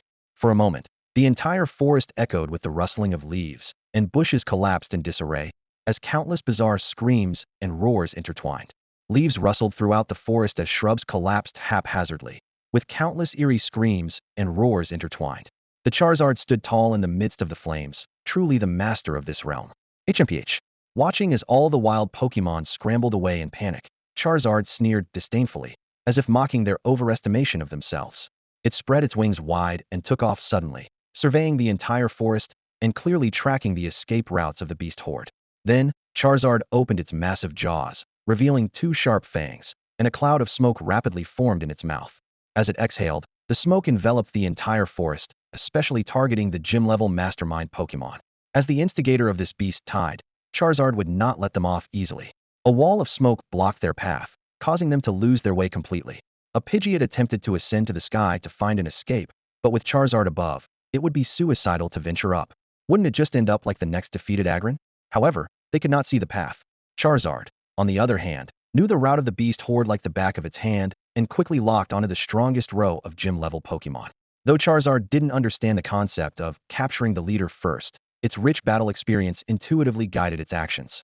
Swish, swish, swish. The sharp sound of slicing through the air rang out repeatedly, cutting through much of the smoke in the forest. The air slash was incredibly sharp, ignoring everything in its path. Trees, leaves, shrubs, and even stones were effortlessly sliced open. The speed of the air slash never slowed, racing forward at a pace too fast for the eye to follow, carrying immense force. Thud, thud, thud. The faint sound of the slashes was swallowed by the strange noises of the forest, and the crowd only heard the dull thuds of bodies hitting the ground, one after another. They didn't know what had happened, helping each other up from the ground, looking at each other in confusion. Did those wild Pokémon die? The soldier questioned by the passengers awkwardly scratched his head, bewildered. Probably. The soldier looked to the train conductor and the company commander for help, only to find that the usually prepared conductor and the decisive commander wore the same bewildered expression. The soldier felt oddly comforted, realizing that everyone was equally perplexed. At this moment, Charizard began to truly exert its power, seemingly wanting to test the mysterious fire-type abilities it had recently grasped from interacting with its young trainer. It charged through the smoky sky, its tail flames engulfing its entire body, intensely hot, turning the sky a fiery red. Linhung unconsciously looked up. Under the sunlight, the power of the flames intensified, dyeing the sky a red tinged with gold. Gold. Linhung rubbed his eyes in astonishment, and upon reopening them, confirmed he was not mistaken. The stones on the ground closest to it had been directly melted. Just then, Charizard launched its final attack, determined to end everything. With blazing flames in tow, it executed a dragon dive, descending from the sky like a falling sun with unparalleled destructive power. The golden flames flickered at its core, like a mischievous child, quietly landing in the forest. A wave of heat surged, instantly igniting the plants in the forest. The flames, centered around Charizard, raged like a tornado. The air sizzled with a sharp sound as it burned, and Charizard appeared as a massive fiery beast, leaving charred marks in the sky. With a loud explosion, the intense blast engulfed the forest, bringing the beastly tide to an end. Countless wild creatures turned to ashes in the fire, unable to even utter a cry before quietly perishing. Seeing the flames approaching the direction of the humans, Linhung urgently shouted, "Charizard, stop it!" He knew the burning power of the golden flames was formidable and could not let the fire spread further. Hearing this, Charizard began to flap its wings, once, twice. However, instead of diminishing, the flames grew stronger, closing in on the group. Charizard was stunned, perplexed. What was this new aura I just discovered? Why can't I retract it? Linhung heard Charizard's thoughts, his heart tightened, realizing the gravity of the situation. Charizard's actions needed stern reprimand. This was not like its usual behavior. Fortunately, he had a backup plan. The Ice Shard had just inspired Gyarados' new move, and with Charizard being so strong, Gyarados hadn't had a chance to try it out until now. Gyarados Ice Punch. As soon as the words were spoken, Gyarados began to shake, letting out a roar of excitement, its whiskers trembling with enthusiasm. But it had no fists, so what now? It would conjure a phantom fist in the air. Empowered by the Ice Shard, Gyarados' understanding of Ice-type moves was phenomenal. It spewed out a massive amount of ice energy, which condensed and compressed, spinning rapidly in midair, whipping up icy winds. Instantly, the raging fire in the forest faltered, and Gyarados puffed up its chest, casting a proud glance at Charizard, as if to say, "See that?" The sweat-drenched crowd breathed a sigh of relief, feeling considerably cooler. If the fire had continued burning, they felt they might have dehydrated. As the ice energy in the air condensed into a giant blue phantom fist, Gyarados' eyes lit up. In a flash, it directed the massive blue fist, brimming with icy power, to smash down heavily on the domain of the golden flames. The power of the ice erupted, boom. The terrifying collision sound triggered a sonic boom, forcibly splitting the approaching flames in two, creating a dividing line. The crowd was at the core, and the cold from the blue phantom fist spread, freezing into icicles and successfully blocking the extension of the golden flames. Yet by this time, the golden flames had exhausted their remaining heat and, under the strong ice aura's blockade, began to slowly dissipate. As the golden flames vanished, the forest fire also started to die down, and the icy chill thoroughly sealed the charred forest and the ashes of the fallen creatures. Charizard looked at Gyarados with a peculiar expression, its dragon eyes showing a hint of admiration. "This kid's not bad, reminiscent of my glory days." The ancestral Gyarados was feeling quite pleased with itself, basking in the power of its punch and eagerly awaiting Lin Heng's praise. Suddenly, it sensed an intense gaze directed its way. Could it be that someone had noticed its brilliance? Of course, a genius like me shines wherever I go. It slowly lifted its massive head, its two whiskers fluttering elegantly in the breeze. Striking a pose, it twisted its body, its dark scales glistening brilliantly in the sunlight. However, in the next moment, it realized that the creature staring at it was a Charizard. The Gyarados' eyelids drooped instantly, and its earlier pride vanished. Seeing Charizard's unfriendly expression, it thought to itself, "Why is this Oldemer staring at me? Does it want to compete for attention too? Humph, it's older than me and still wants to steal the spotlight." Ugh, its fantasies shattered. The Gyarados became furious, spat in Charizard's direction, and then turned to hide behind Linhung. Even curled up like a snake, its large body was still conspicuous, and Linhung couldn't even block its big head. Charizard was taken aback by Gyarados' actions and scratched its belly in confusion. Is this some new way of expressing friendliness? Should I spit back? Linhung, hearing the contrasting thoughts of the two, couldn't help but laugh out loud. Gyarados is indeed bold, and Charizard has such a good temper. After all, the ancestral power of the dragon flows in Gyarados' veins. While the pressure from a king-level presence could immobilize other creatures, Gyarados felt no such burden. Its bloodline power directly counteracted it. Just like with that ice punch, Gyarados conjured a giant fist phantom out of thin air. Besides its powerful ice-type talent, the dragon-type power was a significant aid. During the fist's formation, physical attacks transformed into magical penetration, which could drive other creatures mad just from the conversion process. Although Gyarados wasn't humble, Linhung had to admit it was indeed a genius. Thus, it felt no awe towards Charizard. Linhung couldn't help but remind it, "Gyarados, this is your elder." As an observer, he saw clearly that Charizard hadn't provoked Gyarados. Gyarados' temper was indeed notorious, flaring up at anyone. Luckily, it had enough strength. Otherwise, it wouldn't be surprising if it got beaten up one day. It's truly asking for trouble. Gyarados mumbled a response, its temper rising and falling quickly. Realizing it had misbehaved, it lowered its head slightly. Fortunately, Charizard was truly forgiving, showing none of its earlier imposing demeanor and instead appearing like a kind elder. Ding! The threat of the beast-tide invasion has been successfully averted. The fate of over 1,000 passengers has been reversed. Congratulations to the host for defying destiny and changing fate. Now, the rewards are being distributed. The host's physical attributes have been comprehensively enhanced. A shared learning device. Moo Moo's fate has been altered, and the fragments of the superpower orb have been upgraded to a complete orb. Transfer. Talent enhancer. The gaze of a certain mythical beast will be triggered at a critical moment. Linhung was left speechless, feeling overwhelmed for the first time upon receiving rewards, even a bit dazed. These rewards are simply too extravagant, he murmured involuntarily. Undoubtedly, this time the rewards are insanely generous. It's like a grand giveaway after a mall bankruptcy, an unprecedented spectacle. Wow, is this the power of defying destiny? Linhung realized the immense challenge of reversing fate when he discovered the scale of the beast tide. Moreover, it involved over 1,000 people. With this in mind, the plethora of rewards in front of him seemed justified. He eagerly began to examine them closely. Comprehensive enhancement. Upon selection, the host's body will undergo a complete transformation, including physique, stress resistance, endurance, five senses, organs. Even the core will undergo a radical change. Wow, it's my turn. Linhung was pleasantly surprised. As his spirits grow stronger, the secret realms and opponents he faces will become increasingly dangerous.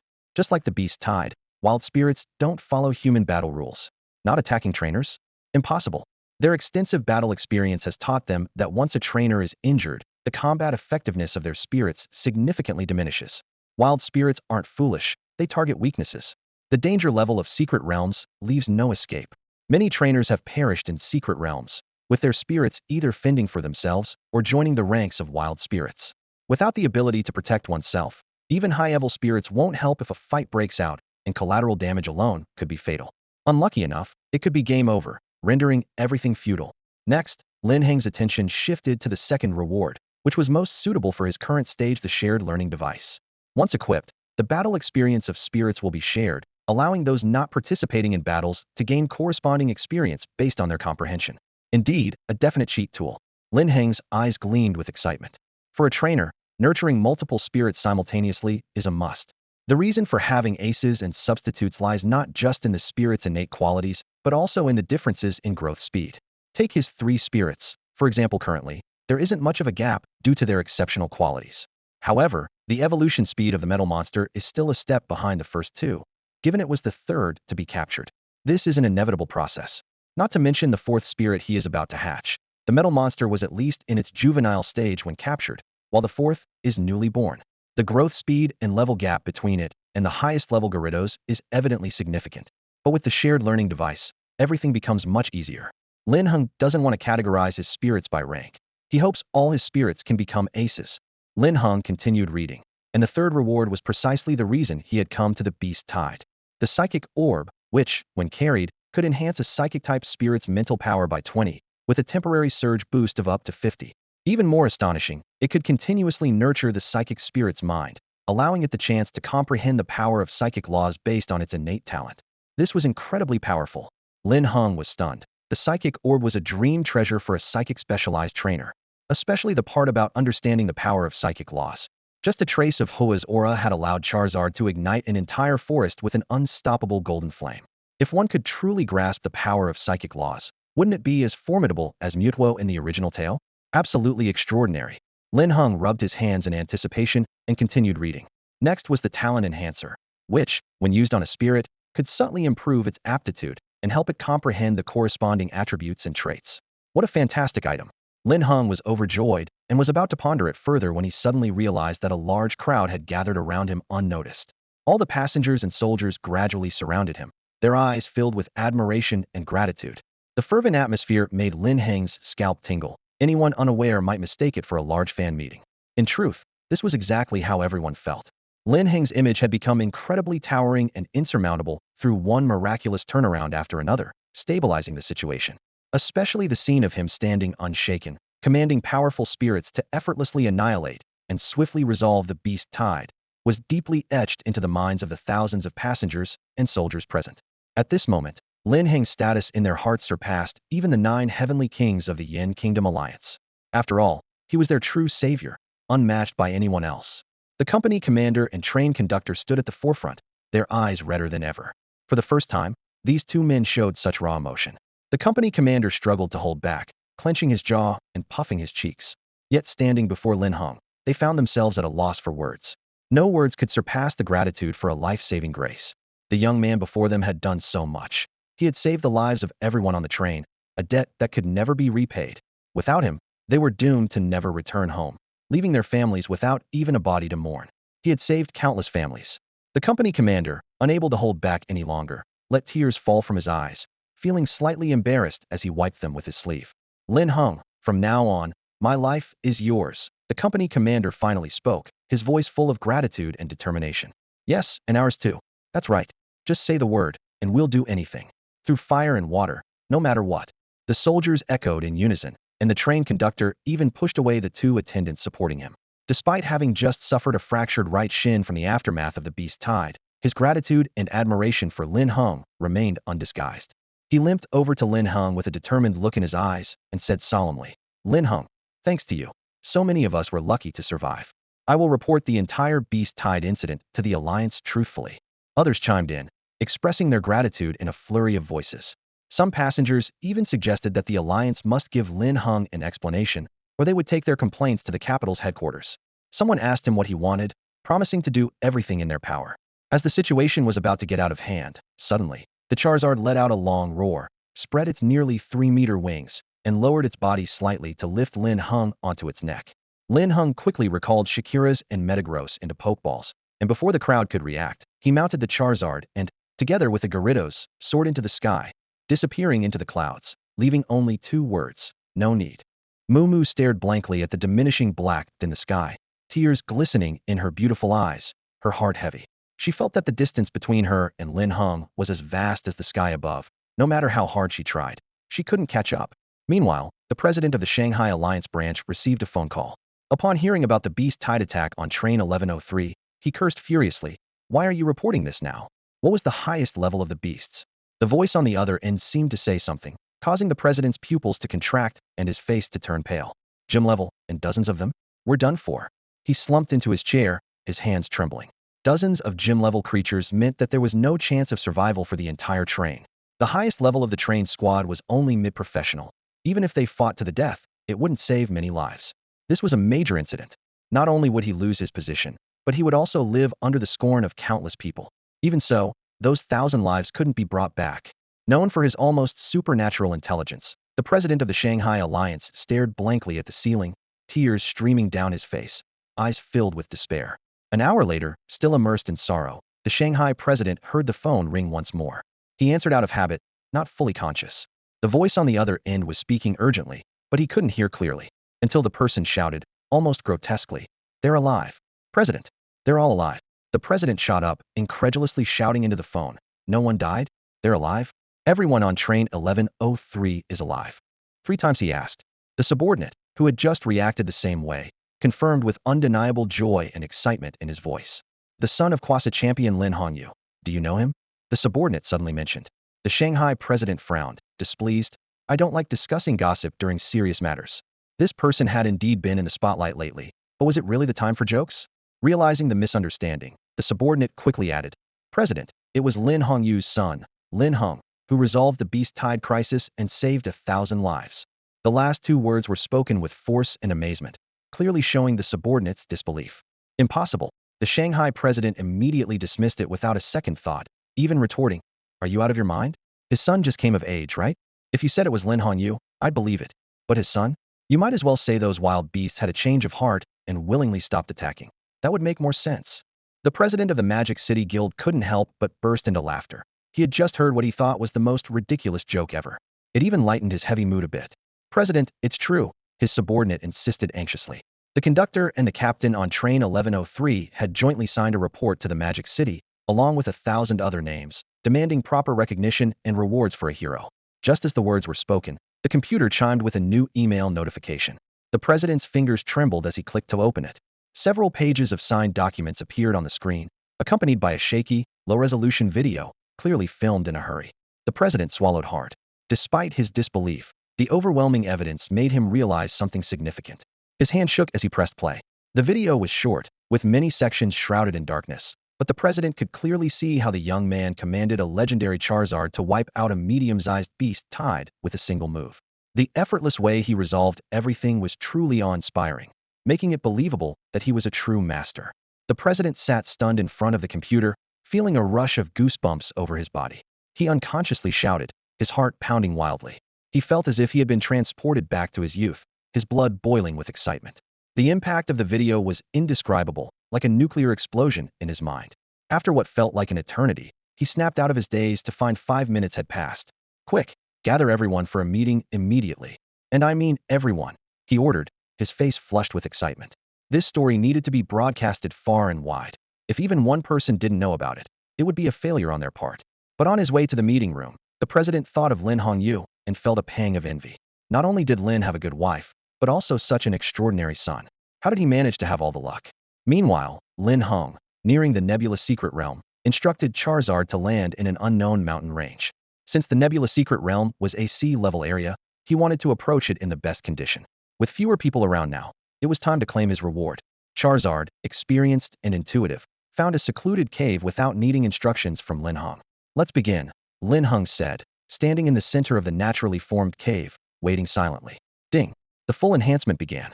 In the next second, a dazzling orb appeared above Lin Heng's head, resembling a miniature galaxy. Countless radiant lines emerged, pouring into him simultaneously.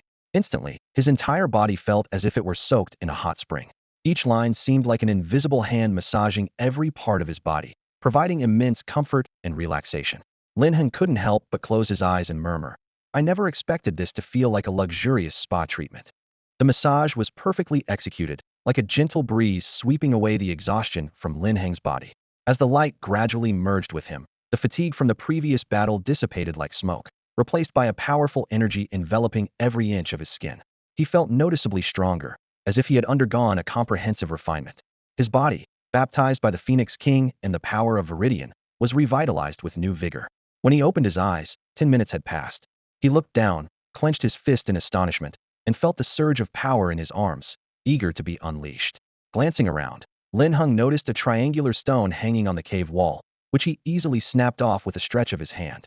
Rubbing the stone a few times, it crumbled into fragments, demonstrating his incredible strength even without exerting full force. Not only had his strength increased, but his speed had also improved significantly, making it easy for him to break world records at any international sports event. He could now draw move memory discs without worrying that anyone could catch his hand speed with the naked eye. Next, Linhung received a shared learning device. Contrary to his expectations, it was a white necklace with adjustable length. He thought for a moment, and then called the Gyarados guarding the cave entrance. The ancestral Gyarados immediately thrust its massive head through the entrance, almost blocking it entirely. Its eyes showed a hint of grievance, as if accusing Linhung of forgetting it and enjoying new delights alone. Hearing the Gyarados' thoughts, Linhung couldn't help but laugh. The Gyarados was clearly too large for this cave. It wasn't that he didn't want to include it. The conditions simply didn't allow it. "All right, you wear this first." Linhung ignored the Gyarados' little mood, placing the white necklace on its dark body, which looked particularly fitting, like a custom decoration. Although he also wanted to put it on Charizard first, given that once it unleashed a move, a batch of creatures in the secret realm might vanish. It would lack the authentic experience. With too much borrowed experience, whether the 3 Pokémon could fully absorb it was a concern, and Linhung didn't want to push them too hard. Just then, his electronic wristwatch beeped, reminding him that the Nebula Secret Realm was about to commence its trial, and the countdown for the mysterious eggs hatching was nearing its end, with only an hour left. It seemed destined that this Pokémon would hatch in the Nebula Secret Realm. Without hesitation, Linhung mounted Gyarados, recalling Charizard into the King's commemorative ball, and officially set off. The Nebula Secret Realm was located in Gushan, a city with a distinctive architectural style, noticeably different from the bustling metropolis of Modu and Zhonghua, exuding a nostalgic charm from the last century. Temples were everywhere, each with unique styles, evidently built by trainers from all over the country. However, the most remarkable aspect was the legend of the Nebula Secret Realm. This legend made it a must-visit destination for trainers, and those who could enter were known as trial participants. The legend has made the Nebula Secret Realm a must-visit destination for trainers from all over. Those who gain entry are known as challengers. When the Secret Realm first appeared, a divine beast served as its guardian, protecting the land. Back then, the realm had just emerged, and creatures were called beasts. Most creatures within secret realms were wild and untamed, attacking humans and constantly battling for territory. However, the secret realm within Gushan was an exception. The divine beast there was friendly towards humans, unlike other creatures, causing the fearful populace to willingly submit. From that time, temples were built in Gushan to thank the divine beast for saving the town during the world's peril. Thus, entry to the Nebula Secret Realm is different from others, requiring the divine beast's consent. The central temple was built upon the secret realm, and before leaving, the divine beast left a gift for humanity. According to legend, only those truly destined can receive the divine reward and undergo a transformation. This news attracted countless trainers, eager to try their luck. However, it seemed the divine beast had a plan, as trainers who couldn't surpass the professional level, whether gym level or even elite, left disappointed. Consequently, the Nebula Secret Realm has become a trial ground for all professional level trainers who attempt entry despite the odds. The trial ranking board was established, standing beside the temple in the central square. A special detection instrument connected to research institutions summarizes the energy flow patterns from numerous challengers, determining if they have passed the trial. Rankings are based on how quickly one passes the trial, with those entering the true interior of the secret realm being most likely to claim the divine beast treasure. However, to date, no trainer has succeeded in obtaining it. Although some have acquired valuable items, their worth doesn't match the legend. As a result, the Nebula Secret Realm continues to draw many. As long as the treasure remains, hope persists. Gushan has gained global fame due to this, drawing attention worldwide. The Nebula Secret Realm opens for trials 3 times a year, and today marks the mid-year phase, with the second trial commencing. Gushan is bustling with an incredible influx of people. The town center is packed, with professional trainers everywhere. It said you could throw a brick and hit 3 professional-level trainers. However, locals know that only about 1% of these trainers might enter the realm. Passing the trial is necessary for entry, and not even 10% secure a spot. Many are there out of curiosity, enjoying the spectacle. As while personal success is satisfying, witnessing others' failures is even more entertaining. Lin Heng had Gyarados stop in advance. He quickly walked along the streets of the small town and entered the central square of the temple, which resembled a castle. The style was a stark contrast to the town's nostalgic charm. The castle was adorned with mysterious and intricate carvings, adding to its grandeur. At this moment, the selection for the trial slots had already begun. The top 10 names on the trial leaderboard remained steady, while names below shifted rapidly, creating a fierce competition. The crowd erupted with applause and laughter, adding to the lively atmosphere. That Lu kid is really something. He managed to pass in less than 12 hours, and he's just stepped into the professional level, right? Someone in the crowd remarked. Indeed, he was the fastest in this trial, and the elders of the Lu family were beaming with pride. That's nothing compared to the superpower king, Xingxia. She passed the trial in less than 10 minutes back in her day. Xingxia, the goddess, is a hot contender for the 9 Kings seed, especially since Lin Heng entered the Quasi champion level, making her one of the top 3 candidates for the succession. How can anyone compare to Xingxia? She's still holding the top spot on the leaderboard. I wonder if she can break this year's fastest record. The 2-hour mark? Probably not, considering Yudong, the winner of the Newcomer Psychic Spirit Contest. These discussions reached Lin Heng's ears, making him ponder. It seemed that trainers who passed the trial had a stronger connection to psychic abilities than most. He squinted slightly, his palms subtly moving. In the next moment, a smooth, white jade bead appeared in his hand. It seemed ordinary, yet the powerful energy coursing within it made Lin Heng's mental strength ache slightly. It was the psychic pearl. Whether it would help or not, he had to try to increase his chances of passing. He didn't want this trip to be in vain. Just then, the temple doors suddenly burst open. 3 men and a woman stumbled out, falling flat on their faces. Bang! The doors slammed shut again, leaving the 4 of them outside in embarrassment. Hearing the crowd's laughter, they seemed quite humiliated, quickly standing up, touching their noses, and slinking away with their heads down. This process repeated endlessly, making seasoned trainers feel like beginners again. The temple ignored status and rank, focusing only on qualifications. Each person exited in different ways. Some were thrown out, some pushed, and one even rolled out sideways. This startled everyone. However, when they heard the thunderous snoring, they were left speechless. His family couldn't bear to look, swiftly carrying him away as if he were a pig, feeling they couldn't face anyone for the rest of the year. Soon, it was Lin Heng's turn. The guard took his electronic wristband and placed it on a nearby device. Beep, authentication successful. Lin Heng, 18 years old, student of Jianghua, First High School. The guard's hand hesitated slightly as he returned the wristband, surprised by Lin Heng's youth. While the crowd immediately focused on Lin Heng, their faces filled with disbelief. Did I hear that right? 18 years old? Wow, he's so young and daring to participate in the trial. His family must be pushing him hard. Poor guy? How long do you think before this kid gets kicked out? Guess how long it'll take for this kid to be kicked out? Want to place a bet? Hearing this, everyone perked up. Just standing around watching had grown dull, especially since the trial process was tedious and could take hours even if successful. They were all here for entertainment. They loved watching the once high and mighty professional trainers make a fool of themselves when they got kicked out. Such a spectacle only happened 3 times a year, so they cherished it. There were a few who felt a bit sorry, with a hint of sympathy in their eyes. After all, he was just a kid, probably just a beginner. But since he was here to take the trial, occupying a spot, he should be treated the same as everyone else. No special treatment. The middle-aged man who first suggested betting lazily puffed on a cigarette, replying nonchalantly. Exactly. And feeling sorry for him doesn't conflict with betting on it. Come on, I'll bet 10 minutes, $50. You have high hopes for him. I'll bet 5 minutes. 100. 2 minutes. Who else? 500. You guys are really going for it? Then I'll go with 1 minute. 200. Ha ha ha. You're taking all the bamboo shoots on the mountain. I bet this kid will be out in seconds, as soon as he steps in. Come on, be reasonable. Even this road can be cleared.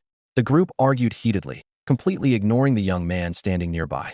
After all, they weren't deliberately mocking anyone. Wasn't it okay to place a bet? If you can't take a joke, then you can't play along. These spectators were no strangers to this. They weren't afraid of professional trainers, so why would they care about Linhung, an 18-year-old student? Just as the commotion was reaching its peak, the young man spoke up. I'll play with you for $1 million. What do I get if I lose? Linhung casually asked, focusing on the man who had first proposed the bet. The square fell silent instantly. The participants who had been mocking moments ago were stunned, especially the middle-aged man, whose face turned a deep shade of red at the mention of $1 million. Everyone exchanged glances, realizing they'd just been outbid in a very public way. The middle-aged man stammered but couldn't manage a word, like a mute gourd. His previous smugness vanished. Forget $1 million. He couldn't even handle 10,000. He dared not go too far with professional trainers, fearing retribution, so he targeted those unlikely to pass the trial, betting on lower-level trainers for fun and profit. It was a win-win.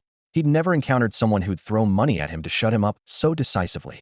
The others hung their heads, like turtles retreating into their shells. Their earlier bravado had evaporated. Lin Heng's casual mention of $1 million had an astonishing impact, scaring them senseless and preventing any more jokes. Don't talk big if you can't back it up, Linhung sneered. He wasn't about to indulge them. Did they think he had no recourse? Taking back the electronic wristwatch from the soldier, Linhung turned and walked past the warning line without looking back. The central square remained silent, the atmosphere frozen until the next group of temple trial participants emerged. Linhung stepped over the threshold, disappearing behind the temple doors. Until there was a loud bang. The doors of the temple closed completely. The middle-aged man's expression changed suddenly, and he spat angrily in the direction of the door, thinking to himself, just a rich kid. What's so great about that? Meanwhile, Long Hua, who had been quietly observing, felt a mix of emotions but couldn't help a slight sense of satisfaction. The young man had vented the frustrations of their generation of trial-goers. The atmosphere in Kunshan had long been entrenched, and although people had expressed anger before, any rebuttal was dismissed by these old-timers as being unable to take a joke, leaving a sense of suffocation. Even Long Hua, from the imperial capital's Yulong family, had mentally prepared himself for this. Unexpectedly, someone had managed to embarrass these old-timers, leaving them speechless. However, Long Hua had a nagging feeling that he had seen this person somewhere before. Linhung. Linhung. It's him. As Linhung stepped into the temple, he felt a wave of dizziness, and in a daze, he seemed to see Arceus. At that moment, a sharp pain pierced his mind as if something had pricked him. The moment he regained clarity, he realized he had unknowingly entered an illusion. The atmosphere around him was stagnant, with dense fog filling the temple, so thick that it was almost impossible to see the path ahead. With every step he took, the fog began to envelop his body. Linhung frowned. Although the fog was chilling to others, he barely felt it, perhaps due to his body's fortification. At this time, with his vision obscured by the fog, he failed to notice the layers of glow emanating from the psychic orb tightly clenched in his hand, shining like gold dusted off, appearing extraordinarily beautiful. The psychic orb operated silently, and whenever the dense fog attempted to invade his mind, the glow on the orb grew brighter, forming an impenetrable barrier that didn't touch his body at all. Linhung quickened his pace, and the orb's operating speed increased accordingly. Gradually, a layer of psychic energy formed a shield on his body's surface, completely keeping the fog out. Linhung noticed the unique properties of the psychic orb and held it up steadily. In the next second, with a hum, the orb unleashed an invisible energy storm that swept through the entire temple, dispersing the fog. Moments later, the true appearance of the temple was finally revealed before Lin Heng's eyes. He immediately saw the statue in the center, a creature with a light blue back and light yellow belly, its paws elegantly placed at the front. Two tufts of purplish red fur extended from its chest, with pink ring-shaped wings wrapping around its sides and back, and a yellow crescent-shaped ornament on its head. The statue sat on a high platform, appearing pure and immaculate, like a delicate swan. This was the incarnation of the new moon Cresselia. Linhung suddenly understood why he had seen Arceus and countless legendary creatures from past stories that captivated people so much.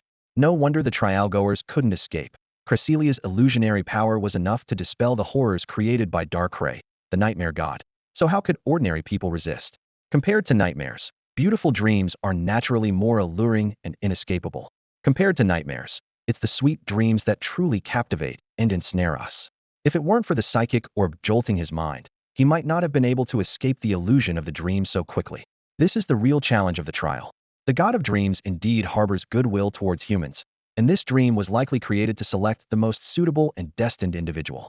At the same moment, as the mist cleared, the light screen outside the temple flickered, signaling an imminent update to the leaderboard. The crowd eagerly gathered, anticipating the latest rankings.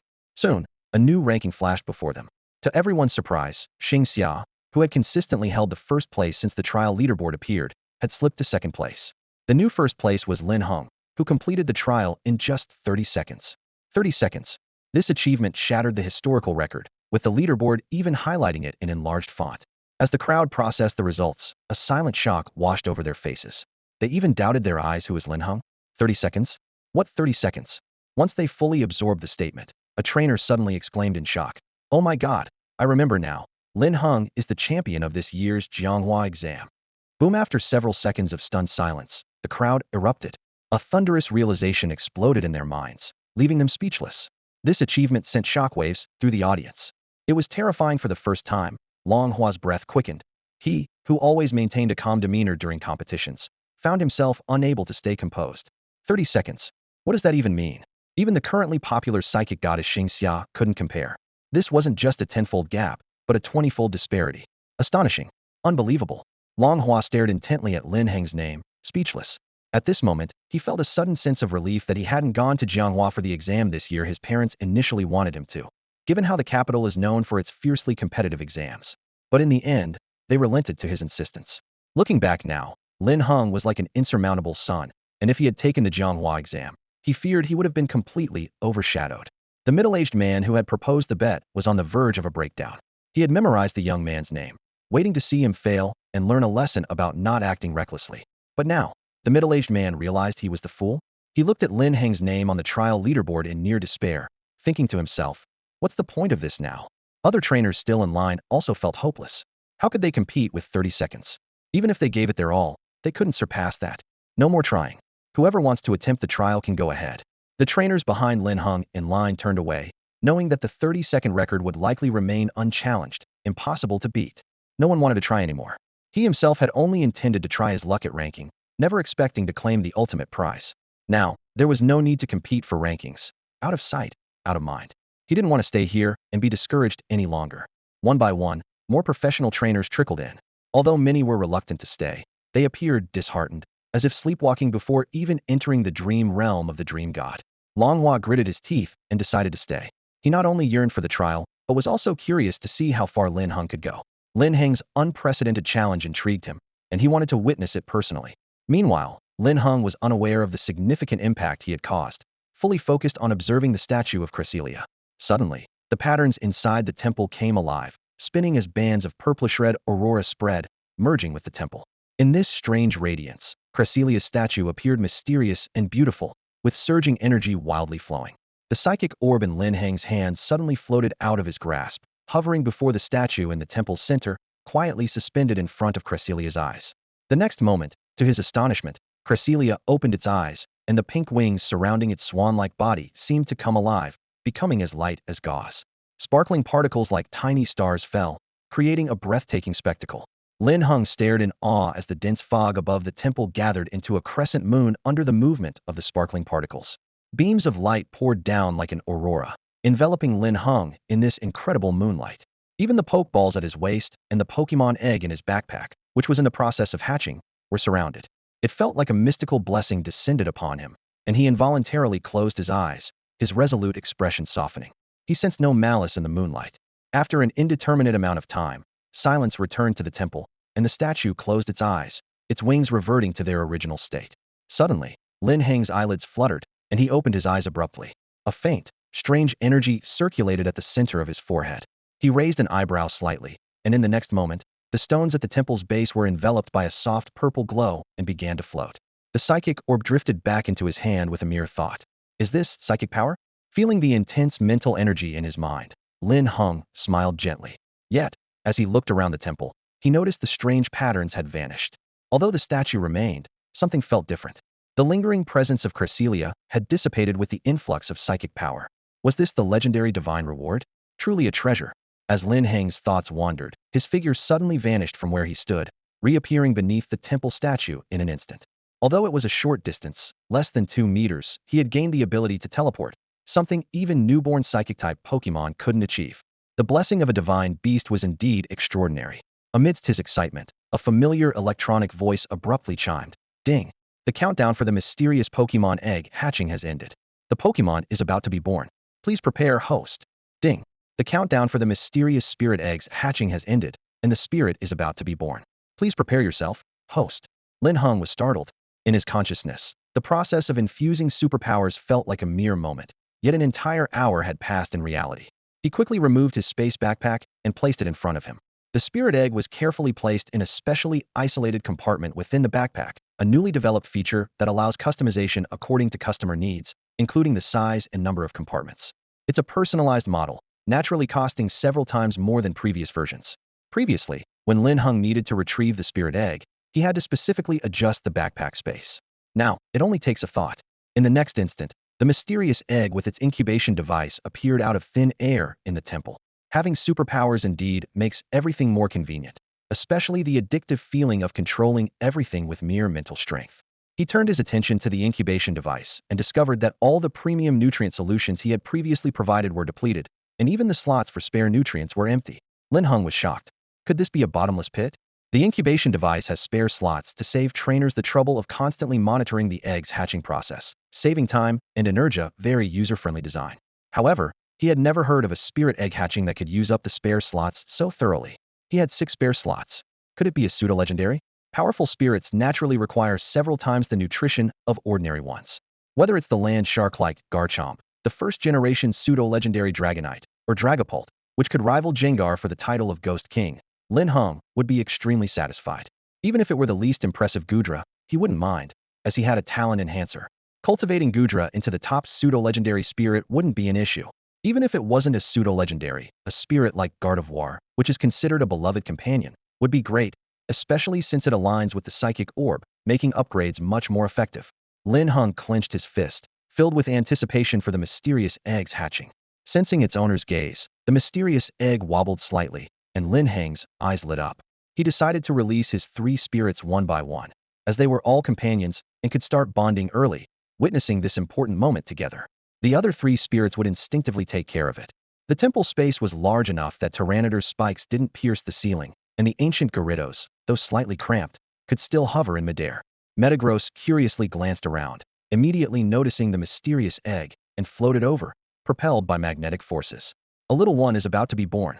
Yay, I'm finally not the smallest anymore. In excitement and curiosity, Metagross stood with its arms on the ground, leaning slightly forward, its pale golden body gleaming, as its mechanical eyes stared unblinkingly at the mysterious egg. Crack! The mysterious egg seemed to sense Metagross's aura, shaking more violently, as if the creature inside was persistently trying to break free. The sudden commotion couldn't be ignored even by the dozing ancestral Gyarados. It lazily lifted an eyelid, half open, and glanced sideways at the mysterious egg. The little creature sure was noisy. Wait, what's that? The Gyarados suddenly sensed something unusual. Its dragon eyes widened, whiskers bristled without wind, and its body tensed instantly. A glint of something ominous flashed deep within its eyes. Something's wrong. I actually feel a hint of danger. What's going on?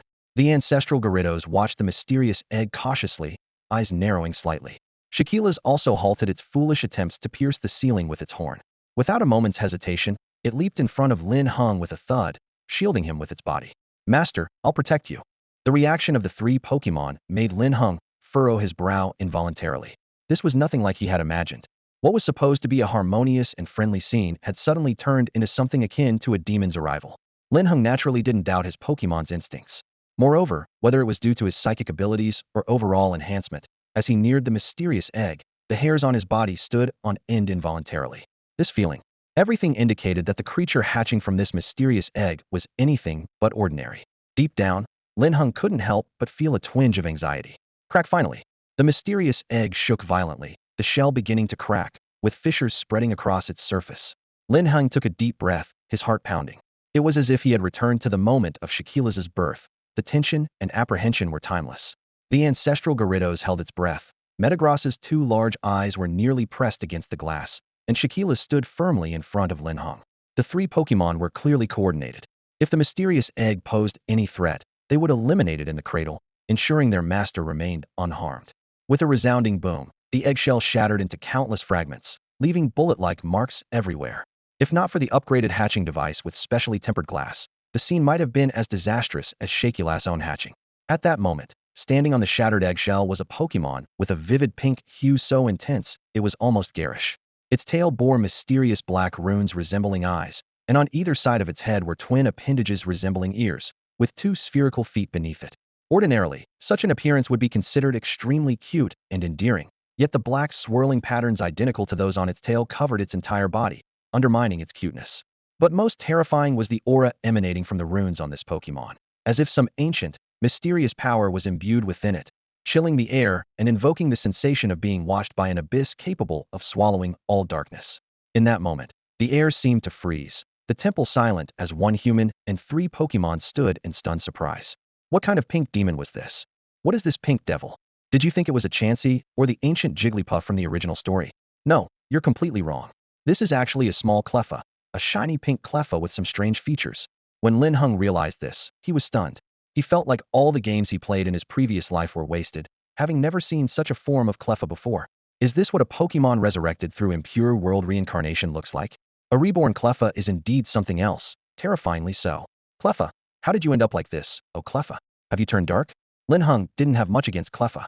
Though many people saw this Pokemon as weak and pathetic, some trainers on Blue Star even belittled it, as if anyone raising a Cleffa was out of their mind. However, to Linhung, there are no useless Pokemon, only useless trainers. Cleffa's base stats might seem low, but its potential is limitless. He remembered clearly that in the original story, the Cleffa belonging to Team Rocket could reflect Giratina's Aura Sphere right back. That's a legendary Pokemon. Like a certain superhero captain, Cleffa could hold its own against any opponent. Hence, Cleffa earned the title of Cleffa the God. But if the one in front of him were just an ordinary Cleffa, Linhung wouldn't be so conflicted. With psychic abilities and full enhancements, as long as it was trained well, predicted its opponent's moves, and countered accurately, it could reflect any attack. However, this Cleffa was too different.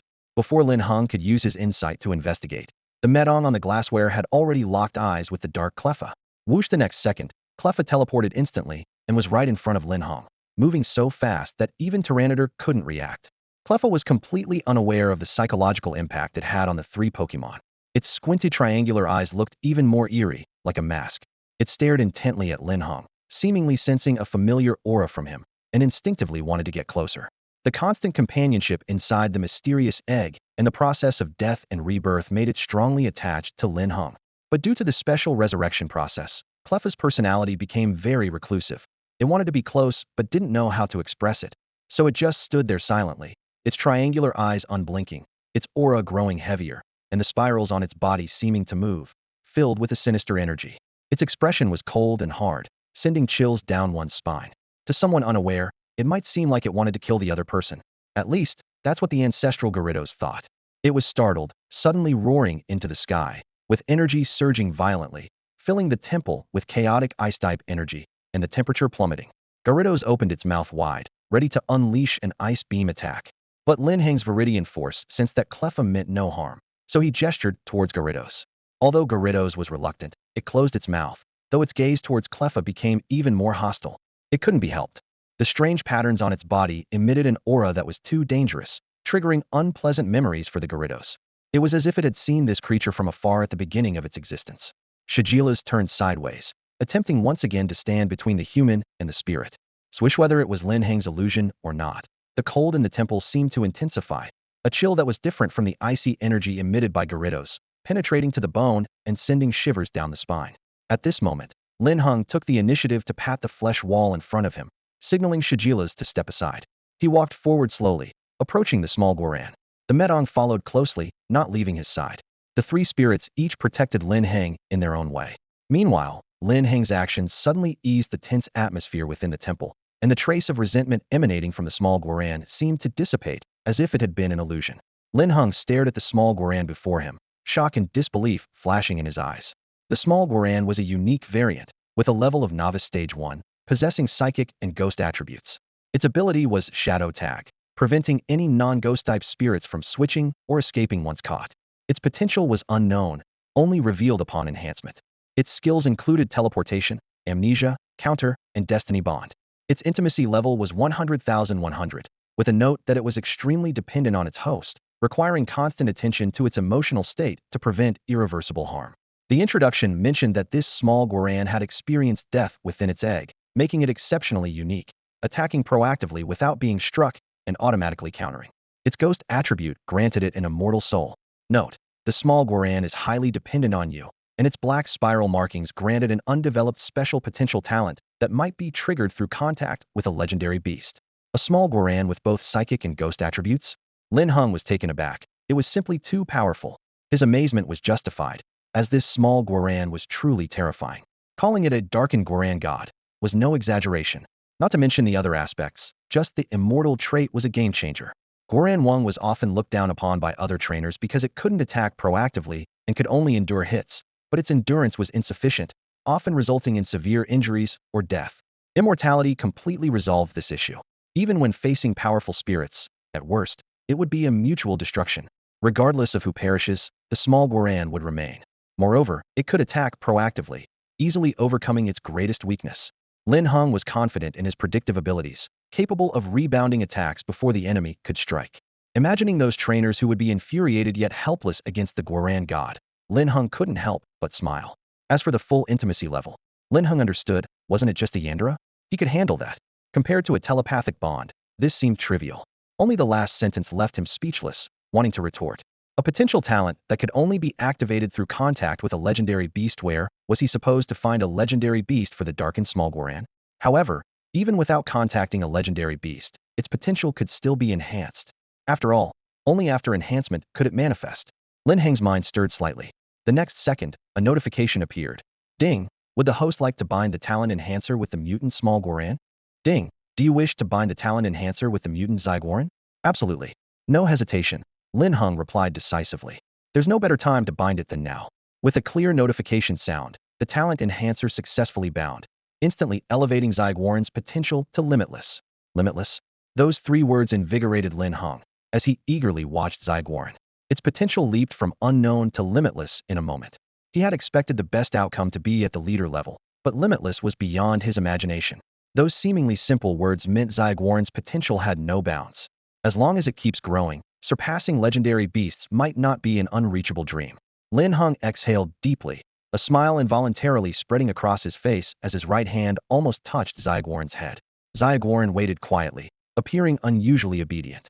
However, just as Lin Heng was about to affectionately pat its head, a sharp pain suddenly pierced his mind, as if something had abruptly tugged at his nerves. His entire body was enveloped in a cold sensation, as if plunged into an icy cavern, with blood nearly freezing. An ominous atmosphere and a strange sense of being watched caused him to tense up. It felt like something was approaching. Ding! Zygoran's unique aura has attracted a legendary beast, triggering Darkrai's attention. At that moment, disturbances in the outside world intensified. During Lin Heng's temple trial, the entire ordeal of Class 1103 being attacked by a beast tide was exposed, especially with over 1,000 joint signatures, skyrocketing the event's attention to millions. The video, less than 2 minutes long, captured the shocking scene of Lin Heng commanding a Charizard to crush the beast tide, a scene as if a disaster had struck, leaving countless viewers deeply impacted. Initial doubts, curiosity, and confusion were replaced by silent awe the moment the video surfaced. Yet, this calm was like the stillness before a storm, which erupted instantly when the Alliance officially announced Lin Heng as the top young trainer of the year, akin to a sudden spike in pressure, causing viewers to scream in disbelief and astonishment. A fan club member even widened their eyes, pounding their chest with excitement, pacing around the house as if witnessing a grand ancestral revival. Jianghua's online community and trainers felt immense pride in Lin Heng's achievement. Lin Yi has made it. Incredible! Lin Yi went all out and saved over 1,000 people this time. Being selected as the top young trainer at 18, such an achievement. Lin Yi isn't enough. He should be called Lin Emperor. Finally, it's time for someone from Jianghua to usher in a new era.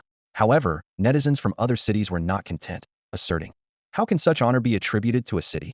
It's clearly due to his exceptional personal excellence. If confused, young trainers from other cities won't stand a chance.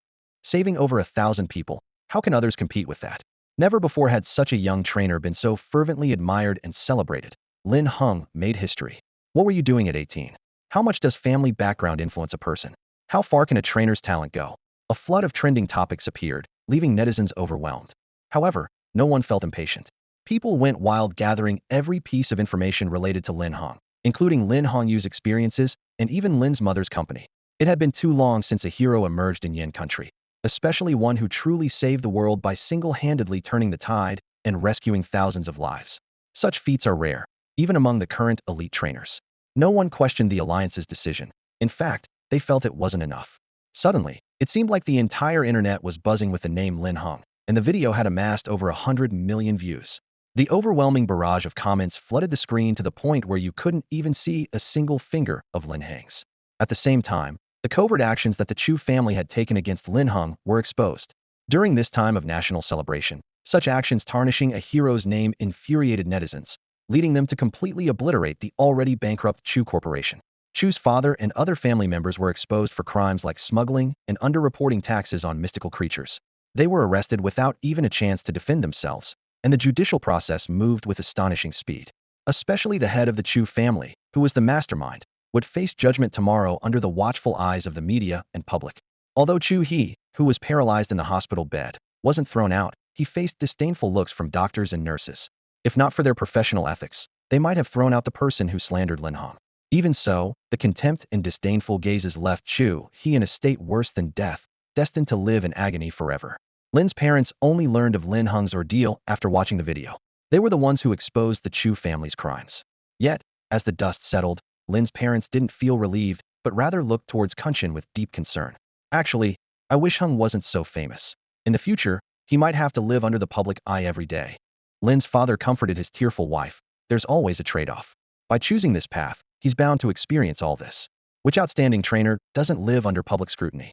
Compared to the downsides of fame, properly managing public opinion can be a powerful tool, allowing him to claim more resources. Our son clearly understands this better than us. Otherwise, he wouldn't have allowed the video to be released. He has that capability. Lin's father gazed out the window, his eyes deep in thought. At the Gushan shrine, Linhung felt a shiver run down his spine, as if Darkrai's gaze had fallen upon him. He swallowed nervously, but the shrine remained silent, making him think the chill was just his imagination. Until he turned around, Linhung stared in shock at the distant shadow-like dark spirit that stood motionless. It had white hair made of swirling mist, obscuring most of its face, with eyes glinting a strange blue light. A red, jagged scarf encircled its neck. It was fixated on the blackened little Goran, and suddenly, a hoarse voice echoed within the shrine. Truly interesting. As the words fell, the mysterious black spiral on little Goran began to spin. Its mouth opened wide, yet no sound came out. Startled, Linhung rushed over to check on little Goran's condition. In just a moment, the mysterious black spiral intensified, its various patterns radiating dark light along irregular curves. Little Goran's potential was awakened, an abnormal transformation devour fear. The latent potential and talent of Xiao Goran were unleashed, transforming into the source of devouring fear. Lin Heng's eyes widened, ready to investigate. Suddenly, behind him, Darkrai's raspy voice, tinged with surprise, spoke. Human, why do you have the aura of Cresselia? As a sworn enemy, Darkrai was well acquainted with the dream god, and was utterly shocked to sense that familiar presence on a human. It realized that the connection between Cresselia and this human before it was extraordinarily close, as if energy had been exchanged between them. Linhung slightly lifted his gaze, a faint, almost imperceptible smile playing on his lips, seemingly indifferent to the nightmare god's question, as if gaining Cresselia's approval was a matter of course. In truth, he understood that the Darkrai before him was merely a shadow, incapable of posing a real threat. The system had already clarified that although the corrupted Xiao Goran attracted Darkrai, it only triggered its attention, not an actual descent. The Eye of Insight also indicated that this was just a shadow, so no additional data could be displayed. Linhung was no fool. If this were the real Darkrai, with its combo of a black hole skill and Dream Eater, he would be powerless to resist and would face an immediate game over. Unless he activated the Rainbow Wing to summon Ho-Oh, but that was his ultimate trump card for survival, not to be used lightly. Meanwhile, upon hearing Lin Heng's words, the deep, dark blue in the nightmare god's eyes grew more intense, resembling the depths of the ocean. It remained silent for 10 seconds, its gaze as sharp as a blade, attempting to pressure the human into submission with its overwhelming presence. Suddenly, swirling gray mist appeared within the temple, starkly different from what the dream god created, filling the air with a heavy malice. It was easy to imagine that if the gray mist invaded, one would fall into an endless abyss, forever trapped in fear and terror, shrouded by countless terrifying nightmares, unable to awaken, and doomed to eternal torment. Human boy, does this not subdue you? The nightmare god exuded an air of superiority, its expression smug. Although it was merely a shadow, it was more than enough to deal with a tiny human, insignificant as an ant. It intended to teach this human the meaning of submission. It controlled the domain of nightmares, wielding the power of dreams, with only Cresselia capable of challenging it in this regard. The mental force emitted by the shadow was sufficient to suppress everyone in this domain, let alone the young man before it. As the gray mist was about to envelop Linhung, Darkrai's eyes were filled with anticipation. In the next moment, it was completely taken aback. Its smug expression froze on its face. As the gray fog gradually spread to every corner of the temple, and even began to seep out through the cracks, The human boy that Darkrai thought it had under control stood there motionless. For some reason, the gray fog had no effect on him, completely bypassing him. What was even more infuriating was that he crossed his arms and looked at Darkrai with a half-smile. How could this be possible? Suddenly, Darkrai, embarrassed and furious, unleashed a massive explosion of gray fog that instantly filled the temple inside and out, so thick with malice it seemed almost tangible. Meanwhile, outside the temple, someone remarked bitterly, "Oh, turns out he's the son of a near champion. What a privilege."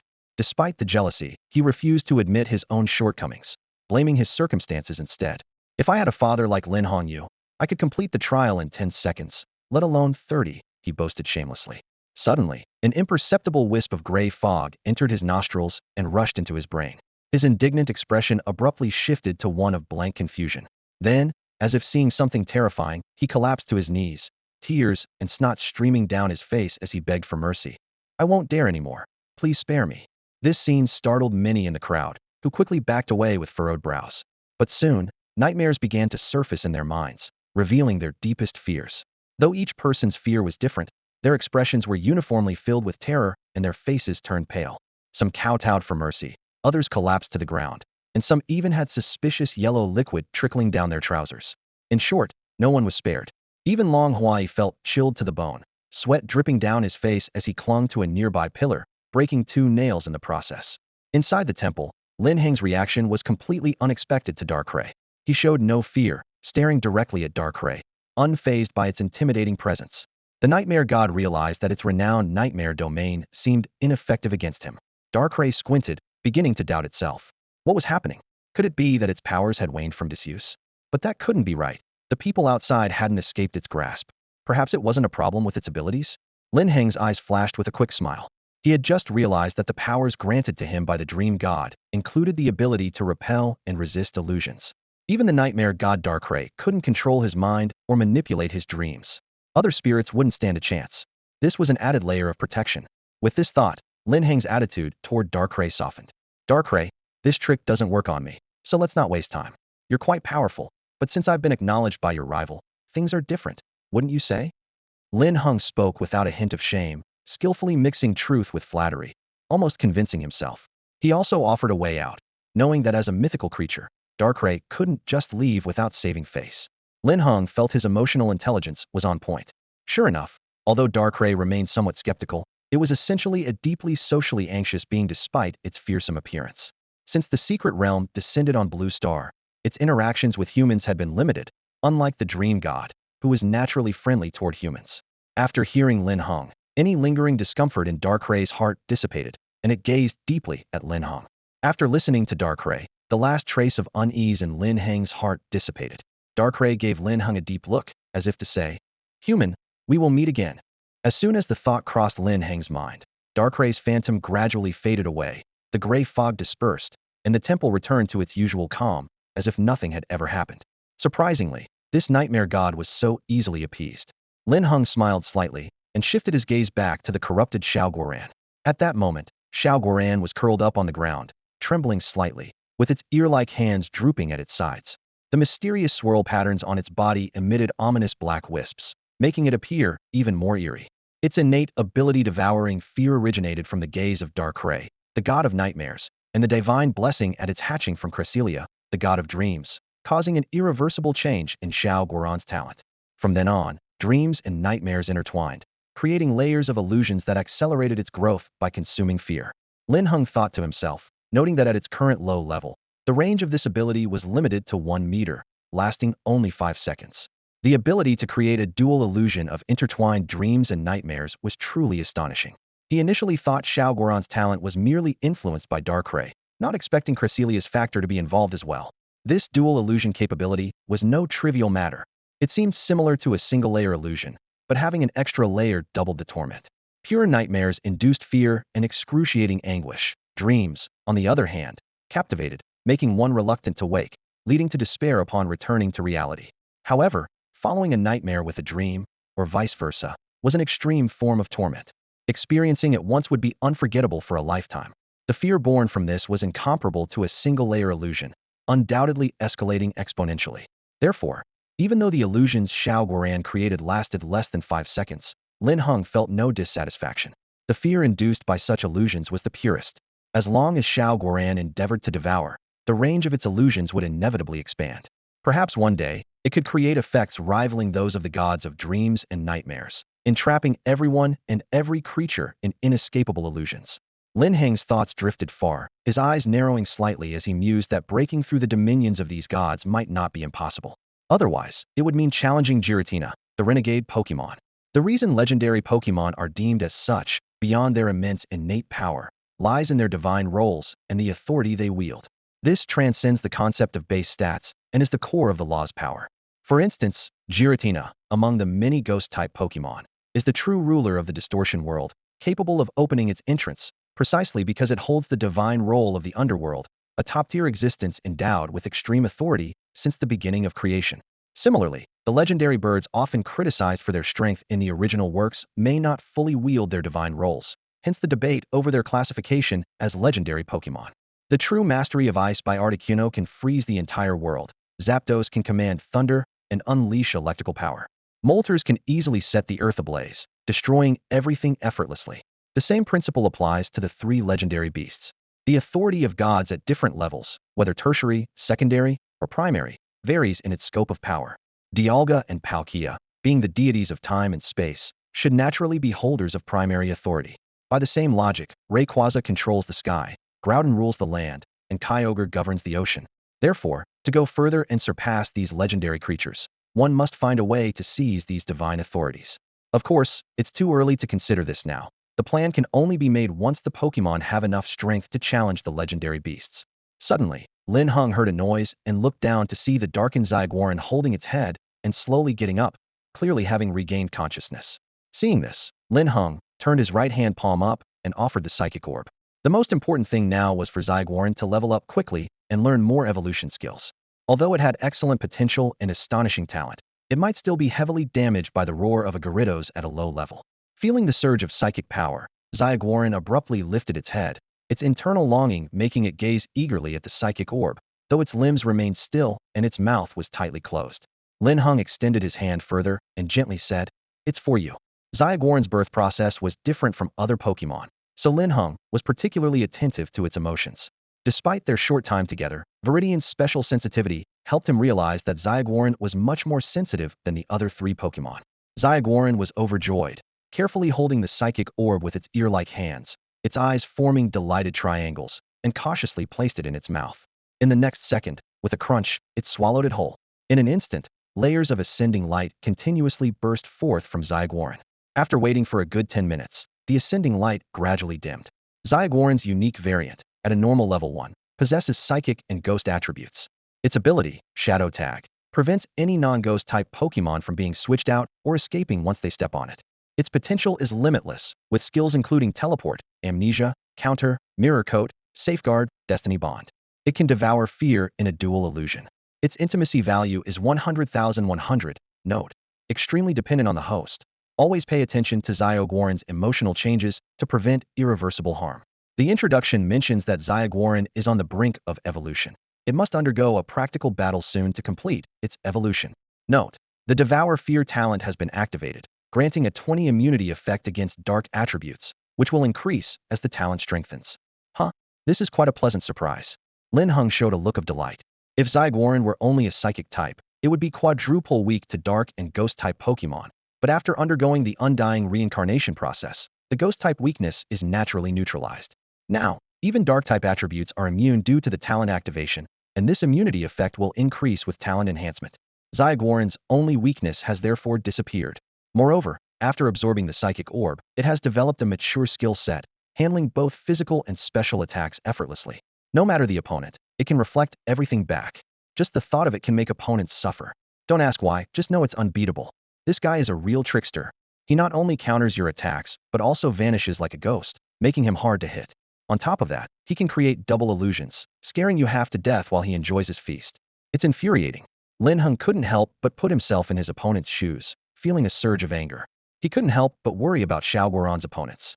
Speaking of which, his four creatures are each more bizarre than the last. Shakira's is a tank in battle, and it's almost impossible to scratch its tough hide. The Gyarados' ancestral form, with its unparalleled ice and water dual abilities, defies all logic. The metal monster is a killing machine, deadly with every strike. And the darkened Xiao Guoran, with its dual illusions and fear-devouring skills, is practically immortal. Lin Heng licked his lips, suddenly eager to see how the darkened Xiao Guoran would perform in a real fight. It's time to head out. The true treasure of the Nebula Secret Realm is now in hand, and the small secret area behind the statue doesn't seem worth exploring. To make sure he wasn't missing anything, he checked it out. There were no rare opportunities or precious creatures, just some ordinary plants and bugs, not even a single starter Pokemon, making it quite mundane. Compared to the Flevel Mountain Spirit Secret Realm he had visited before, it was insignificant. Linhung wasn't sure if the secret realm was always like this, or if it changed after he acquired the treasure. In any case, after confirming there was no need to explore further, Linhung decided to leave. He put away his creatures, and with a click, the temple doors opened. Linhung looked up, expecting to be met with curious stares, but instead, the scene was the opposite. Countless people lay unconscious on the ground, and the central plaza of the temple was in chaos. Those who weren't unconscious looked drained, lost in their own worlds, their faces pale and ghostly. Linhung first frowned, but then felt relieved. This situation saved him a lot of trouble. After all, obtaining the treasure of the Nebula Secret Realm couldn't be hidden from the energy fluctuation detectors. Of course, Linhung had no intention of hiding it. With his current status, he didn't need to be overly cautious. However, no one likes unnecessary trouble. Lin Heng stepped over a dozen people lying on the ground, just a few steps away from leaving the central plaza of the temple. Suddenly, a clear voice urgently called out, "Lin Heng." He turned to see a slim young man, around his age, running towards him. Name, Long Huai, talent, proficient in dragon knowledge, developing dragon mastery. Recent fortune, fairly good. Recent turn. After the Water Monarch Cup, while heading to his family's Longhua Valley, he discovered traces of a battle with terrifying energy, possibly involving a legendary beast. A legendary beast? Lin Heng's previously indifferent eyes widened, his gaze becoming intense. This guy has something valuable. Even just finding traces of a legendary beast, without a conclusion, is priceless because anything involving legendary beasts is immensely valuable. Just this piece of news could sell for a fortune. Of course, Longhuai's family probably doesn't need the money, but once the Alliance finds out, Longhua Valley will undoubtedly become a key research site, attracting countless trainers to explore. Among them, there are bound to be quasi-Elite 4, Elite 4, and even champion-level individuals. That's the allure of the mythical beasts. By that time, gaining entry might be extremely difficult, and even my father might not easily manage it.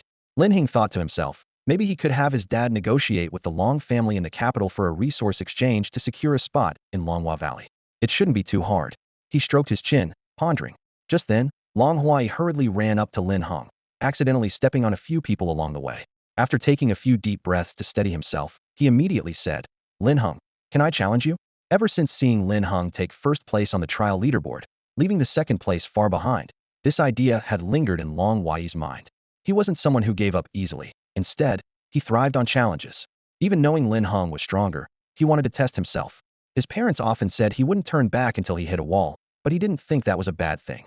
As a trainer, if he didn't have the courage to forge ahead, he wouldn't be fit to be the heir of the Long family in the capital.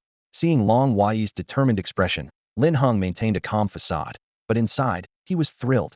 Wasn't this an opportunity delivered right to his door? Not only because of the mythical beast traces mentioned in the Destiny information about Longhua Valley, but also because of the real combat target for the evolution of his little Dark-type Pokemon, he absolutely wouldn't refuse. On the other hand, seeing Lin Heng not responding for a while, Long Huai grew anxious. Suddenly, he slapped his forehead, realizing he hadn't mentioned the key point. With Lin Heng's current influence, he couldn't accept challenges casually.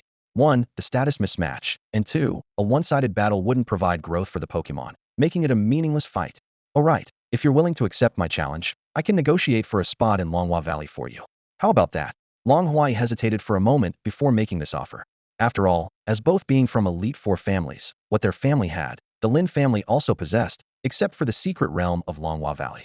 Moreover, entry spots for the secret realm had previously been exchanged with other families, so Lin Heng wasn't the only outsider. His father would likely agree. Alright.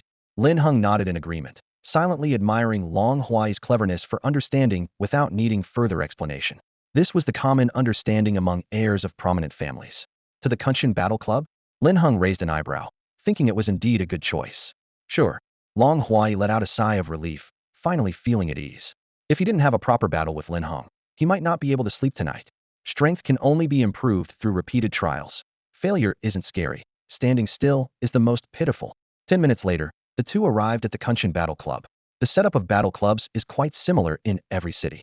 After entering and completing the necessary paperwork, they could proceed to the mutually selected battle arena. They chose one of the largest arenas in the club, as Long Wai's Pokemon was also sizable, requiring ample space. The venue could accommodate 500 people, but currently, only a few dozen spectators were scattered around. Seeing two high school students enter, the crowd seemed uninterested, dismissively turning their attention away. In the next moment, a bright light flashed, and a resounding dragon's roar echoed throughout the venue, instantly capturing everyone's attention. A brilliant light burst forth, accompanied by a resonant dragon's roar that echoed throughout the arena, instantly capturing the attention of dozens of onlookers. There appeared a creature resembling a seahorse, adorned with ancient dragon horns. It was none other than Kingdra. Gasps of surprise were heard, and some spectators in the back even stood up.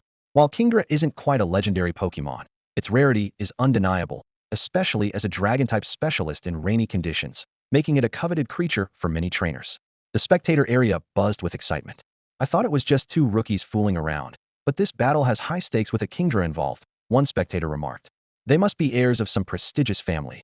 Both have an impressive aura.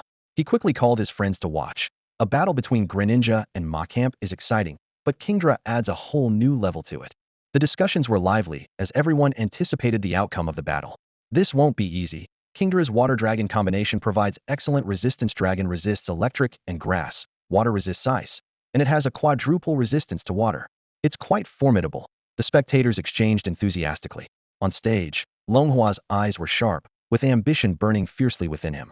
He dared to challenge Lin Heng, brimming with confidence in his abilities. He believed Lin Heng would deploy the seemingly invincible Gyarados from the exam videos. Longhua had studied Lin Heng's strategy closely, a rain-induced ice-type mass attack that dominated the field, freezing the entire battle arena. However, under rainy conditions, Kingdra could showcase its full potential, facing ice types without fear and diminishing Gyarados' advantage. Even if Lin Heng wants to win, it won't be easy. Longhua thought to himself, determined to be the first to break Lin Heng's record of swift victories. While prodigies are celebrated and admired by the masses, the talents that follow closely behind are not forgotten either. His eyes sparkled with anticipation, his demeanor now drastically different from the humble challenge he had issued earlier, as if he were born for battle. Lin Heng, how will you respond? Longhua wondered inwardly. Below, more spectators arrived upon hearing the news, and the 500-seat spectator area was quickly filling up. With friends calling out to each other, the atmosphere became exceptionally lively. The club swiftly dispatched its most professional referee. The referee, excited, announced, "We're thrilled to welcome two formidable competitors to our club, with the Kingdra trainer initiating the challenge. I'm curious to see how the opponent will respond." His words instantly ignited the crowd's enthusiasm. Guided by the referee, all eyes focused on Lin Heng, and the audience's curiosity grew. Since they came specifically to compete in the battle arena, their skills must be evenly matched. Generally, when a Kingdra trainer issues a challenge, it suggests the challenger is even stronger. Suddenly, all the pressure fell on Lin Heng, but he seemed entirely unfazed. Despite facing Darkrai with a calm demeanor and even teasing it a bit, there are probably only a handful of people in the world who could do that. Come on out, little Goran. Lin Heng pressed the button with a blank expression, completely unaware of the shock those three words caused to his opponent and the audience below. Whoosh! After the light dissipated, the darkened little Goran made its debut. Its eerily enchanting pink body, with mysterious and ominous swirling patterns, instantly transformed the once cute and small little Goran into something terrifying. Silence. The large arena, filled with 500 people, fell silent for a full 10 seconds. Longhuai's mouth hung open, speechless. If Lin Heng hadn't said it was little Goran, he would have thought it was some newly discovered wild Pokemon. The usually experienced referee stammered before quickly trying to smooth things over. "Oh, it's a shiny little Goran. Indeed, quite unusual." However, no matter how much he tried, he couldn't praise it further. So what if it's a shiny little Goran? It's still just little Goran, isn't it? The audience below snapped out of their shock, erupting into an uproar. "No way. I've already got my pants down, and you're telling me it's just a little Goran? Is there even a point in this match?" Someone grumbled in dissatisfaction. "Seriously, who said this was going to be the most exciting match of the week? Little Goran? Where's the excitement in that?"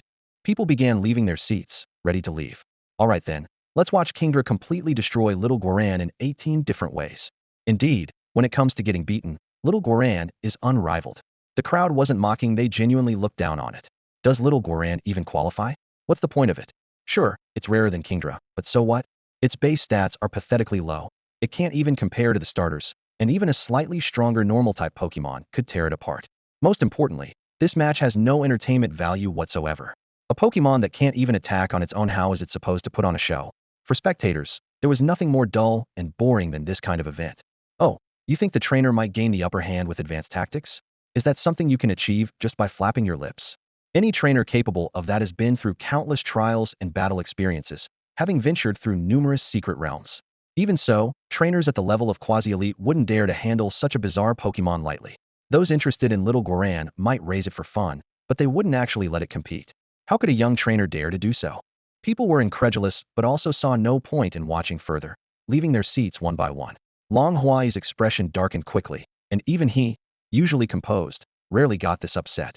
He had great respect for Lin Heng, going so far as to thoroughly research his videos and personal style before challenging him, even offering his family's secret realm as a bargaining chip. And what he got in return was a little Goran.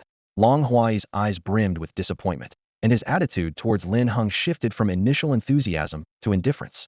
If the other party didn't want to be friends, he saw no reason to continue respecting him.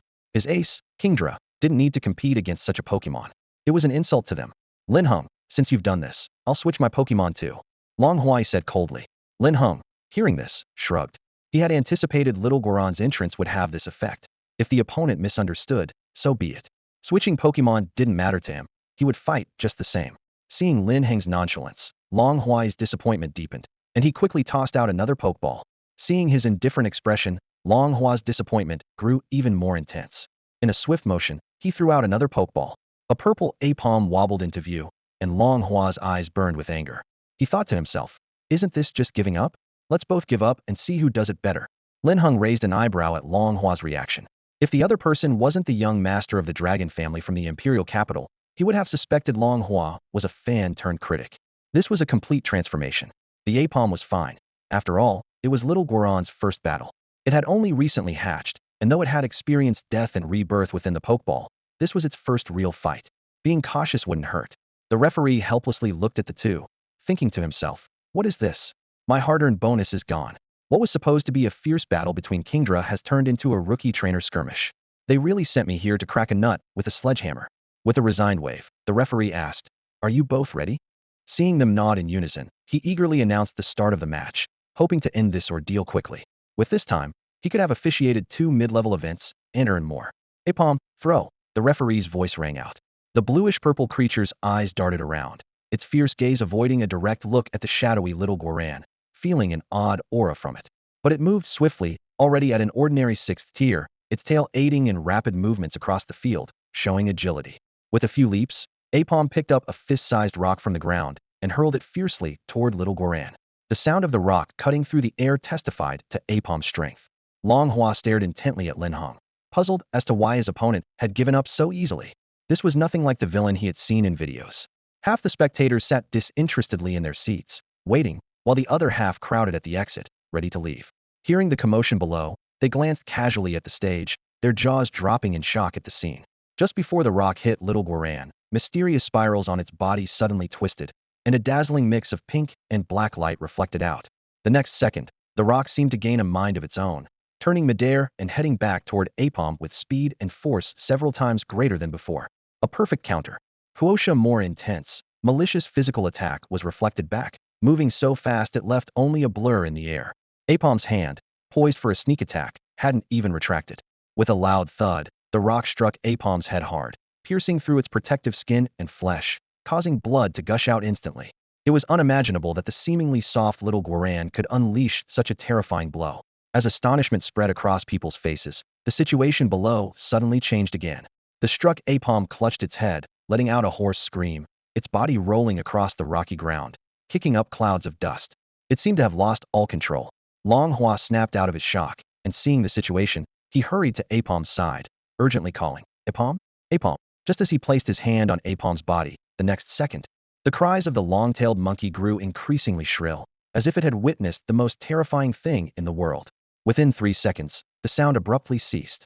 Immediately after, it let out a chilling laugh that echoed across the battlefield, sending shivers down the spines of countless spectators. Those who were about to leave stopped in their tracks and turned back, their skin tingling involuntarily. What is happening? No one could explain, as no one knew what had just occurred. The monkey's laughter lasted less than 2 seconds before stopping again, and people stared in a daze, seeing the monkey clutch its head and faint with a strange smile still lingering at the corners of its mouth. Many in the audience got goosebumps. This isn't right. Could a ghostly spirit have infiltrated? What did the monkey see? No way. How could Xiao Guoran be this strong? Did it just take it out in one hit? Who said Xiao Guoran was just a mascot? I wish I had such a mascot. So bizarre. So fascinating. The audience was both shocked and delighted. Xiao Guoran hadn't even been hit, but had already struck back, and with greater force and power. How was this possible? No one was more astonished than Long Huai. He was closest to Xiao Guoran. When the monkey was attacked, he distinctly felt a chill swiftly pass by.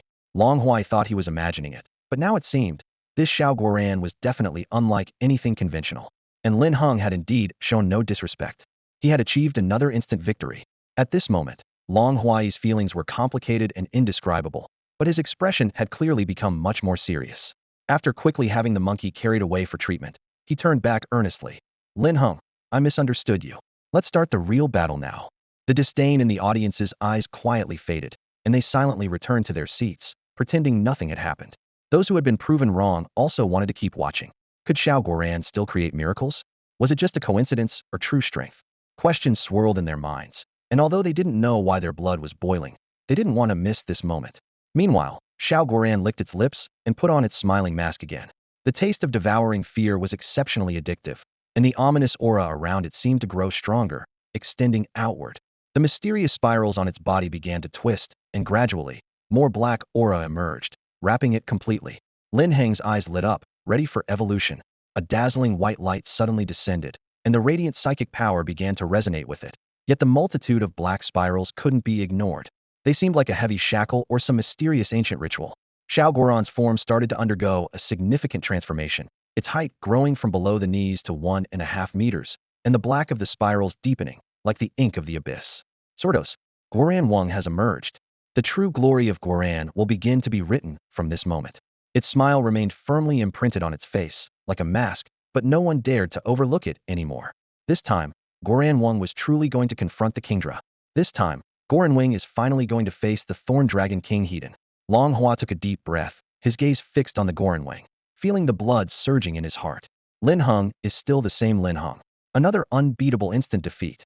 However, the strength of the long-tailed hand and Guoran Wang is quite comparable, and Long Hua couldn't help but wonder if Guoran Wang could continue to create miracles against the Thorn Dragon King. Lin Heng also turned his attention to the Thorn Dragon King on the opposite side. The Thorn Dragon King, at an elite 9th level, has the ability to dampen the surroundings, preventing anyone from using explosive moves like self-destruct. It has a Quasiking level potential, with skills including Water Gun, Whirlpool, Yawn, Glare, Smokescreen, Focus Energy, Dragon Breath, Bubble Beam, Dragon Pulse, and Twister. No wonder he dares to challenge me. Lin Heng, using his keen insight, assessed the Thorn Dragon King's data and understood. In terms of level alone, the Gyarados is even lower than this Thorn Dragon King. Moreover, as a disciple of a noble family, Long Hua's Thorn Dragon King has a Quasiking level potential, indicating its immense potential. Undoubtedly, this is a formidable opponent. But Lin Heng was even more excited, for Guoran Wang is called a god because its rebound ability works no matter how strong the opponent. What's more, now that Guoran Wang has evolved, its ability to devour fear has reached a new level. Who the dangerous opponent truly is remains to be seen. The referee excitedly stepped onto the stage again, his smile particularly genuine this time. The spectator stands were already filled to capacity, with even the aisles crowded with people. Originally designed to hold 500, there were now 700 to 800 people, causing the audience numbers to exceed capacity, yet no one left voluntarily. People love to witness an underdog story, especially with a creature like Guoran Wang, which is commonly deemed useless. If it could truly defeat the Thorn Dragon King, they would be witnessing history. Established narratives would be overturned. The triumph of the weak over the strong is always an inspiring topic. Most people tend to empathize with the weaker party, and when an underdog succeeds, the sense of achievement is unparalleled. At this moment, Guoran Wang was being imbued with such sentiments by the audience. People were expectant yet anxious, their eyes glued to the stage, fearing they might miss any detail. The referee promptly announced, second match, Guoran Wang versus Thorn Dragon King, start now. He then stepped off the stage. The referee thought to himself, this is something. Even in his career as a referee, this was a first. The battle was about to erupt. Hissed the Thorn Dragon King's nostrils flared, its large mouth spewing out a surge of moisture, instantly soaking the entire rocky terrain. Dragon Pulse. Long Hua launched a major attack right away, having just realized Guoran Wang's strength, and naturally showed no mercy. Since the opponent could rebound physical attacks, he opted for a Dragon-type special attack. Surely, that couldn't be rebounded. Roar! The Thorn Dragon King, upon receiving the command, let out a cry, its form twisting rapidly. At the same time, powerful dragon-type energy surged forward like a tide, relentlessly attacking the Goronwing on the opposite side. At first glance, the Thorn Dragon King's twisting seemed chaotic, but with careful observation, the intricacies became clear. Every move the Kingdra made was centered on the Shuckle across from it. Dragon Pulse erupted from all directions with a single target in mind. Upon hearing Long Huai's command, Linhung immediately understood his strategy. However, how could Shuckle only reflect physical attacks? If that were the case, how could it be called a divine creature? In the next second, powerful dragon energy, carrying a special pressure, crushed in from all angles, leaving Shuckle no chance to dodge. Boom! A loud explosion sounded. Instinctively, everyone assumed Shuckle would be hit and turned their gaze towards it. Yet, the pink and black mystical creature hadn't moved an inch, appearing completely unscathed. Even the water stains on the ground caused by Kingdra remained unchanged. No way. Seeing is believing. Finally, someone shifted their gaze to the other side, their expression immediately freezing. Beneath Kingdra, the entire battle arena was suddenly marked with numerous pits and splatters of wet soil. The once dominant Kingdra was now covered in mud spots, its face full of agony. It couldn't comprehend what had happened. How had its attack been returned to it several times over in an instant? Kingdra was in pain, but the physical hurt was nothing compared to its fear of Shuckle. That pink figure seemed to transform into a boundless, terrifying monster, its smiling triangular eyes like two black holes. Roar! Kingdra let out a sharp, intense cry. Its former arrogance completely vanished. Its voice was filled with hysteria, as if its worst fear had arrived. Kingdra felt as though an invisible hand was constantly squeezing its heart, causing its entire body to feel as if it were being torn apart. But just when it was about to give in, Kingdra seemed to glimpse the most beautiful healing scene, like returning to its mother's embrace. Back and forth it went, with each moment of beauty followed by doubled torment. Kingdra felt like its entire body was about to be torn apart. Ignoring its injuries, it kept retreating, whimpering towards Shuckle as if begging for mercy. As it backed to the edge of the arena, its body fell with a thud, leaving a trail of blood. A barely visible black mist greedily surrounded Kingdra, feeding off it. Even without a physical form, its greed was evident. What's happening, Kingdra? Sensing something was wrong, Long Huai, who had just mastered the power of dragons, felt Kingdra's extreme fear and even shivered himself. The situation with the Ambipom could have been a coincidence, but now Kingdra too. Long Huai was incredulous. After all, this was a dragon-type creature, not to mention facing a mere Shucklight shouldn't bow its head, even to a pseudo-legendary. Yet it was terrified of Shuckle, so much so that it fainted, trembling all over. On the other side, Lin Heng's command for Mirror Coat was flawlessly executed by Shuckle, extending the fear-induced paralysis to 8 seconds. Kingdra fell within 8 seconds after the Dragon Pulse was reflected, possibly the most agonizing 8 seconds of its life. Kingdra is defeated. Congratulations to Shuckle. In the stunned silence of the crowd, the referee was the first to declare the result, eyes filled with unprecedented shock. With those words, the entire spectator stand erupted. As soon as these words were spoken, the entire viewing platform erupted in excitement. The Thorn Dragon King was actually countered? What kind of monster is this? Did you all see the Thorn Dragon King begging Guoran for mercy at the end? This world is so fantastical. I feel like I'm dreaming. Wow, physical attacks are returned with double force, and even long-range attacks can be easily bounced back, with what seems like a fear-inducing negative effect. Guoran is unexpectedly powerful.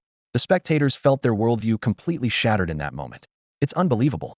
This is more thrilling than a horror movie. Guoran actually took down the Thorn Dragon King in an instant.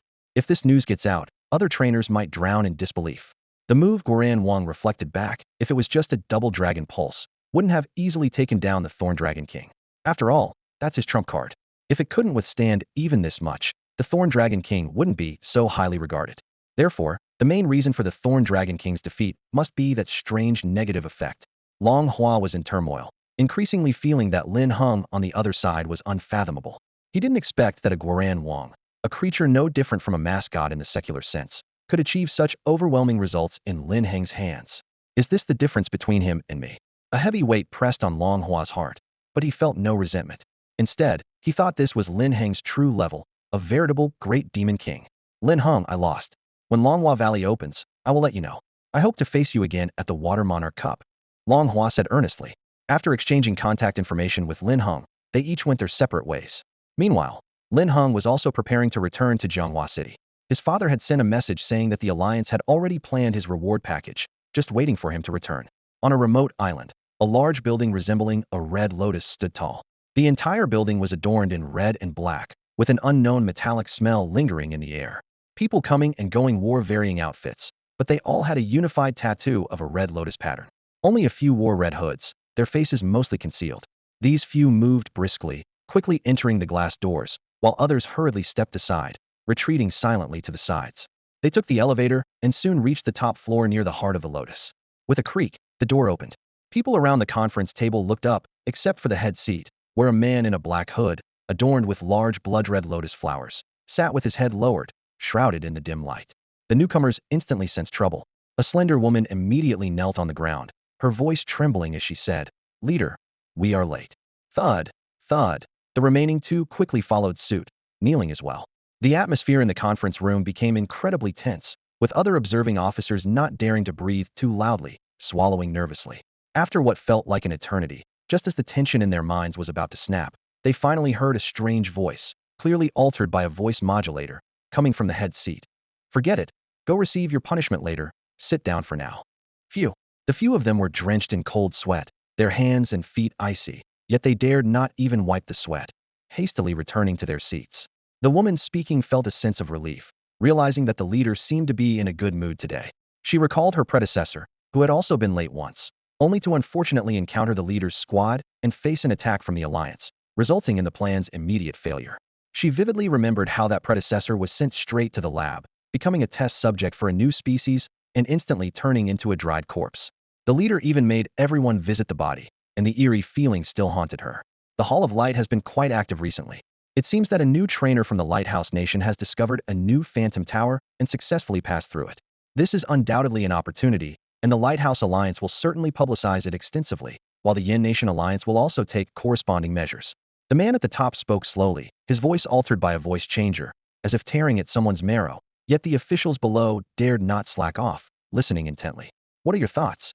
The frail woman quickly recalled recent news, an idea flashing through her mind, and hurriedly responded, "Leader, recently a rising star, the son of a prospective champion, has been in the spotlight. I heard he saved over 1,000 people during a beast tide." "Pay attention to the question," teased the third man near the leader. "The leader is talking about newly famous trainers, and the one who saved 1,000 people is at least a prospective king, right?" "Of course not." The frail woman, called EE, was anxious. "He just passed his exams this year." "Oh, so he's just a second-generation marketing product?" scoffed someone on the left, full of disdain. "Just a rich kid riding on his dad's coattails. Obviously a package deal." "EE, how could you fall for it again?" "Yeah, those so-called genius trainers before, weren't they all trash?" another chimed in.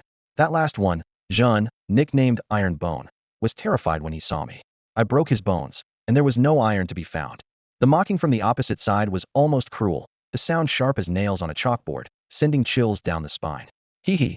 These second-generation elites are becoming more and more vain, truly a disgrace to their forebears, with each generation of the Yin Nation Alliance declining."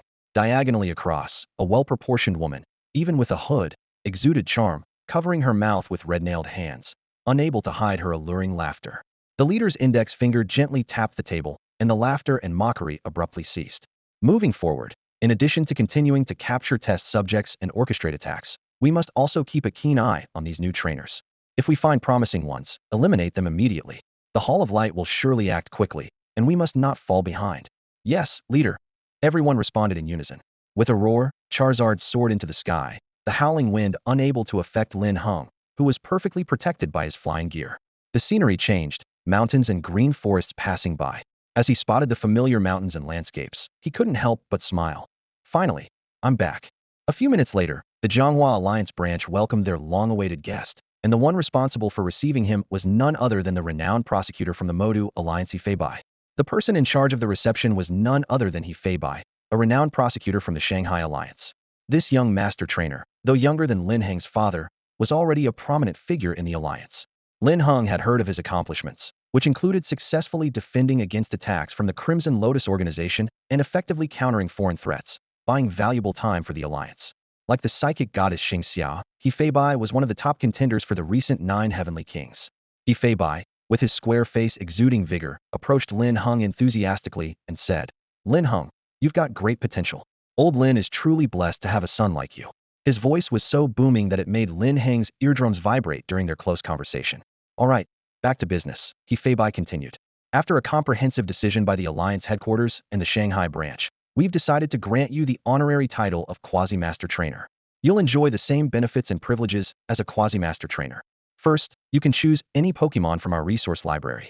Of course, pseudo-legendary Pokemon are available too, but they are rare and require prior reservation. Additionally, you'll receive an annual resource subsidy. For instance, you can select 10 high-level memory discs and 2 secret treasures, or opt for a 50 million fund subsidy. These are all options available to Quasi-Master Trainers. Typically, with such rights come responsibilities, but given your significant contribution in repelling the Beast Tide and saving the 1,000-person train, you won't have to fulfill any obligations for at least 3 years. If you choose to contribute, we'll provide additional subsidies and rewards, Healinng concluded, feeling parched, and took a sip of water from a nearby table. Lin Heng was overjoyed. He had originally intended to reverse fate by overcoming the Beast Tide, but now he was receiving rewards from the Alliance. Quasi-Master Trainer benefits were substantial. There were only 8 Quasi-Master Trainers in Jianghua City, making them especially rare in first-tier cities. Although it was just an honorary title for now, the tangible benefits delighted him, especially since he wasn't required to fulfill any responsibilities. Truly a windfall. That's all. I'll choose my Pokemon first, Linhung said. He currently had only 4 Pokemon, and although each was worth 5 of others, official competitions usually required 6. He certainly desired a pseudo-legendary Pokemon. The strength of a Metagross or a Tyranitar was undeniable. However, the wait was excruciating. Before coming, his father had advised him not to delay if given the chance to choose a Pokemon. He had heard of an older master trainer who, despite securing a pseudo-legendary Pokemon reservation number in his youth, waited 20 years in vain, still unfulfilled in his old age. Linhung couldn't help but feel sorry for the elder. His father had advised him not to aim too high. The Pokemon in the resource library were mostly sourced from Cleffa and Blevel secret realms, possessing decent potential. With proper training, they wouldn't be much inferior to a Gyarados. In his youth, he risked his life to obtain an egg from Shakira's.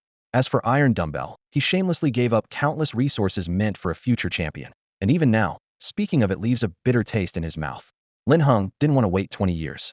Hearing this, Healinng held Lin Heng in higher regard. As expected from Lin Heng's lineage, he had foresight and wasn't blinded by temporary gains. Who knows how long it would take to wait for a quasi-divine spirit? Healinng first brought out a tablet, as the era of technology had arrived. Choosing a spirit could now start with visual observation, followed by on-site evaluation if satisfied.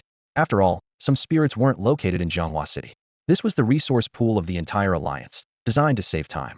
The spirits in the pool were under constant surveillance, well-fed and spirited. Some even noticed the camera moving and kept roaring and making noises at Linhung. Page after page flipped by, presenting many familiar faces, but Lin Heng's discerning eye found that their potential was at most at the gym level, losing his interest. Until he reached the last page, where an Electabuzz covered in black lightning symbols caught his eye. Its yellow and black stripes resembled a tiger, but its spirit was notably lethargic, clearly different from the other spirits. Lin Heng's gaze sharpened, his previous boredom replaced by newfound excitement. The Electabuzz genetic sequence was chaotic, ranking at Elite Level 7, with an electric attribute. Its trait was static electricity, occasionally paralyzing opponents on contact. However, after genetic mutation, it could unpredictably reverse. Its potential was unknown, with a chaotic genetic sequence, making detection impossible. Its skills included Quick Attack, Leer, Thundershock, Charge, Swift, Shockwave, Thunder Punch, and Discharge, but with genetic changes, its skills might unpredictably transform. The description mentioned that this Electabuzz had swallowed an electric pattern orb and was accidentally struck by Zekrum's megavoltage. Remarkably, it survived with tenacious vitality, but its body stored a terrifying amount of electricity capable of devastating the world, causing significant genetic mutation. Note: this Electabuzz is extremely dangerous and requires a poison-to-poison training method, strengthening its body through painful endurance to gradually channel the massive internal current. Success could unleash power comparable to legendary beasts. Whoa, isn't this like a hidden nuclear missile? Linhung was stunned. If Healinng weren't present, he might have jumped up in excitement. No wonder this Electabuzz seemed so downcast, like it could keel over any second. Storing the world's voltage, was this even real? Not only did it consume an electric pattern orb, but it was also struck by the mega thunder of Zekrum, the ideal dragon.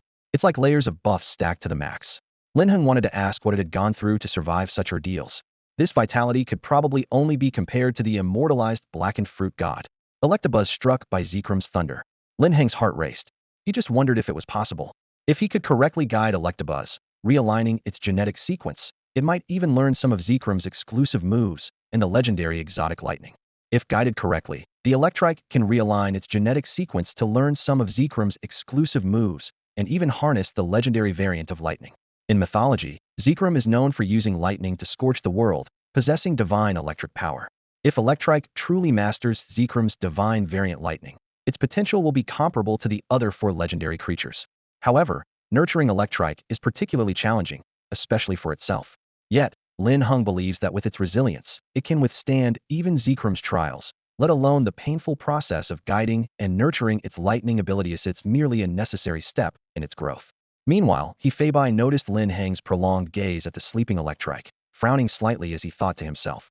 Could he be choosing this one? He was puzzled but assumed Lin Heng was merely curious, given the worrying state of the Electrike, which might make outsiders think their alliance was mistreating it. Prosecutor He, I want this one. Take me to see it, Lin Heng decisively stated. Hefeibai's eyes widened in disbelief. It's really this one. Has Lin gone mad? What's wrong with him? He looked Lin Heng up and down, finding him increasingly peculiar. The boy didn't seem foolish, so why was he acting so rebellious? Was it a phase, pushing him to choose something so out of the ordinary? Hefeibai stared at Lin Heng in confusion. Do you really want to choose this Electrike? Ever since we found it and rescued it from the secret realm, it's been like this for 5 years, eating and sleeping, sleeping and eating. It can't even walk straight, let alone battle.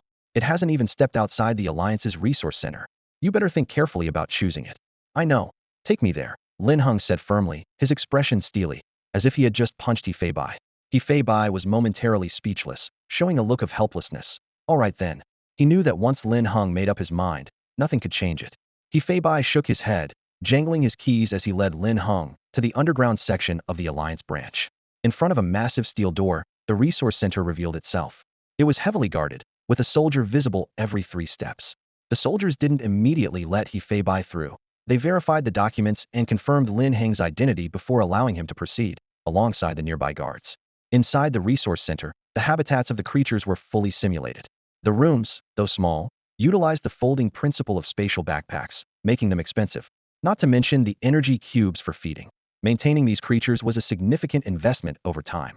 Lin Heng couldn't help but be impressed by the Alliance's deep resources, and this was just in Jianghua City. After walking for a good 10 minutes, Lin Heng and Hefeibai finally reached the last compartment, where the electric beast resided. Despite the noise, the electric beast lay lazily on the ground, its eyelids twitching slightly as if in a deep sleep. Lin Heng understood this behavior, knowing that its body housed the lightning power of an entire world, constantly enduring the pain of electrical currents splitting and consuming its cellular genes. Maintaining its current state, the electric beast was undoubtedly a warrior among spirits. This also indicated that the painful body tempering method mentioned by the Eye of Insight was feasible. Even though the electric beast's eyes remained closed, Lin Heng grew increasingly satisfied with what he saw. Noticing the appreciation in Lin Heng's eyes, Hefeibai felt a sense of helplessness. He glanced at Lin Heng with frustration, then pressed his fingerprint against the door with such force it seemed like he might leave an imprint. Just praised this kid for his foresight, but who knew he'd be so impulsive? It's infuriating. Thank goodness he's not my son, he thought to himself. With a click, the electronic lock disengaged. The conductive organs on the electric beast's head wobbled slightly, and its right eye opened halfway, as if pondering, someone actually chose me? It was incredulous, struggling against its painful body to look at Hefeibai, the first to enter, before its eyelids began to droop again. Only when the second human stepped and did a warm current, like a gentle spring breeze, flood into its body, soothing its constantly mutating cells and genes as if a tender hand were comforting it. The electric beast exhaled a long breath, feeling comfort it hadn't experienced in years, even stretching lazily in front of them. Though brief, it had been tormented by the splitting electrical agony for 5 whole years and instantly developed a liking for this newcomer. Lin Heng approached the electric beast, placing his hand gently near its skin, though actually maintaining a centimeter's distance. A surge of verdant force flowed into the electric beast, and the warmth of this psychic power made it squint in enjoyment, nodding without hesitation. In a flash of light, the electric beast vanished from the space. Hefeibai sighed deeply. It seems you and it are truly destined. Even the staff responsible for feeding it can't get its attention. He shook his head. Well, everyone has their reasons. The secret treasure is in the space opposite. Follow me. With those words, Hefeibai led Lin Heng through the second door. Before them was a vast array of tools, surpassing Jianghua First High School's treasury in scale, quantity, and quality. Lin Heng's gaze first locked onto the electric-type treasures, but only some electrical attribute gems caught his eye, all consumables that could temporarily boost move power. He immediately employed the Eye of Insight comprehensively, and perhaps due to enhanced capabilities, it became more acute, filtering out unsuitable tools. Ultimately, he identified two secret treasures he currently needed most: the Sand Crystal Core and the Dragon's Fang. The Sand Crystal Core is the ultimate version of the Sandstone, a unique product of the desert's secret realm. It allows spirits to extend the duration of sandstorm weather caused by moves like Sandstorm, Max Rockfall, or abilities like Sandstream and Sand Spit over a wide area. The Sand Core, an ultimate version of the Sandstone, is a unique product of the desert's secret realm. Elves can use moves like Sandstorm and Max Rockfall, or abilities like Sandstream and Sand Spit, to significantly extend the duration of sandstorm weather. This compensates for the lack of weather control by Tyranitar. After all, the title Desert Tyrant is not given lightly. Previously, due to the influence of Gigantamax in Tyranitar's genes, Linhung focused on brute force during its training, resulting in a lack of weather control. However, obtaining the Sand Core naturally resolved this issue. Moreover, this is not just any sandstone. It's the ultimate version formed by countless sandstones. As a desert treasure, sandstone is extremely rare, and every appearance triggers a frenzy among rock-type trainers. After all, such a treasure that can significantly enhance combat power is highly sought after. The value of the Sand Core is several times that. This earthy yellow crystal, about a cubic centimeter in size, would definitely fetch over 30 million at auction. No wonder the trainer profession is always a money pit. Lin Heng had specifically instructed his parents to keep an eye on recent auctions and black market transactions, but to no avail. Unexpectedly, there was a Sand Core hidden in the underground resource library of the Jianghua Alliance, as if it was tailor-made for him. He then looked at the second treasure selected by the Eye of Insight that suited him, the Dragon Tooth. Another top-tier treasure. Lin Heng felt incredibly lucky that both the Sand Core and Dragon Tooth were stored in the resource library and hadn't been discovered earlier. Could it be that the luck of the destined child of Su Mu had shifted, and the whole world was working in his favor? He couldn't think of any other explanation. Without hesitation, Lin Heng walked to the location scanned by the Eye of Insight and first extracted the Sand Core from a gap in a giant rock stone. Seeing the mysterious crystal in his hand, the well-informed Hefei's eyes widened in disbelief, even questioning reality. Where did this Sand Core come from? How did the resource library's inspectors miss it? But the next moment, Lin Heng produced something else that shattered his imagination. He pulled out a pristine dragon tooth with some marks, but no chips, as if performing magic, from a stack of nested cardboard boxes. Hefei stood dumbfounded in the back, his face a mix of confusion and disbelief, as if questioning his own identity and purpose. Watching Lin Heng's skillful actions, he even wondered if he was the guest. How did their roles reverse? Moreover, how did Lin Heng extract the treasures from such tricky angles? Can anyone explain why treasures of the caliber of the Dragon Tooth and Sand Core were hidden in such bizarre places? Hefei felt a pang of envy. Why hadn't he discovered such treasures when he came to select them months ago? Compared to these, what he chose was nothing. What was up with this Lin family kid, striking such incredible luck? Hefei was so envious he almost shed tears, but he forced himself to remain composed, though his occasionally twitching mouth betrayed his true feelings. Lin Heng walked up to Hefei, his gaze unwavering. Hefei couldn't help but stare at the dazzling treasure in Lin Heng's hand, secretly amazed. Every year, resources acquired or exchanged during secret realm contests, international competitions, and the King selection events flood into the resource library, with dozens of inspectors working in shifts to register them.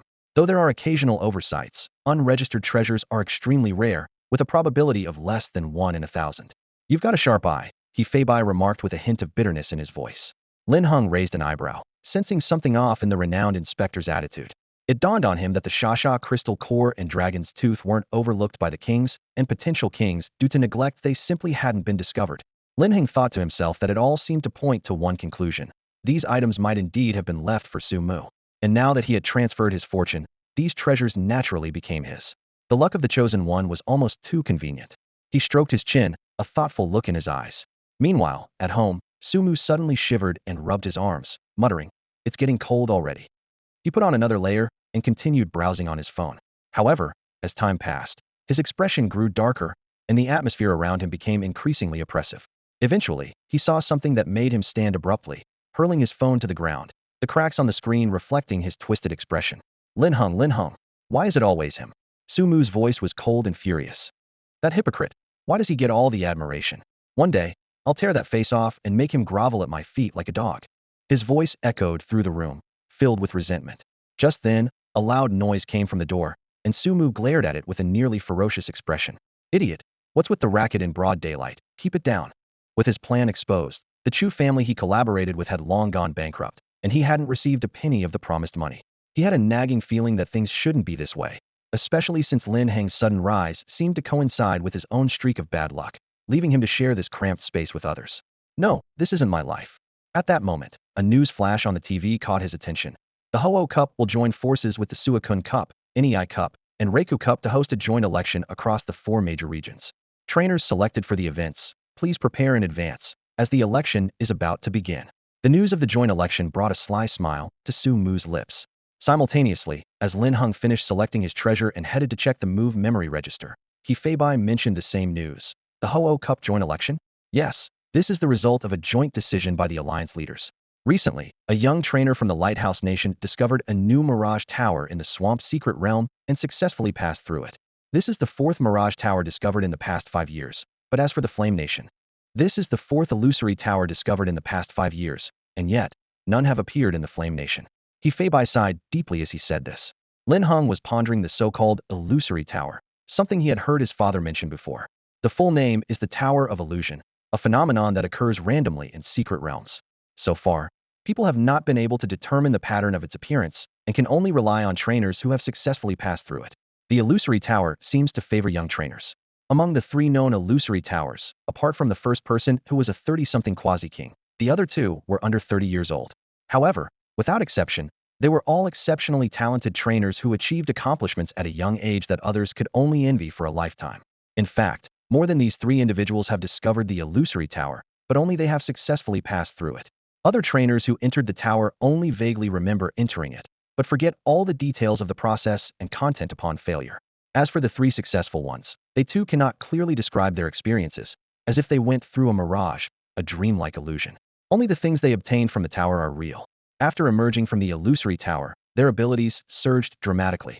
The first Quasi-King, in just 5 years, ascended to the position of one of the 9 kings in the Eagle Nation, an astonishingly rapid rise. The second leapt from a gym-level trainer to a Quasi-King, and the third progressed from an elite high-level trainer to a top gym leader within 2 years. Their mysterious and rapid ascension has cast a dazzling mystical aura over the Illusory Tower, sparking secret rivalries among major alliances, especially between the alliances of the Silver Nation, Canada, and the Bear Nation, who have even used this as a promotional point at the World Union Conference. Now, the 4th Illusory Tower has appeared in the Beacon Nation. Given their national alliance's shamelessness, they are sure to heavily publicize it. Last year's championship saw the Flame Nation and Beacon Nation alliances fiercely competing, and now with the Illusory Tower as a topic, they won't miss the chance. No wonder the high-ranking officials of the Flame Nation Alliance are eager to host the Phoenix King Cup joint election. Previously, the Suicune Cup focused more on Water-type Pokemon, or at least required participating trainers to have 1 Water-type Pokemon. The Reiku and NTI Cups were similar. Moreover, these 3 competitions weren't all national contests but were inter-high school leagues focusing on team battles and collaboration. This year, the Suicune Cup has been significantly impacted, drawing more attention than just within the Zhejiang province. But the Phoenix King Cup is different. It is a selection competition for all trainers aged 18 to 32. In other words, the champion is the undisputed new king, the leader among young trainers, the future representative of the Flame Nation Alliance on the world stage. In terms of status and exposure, it rivals even top gym leaders. Therefore, the Phoenix King Cup joint election is extremely prestigious. This time it includes the 3 major high school leagues, aiming to encompass all young trainers, truly casting a wide net. It seems the alliance is determined to select a single new king representative this time. Hefeibai nodded seriously. His eyes were fixed on Linhung, full of implication.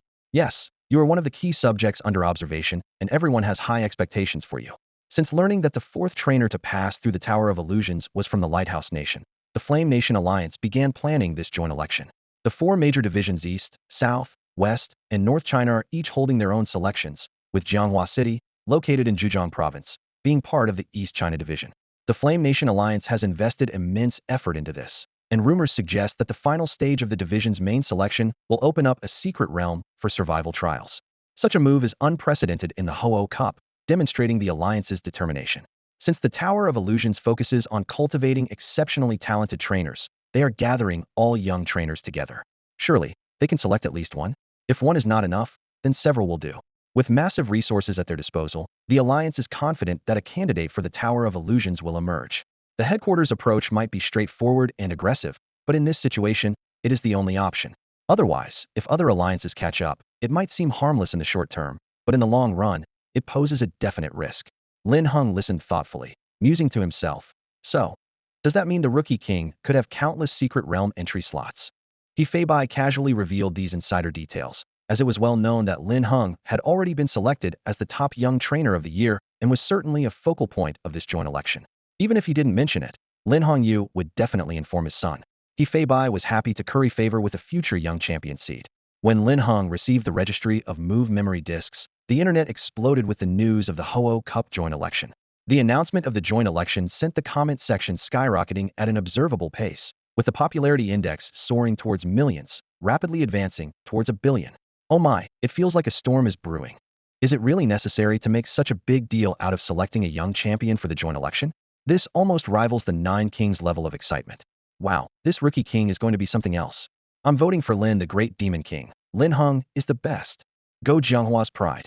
Long Hua and Xing Tianai from the imperial capital were not to be outdone, with Xing Tianai's psychic abilities seemingly on par with her sister, the psychic goddess Xingxia.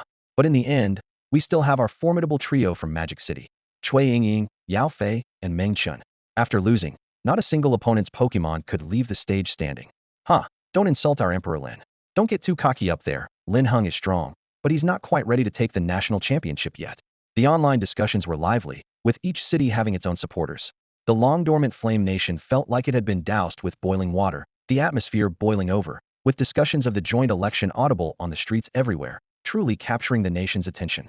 Meanwhile, Lin Heng was engrossed in selecting Move Memory Discs, completely unaware that his fans were embroiled in heated arguments with supporters from other cities. With over 100 Move Memory Discs to choose from, Lin Heng was overwhelmed, suffering from decision paralysis. Even the combined large malls of Jianghua couldn't muster up 30 memory discs, which is why he resorted to the black market for special blind box draws. However, after being picked over by the prospective kings and champions, more than 100 Move Memory Discs remained, a testament to the alliance's wealth and resources. His eyes were immediately drawn to Sandstorm at first glance. The moment he saw the Sandstorm technique, he knew it was the one to go for. Without a doubt, it was his top choice. This high-level, large-scale attack move had 3 available in the registry. Lin Heng naturally wanted all of them. With the cumulative effect of 3 sandstorms, combined with the sand crystal core, the power of Shigilaz's moves would be earth-shattering, especially under the control of a sandstorm. It could trigger a massive earthquake comparable to a ground collapse. With 3 out of 10 shares gone, 7 remained. Lin Heng continued browsing and chose Thunderbolt. Although there were only 2 available, he was quite satisfied with this powerful move. For the remaining 5, Lin Heng selected Volt Tackle, 2 Thunder Punches, Encore, and the Steel-type Bullet Punch. Volt Tackle and Thunder Punch were perfect for Electabuzz, while Bullet Punch was for Metagross.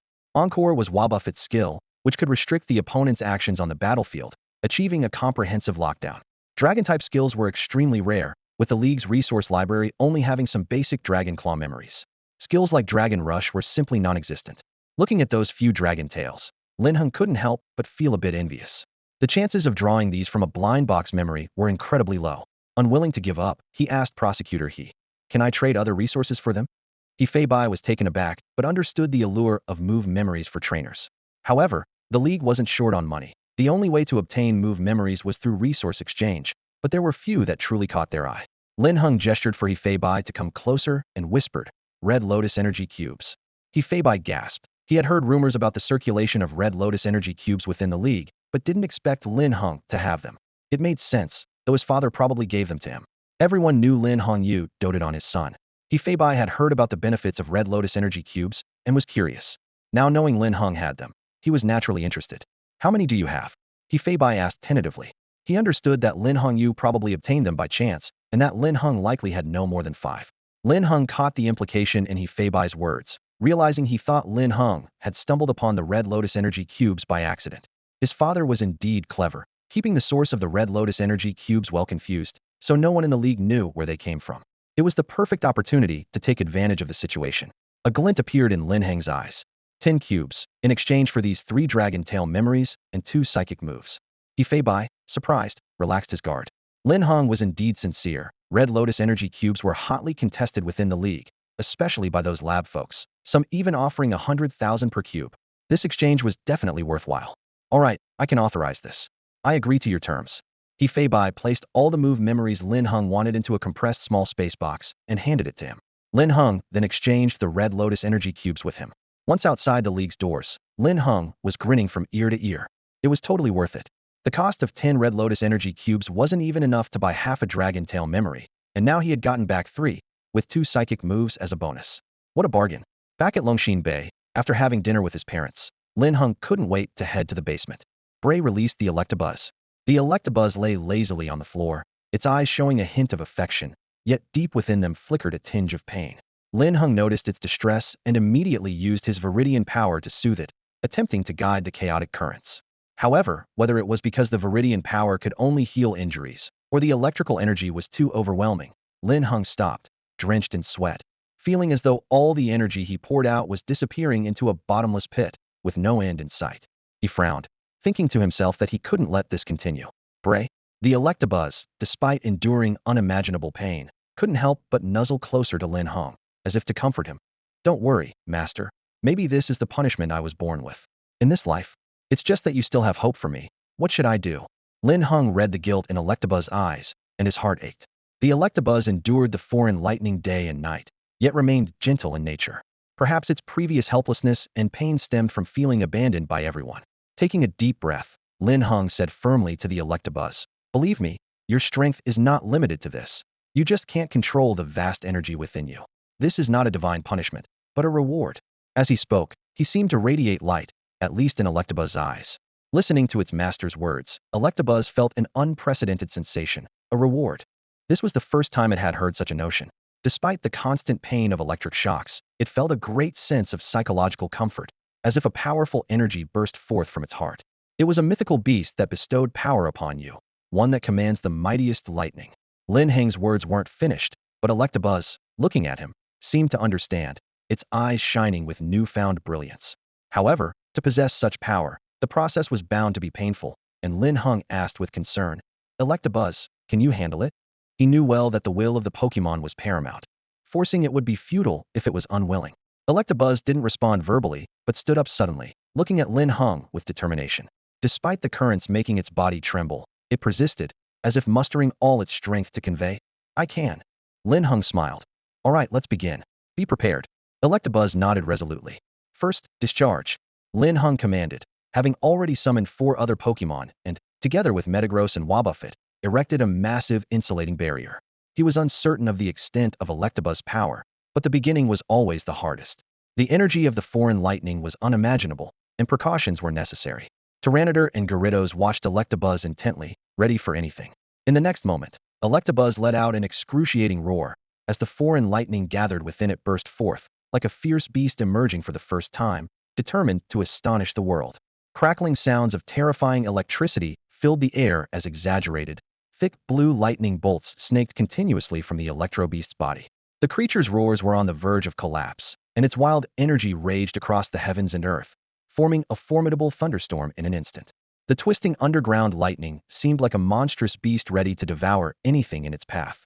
The Electro Beast's body trembled violently. In its desperate effort, its teeth pierced through its gums, causing blood to seep from its mouth, while its body was charred and smoking from the electric currents. Linhung closely monitored the Electro Beast's condition and immediately used his verdant power to deliver the pre-prepared healing spray to the creature's side, having already opened the spray's nozzle. A shower of healing powder rained down, visibly mending the cracks on the Electro Beast's skin. However, just as the wounds were about to close, blue lightning crackled out like serpents, scorching its flesh and filling the air with a strange, burnt smell. This process repeated over and over, and Linhung used all the healing medicine he had obtained from defeating poachers to help it endure. The last bottle of ultimate spray medicine was poured out, barely maintaining a delicate balance between the beast's injuries and the rampaging lightning. Meanwhile, the entire space seemed apocalyptic. The special flooring cracked under the stimulation of electricity, turning tiles into fragments and revealing the actual ground beneath. The magnetic waves in the air distorted and spread continuously. Even with insulating materials added, the pervasive air still flowed outside. Not only Lin Heng's villa, but the entire Longxin Bay villa complex and the power of Jianghua were disrupted, causing a sudden blackout throughout the city. As evening fell, Jianghua was plunged into darkness, the night completely veiled, while eerie crackling sounds left many uninformed residents terrified. Some sensitive individuals even had their hair stand on end.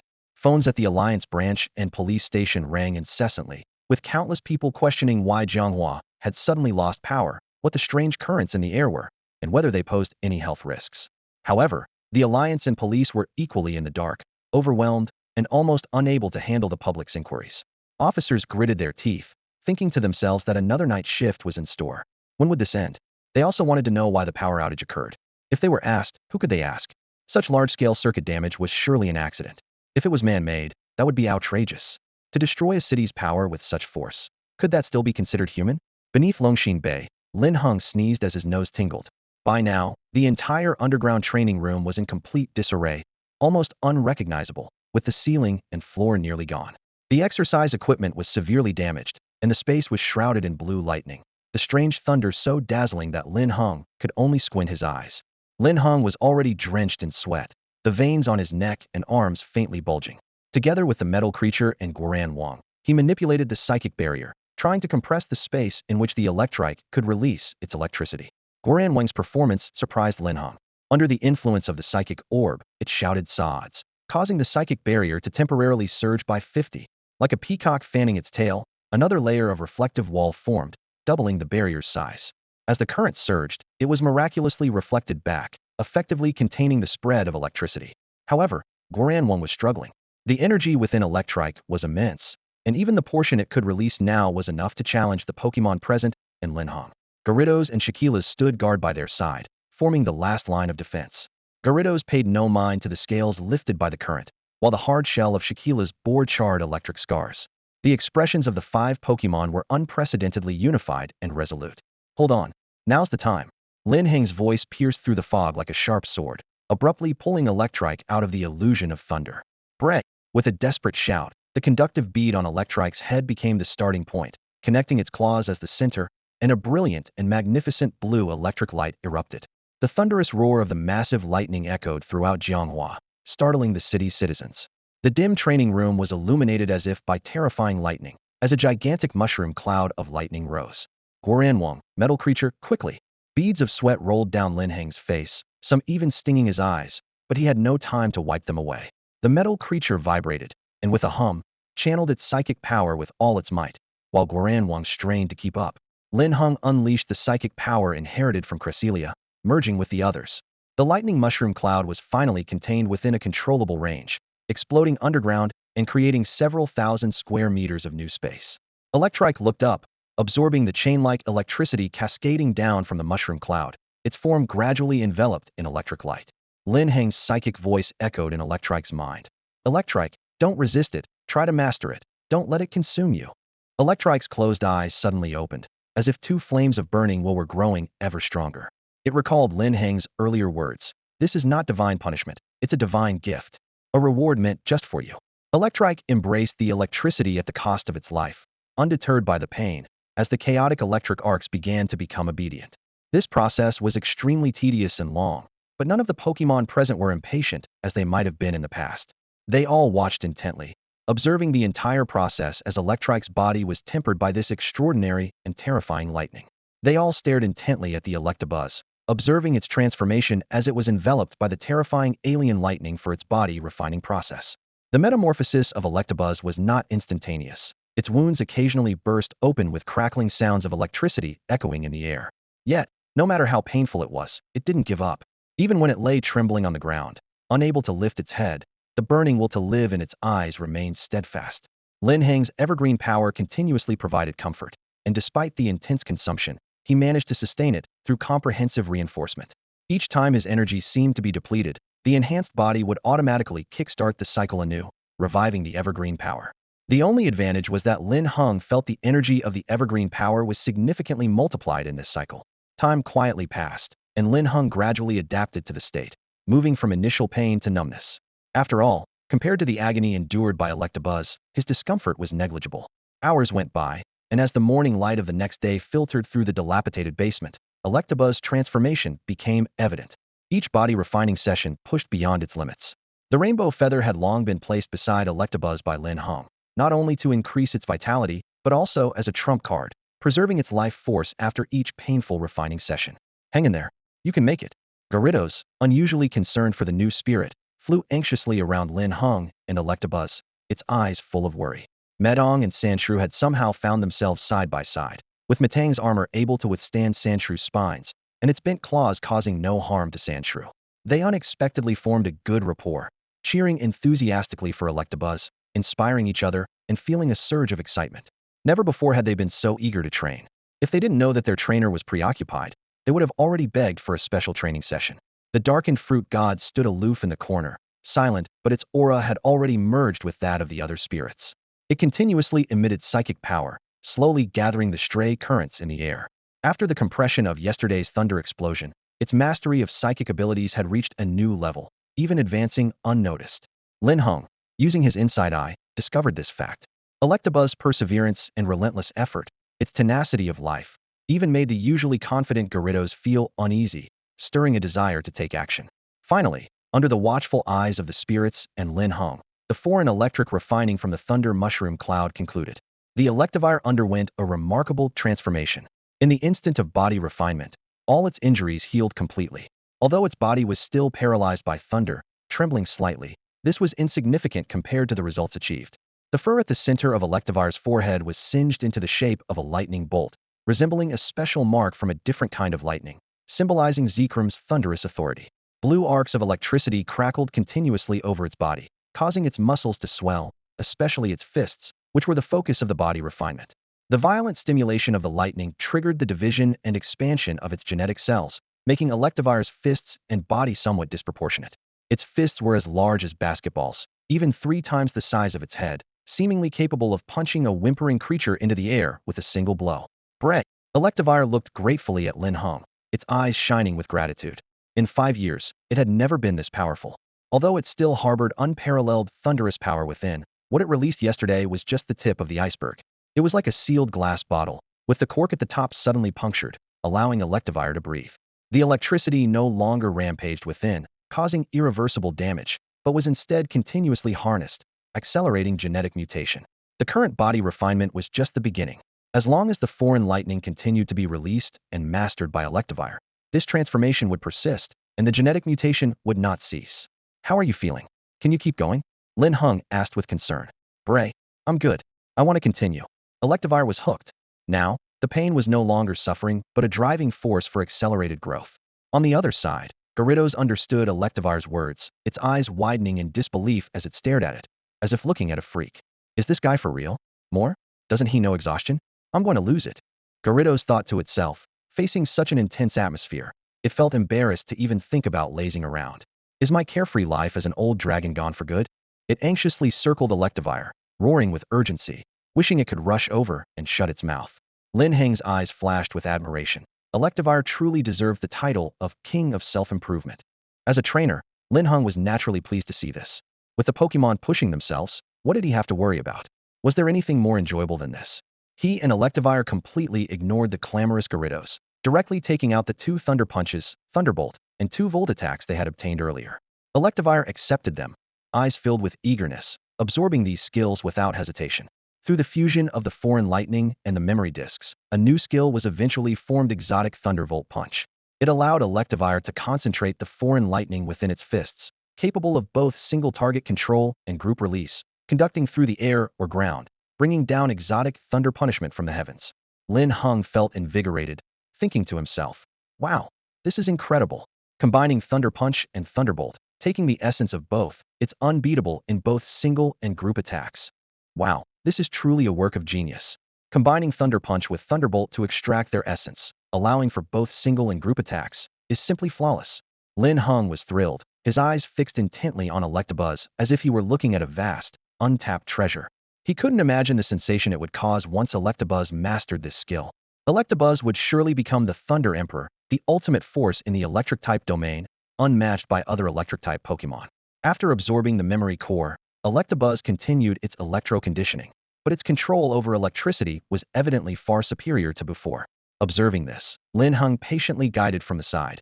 Electabuzz, try releasing a small portion of your internal energy, slowly covering your body. Take your time.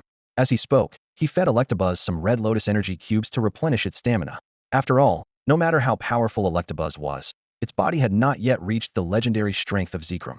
The nourishment from the red Lotus energy cubes could effectively prevent aftereffects and shock, just as Linhung had done when raising his other Pokémon. In addition to the red Lotus energy cubes, he consistently provided Electabuzz with Moo Moo milk and other nutritional supplements available on the market. Although he hadn't calculated precisely, Just the daily consumption of Shakira's amounted to hundreds of thousands, and now with 5 Pokemon, the cost had doubled. Other trainers might go broke with just one expensive Pokemon, but he had 5. Such top-quality Pokemon couldn't be wasted, so Linhung spared no effort in nurturing them. Fortunately, the Red Lotus energy cubes could be produced and sold by his family, reducing a lot of unnecessary expenses. Electabuzz nodded obediently, with arcs of electricity flickering across its body, though the electric armor shattered before it could fully form. Linhung only encouraged it, not expecting Electabuzz to master all the skills in one day. Raising Pokemon was not an overnight process, but a gradual one. He merely pointed Electabuzz in the right direction for its next stage of growth. After instructing Electabuzz, Linhung turned his gaze to the other Pokemon. Metagross and Shakira's brightened up and stepped forward eagerly. Meanwhile, the ancestral Gyarados looked at them helplessly, feeling a bit numb inside. It once roamed freely, thinking evolution into Gyarados was the end, only to find it was just the beginning. Now, Electabuzz, this tireless anomaly, had joined the fray. Despite its complex feelings, Linhung wouldn't let Gyarados miss its opportunity. Gyarados, you too. Gyarados lowered its head and flew over, but suddenly caught a rich scent, its internal energy instinctively connecting with it. Especially, its long-dormant ancestral dragon form began to stir. Gyarados' eyes changed, fixating on the perfect dragon fang in Lin Heng's hand, drooling with desire. Wow, with such a treasure, what's a little training? Bring on the storm. This old dragon can take it. Linhung couldn't help but laugh. Gyarados truly is a treasure. Its mindset alone is unbeatable. Feeling utterly defeated by the internal competition with Electivire, Linhung now looked forward eagerly to the treasure. He knew that if any of his Pokemon had psychological issues, it certainly wouldn't be Gyarados. It's meant for you anyway. Look how eager you are, Linhung said helplessly as he handed over the dragon fang. Gyarados immediately chomped down on it, crunching away until it was gone in no time. Instantly, its ancestral dragon form swelled and expanded. Dragon energy began to circulate within its body, and its belly visibly bulged. Lin Heng's eyes widened slightly. Most dragon-type Pokemon carry a dragon fang, but few, like Gyarados, absorb it so straightforwardly, especially when this dragon fang was nearly perfect with barely noticeable blemishes. Although he was initially worried that Gyarados might feel unwell after devouring it all at once, Linhung recalled the phrase absorb rather than carry from the inside eye description and gradually eased his concern. Watching as Gyarados' belly grew larger, it burped and collapsed onto the ground, falling asleep moments later. Linhung, initially worried, leaned down to check its condition, fiddling with its scales, only to be met with thunderous snores. He sighed, pressing the button on the luxury ball his parents had given him to let it rest properly. Nearby, Larvitar watched obediently, its gentle nature contrasting sharply with its fierce appearance. Linhung had it absorb the sandstorm memory, and with 3 layers combined, the sandstorm move changed dramatically. Through the inside eye, Larvitar instantly acquired a new skill, Sandstorm Surge. When used, the weather shifts to a sandstorm, and if carrying a sandstone, the duration extends based on the stone's quality. If it's a sand crystal core, additional effects might be triggered. After reading this, Linhung decided to use the sand crystal core in battles to amplify Larvitar's sandstorm threat, truly unleashing the power of the desert tyrant. Finally, Linhung gave the last memory to Wobbuffet and took out the ghost stone tablet fragment he had obtained earlier. Wobbuffet sensed the dark aura and looked up, its smiling triangular eyes conveying an increasingly deep and shadowy presence, creating a mysterious resonance with the ghost shard. While Linhung was busy with special training for his Pokemon, the Ho-Oh Cup joint selection was about to begin, and the Flame Nation League was fervently promoting the event. Various colleges and high schools joined the promotional efforts, and Lin Heng's name was almost everywhere at Jianghua First High School, known even to passersby as the student about to participate in the Ho-Oh Cup joint selection. This was certainly a cause for celebration. Now, tickets for the joint selection had been inflated to astronomical prices, and the entire nation was caught up in the excitement. The 4 major divisions even held polls for their favorite to win the championship. Unlike the Suicune Cup, the joint selection involved not only individual competition, but also rivalries between major colleges, encompassing all young trainers, not just those in high school, but also those in college. Therefore, the competition was incredibly intense. The entire internet was abuzz, and in the East China division where Linhung competed, his name was listed alongside several other candidates as a seed contender for the Elite 8. The entire internet is abuzz with heated discussions about Linhung from the East China competition zone. His name, along with those of several other contestants, has been listed as one of the 8 Kings seed players. Unlike the other 7, who are all bona fide university students from top-tier universities across the country, Linhung is the only seed player among the 8 Kings who is still a high school junior and has yet to take the college entrance exam. Despite some dissenting voices questioning how someone so young and not yet in college could be included as a seed player in the Eight Kings, and even suggesting that it might be an exaggeration, Lin Heng's fans chose to respond with actions rather than words. They unhesitatingly shared videos showcasing his prowess. Gyarados achieving instant knockouts, freezing the entire field. Not impressed. How about the scene of Shakira's taking on 48 opponents at once? Still skeptical? Metagross delivering fatal blows instantly, with footage capturing these biological weapons in action. If these weren't enough to sway the skeptics, the ultimate move was Linhung commanding a Charizard of King Tier level to fend off a medium to large-scale beast horde, saving thousands from danger and displaying a godlike presence that left onlookers in awe. Fans even created stunning highlight reels, compiling all of his best moments from the competition, enough to turn any passerby into an admirer. Linhung's fan club, much like himself, is action-oriented and prefers to be succinct. Despite the grandiose name, the content of the videos is indisputable, with even the league acknowledging their legitimacy. Even the most stubborn critics found themselves unable to counter the overwhelming evidence. Lin Heng's performance is so extraordinary that other trainers might spend a lifetime without achieving such a highlight. Yet Lin Heng, who has been a trainer for less than a year, already has as many high points in his career as some well-established Kwasa champions. However, despite his remarkable achievements, no one can definitively say that Lin Heng will become a champion, or even if he will secure the top spot in the East China competition zone. The scope of the Ho-Oh Cup joint election is vast, with the East China zone including 7 major provinces: the Magic City, Su Province, Sha Province, and Nan, Fudong, Jiang Province, and Mountain City. The Magic City is a popular choice in the East China zone, having produced a king-level trainer and becoming the top choice for many. Meanwhile, the North China zone's Imperial University and Imperial Capital University have been perennial champions, dominating youth trainer competitions and earning a reputation for their dominance. Among these prestigious universities, the name Zhonghua First High School stands out awkwardly, like a child intruding into an adult's domain. After all, the Ho-Oh Cup is open to all young trainers under 32, with few high schools making it to the competition zone, let alone being voted as a favorite to win. Even within just the East China zone, this is particularly noteworthy. This event is a grand celebration for young trainers, capturing the attention of the entire nation. Both online media and major local and national alliance channels are promoting it vigorously. The alliance is determined to cultivate a seed player capable of passing the Mirage Tower, and the public discourse is intensifying, leading to an unprecedented spectacle. Achieving a rank in the Fenghuang Cup elections, even if not the champion or runner-up, brings significant fame, status, power, and funding. In the battle arena of Magic City University, Gu Qingba stood expressionless, her face as delicately sculpted as an angel's. She coolly commanded her exquisite, ice-like fox spirit, Ninetales, with the order, Snowflake, use Blizzard. As soon as she spoke, the temperature of the arena plummeted, and fine snowflakes danced in the air. Every strand of Ninetales first subtly contracted and expanded. In an instant, ice particles were launched by a gust of wind. The opposing trainer looked panicked and hurriedly shouted, use Protect. However, Crack a Protect couldn't hold. Under the onslaught of Blizzard, the snowflakes condensed into ice balls, which relentlessly struck the protective barrier. Within moments, the barrier shattered, and the first wave of ice balls immediately hurtled towards the opponent. The next second, the teacher announced with admiration that the opponent had lost the ability to fight, declaring Gu Qingba the winner. Thunderous applause erupted in the arena, with hundreds of students watching in awe at the icy Ninetales. Cheers rang out. Goddess Gu, I love you. Magic City University will definitely win. This year's East China champion belongs to Sister Gu. The ice and water duel master is truly deserving. Goddess Gu, forever.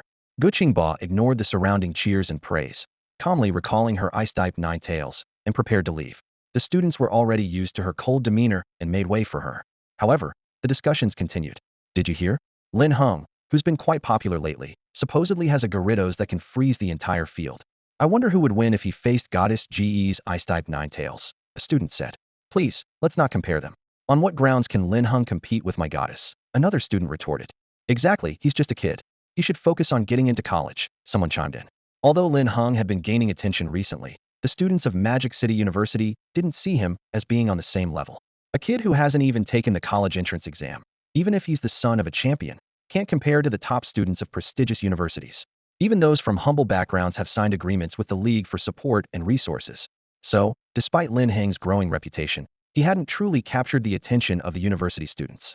No one noticed that Gu Qingba's steps faltered slightly at the mention of Lin Heng's name. She had heard her sister, Gushan Shu, mention that Lin Heng was extraordinary, possibly having ice-type talent comparable to their family. Therefore, She didn't dismiss him just because of his age like others at the school. However, to say she was overly concerned would be inaccurate. Gu Qingba and Gushan Shu were different. The former was cold on the outside but warm inside, while the latter was a true ice queen, indifferent to everything.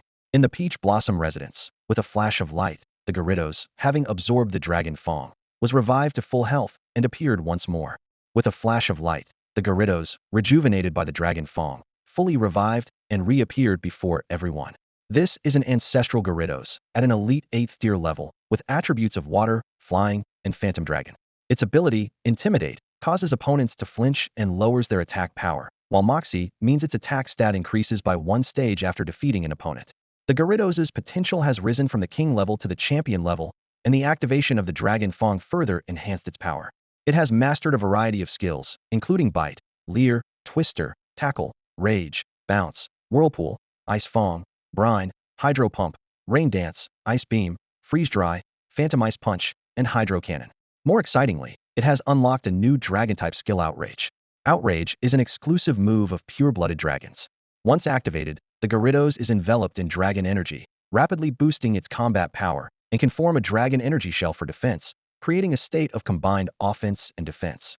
However, after using this skill, the creature is prone to confusion, and the host must promptly dispel it to ensure the outrage state does not exceed an hour. Its intimacy level has reached 89,100. As the king of its species, the Gyarados has transcended its class, with the power of the Dragon Fang further enhancing its perfect integration, allowing it to grasp the essence of dragon energy, increasing the power of dragon moves by 50. Lin Heng's eyes widened in surprise. High-level secret treasures significantly boost a creature's strength, and exclusive attribute treasures like the Dragon Fang can achieve explosive enhancement in a short time. Linhung initially thought the Gyarados' level would change after absorbing the Dragon Fang, but he didn't expect its potential, skills, and even attributes to change. The increase in potential was something the Eye of Insight had mentioned, changing with the Gyarados' growing strength, so Linhung wasn't surprised by that. However, the changes in the latter two were beyond his expectations. The Gyarados had gained a Dragon-type attribute, even if it's just a Phantom Dragon attribute, but this boost is powerful enough when using its skills. The biggest surprise was undoubtedly Outrage.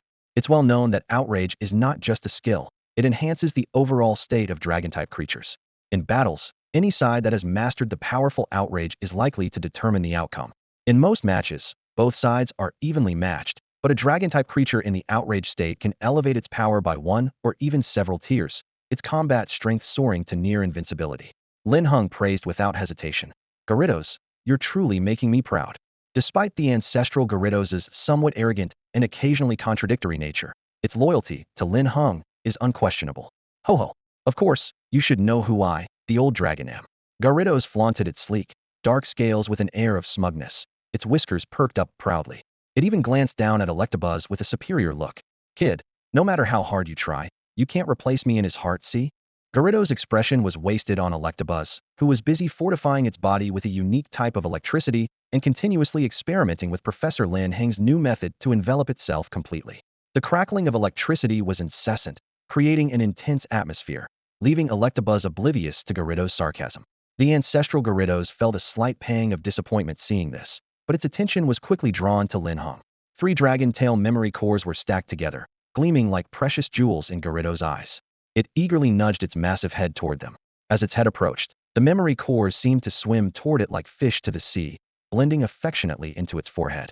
In a flash, dragon energy surged powerfully. Gyarados roared, its tail waving in the air, flashing layers of greenish-blue dragon light. Linhung watched expectantly, but then, a sudden glow emanated from the ice shard panel on Gyarados' abdomen. The dragon light instantly changed. Gyarados' tail suddenly stiffened. Crackling sounds echoed as a dense frost climbed from its abdomen to the tip of its tail, gently yet irresistibly encasing the dragon energy. Surprisingly, the two energies did not repel each other. The attributes that should have been oppositional transformed in an instant, wrapping Gyarados' tail with both frost and dragon might. Stimulated by the ice shard panel, the dragon tail memory core evolved into a new skill. Gyarados, amazed, lightly swung its tail, now imbued with dual energies. With a booming sound, a deep pit several meters wide appeared on the ground. But it didn't stop there. In just a moment, a layer of frost covered the surface of the pit, freezing it solid. It was rock hard to the touch. The frost dragon tail, due to the coexistence of the ice shard panel and the ancestral dragon, allowed the ice and dragon energies to harmonize rather than conflict, combining their strengths for a skill that embodied their combined power and force. Wow, it's like having both special attack and physical ice penetration. It's almost unbeatable. Lin Heng hadn't anticipated such a drastic transformation in the dragon tail under the influence of the ice shard panel. This move now had a touch of an ice dragon's essence. Well done, Gyarados, Lin Heng chuckled. Gyarados happily squinted its eyes. But turning around to see the mostly destroyed herb field, Lin Heng felt a bit guilty. The underground training room wasn't fixed yet, and now another property's herb field was ruined. He thought it best to tell his mom first. This was another property of his family. As a family of champions and billionaires, they naturally owned more than one estate. So, after the destruction of the underground room, he had come to the Peach Blossom residence. Compared to the city center's Dragonheart Bay, this place was true to its naming, a serene and beautiful rural area, far from the city's hustle and bustle. The only downside was the inconvenient transportation. But for Lin Heng, it was a blessing. After all, the commotion in the underground room had been huge, and his parents weren't deaf. The citywide blackout was a dead giveaway. It was his doing. The commotion in the basement was so loud that Lin Heng's parents, who were not deaf, surely knew he was responsible, especially during a citywide power outage. However, their love for their son was boundless, and they quickly deflected any probing questions from the league, feigning ignorance. Despite this, rumors persisted, particularly with the Feng Wang Cup joint election in full swing. Lin Heng's name was well known in Zhonghua, recognized by almost everyone. Not wanting to be treated like a rare Pokemon every time he stepped outside, he chose to retreat to his residence in Peach Blossom Spring for a few days of peace. Time flew by, and a week later, the election in the East China Division was about to officially begin. The first round was the preliminary battle, where all contestants from Zhejiang Province would gather in Zhonghua to compete. The venue remained the same, but lessons learned from the past led to an expansion of the internal space several times over. The walls and spectator barriers were crafted from special metal combined with steel-type Pokemon to ensure no harm came to bystanders. The arena's area expanded by tens of thousands of square meters, and the open-air design of the roof facilitated the use of weather-related moves by flying or other Pokemon. The settings inside were highly professional, featuring river terrain, rocky terrain, grassy terrain, fiery terrain, and earthy terrain, among others. Even Psychic-type Pokemon had their own dedicated psychic terrain. The layout of the psychic terrain was distinct, resembling a giant birdcage equipped with special psychic interference devices. This was due to past incidents where psychic Pokemon became uncontrollable during matches, resulting in irreversible mental harm to the audience. Since then, the setup for psychic Pokemon matches became more stringent. Although not every arena could afford such luxuries, efforts were made to install interference devices to prevent audience harm. At the center of the arena stood a pillar with large screens on all sides, ensuring every spectator had a clear view, with cameras everywhere and equipped with Hawkeye technology to capture every exciting moment in slow motion. Lin Heng sat in the car, gazing out the window with a calm mind. Before leaving, his parents wanted to accompany him, but he convinced them that it would be more fitting for them to sit in the VIP seats during the final Feng Wang Cup joint election when he reached the finals as a trainer. His phone rang. Seeing the caller ID as the old principal, Lin Heng sighed and answered. Lin Heng, this is just the provincial selection. Don't be nervous. With your skills, being the top in Zhejiang is possible. After this provincial competition, heading to the Shanghai arena will be crucial. That's the real highlight of the East China Division, the old principal encouraged him. In Zhejiang, Zhonghua was among the best, but in the East China Division, Zhejiang couldn't compare to Shanghai, which attracted the nation's elite and was the dream school for all young trainers. There, Lin Heng would meet his true rivals. Lin Heng listened quietly, understanding the underlying message of the principal's words. In Zhejiang Province, Zhonghua's reputation is decent, allowing it to have some influence within certain circles. However, across the entire East China region, Zhonghua's status is second only to that of Shanghai. If it weren't, the final selection competition wouldn't be held in Shanghai's arena, but in Zhonghua City's venue. This is the reality where strength dictates respect. Shanghai has always been a top contender in the East China Division, so naturally, it hosts the main events. For students from Shanghai, the home advantage undoubtedly enhances their performance. As Lin Heng got out of the car, Wei Dan and the head teacher, who had been waiting, showed a flicker of excitement in their eyes and quickly approached him. Lin Heng, everyone's waiting for you. The team battle is starting first. The list is out. We're up against Hangzhou High. Wei Dan's voice carried a hint of tension. The selection is based on a ranking system, and participants can choose between team or individual competitions. Given Lin Heng's exceptional skills, there are high hopes for both formats. Hearing that their opponent was Hangzhou High, Lin Heng raised an eyebrow slightly. Hangzhou High holds a status in Hangzhou comparable to that of Zhonghua First High in Zhonghua, being one of the most renowned high schools in Zhejiang Province. Its reputation is on par with Zhonghua First High, making it a strong contender in the Zhejiang selection. With over 100 schools participating in the team battle, Hangzhou High stands out as one of the best. Although they may not match universities in terms of strength, their performance among high schools is outstanding. Linhung wasn't concerned. After all, the competition must go on, and facing any opponent is the same. Even if they lost the team battle, he could rely on individual competition points to advance. Therefore, he was indifferent to the strength of the opponents. In contrast, Wei Dan and the head teacher seemed a bit heavy-hearted upon learning the news. Although Hangzhou High lacks a star player like Lin Heng in individual competitions, their teamwork in team battles is renowned, having previously turned the tide against universities and defeated them. What about the other schools? Linhung asked. The other schools? Hangzhou University is up against Jianghua University, Wei Dan replied, with a tone of resignation. Indeed, the organizers seemed to favor these strong matchups. Linhung wasn't surprised. Jianghua First High versus Hangzhou High, and Jianghua University versus Hangzhou University are both powerful pairings. While one side is a high school and the other a university, in the competition, strength is the only measure. This is why other universities previously doubted Lin Heng's chances of winning the championship. Team battles are the easiest way to earn points, and relying solely on individual competitions to accumulate points seems excessive, potentially requiring hundreds of matches. In contrast, a single team battle victory can yield more points than 5 to 10 individual matches, Linhung pondered. The Phoenix King Cup joint selection, informally known as the University League, has extremely stringent conditions for individuals to stand out. As they discussed, they walked towards the venue. Numerous media reporters hurried by, carrying cameras, and Linhung instinctively lowered his head. Wei Dan and the head teacher quickly shielded him. At this moment, he had truly become a topic of interest. If the media captured him, getting into the venue would take much longer. If the media catches us here, who knows how long it will take to get into the venue? The entrance for ticket checks is already lined with people, each channel packed to the brim. The only clear path is the contestants' lane on the far right, which is also the focal point for both the media and the crowd. Numerous powerful and majestic Pokémon accompany their trainers, and under the watchful eyes of the onlookers, some Pokémon even puff out their chests with pride. Their demeanor and well-groomed appearance are a testament to the trainer's meticulous care. Starter Pokémon are not considered rare here. After all, this is a major competition spanning the entire Zhejiang province. Participants who have qualified through the Suicune Cup, Nti Cup, and Reiku Cup are undoubtedly of a high caliber. The talent in the provincial capital far surpasses that of the cities. Not only are starter Pokémon common, but even Dragon-type Pokémon might make an appearance. However, no one would release them prematurely.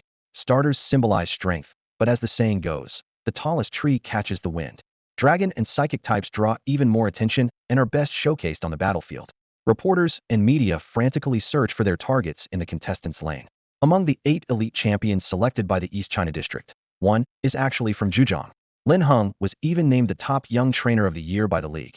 An interview with him would be a major scoop, possibly trending nationwide. Reporters are ecstatic, like hawks not wanting to miss any target. Linhung pulls his cap lower, while Wei Dan and the head instructor discreetly shield him from prying eyes.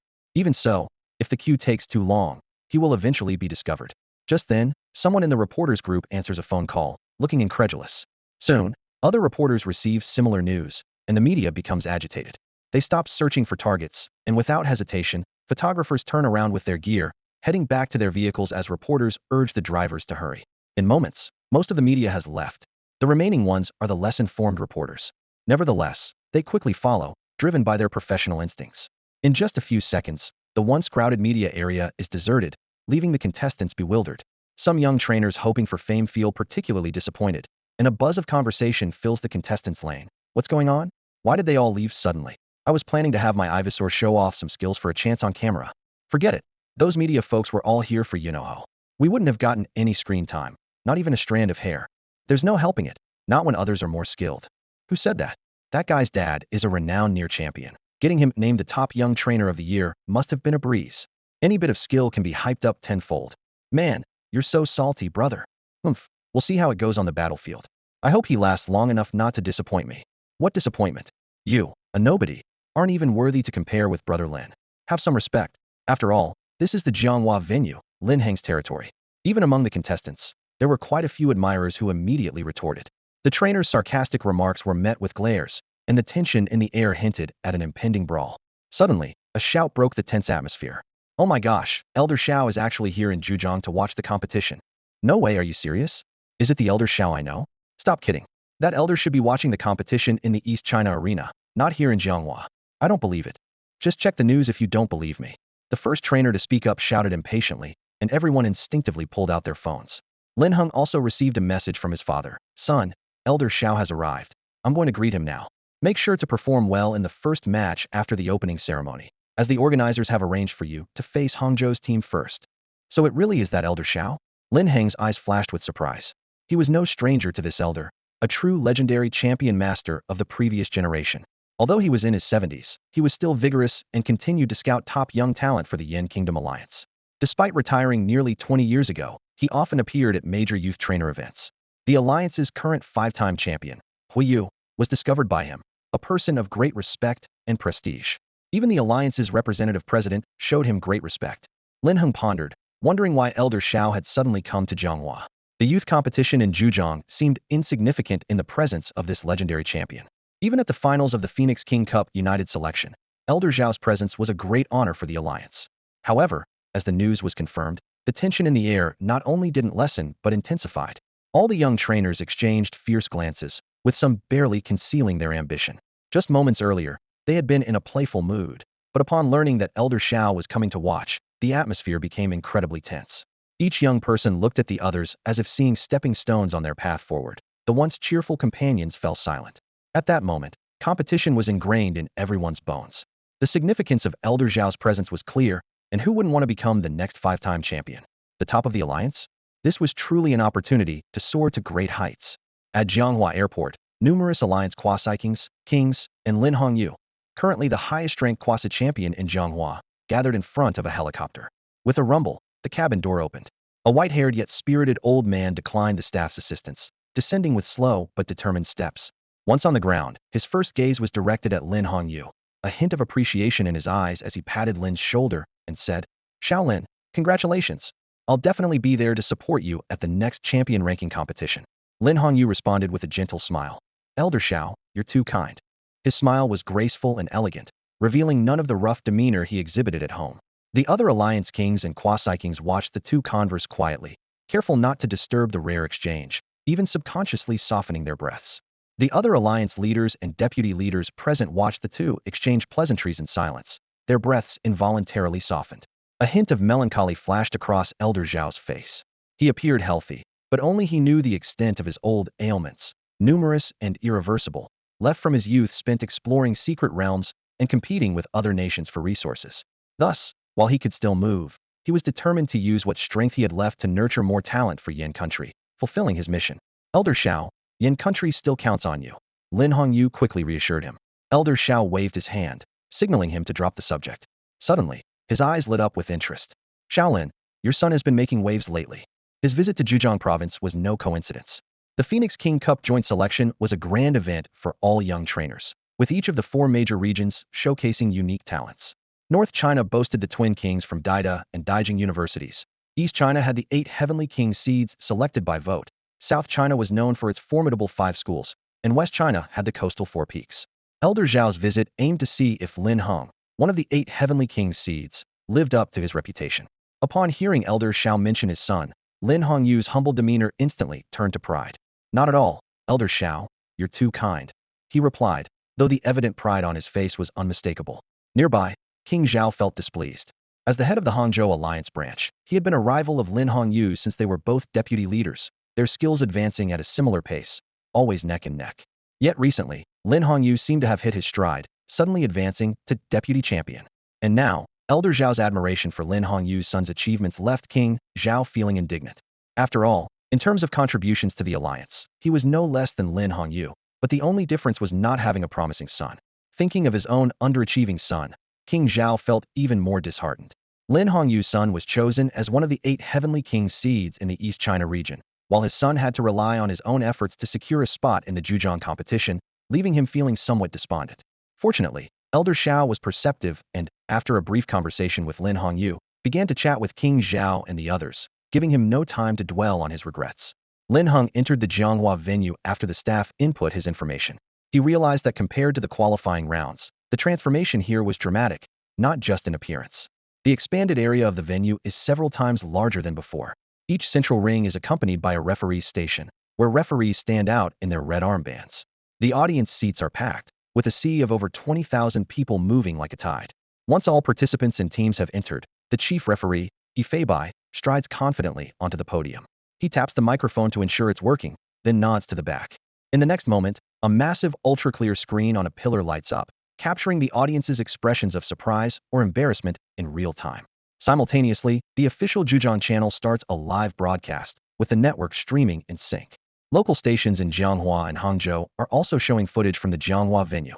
The screen suddenly switches, showing both the contestants and the rings. The crowd erupts instantly, with waves of cheers as they support their favorites, creating an extraordinarily lively atmosphere. The online livestream chat floods with comments, and viewership quickly surpasses 1 million, nearing 10 million online in just a few minutes. Although this is a competition within Zhejiang province, with a population of over 60 million, the United Selection has been the most anticipated event of the year, naturally generating unparalleled excitement. The rapid flow of comments indicates the public's high enthusiasm and the global admiration and importance placed on elf battles in the Blue Star world. In this enthusiastic atmosphere, Hefeibai announces the opening of the competition. The audience's screams break through the sky above the Jianghua venue, audible for miles around. The opening ceremony is both grand and succinct, with participants and referees taking a solemn oath. Linhung, Elder Xiao, and others quietly take their seats in the VIP section to watch. King Zhao sits on the other side of Elder Xiao. Both hold significant status, and since their sons are participating, they refrain from serving as chief referees or officials to avoid conflict of interest. Hefeibai provides additional preparation materials for the 9 Kings qualification evaluation. The opening ceremony concludes quickly, and Hefeibai begins to explain the competition rules in detail. First, participants can choose between team and individual battles, with advancement based on a points system. The higher the score, the higher the rank. Second, the team battle format is 3v3. Participants can choose to team up or send out 3 elves at once for a solo battle. Team victories split the points, while solo victories earn all the points. Third, individual battles are decided in one round with a showdown of ace elves, with no substitutions or interference in elf evolution allowed. The rules are announced in full. Alliance commentator Ho Quan is entrusted with the responsibility of announcing the opponents for the opening match. Jianghua first versus Hangzhou first. The contestants are asked to choose between team or individual battle modes. As soon as he finishes speaking, the giant screen immediately displays the contestants from both schools slowly emerging from backstage. Among them, the last contestant from Jianghua first, wearing a baseball cap, appears very low-key, and the camera briefly passes over. A few seconds later, the camera seems to realize something and returns to focus on that cap, lingering there. Initially, the audience is puzzled, but when Lin Heng's name is mentioned, they suddenly understand. The opening is unexpectedly thrilling, and the organizers clearly know how to captivate the audience. The opening was unexpectedly spectacular. The organizers really know how to captivate us. They've paired the 2 top high schools in Zhejiang province against each other and included the most talked about personalities. This is a surefire way to boost ratings. I suggest the Zhejiang Provincial League consider more arrangements like this in the future. Lingu, let's show the folks from Hangzhou who's boss. This is the match I've been anticipating the most. I wonder if they'll choose team battles or individual ones. It should be team battles, right? With Linhung in the mix, Hangzhou would be crazy to opt for individual battles. The odds of winning a team battle are much higher. Does that mean my Lin Gu will have to take on 2 opponents? Not necessarily. What if Lin Di decides to go solo? Wait, are you suggesting Ana versus 3? But this is Hangzhou, not some ordinary opponent like in the regular exams. That choice doesn't seem wise. Some audience members shook their heads in disagreement, and the live chat was filled with comments. Most people expected it to be a team battle, but the outcome was still uncertain. After all, Hangzhou is renowned for its teamwork, and Linhung is a top contender among the 8 kings. It's anyone's game. Alliance commentator Ho Quan was visibly surprised when he heard the decision from Jianghua first high. When Hangzhou also announced their choice of mode, he scratched his head and spoke into the microphone deliberately. The mode is team battle. Hangzhou chooses team PK. Jianghua first high chooses at this point. Ho Quan paused noticeably, causing the audience's hearts to race in anticipation. They chose individual combat. Instantly, the crowd of 20,000 erupted in astonishment. Linhung really chose to go 1 against 3. Although he's pulled this off in regular exams before, this is a major competition, completely different level. In the VIP section, Elder Xiao raised his eyebrows upon hearing the commentator's words. He turned to Lin Hongyu and remarked, "Your son is quite bold." Lin Hongyu rubbed his nose with a slight, awkward smile, but didn't argue. He knew his son well, and Lin Heng was indeed not as modest as he was. However, Lin Heng never entered a fight unprepared. He wouldn't make a decision unless he was confident. Lin Hongyu trusted Lin Heng. Seeing Lin Hongyu's reaction, Elder Xiao's interest deepened. Having watched Lin Hongyu grow up, he could tell from his expression that Lin Hongyu truly believed his son wouldn't lose. Had unwavering confidence. This father-son duo is really something. Elder Xiao turned his focus more intently on the stage below. Next to him, Zhao Tianwang pursed his lips, muttering to himself, "Old Lin's son is too high profile. He's not afraid of being embarrassed. Thinking about it, at least my son doesn't cause me trouble. In that regard, he's doing well." Zhao Tianwang consoled himself with a hint of envy. Although he knew his son would love to be that bold, if only he had the means. The captain of the Hangzhou school team heard this, and his expression grew more serious. They had specifically studied Lin Heng before the competition and knew his capabilities well. He was a significant challenge for Hangzhou, but once they overcame him, the path ahead would be much smoother. The team captain glanced inadvertently at the VIP section, pausing for a moment on the elderly white-haired gentleman before quickly looking away, his resolve strengthening. No matter what, you must stop him. Linhung must not be allowed to easily defeat all three of them. The other two nodded heavily, exchanging glances that spoke volumes of their mutual understanding. At the referee's signal, the three of them stood on the large team battle platform, encouraging each other. In the next second, Primeape, Lucario, and Poliwrath appeared together. These were their ace Pokemon, the strongest team battle lineup, and Hongfu's biggest trump card. As expected, when the live streaming viewers saw the trio's Pokemon, the chat exploded with rapid comments. "It's over, we're doomed.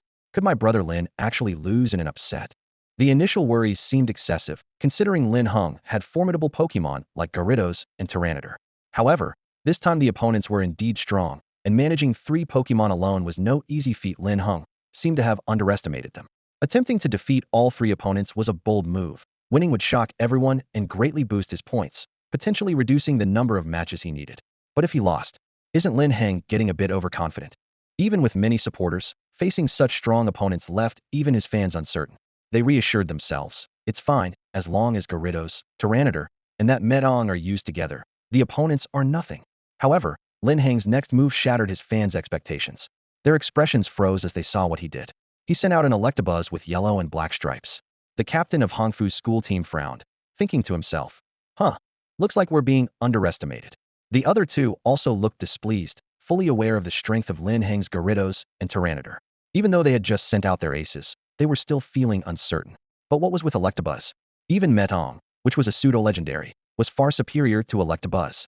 How much were they being underestimated by Linhung? Both schools were top high schools in Zhejiang province. This was too insulting. The chat was filled with question marks. Why an Electabuzz? Is it a new Pokemon my brother Lin just caught? But he doesn't need to showcase it in the opening. Brother Lin, please take it back. I'm afraid you're going to mess up. Lin Heng's supporters were panicking. Although the Electabuzz had massive fists and seemed full of energy, it was still just an Electabuzz, not even one of the starter Pokemon. The group chat of Jianghua No. 1 High School was also in chaos. The students were going crazy, having no idea what Lin Heng was planning. The most alarming part was that after sending out Electabuzz, Lin Heng didn't make any further moves, showing no intention of sending out a second Pokemon. Even when the referee reminded him, he casually waved his hand and asked, "If I only use Electabuzz to battle, will my points be tripled again?" His voice wasn't loud, but in the pin-drop silence of the venue, every spectator and online viewer heard it clearly. The chat went silent for a long time before a single comment quietly drifted by. Is Lin Heng really going to? The chat struggled to complete the thought, but the viewers had a sudden realization, feeling the urge to scream at their screens. Could it be that defeating all 3 was meant literally?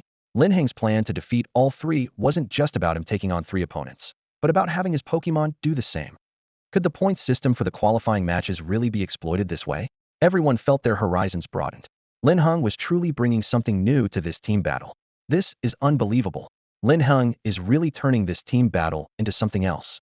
As the referee saw both sides ready, and noticed Lin Heng hadn't switched Pokemon or prepared to summon another, he immediately gave the order at the last second of the countdown. Riolu Screech. The only girl on the Hongfu team launched the first attack. Her reaction speed was unmatched by anyone in the team. Almost as soon as the referee finished speaking, she promptly followed up with her command. Riolu. Riolu slightly opened its mouth, and in the next moment, an incessant, piercing screech erupted, causing irritation and emotional disturbance. Hoquan's commentary quickly followed. It seems Riolu's role in the team battle is to harass opponents, and I must say, this is indeed one of the frontline tank's favorite tactics. Similar moves include taunt and swagger, which, although different, aim to achieve the same result. Hoquan's commentary was very professional, directly highlighting the key points. As a Pokemon's level increases, so does the complexity of their skills and battle strategies, making them difficult for everyone to understand. In other words, even trainers can't fully grasp every attribute. This is where the role of commentary becomes crucial. In some competitions, the commentator's role is as important as the referee's. For the audience, commentary serves to guide and explain, especially in international events, where commentators are often famous and many are professional trainers themselves. The team captain didn't miss this great opportunity. While his teammate was causing interference, he immediately commanded, "Primeape, seismic toss." Yaga. Primeape let out a roar, its muscular body swelling, and its knees bent slightly, ready for action. It pounded its fists on its chest in sync with its roars. At the moment the last syllable of the command was uttered, Wushit's body shot forward like a spring, eyes filled with ferocity, locking onto Electabuzz as if it were already captured. Wherever it stepped, it left a deep mark. Ho Quan exclaimed, "This Primeape is incredibly fast, clearly at an elite level, and you can only see its afterimage with the naked eye. It's getting closer to Electabuzz." Having just been disrupted and now facing a seismic toss, Electabuzz was in a tough spot. Hongfu's teamwork was impeccable. Ho Quan was full of praise. Before the battle, he had some hope for Lin Heng's Electabuzz, but Primeape's strength was astonishing. With Hongfu's coordination, they might not only defeat one Electabuzz, but could even challenge Jiang University. They are definitely Hongfu's dark horse this year, clearly coming well prepared. Ho Quan's commentary enlightened the livestream viewers, while the students of Jianghua First High School grew more worried about Linhung. Hongfu was proving to be more formidable than expected, increasing the difficulty level even more. Forget about a Onion 3 scenario. If Electabuzz could even tie with Hongfu, they would be relieved. Wei Dan and the head teacher watched from below, feeling more anxious than Lin Heng on the battlefield. Wei Dan frowned slightly, biting her lip in regret for agreeing to let Lin Heng take full control. The head teacher was equally nervous. In a stadium filled with 20,000 people, Lin Heng remained unfazed, as if the sudden confrontation between Electabuzz and Primeape couldn't elicit any reaction from him. At that moment, the distance between Primeape and Electabuzz had shrunk to mere centimeters, with Primeape's fighting-type aura growing increasingly fierce. It lunged with both palms aiming for Electabuzz's shoulders, accompanied by a thunderous roar. Yaga! The intent to strike was palpable. However, in the next instant, Primeape seemed like an overinflated balloon pricked by a needle, trembling all over as a burnt smell emanated from its hands on Electabuzz. The creature deflated, collapsing sideways before delivering its final move, its face filled with shock and terror. The sudden turn of events left commentator Ho Quan momentarily speechless, while the audience below was bewildered, thinking, "What just happened? Did I miss something? Did Lin Heng give a command? How did Primeape fall on its own? Could this be some sort of trick?" No one could explain it, and Ho Quan stammered out, "No wonder Lin Heng is so confident. This might be the legendary winning without a move." He was frantic, thinking to himself, "What kind of logic is this?" In his career, it was the first time he encountered a situation where the opponent did nothing, yet the attacker fell on its own. In normal circumstances, it would indeed seem like a setup, especially since Electabuzz's expression was so innocent, its triangular eyes blinking at the camera as if saying, "It's not my fault. It bumped into me." The team captain was almost knocked back by anger, unable to believe his prized ace was defeated so easily. Fortunately, someone in the team maintained their composure. The last team member, with strong mental resilience, quickly said after a moment's pause, "Poliwrath, use water gun. Electabuzz, ignore it, keep attacking Primeape." Linhung finally issued his first command of the match, but the audience was even more puzzled. Ho Quan questioned, "Linhung seems to want to press the advantage. Primeape is indeed the backbone of this team, but is it really okay to ignore the water gun attack?" In a flash, a fierce jet of water surged forward, aiming straight for Electabuzz's face.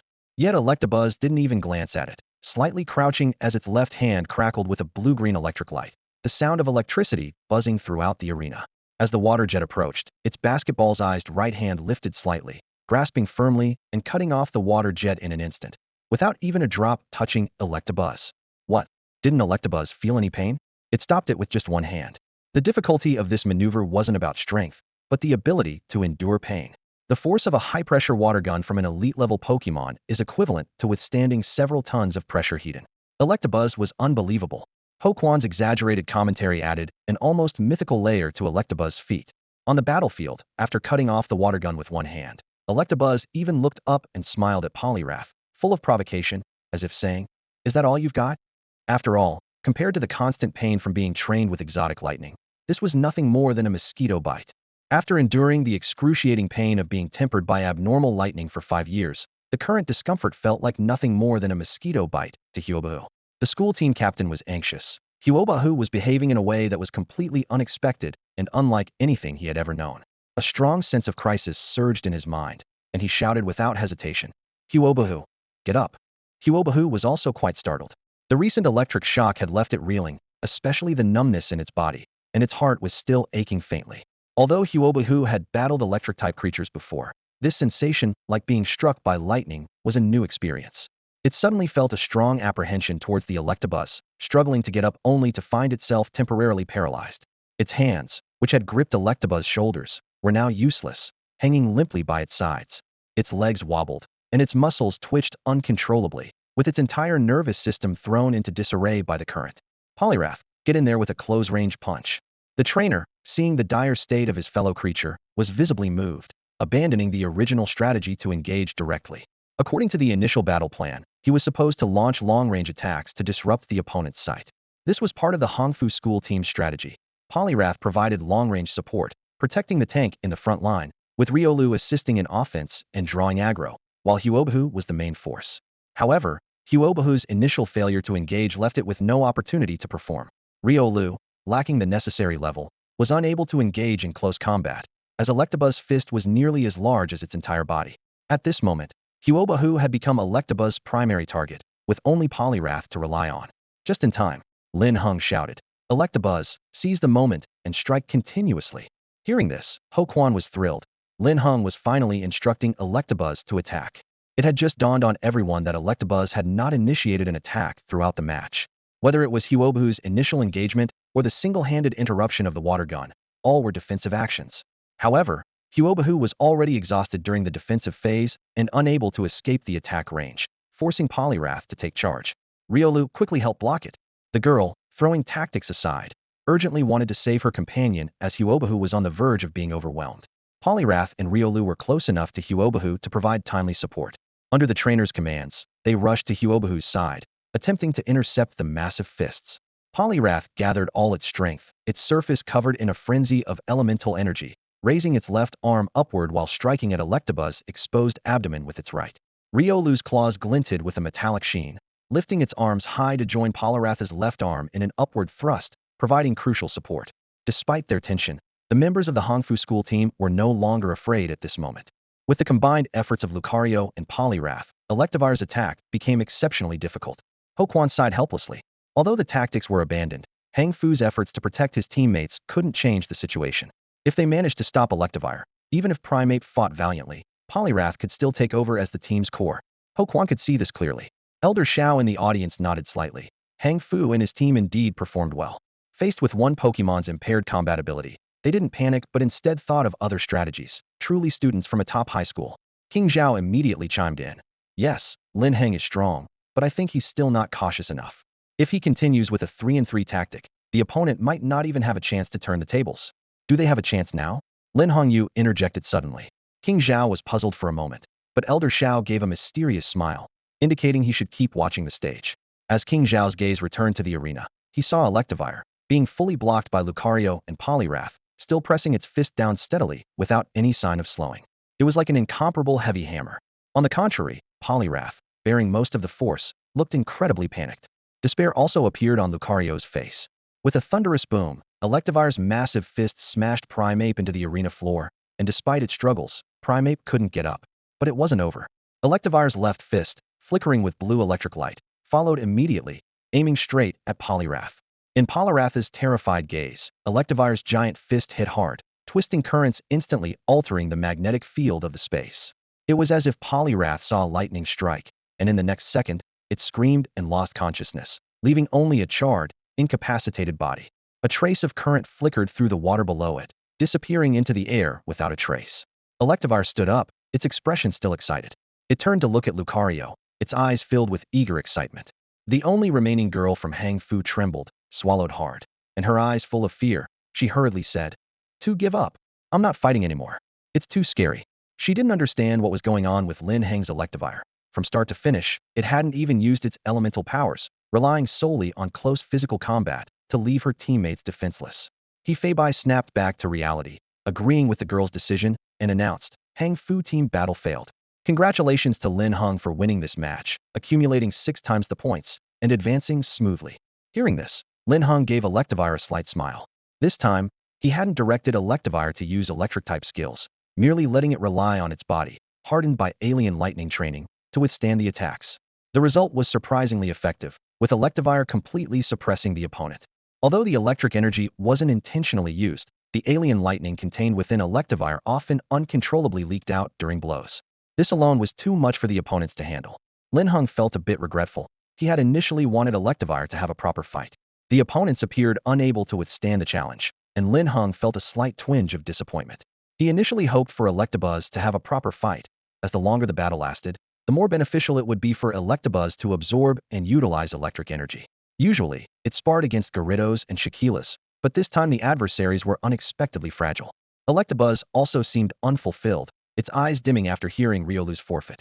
Electabuzz. Seeing the creature's aggrieved expression, Linhung quickly comforted. Let's hold back for now, Electabuzz. The Hongfu team members are still high schoolers, so we can't be too harsh. Once we face Hongda, you can go all out. Electabuzz nodded, the light returning to its eyes. Linhung, seeing it was okay, breathed a sigh of relief. However, he suddenly felt something was off, and turning around sharply, he found the entire venue dead silent, with all spectators and opponents staring at him intently. Damn, did I forget to turn off the microphone? Lin Heng thought to himself, realizing the blunder, yet outwardly remained calm. Even when the Hongda team members backstage looked over, he met their gaze unflinchingly. The scene was broadcast through the cameras, and the live chat exploded. Wow, is Linhung challenging Hongda? Only Hongda can give him a proper match. Damn, Lin Heng's Electabuzz is insanely strong. The audience marveled at the absurd power of Electabuzz, wondering how it could withstand the likes of Poliwrath and Primeape. Wasn't it supposed to be an electric type? How could it dominate fighting-type Pokemon like that? Yeah, I didn't even see it use an electric move. I've been waiting so long. But with just a few punches, the opponents were down. Has Linhung ever lacked surprises? You just have to acknowledge it. Lin Heng's efficiency is unrivaled, winning one match with the value of 6, truly invincible. The live chat didn't hold back in its praise. Once again, Linhung proved himself. The live audience was left wanting more, sensing that Electabuzz hadn't truly unleashed its full power, yet the opponents couldn't withstand it. As he said, it was unfulfilling. Perhaps only Hongda could provide a worthy challenge. The Hongfu team captain smiled wryly. Only when facing Linhung in the arena did he realize the frightening nature of his opponent, an overwhelming force that was impossible to resist. Like an ant trying to shake a tree. Forget about resisting. Even enduring a few more hits would be considered strong. At that moment, he understood that Lin Heng's earlier words weren't a provocation towards Hongda. Perhaps he genuinely meant them. He simply wanted Electabuzz to have an enjoyable battle. Was he wrong? In the VIP seats, Elder Xiao, with his keen insight, had already gauged Electabuzz's strength when it stunned Primeape and stopped the water gun with one hand. However, seeing Poliwrath and Primeape lose consciousness after just 2 punches greatly surprised him. This Electabuzz seemed to harbor immense power. Elder Xiao pondered. While amateurs watch the spectacle, experts see the intricacies. A regular Electabuzz's physical strength couldn't achieve such feats. It must have undergone rigorous training and countless arduous trials to develop a body as formidable as a tank, accompanied by the occasional discharge of special electricity. This was undoubtedly the most powerful electric beast Elder Xiao had seen in decades. Shaolin, your son is outstanding. Elder Xiao's eyes gleamed with admiration. Even though Lin Heng's performance was somewhat restrained this time, the sheer strength he displayed was still dazzling. Lin Hongyu responded with a humble smile, though his eyes betrayed an undeniable sense of pride. Zhao Tianwang muttered under his breath. What's so great about it? It's just having a good son. Despite his words, his heart was filled with envy. How he wished such an excellent son were his. Online discussions continued to ferment. Linhung had not yet officially faced off against Hangzhou University, but the news of his challenge had already spread throughout Zhejiang province. No one believed he was merely comforting his electric beast. There was a deeper meaning in early declaration of war against Hangzhou University. Given his strength, he certainly had the qualifications to do so. Many students from various universities, after watching Lin Heng's battle against Hangzhou High School, put away their disdainful attitudes, especially those from Hangzhou University. As a direct party involved, the captain of Hangzhou University's team included Lin Heng as an official subject of study in a meeting for the first time. Although they still had several rounds to go before potentially facing him, the principle of know your enemy and know yourself, and you can fight 100 battles with no danger of defeat, could not be ignored. Hangzhou University's enduring success wasn't solely built on reputation and the accomplishments of predecessors. However, while the trainers of Hangzhou University's team remained calm, the students couldn't stay composed. The Hangzhou University forum erupted into a frenzy of posts following Lin Heng's declaration, creating a shocking scene. Countless people began debating. He just won one match, and Lin Heng's arrogance knows no bounds. So what if he beat a high school team? Does he really think he's that strong? If he makes it to the top 3 in Zhejiang, I'll eat my hat. Top 3? That's a stretch, brother. His electric beast may be strong, but against our university's psychic team, it would be instantly defeated. Young people should be humble, otherwise, society will teach them a lesson. Wow, openly challenging Hangzhou University? Even our rival Jiang University wouldn't dare do that. He must have nerves of steel. Everyone calm down. Jiang University's people are watching the spectacle, laughing on their forums. What? Jiang University dares to laugh? No way. I'm heading to their forum to declare war too. 1. I'm going to join the fun. To the student above, I won't watch without you in the new Yin-Yang Master. Aren't you all worried that Linhung might actually beat Hangzhou University? In that case, we all know what that means. The person above is overthinking it. Linhung is outstanding among high school students, but he's not that impressive in college. Do you think we got into top universities by chance? Exactly. Which of our top university trainers doesn't have some real skills? Jiang University agrees. Zhujiang Fire supports with both hands. Naval Academy 10,086. Wow, so many other schools' lurkers have been drawn out by this. The major universities participating in the Zhejiang province competition are in turmoil over Lin Heng's words. Meanwhile, the instigator Lin Heng, after recalling his electric beast, stepped off the stage. Ignoring those trying to curry favor, he headed to the private resting area for competitors and closed his eyes for a nap. Lin Heng's match with Hangzhou High School was clearly a powerful deterrent.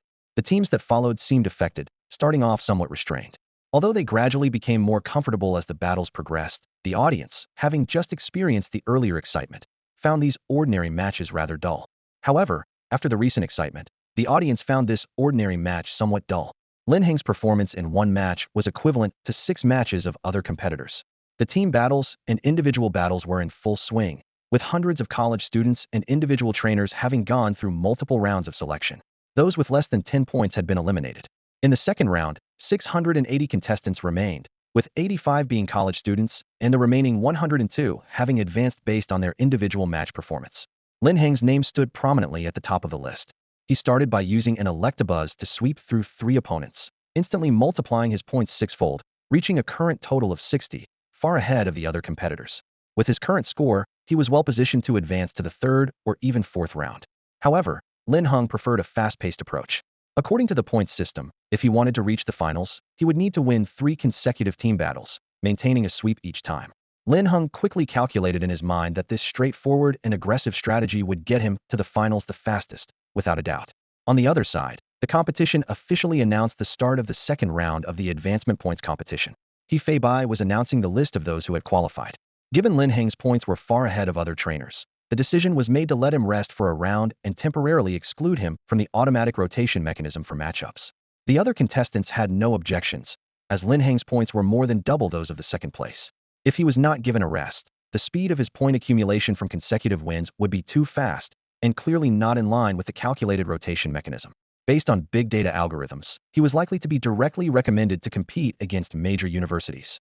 Such strong matchups were not what the organizers hoped to see in the early stages of the competition, as prematurely eliminating top trainers would be a loss in talent selection. Therefore, to protect these skilled contestants from being eliminated too early, a new rotation mechanism replaced the previous automatic draw method.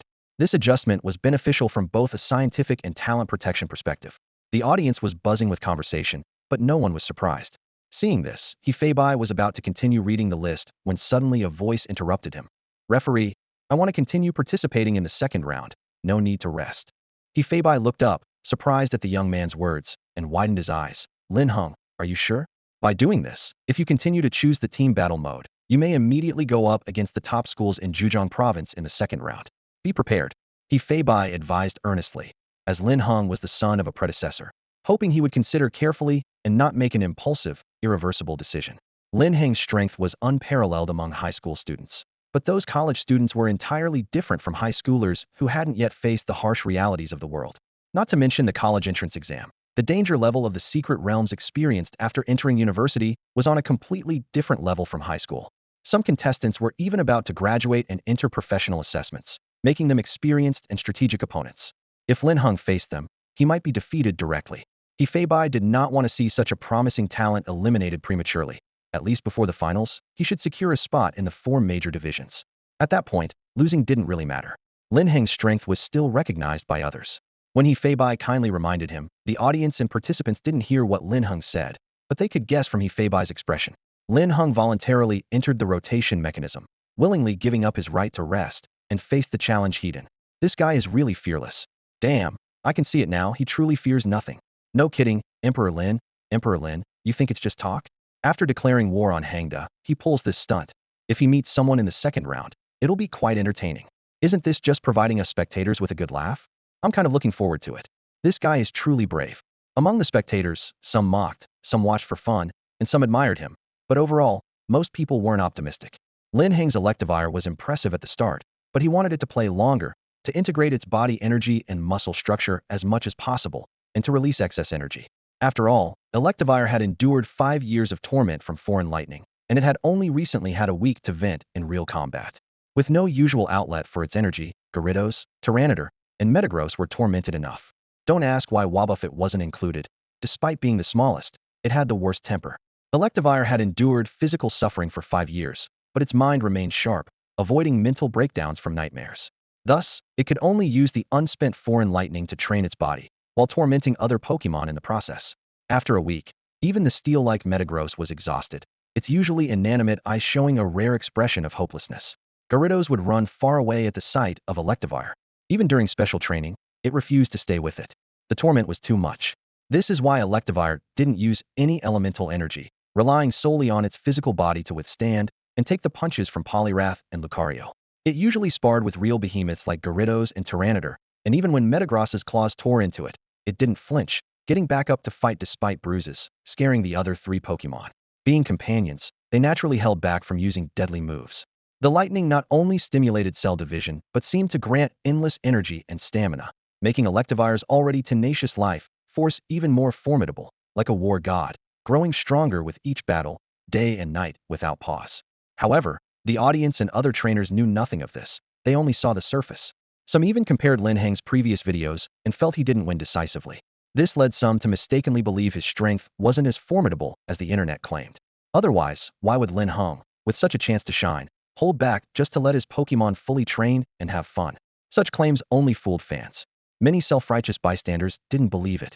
Lin Heng didn't wait for Hefeibai to continue persuading and was straightforward. Seeing his expression, Hefeibai sighed slightly.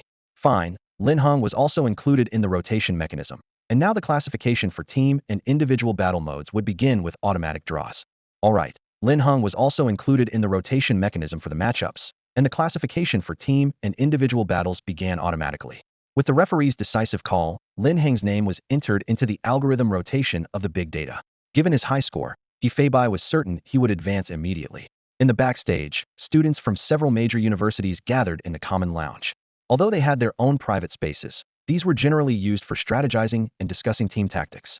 The captain of Zhejiang University's team looked up at the real-time scrolling screen, casually swinging his right foot, and remarked, "This kid really is like a newborn calf unafraid of the tiger." The captain of Hangzhou University squinted his eyes, remaining silent. Meanwhile, Zhejiang University's captain suddenly laughed and said, "The guy's got the chops. If I had his skills back in sophomore year, I'd be even more arrogant. Besides, the big boss of Hangzhou University hasn't even spoken yet, so what's the rush?" Hearing the comment from Zhejiang University's team member, a member from Hangzhou University couldn't sit still. "Don't laugh too soon. When you face Lin Heng, you'll see how tough it gets." Another bespectacled member sharply added. As soon as the words were out, silence fell over the common lounge, and even the laid-back captain of Zhejiang University stopped swinging his foot. It's true, whoever feels the sting knows the pain. Lin Heng was clearly a hot potato-strong background, impressive skills, and named the top young trainer of the year by the league. Even if some didn't admit it, the sense of crisis in their hearts showed they weren't as indifferent as they seemed. Otherwise, when challenged, these university students wouldn't react with anger, but would simply ignore it. After all, who cares about a clown? No matter how high it jumps, it can't threaten them. But Lin Heng was different. His popularity, foundational skills, and even public attention and likability far exceeded anyone else present. More importantly, he was only 18, an age that made every self-proclaimed young trainer envious a true rival. Their indifference was just a facade. From their eyes glued to the rolling screen of university names, the tense and anxious atmosphere revealed their fluctuating emotions. After several years of updates, the rotation mechanism's algorithm had become very sophisticated. In just 30 seconds, a brand new matchup list appeared before everyone. Most of the audience immediately turned their attention to the team battle list, eagerly searching for Lin Heng's name. The backstage lounge was no exception. Members of Hangzhou University's team even swallowed nervously, their brows furrowed, unsure whether to hope for a matchup or not. It wasn't until they saw the name following Lin Heng's that they breathed a sigh of relief. It wasn't Hangzhou University. In contrast, The captain of Zhejiang University was stunned upon seeing the list. Linhung was matched against them. What was this? They were caught in their own gossip. The captain's face turned green as he suppressed his tumultuous feelings, raising his hands in feigned composure to those around him. Well, let's see how it goes. I'll go scout the path first. With that, the captain of Zhejiang University left the lounge and headed straight to the arena, followed closely by the other two team members. Oh, come on, stop pretending to be something you're not. Just wait until Lin Heng knocks you down a peg, and you'll lose all your dignity as a captain. Captain Heng shot a warning glance at his team to watch their words, but inwardly, he felt relieved. No matter the outcome, Zhejiang University's situation had eased considerably. If Linhung won, it would prove his exceptional skills, besting even university students. And even if he lost, it wouldn't be too embarrassing. If he lost, Captain Heng wouldn't be worried either. In terms of strength, Heng University is also one of the top-ranked colleges in Zhejiang province, and whatever Zhejiang University can achieve, they can match. The captain of Zhejiang University, unaware of Heng University's thoughts, was feeling quite agitated. He was worried that Lin Heng might continue his streak of winning 3 consecutive battles. Heng affiliated is a high school, and Lin Heng choosing just one Pokemon to battle them was already a bit much.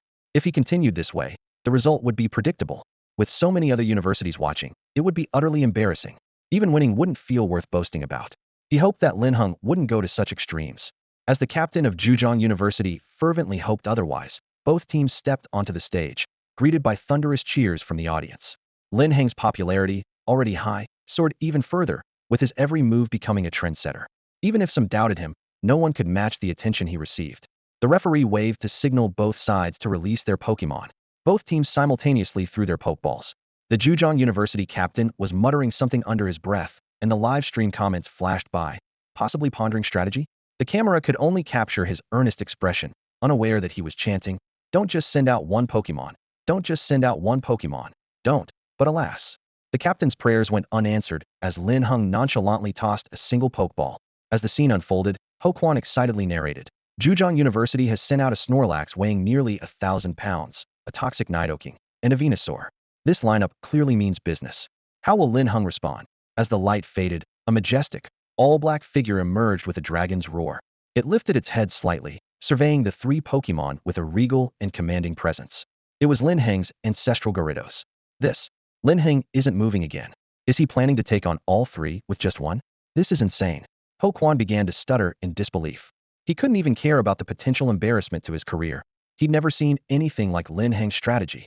It's one thing to use one Pokemon against a high school, but to do the same against a top university like Zhejiang? This isn't just bold. It's as if he doesn't consider anyone a threat. Of course, Ho Quan kept these thoughts to himself, but it was clear that the entire audience was thinking the same thing. The students from Zhejiang University watching the screen were seething with anger. Lin Heng, how infuriating. He needs a lesson to understand why the flowers are so red.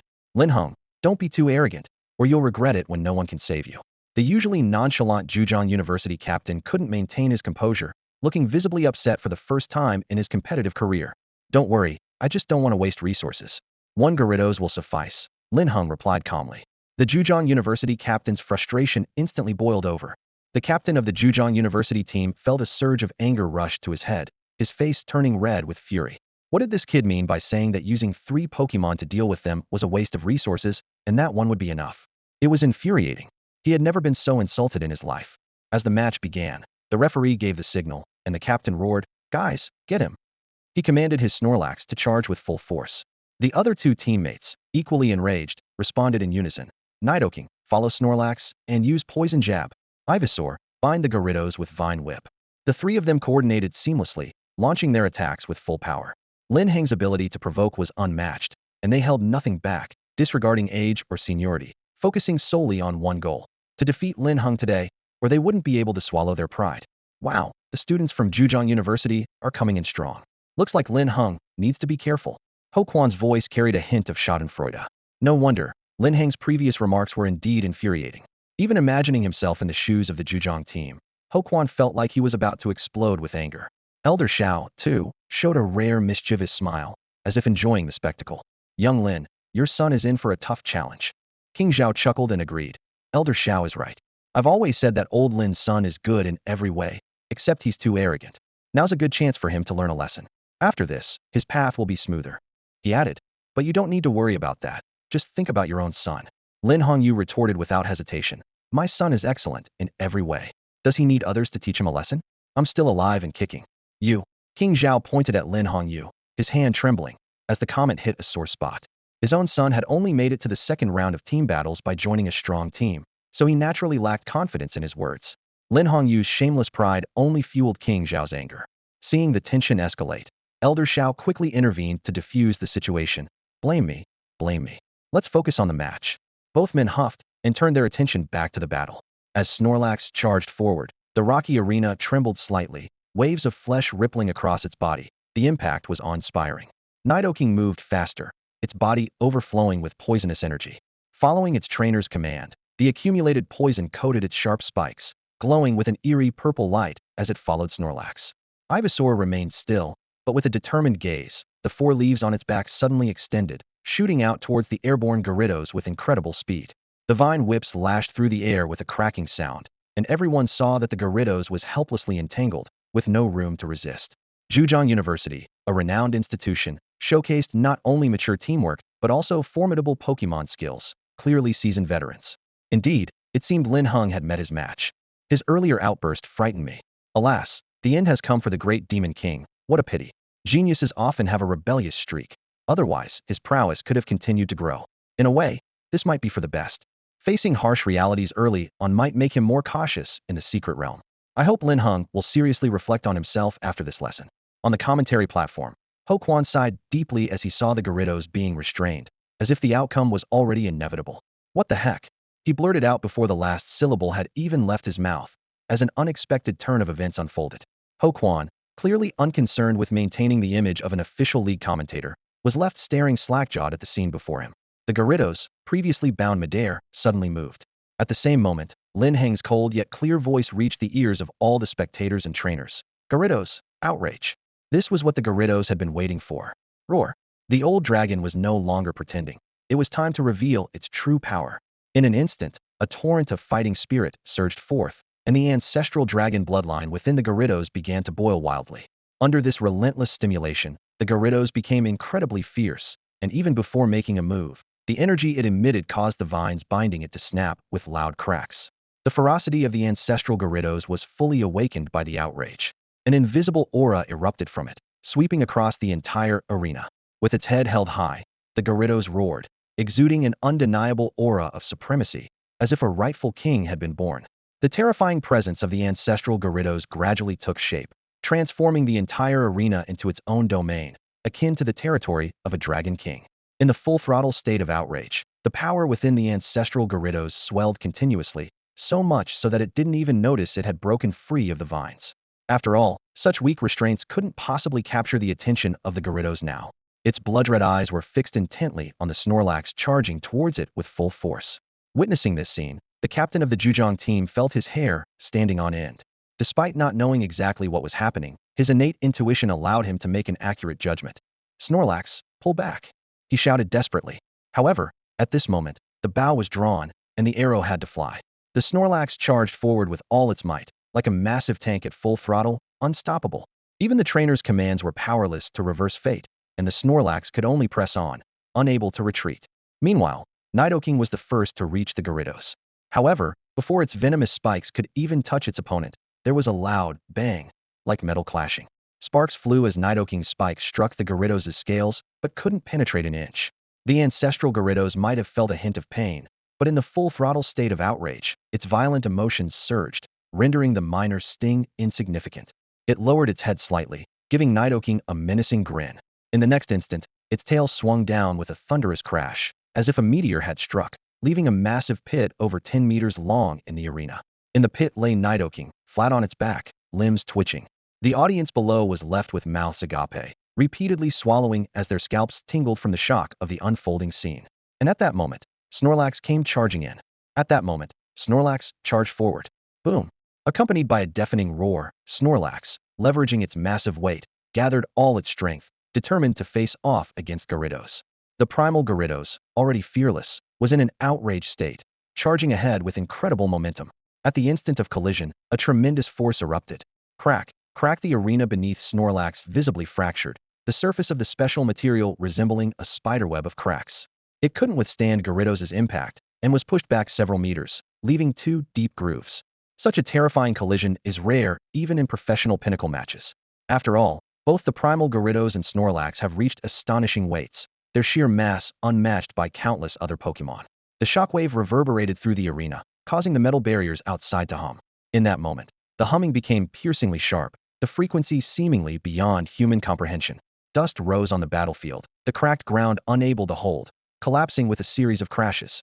People couldn't see what was happening inside the arena, but their eyes remained fixed, not looking away for a second. The live chat comments dwindled, as if everyone instinctively held their breath, hearts pounding. Only the Zhejiang University captain looked grave, a strong sense of foreboding washing over him. Snorlax, his ace, had been through countless battles, but never had he been so tense and worried. Gyarados' strength far exceeded his expectations. He had believed the strength shown in the video was Lin Heng's full capability, but only now did he realize how wrong he was. Roar the Dragon's roar shook the captain to his core, causing him to turn his head sharply. Thud! A heavy sound followed, and it was the massive Snorlax that had fallen. Under Gyarados' overwhelming assault, it went into shock, completely fainting. Ho Quan stared blankly at the scene, forgetting to commentate. The experienced He Bai was the first to recover, quickly announcing into the microphone, Zhejiang University is completely defeated. The victor is Gyarados. Congratulations to contestant Lin Heng. With a thud, the Zhejiang University captain sat down on the ground, dazed. He never imagined anyone could overpower Snorlax in terms of strength. Snorlax was known for its power and destructive force, yet Gyarados completely overwhelmed it. What a monster. Even before the match, as a trainer, he was prepared for the possibility of losing, since anything could happen.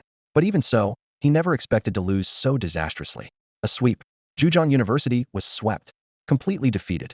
Zhejiang University had never suffered such a humiliating defeat, breaking historical records. The captain wished he could bury his head in the ground. It was so embarrassing. The other two team members were equally shell-shocked. From the start of the match to now, not even 5 minutes had passed. Zhejiang University alumni watching the screen were also at a loss, staring incredulously at the arena, their eyes burning as if they could pierce a hole through the screen. But no matter how they looked, the outcome is already set in stone. Facts are facts. Zhejiang University truly lost, and they lost easily. There's no doubt about it. They weren't even a match for Linhung, let alone on equal footing. It was a complete domination. The crowd in the arena erupted. 1 against 3. 1 against 3. The cheers almost drowned out the 20,000 strong venue. If the first time they were wiped out could be chalked up to luck, the second time certainly proved Lin Heng's skill. This time, Lin Heng acted decisively, showcasing his usual combat style, once again earning the title of the instant kill Demon King. Even a top university like Zhejiang couldn't withstand 3 moves against him. Lin Heng's strength seemed to disregard his opponent's abilities. In front of him, Zhejiang University seemed like a tiny ant, easily crushed. Gyarados, Gyarados, Gyarados. The audience kept chanting its name. The blood-pumping Gyarados, upon hearing its name, raised its head high and let out an earth-shaking roar, instantly captivating countless online viewers. The live stream's comments turned into a flurry of snowflakes, flashing by rapidly. I thought it would be an evenly matched battle, but who knew Zhejiang would be so thoroughly defeated? This turn of events was truly unexpected. Damn, I bet on Zhejiang to win and lost everything. Lin Heng is just too strong. This Gyarados in its outrage state is definitely at a professional level. Isn't anyone else curious why Gyarados can use outrage? Isn't that a move only pure dragon types can learn? If I'm not mistaken, Gyarados doesn't have a dragon attribute. To the person above, if this happened with someone else, I might guess. But haven't there been enough fantastical events with Lin Heng? Yeah, Gyarados knowing outrage is unusual, but wasn't the scene of Shakira's ganging up on 48 just as abnormal? It's so satisfying, a high school student completely overpowering a top university. Who wouldn't love this? Everyone had different focuses in their discussions. Some were exploring the mystery of outrage, given how it defied common knowledge, while others were praising Lin Heng for creating one miracle after another.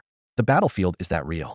No matter the pre-match opinions, once the results are out, the audience immediately bows to the victor. In contrast, the losers, even from one of the top universities in Yen country, the 3 team members could only quietly pack up their Pokemon and leave without a sound. Hardly anyone paid them any attention anymore. It was a stark contrast to the pre-match support, but no one thought it was wrong.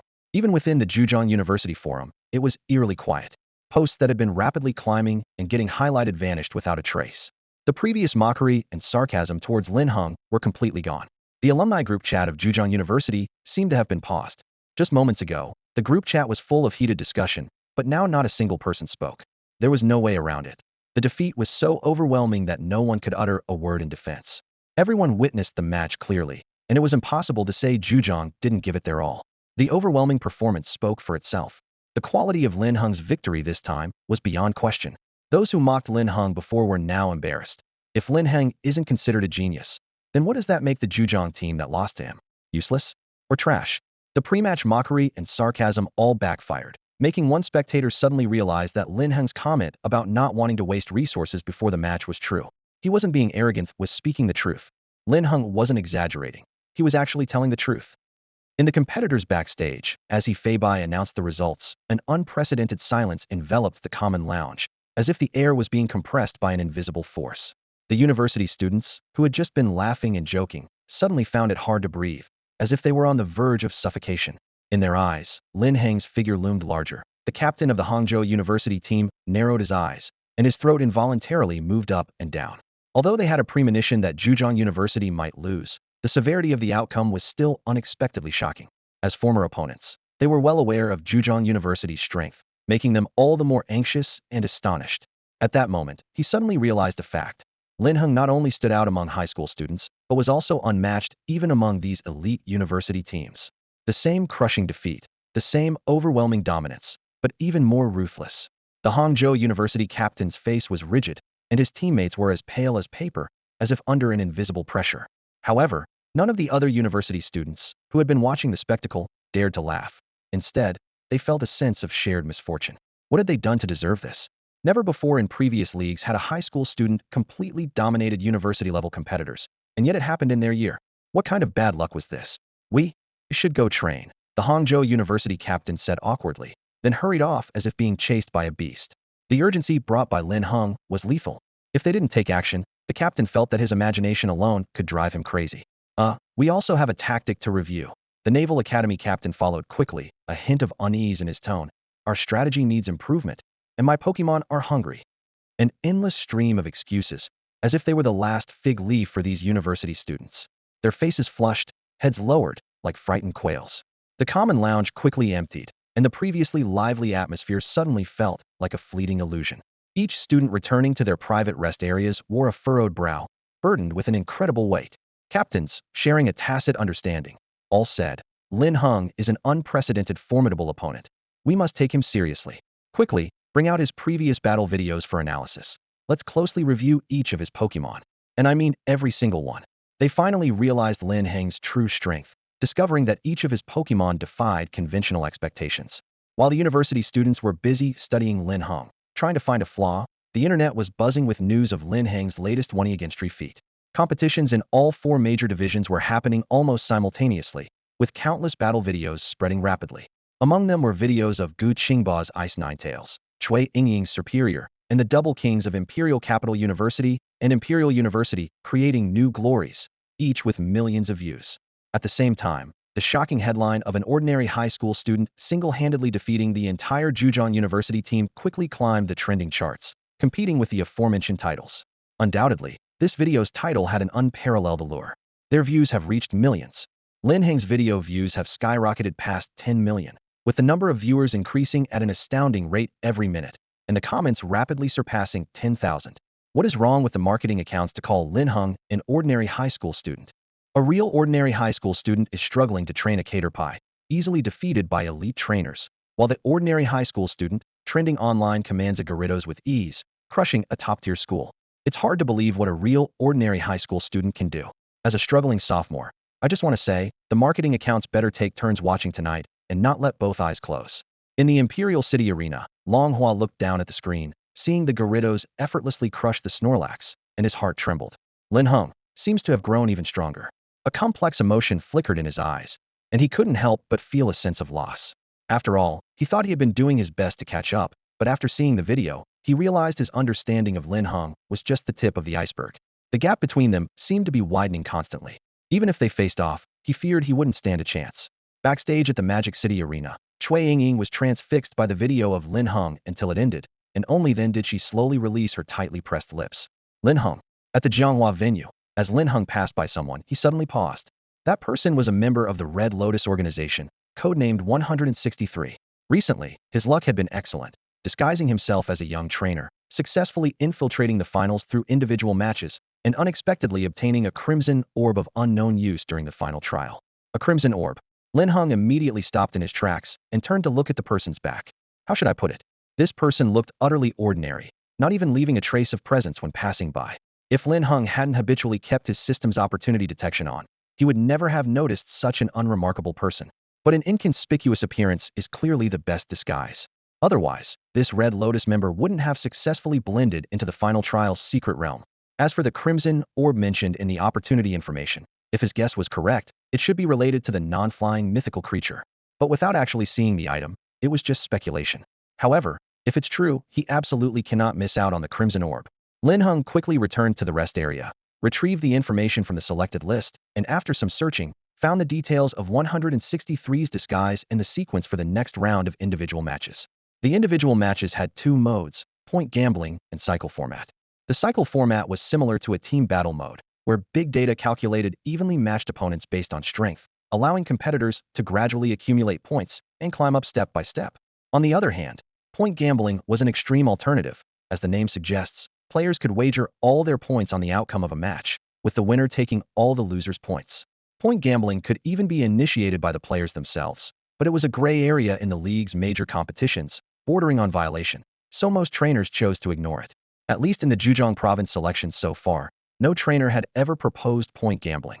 After all, such a reckless gamble was rarely favorable unless one was truly at the end of their rope, and spectators generally didn't have a favorable view of trainers who proposed point gambling. However, Linhung noticed this invisible gray rule as the battle was about to begin. He never had the chance to implement it until that Red Lotus member appeared, and he had a sudden flash of inspiration. Until the sudden appearance of the Red Lotus member, a flash of inspiration struck Lin Heng's mind. Could there be a more suitable target than him? Since he intercepted the opportunity, Linhung gradually discovered a pattern.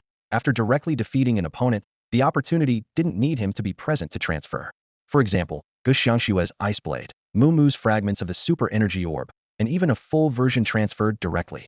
After experiencing similar occurrences, Linhung naturally chose to act decisively, snuffing out the opponent's opportunity in its cradle.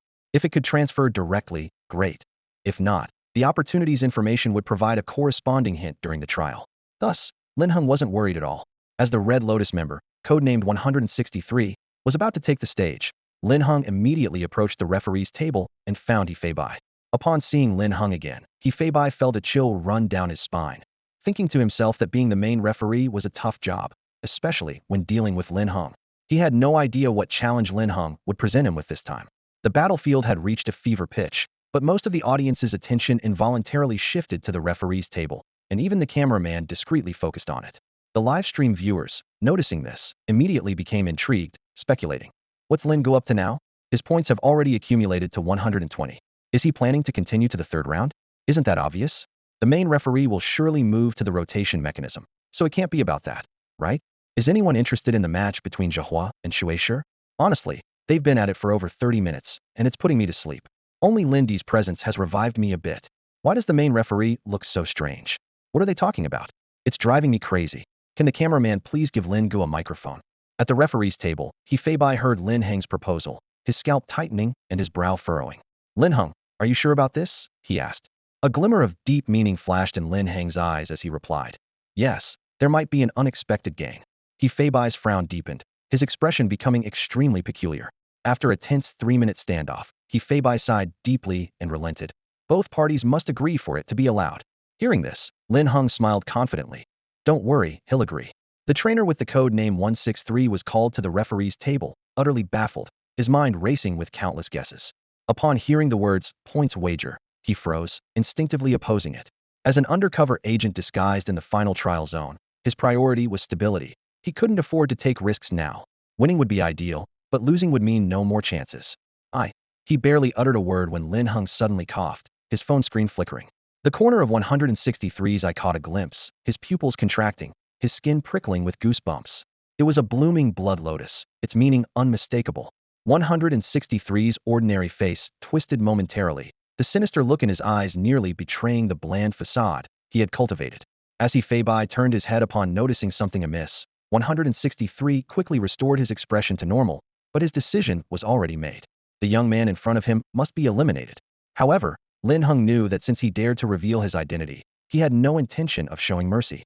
The roles of hunter and prey could switch at any moment.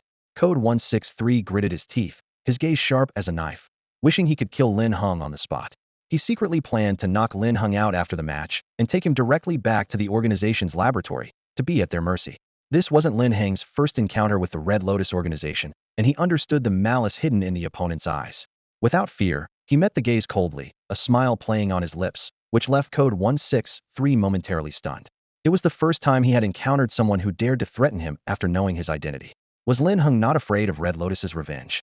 Meanwhile, the team battle on the field had concluded, but aside from the two schools, no one cared about the result. The audience's eyes were fixed on the referee's stand. Although they didn't know what had happened, the main referee's expression suggested something exciting was about to unfold. Sure enough, he Feibai rubbed his temples in frustration and glared at Lin Heng. Lin Heng had proposed a points gamble, and both sides had agreed. The upcoming individual matches would be judged entirely by this rule. This news was like a thunderclap, leaving the 20,000 spectators momentarily speechless. Even the always smiling Elder Zhao's face changed, and Zhao Tianwang was so shocked his eyes nearly popped out. A points gamble was brutal. It stripped competitors of all opportunities, and with the competition in its third round, the speed of point accumulation indicated the chances of making it to the finals. A points gamble meant that all previous efforts would be for nothing, with no chance for a do-over. The outcome would be decided in one match. The winner would gain everything, almost guaranteeing a spot in the finals, while the loser would be eliminated from the selection, possibly even suffering lasting consequences. Due to the harshness of the points gamble, both sides would undoubtedly give it their all, with no guarantee of safety for either the Pokémon or their trainers.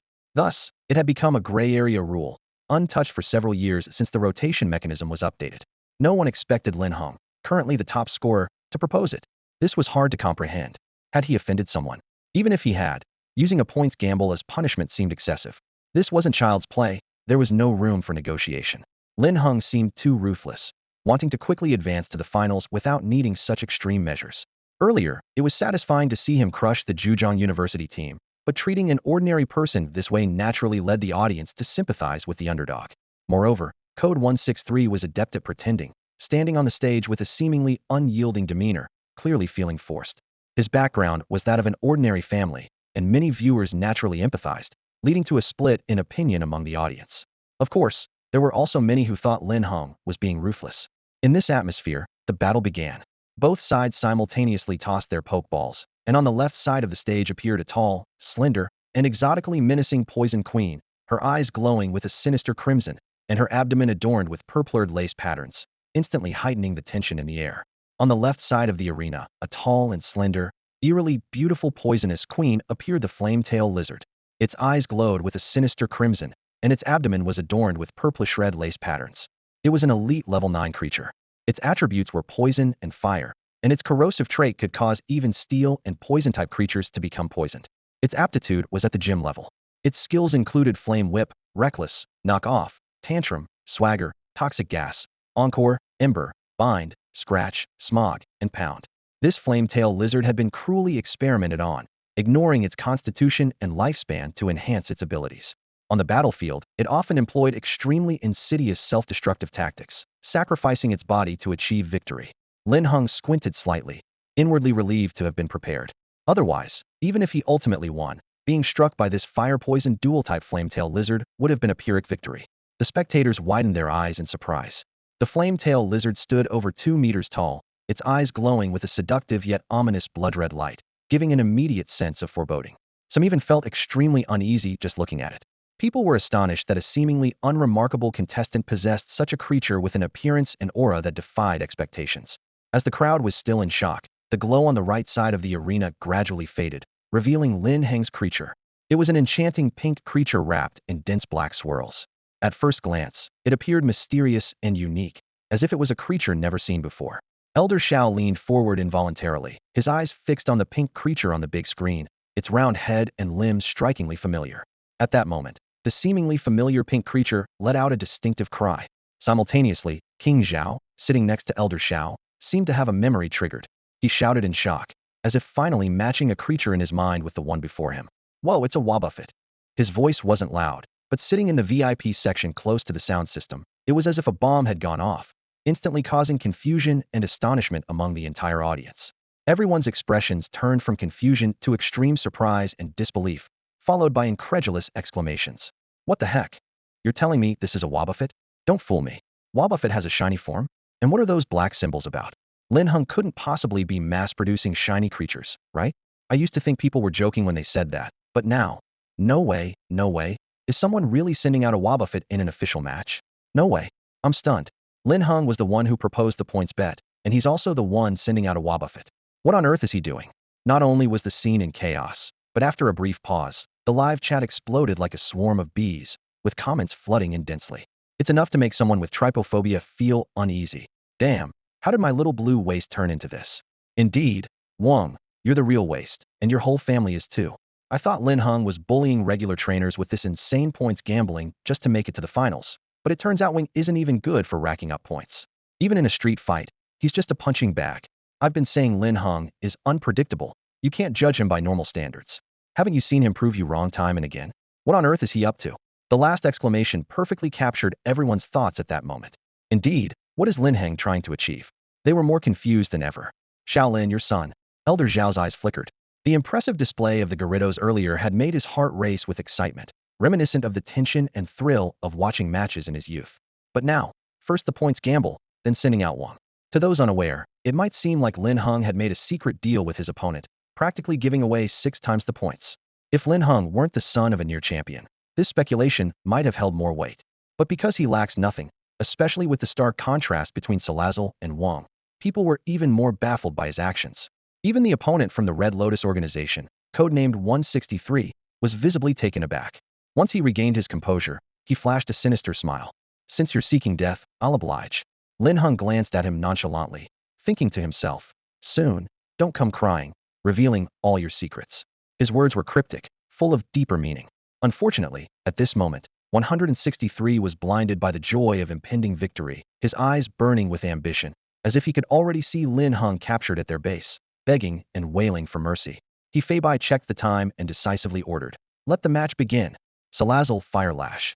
As soon as the referee spoke, the poised Salazzle's alluring eyes flickered, pinpointing Wong with a crimson glow. Its lizard-like claws clung to the ground as it spewed a mouthful of ominous purple flames. The temperature of the entire arena shot up.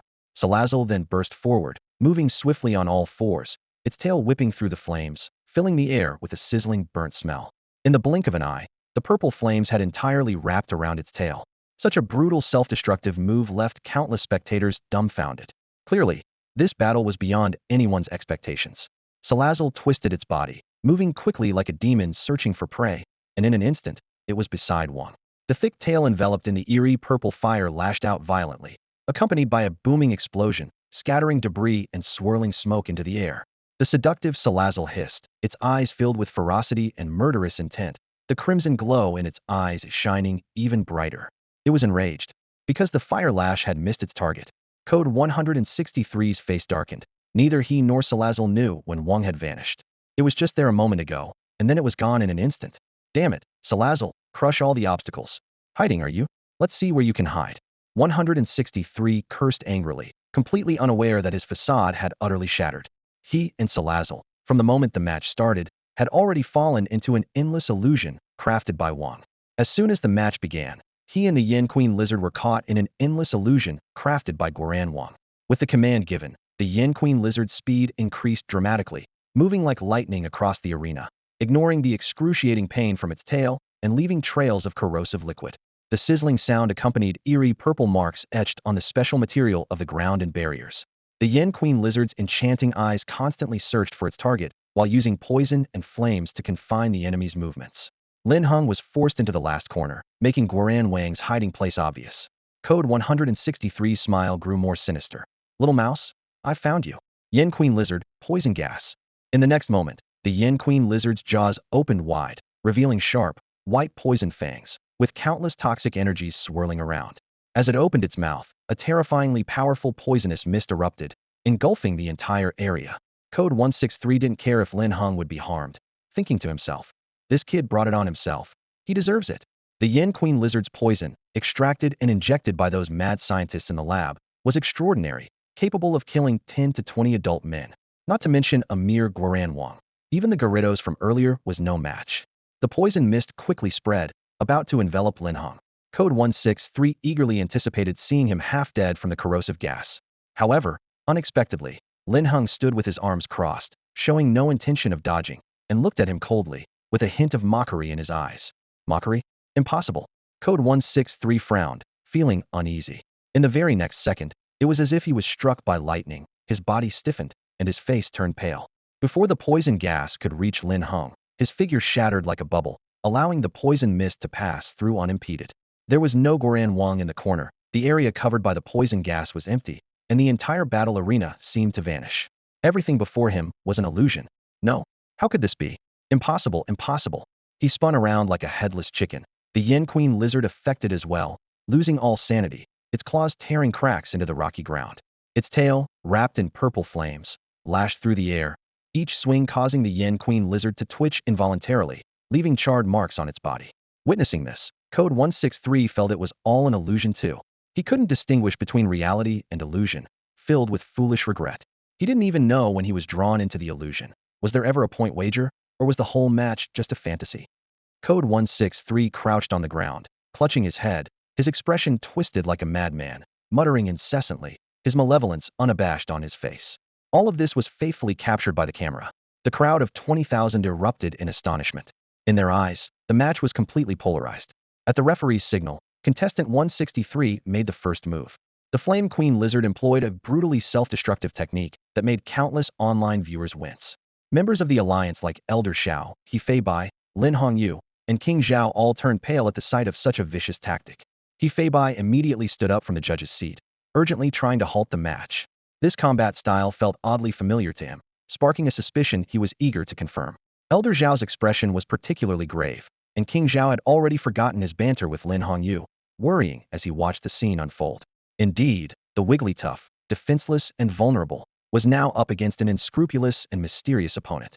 The Flame Queen lizard's fiery whip, if it struck the Wigglytuff, would lead to a Pyrrhic victory, causing as much harm to itself as to the opponent. The three stood up simultaneously, with Lin Hong gripping his right hand tightly and staring intently at contestant 163, exuding an unprecedented aura of determination. His left hand, resting on the king's commemorative ball, had already pressed halfway down. Suddenly, there was a sharp crack. The sound of something slicing through the air startled both the live audience and the online viewers. But when they saw what was happening on the field, their eyes widened and jaws dropped in disbelief. Everyone was stunned. He Fei Bai's forward step was halted mid-stride. Lin Hong looked bewildered, and his left finger was released. Elder Xiao even pulled out his own white hair. What did they just witness? The Flame Queen lizard was whipping itself. What kind of bizarre battle strategy was this? Intimidating the opponent by self-harm to secure victory? It's almost believable. Is this some I'll-handle-it-myself tactic? I mean, have the trainer and the Pokemon both lost their minds a bit? Compared to the reactions of everyone else, Lin Heng and the Wigglytuff seemed calm and composed, watching the self-harm unfold as if they were mere spectators. Only the darkened Wigglytuff's eyes swirled with a deep vortex, its body marked with thick, viscous black spirals. Simultaneously, the ghostly stone hanging around its neck flickered with an eerie light. Yet, all attention was fixated on 163 and the Flame Queen lizard, leaving the transformation of the darkened Wigglytuff unnoticed. Slap, slap, slap. His backstage, countless young trainers gasped, feeling the whip's sting vicariously despite it landing on the Flame Queen lizard. Yet, the most terrifying aspect wasn't the self-harm but the trainer's expression. His otherwise unremarkable face was twisted with malevolence. Narrow eyes filled with malice as he stared at an empty wall, laughing maniacally as if witnessing a long-awaited scene. But soon, he began to wander aimlessly, searching for something. Eventually, he collapsed, his face ashen like a zombie, crouching on the ground, muttering to himself as if possessed. This guy's lost it, giving us a live performance of self-flagellation. When I saw the Wigglytuff, I never imagined things would escalate like this. When Lin Heng saw Guranwang, he never expected things to unfold this way. Not just you. Who could have predicted this? Even all the judges were stunned. Before the live broadcast started, who would have thought they'd witness a trainer causing their own meltdown? This could undoubtedly be one of the top 10 iconic battle moments of the year. No, it should be at the top. Where else could you see someone defeating themselves? It's absolutely unbelievable. It's like a knife stabbing your back, truly eye-opening. He covered his mouth, fearing that laughing might cost him 10 years of good karma. The chatter among the crowd was constant, but it didn't affect the man and his Salazzle who were lost in their own world. Lin Heng was thrilled to see that after equipping the Ghost Stone fragment, Guranwang's ability to devour fear had significantly intensified. It could even create a blend of nightmares and dreams based on reality, trapping people in illusions without them realizing it.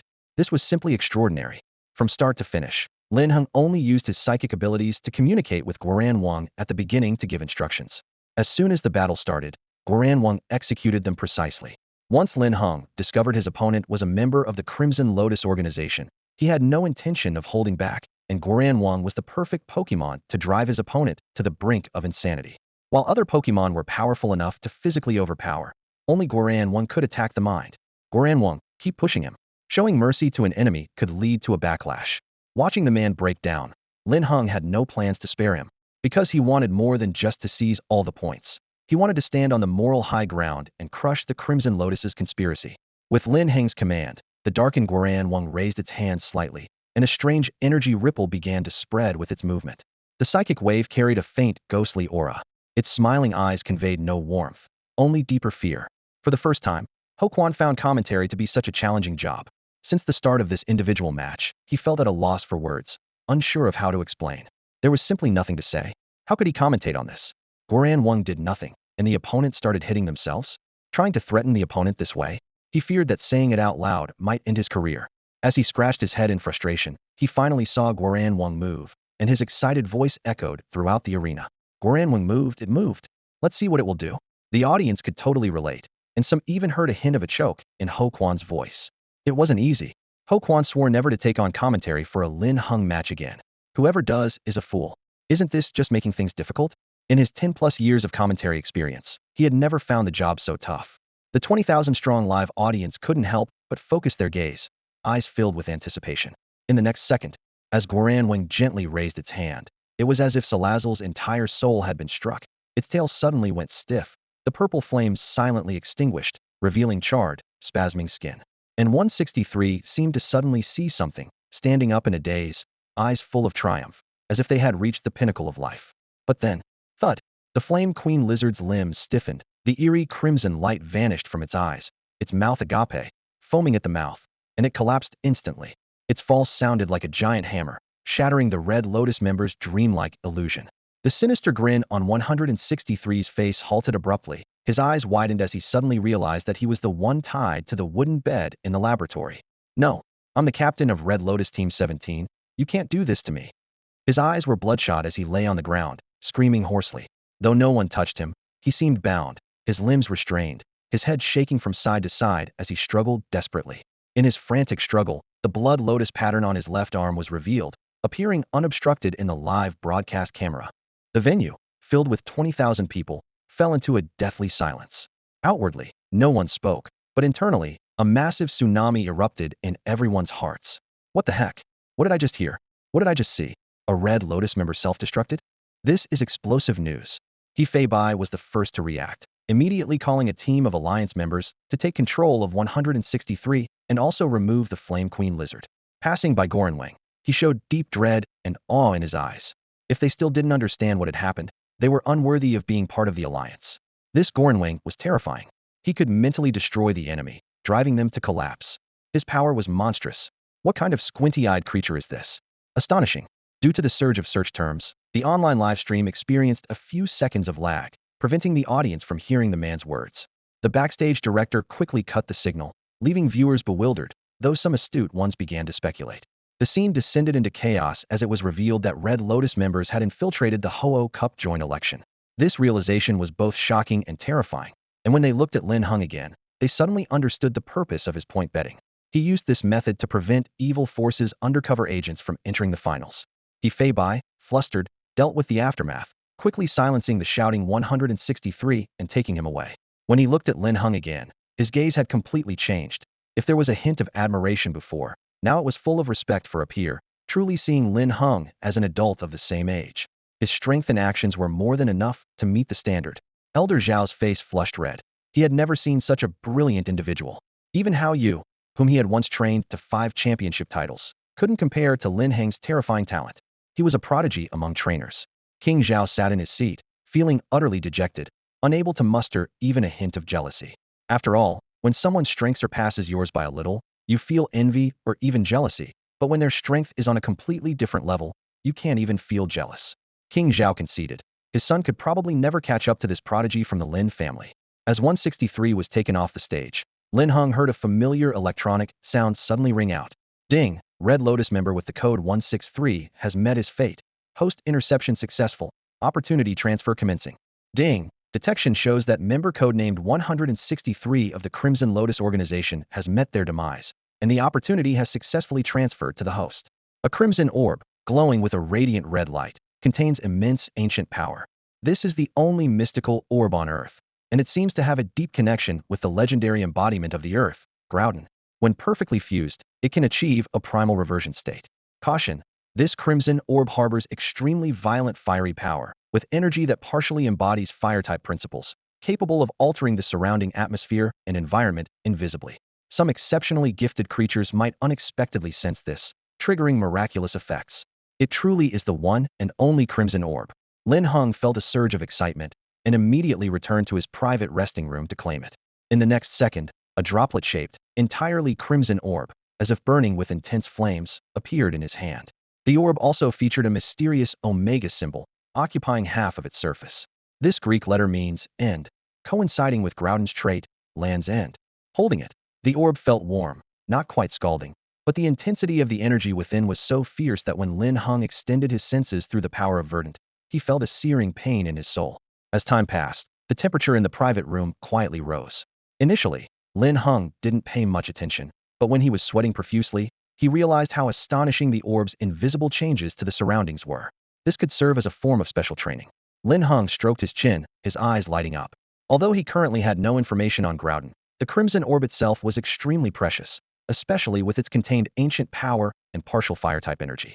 The system mentioned this might cause changes in exceptionally gifted creatures. Though these changes were unknown, Lin Heng had a hunch they would pleasantly surprise him. Moreover, the orb's violent fiery power would help his 5 creatures become more familiar with the strengths of fire attributes. This would be a precaution for facing future adversaries.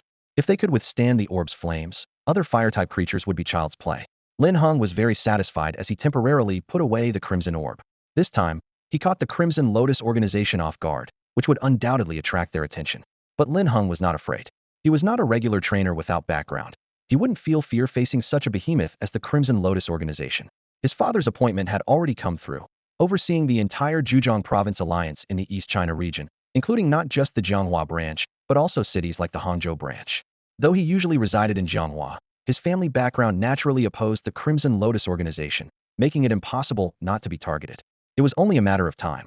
Even if he hadn't dealt with codenamed 163 this time, once the selection list for the Zhejiang Province competition was out, the Crimson Lotus would surely take action.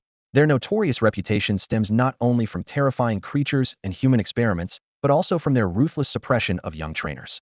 Every outstanding genius trainer finds themselves on the Crimson Lotus's assassination list. The 3 major evil forces Red Lotus, the Church of Creation, and the Hall of Light publish their year-end assassination lists annually, competing for the title of the most formidable evil power. Each time a young trainer falls, a name is crossed off the list, serving as a blatant challenge to young trainers worldwide. Those listed live in constant fear, struggling to find peace, while those not yet listed are anxious about becoming the next target, unwilling to accept this looming threat.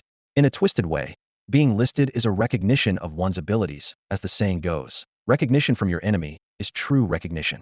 Some young trainers, despite their marketing efforts and adoring fans, find themselves absent from the assassination list, ranking far below the top 100. This discrepancy leads to an awkward situation, drawing global attention each time the list is released. Even unknown trainers can become famous overnight. The top-ranked young trainer is hailed as a world model, but only as long as they survive. The longer they live, the more they prove the evil force's failure, and their strength and value rise accordingly. However, the assassination list is like an invisible noose, and only those on it can truly understand its terror. Even if not killed, the constant mental torment can severely damage or even destroy a person's spirit. This is precisely the intent of the 3 evil forces. They may not successfully eliminate every talented trainer on the list, but the mere declaration of "we're watching you" is a form of psychological torture.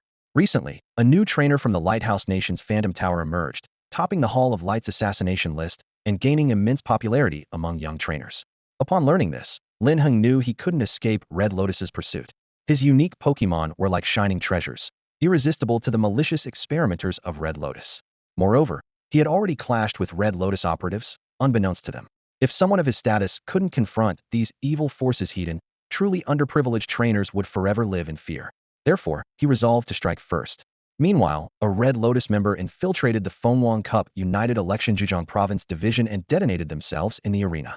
The shocking news headline quickly went viral, with the term Red Lotus member self-detonates topping the trending charts, followed by a massive explosion tag. The internet was in an uproar. The video intentionally obscured the participating Red Lotus member, showing only the final seconds of Agent 163's breakdown and explosion. Yet the information was enough to stun all netizens following live updates.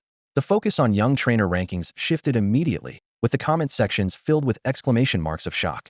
In Red Lotus's headquarters, the meeting room was eerily silent, with no one daring to speak. Everyone kept their heads down, the atmosphere heavy. Suddenly, the sound of wood cracking echoed as a piece of the table was forcefully broken off. The leaders flinched, bowing their heads even lower, wishing they could hide under the table. As the sound of a piece of wood being forcibly ripped from the table echoed through the room, the officials all shuddered, lowering their heads even further, wishing they could bury them under the table. Although the video was incomplete, the Blood Lotus emblem that appeared as the camera zoomed in was enough to explain everything. In their minds, the officials cursed 163 repeatedly, unable to fathom how someone could be so foolish as to self-destruct publicly in the arena. This was beyond comprehension. Normally, 163 seemed like a rational person, so how could he suddenly act like he'd lost his mind? The person suffering the most was 163's direct superior, the androgynous-voiced, slender woman who had previously mocked the Yen Nation Alliance for its declining generations. Her rivalry with him was well known, and now that his subordinate had caused such a scandal, the woman, codename 11, was nearly giddy with laughter. However, since the leader hadn't spoken, she had to suppress her ridicule, ready to strike when the time was right to try and topple him. 12. Do you have anything to say? A muffled voice, distorted by a voice changer, suddenly asked. 12, who was androgynous, felt a jolt of fear and swallowed nervously, dropping to his knees without hesitation, ignoring the pain. He knew that if he didn't explain himself, today would be his end. Their leader wouldn't care about the so-called bonds between superiors and subordinates. In the Crimson Lotus, being ruthless was the path to power. Many were eyeing his position, and even more wanted him dead to take his place. 12 silently vowed that if he survived this ordeal, he would ensure that the young man who caused 163 to self-destruct, leading to his current predicament, would be torn to pieces. Desperate, 12 crawled on his knees to the leader, his sharp voice trembling slightly. Leader, please spare me this once. I've secretly investigated and found out who 163's opponent was. I hope you'll give me one last chance. I'm not asking to make amends, just to slightly repair the damage to the organization's reputation. After speaking, 12's narrow eyes shifted, and he gritted his teeth, unhesitatingly banging his head heavily on the marble floor at the leader's feet. Bang, bang, bang. The sound made the other officials' molars ache, their faces twisted and hidden under their hoods. 12's head was now bleeding profusely, with scarlet blood streaming from the wound, gradually covering his entire face.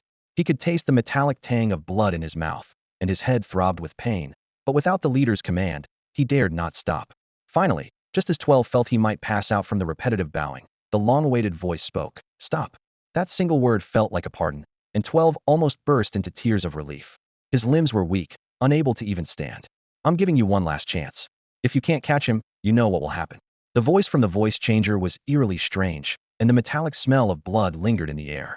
12 quickly agreed, afraid that if he delayed even a moment, the leader might change his mind and hand him over to the lab's madman. He suddenly felt a deep sense of relief at having narrowly escaped death. Just as the atmosphere seemed to lighten, and 12 began to breathe a sigh of relief, he heard the slender woman's sarcastic taunt. TSK, I mentioned this potential champion's offspring before, and it's a shame you didn't pay attention. If you had been prepared, Healing's reputation wouldn't have been tarnished, losing such an important figure. Her fingernails were painted a vivid red, as if ready to devour him like a crimson tongue. She didn't even bother wiping the blood from the corner of her mouth and spoke with a somber tone. 11. Give me some leeway. I admit, I underestimated him before. This time, I will use all my power to capture him alive and ensure the trial is made public to restore Healing's reputation. You don't need to worry about this. I hope so. 11's blessing sounded almost like a curse. Even though they didn't witness the entire battle, 163 isn't a fool. Why would he self-destruct for no reason? The previous undercover operation went smoothly. 163's ability to disguise is top-notch even within the Healinng organization. Otherwise, he wouldn't have been chosen for this mission. There's only one explanation. The root of the self-destruction is related to his opponent. The comprehensive protection by the Alliance speaks volumes. Before the incident, there were plenty of videos online featuring Lin Heng's battles, but now not a single one can be found, not even those unrelated to 163's team battles. Such a level of protection was previously only afforded to Hoyu. Although it's unclear how this potential champion's offspring accomplished it, Healinng has always preferred to err on the side of caution rather than miss anything. Even if this matter isn't related to him, after the trial, they will certainly fabricate a connection. Healinng must be the death grip over all trainers, not the laughingstock of the internet, due to self-destruction. Only after the leader left did the cadres breathe a sigh of relief. They had really misjudged before, not realizing that this potential champion's offspring was vastly different from the marketed second-generation trainers, which was truly surprising. It said he once single-handedly overwhelmed G University, which is extremely rare among young trainers globally. The Hall of Light also recently failed, unable to capture the trainer from the Lighthouse Nation who passed through the Phantom Tower. The Hall of Light's failure is understandable, as the level of protection for that individual in the Lighthouse Nation is even greater than for this potential champion's offspring, almost equivalent to an elite level. No matter how formidable this kid is, once 12 makes a move, he's doomed, as 12 is just a step away from being an elite. Indeed, a full-scale attack from a peak gym-level trainer. This young upstart is truly doomed. 12 is really unlucky. The leader indeed harbored murderous intent. Shu. Due to the unexpected self-destruction by the Healinng organization, the Zhejiang province competition was paused for a night. The next day, the Jianghua venue returned to normal. The audience was enthusiastic, especially with the intense discussion about Lin Heng's solo match yesterday. Although it was a competition for all Zhejiang province trainers, only Linhung was mentioned. After all, with flashy Pokemon and the Healinng organization involved, such thrilling scenes are rare in regular competitions. Now, not just within Zhejiang province, but ever since the self-destruction topped the trending searches yesterday, the entire nation's attention has focused on the Zhejiang province selection. This is truly a moment of widespread attention. The spotlight is truly on Linhung. Once a local sensation in Zhejiang province, his fame has now spread nationwide. Even those who knew nothing about him are eager to see what makes this trainer capable of driving members of a notorious organization to self-destruct. The official Zhejiang TV channel's ratings have skyrocketed to #1 in the country, and even before the competition has officially started, countless viewers are glued to their screens. Fortunately, the channel anticipated the demand and upgraded their servers to handle millions of simultaneous live viewers without a hitch. During the contestant introductions, the barrage of comments was overwhelming. People who came because of his reputation were buzzing with discussions, wondering if it was true that the trainer who broke down the Red Lotus members was the son of a near champion. Locals from Jianghua confirmed that Linhung is indeed a dominating force among the young generation. Fans expressed that Lin Heng's previous match videos were hard to find, but after hearing about the Red Lotus incident, their excitement was palpable. He has made young trainers proud.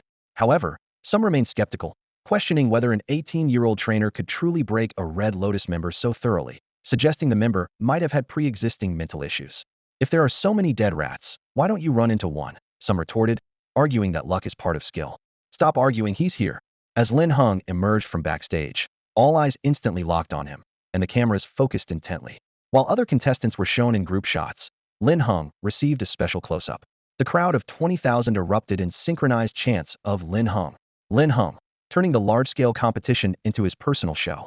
In the stream of comments, female viewers from other regions were smitten, marveling at how Linhung was not only powerful but also handsome. Meanwhile, the big screen began selecting the opponents, with Linhung being the first. The audience watched eagerly, but the contestants appeared anxious, clasping their hands in prayer. The Zhejiang Fire School team seemed ready to kneel in devotion, pleading not to face the monster Linhung. One team member joked about trading 10 years of a teammate's good looks for a chance to avoid him, while others silently hoped for divine intervention. One quipped about trading their captain's decade of constipation instead, as their own looks were already lacking enough to find a girlfriend. Unbeknownst to them, a stationary camera captured their conversation from just centimeters away. The backstage director, with a sense of humor, deliberately broadcasted this scene, leaving the live stream audience in stitches. Ha ha ha, is the Zhejiang University team here to entertain us? Opponents tremble in fear. This is the power of me, Lin D. Is Linhung really that terrifying? As someone who watched the entire live stream, I can tell you there's no young trainer scarier than him. I suspect he's a cheat.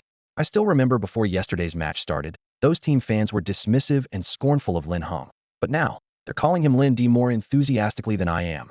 You can't deny it's after yesterday's points bet. Lin Heng's score reached 175, which is higher than any past champion in the division. This kid is terrifying. Linhung making it to the East China Division Finals is a sure thing. What wrong have the students from various universities done? They just don't want to be crushed, adding to my brother Lin's list of instant victories. Finally, amidst the online spectators' anticipation, the tense atmosphere of the venue, and the nervousness of the competitors, the big screen suddenly froze. Linhung versus Hangzhou University. Upon seeing the name, the Hangzhou University captain looked as if he'd lost everything, his face turning pale as his spirit seemed drained. Among his two teammates, one collapsed to the ground, his glasses falling off. The remaining one stood shakily, his legs trembling and teeth chattering in fear. Even before the match began, the Hangzhou University team was already scared out of their wits. In contrast, students from other universities almost grinned ear to ear, collectively sighing in relief, as they knew this would be Lin Heng's last match in Zhonghua. After this team battle, where he would take on 3 opponents, his score would accumulate to 235. According to the East China Division's scoring rules, a score above 200 is enough to participate in the final trials. But no one had ever reached this score before. Everyone used to steadily compete to make it to the top 10 and enter the East China Division finals together. No one knows what the students from various universities went through in just one day. Lin Heng's name was like a nightmare hovering over their heads. Last night, countless competitors woke up in cold sweats, terrified of facing him in battle. They resigned themselves to it. This guy could make even the Red Lotus members collapse in despair. So how could they, like ants in his palm, not be crushed at his whim? The university students realized that they were the ones who had never faced the harsh realities of life. Compared to battling him, the secret realms they had visited were nothing. At most, the secret realms caused physical injuries, but a match with Linhung would leave a permanent psychological scar. They admitted they were afraid. As the results came out, apart from Hangzhou University, forums across various universities were filled with joy, feeling more elated than winning the divisional championship, as if they had narrowly escaped death. Hangzhou University, on the other hand, was shrouded in gloom. The air they breathed seemed cloaked in deep smog, a complete 180-degree turn from yesterday's attitude. Forget about boasting and looking down on others. In the forums, they were practically calling Linhung Master Lin, begging for mercy, asking him to spare Hangzhou University. Yesterday, they were young and reckless, naive and ignorant. Winning or losing didn't matter. They just hoped their painstakingly nurtured team members wouldn't be mentally broken. The 3 members of the Hangzhou University team, faces as pale as paper, walked stiffly onto the stage. Upon seeing Linhung opposite them, the Hangzhou University captain forced himself to smile ingratiatingly at him, but his flickering eyes betrayed his fear. Seeing the captain's smile more pitiful than a cry, Linhung couldn't help but raise an eyebrow, thinking, am I really that scary? Please send out your Pokemon. The referee's voice brought both sides back to focus. Let the Pokemon battle commence, called the referee, drawing everyone's attention. Despite their trembling legs, the 3 contestants from Healinng University maintained their composure as students from a prestigious institution. They gritted their teeth, threw their Pokeballs, and their gazes turned resolute. Out came Bayleaf, Dugtrio with glasses, and the captain sent out a Kadabra. The 3 anxiously watched Lin Heng's Pokeball, their throats tight with anticipation. The audience was equally curious who would Linhung choose this time. As the light faded, the most striking feature was the massive fists, even bigger than the trainer's head. Electabuzz! Hoquan shouted in surprise. The captain of Healinng University breathed a quiet sigh of relief, thinking to himself that as long as it wasn't that peculiar Wobbuffet or the ferocious Gyarados, they were in the clear. The 3 exchanged glances, courage swelling within them. Although Electabuzz had achieved a 1-against-3 victory in the first match, it seemed less intimidating compared to the shock and awe of the last 2 battles. Hope reignited in the Healinng University captain's heart as he decided to take a gamble after all. Why not? Kadabra! Catch this! He shouted, tossing a candy. As Kadabra caught and swallowed the rare candy, its body began to glow with the light of evolution, turning the arena into its stage.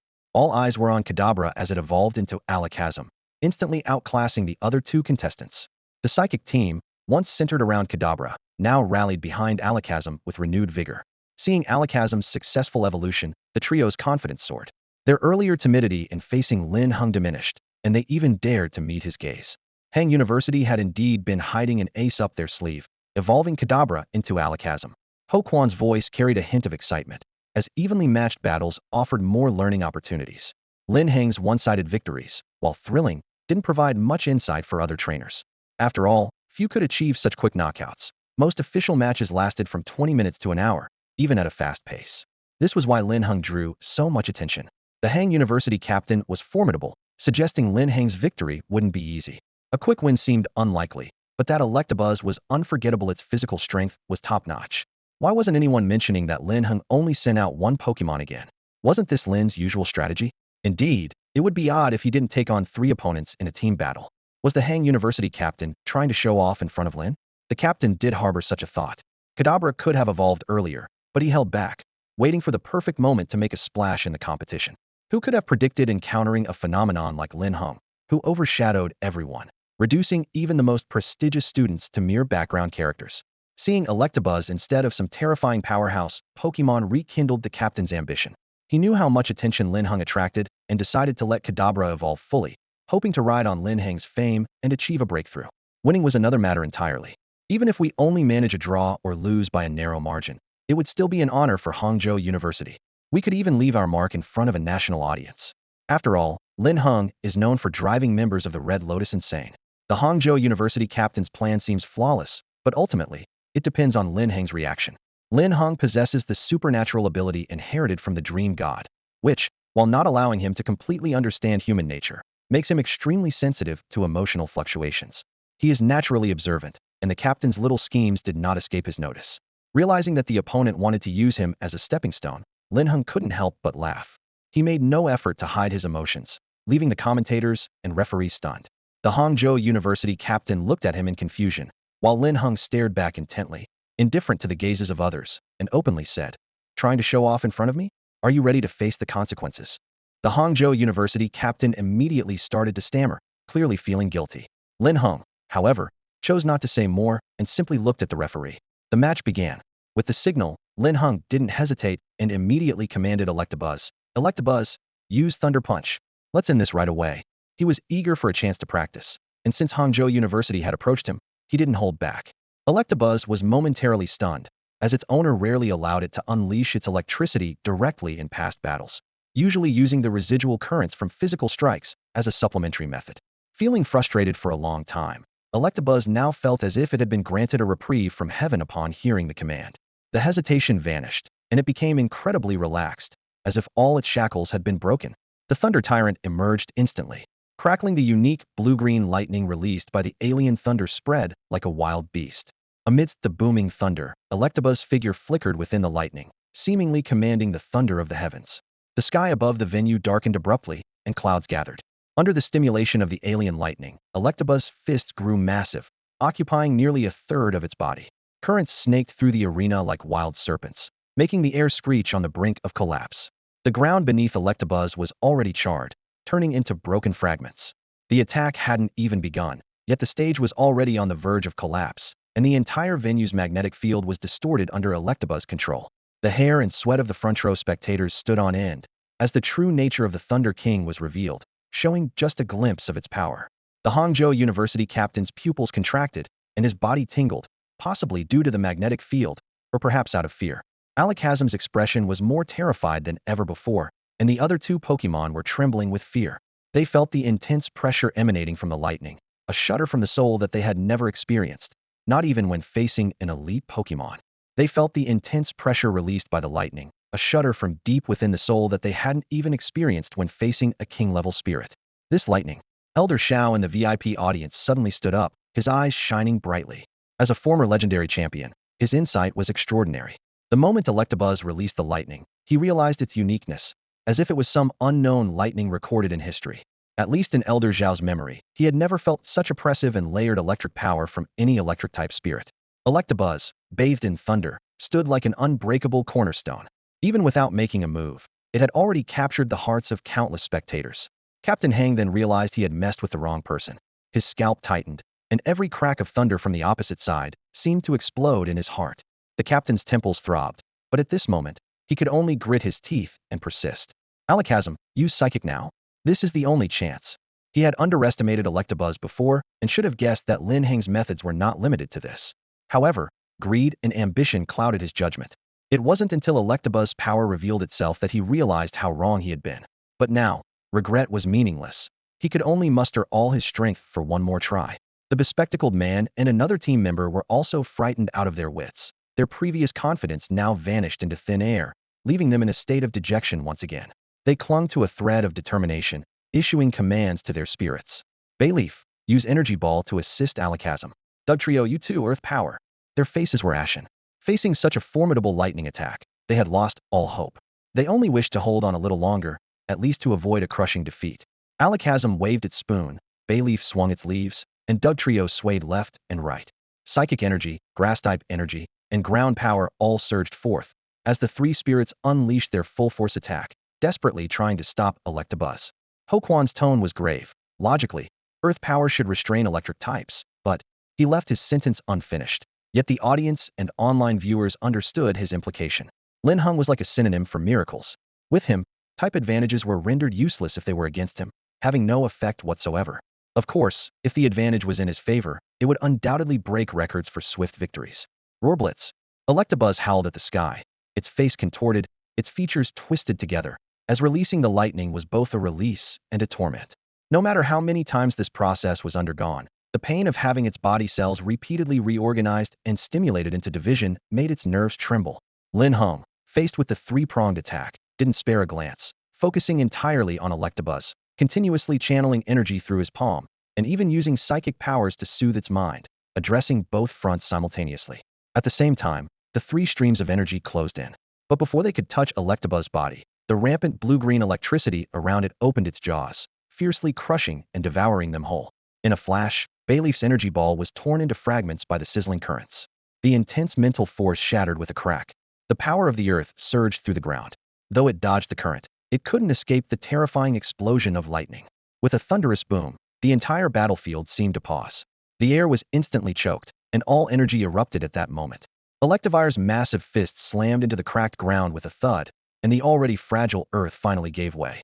The next second, it collapsed with a rumble. Countless stones flew, dust rose, and dazzling lightning burst from Electivire's fists, spreading through the spiderweb-like cracks, filling the entire arena. Everyone was blinded, their hair standing on end. The massive arena's magnetic field changed. Debris flew as if gravity itself had been defied for those few seconds. Accompanied by three cries, the brilliant lightning that shot into the sky dazzled everyone. The alien lightning was incredibly penetrating, and before anyone could see what happened, the whole world seemed to turn white in an instant. When the broadcast resumed, both the on-site and online audiences fell silent. Hoodie had turned into a charred, unrecognizable figure, with no discernible features.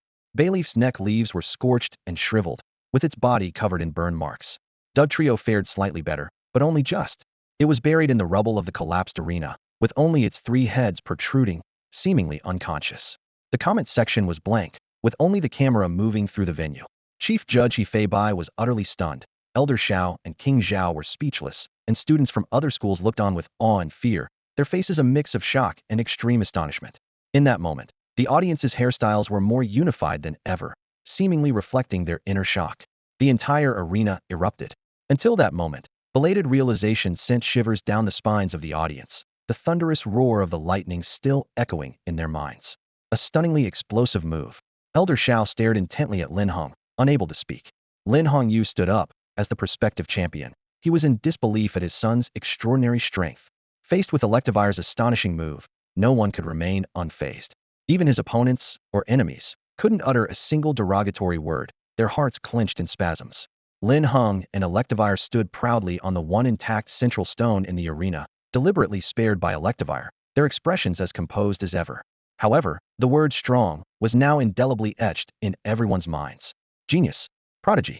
No words seemed too extravagant to describe Linhung at that moment. Silence enveloped the scene for a full minute as Electivire achieved a Union 3 victory, propelling Linhung to multiply his points sixfold and advance directly to the North China Regional Final Trials. Amidst Hefeibai's voice breaking with shock, thunderous applause filled the arena. Some viewers watching the live broadcast for the first time even stood up. Incredible. Lin Heng's reputation was well-deserved. This is the true leader among young trainers. I'm ready to run through walls for Emperor Lin. I ask you, who else is there? From now on, Emperor Lin's place in my heart can only be compared to Champion Hua. Is there anyone else who can compare? From now on, in my heart, Lin Di's status is only comparable to that of Hua Champion. Absolutely incredible. I've never heard of a young trainer competition reaching this level. I will definitely watch Lin Ji's future matches. As a mere bystander, I never expected to witness such an exhilarating battle. Electabuzz's move shattered my understanding of electric-type Pokemon. I didn't know they could be this powerful. I'm a fan now. The three members of the Hangzhou University team left dejected, unexpectedly eliminated and missing the chance to enter the final East China trials. The only victor is the tall figure standing on the stage. Linhung, Linhung, Linhung. The applause was thunderous, accompanied by the deafening cheers of 20,000 spectators, and all the cameras focused on Lin Heng's face. Originally attracted by the self-destruct of the Red Lotus member, the online audience now became loyal fans of Linhung. If Electabuzz's initial sweep could be considered a fluke, Then the ultimate move displayed this time leaves no room for doubt. Linhung has once again proven his strength. This is what a true genius looks like. Compared to him, other so-called prodigy trainers are merely dim stars, unable to compete with the bright moon. Although the Zhejiang province selection is not yet over, everyone already has a sense of who the champion will be. Especially as Linhung left through the contestant passage, watching his figure disappear gave the audience and online viewers a feeling of loss. After all, to see him again, they will have to wait until the comprehensive trials of the East China region. Not just within Zhejiang, but the top 10 selected from Shanghai, Jiangsu, Zhejiang, Anhui, Fujian, Jiangxi, and Chongqing will all enter a secret realm trial known as the Primal Land. The Primal Land is one of the earliest secret realms to appear on Blue Star. Over hundreds of years of change and human exploration, it has gradually evolved into the most suitable trial ground for young trainers. Due to nearly a century of adaptation, the danger level of the Primal Land is much lower than when it first appeared. However, due to its vastness, it is still classified as a grade in secret realm evaluations. Even though countless trainers are very familiar with it, and some quasi-elite and elite trainers have visited multiple times, no one dares claim to have fully developed this secret realm. Even experts who study the Primal Land have said there are still undiscovered secrets within, encouraging trainers to explore actively. The terrain of the Primal Land is complex and varied, with not only primeval forests but also mountains and rivers, serving as a natural habitat for countless wild Pokémon. As trainers frequently enter the realm, the wild Pokémon's perception of humans is relatively better, but only slightly. The level and size alone make it the highest level trial throughout history. The announcement of the Primal Land as the trial ground for the East China Finals sparked countless debates upon its release. They've certainly pulled out all the stops. Seeing this, the North, South, and West China divisions are also employing unique strategies. Netizens are calling this the most challenging youth competition they've ever seen.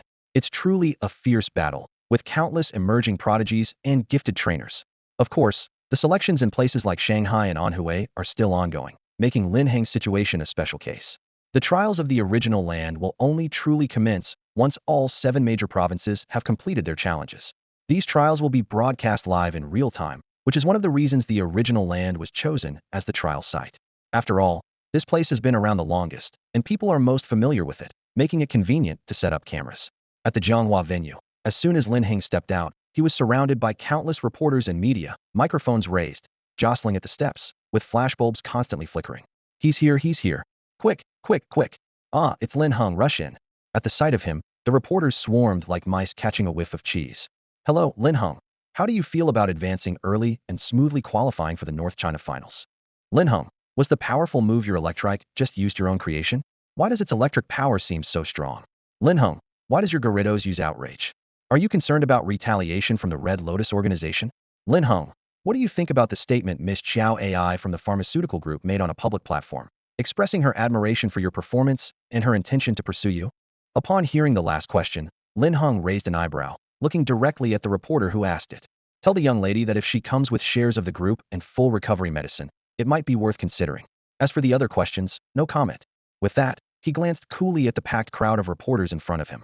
Even though the media were seasoned in facing storms, they were momentarily intimidated by the aura of this young trainer. Especially those blocking his way, who dared not meet Lin Heng's indifferent gaze and unconsciously stepped aside. Linhung descended the steps, the sound of shutters clicking like continuous gunfire, yet no one dared to stop him. Everyone watched silently as his upright figure gradually disappeared into the distance, with a hint of awe and admiration in the eyes of some seasoned individuals. As perceptive media professionals, while they could not predict how far a trainer might go, they could generally assess his potential. Lin Heng's demeanor and unique style in answering questions made him stand out. Linhung is definitely destined for great heights. He may not lose to his father and might even surpass the level of a near champion. After Linhung left, the audience's interest waned. Compared to the recent battle, the matches between other universities, no matter how dazzling, seemed like mere showpieces impressive to look at but lacking substance. The hairstyles of the front row audience now looked as if they had been struck by lightning, impossible to flatten. This inadvertently became a joke. Suffice to say, never show off in front of Linhung. Otherwise, you'll end up unlucky, dragging the entire audience down with you. In the VIP seating area, Xiao Lin watched Lin Heng's departing figure and remarked, "Your son is moving awfully fast." Elder Xiao, anxious, slapped his thigh and immediately stood up. "No, you must take me to your house. There's something I must tell him in person." Lin Hongyu was momentarily stunned upon hearing this, nodded, and left the venue with the group. Meanwhile, unnoticed by all, a shadow silently vanished from a hidden corner, as if it had never been there at all. In a hidden corner, unnoticed by anyone. A shadow silently vanished as if it had never been there. Elder Xiao completely forgot that his trip to Zhejiang province was just a side visit. His mind was filled with thoughts of Linhung, especially the last move Linhung made commanding the electric beast, which was incredibly powerful and awe-inspiring. Witnessing it firsthand, Elder Xiao was so excited he could hardly contain himself, almost wanting to jump up in joy. He thought to himself that if Linhung could reach the level of a gym leader or a Quasiking, the power of the electric beast would be unparalleled. This notion coincided remarkably with the recent energy discovered from mysterious crystals in a secret realm by the Alliance's top-secret research institute, as proposed by a researcher. This idea was precisely why Elder Xiao was eager to meet Linhung. King Zhao also wanted to join the excitement, but Elder Xiao knew the matter was significant and sent him away. King Zhao, feeling slighted, lamented not having a good son. One could imagine that upon returning home, King Zhao, who was almost turning green with envy, would be greeted with a meal of bamboo shoots and pork. Sitting in the Lin family's chauffeur-driven car, Elder Zhao's mood was still restless. He thought to himself, "Little Lin, can your driver go any faster?" The possibility of his speculation being true made him as restless as if sitting on pins and needles. Lin Hongyu helplessly urged the driver to speed up, curious about what Elder Xiao had to discuss with his son that made him so eager. He had never seen Elder Xiao both so cautious and anxious, as if about to unveil a significant secret, which piqued his curiosity. Speeding along, they quickly arrived at the villa district of Longxin Bay. After the last incident, although the underground training room was still under reconstruction, the affected electromagnetic field had returned to normal. Lin Hongyu had informed his son in advance via text, so as soon as they entered the house, Linhung came out. Elder Zhao's eyes lit up upon seeing Linhung, excitedly pulling him inside, completely leaving Lin Hongyu behind. Linhung glanced back at his father, puzzled. "Dad, what's going on?" Lin Hongyu shrugged, looking innocent, seemingly saying, "I don't know either." Elder Xiao didn't notice their silent communication. As Lin Hongyu followed them into the villa, Elder Xiao instructed a guard to take a white device from his space backpack. With a click, the device was activated and placed on the living room table, instantly deploying an invisible psychic barrier that encompassed the Lin family villa, isolating it from outside sounds. Seeing this, Lin Hongyu's expression changed drastically, becoming extremely serious and poised, exuding the aura of a quasi-champion. Linhung was taken aback, his heart pounding. Ordinary people wouldn't recognize this white device, but his father had mentioned it was one of the military devices used within the Alliance. Although not a secret weapon, activating it meant the matter was of great importance. After all, the process of channeling psychic power into the device was also very challenging. Currently, only those with extraordinary abilities can achieve this. In the Alliance, only a few high-ranking individuals, such as Elder Xiao, possess such capabilities. Due to its ability to isolate everything, it creates a unique aura. This instrument can avoid all forms of eavesdropping, preventing any walls with ears, and is often associated with top-secret national matters. Linhung was taken aback, not expecting Elder Xiao to directly employ such a powerful move.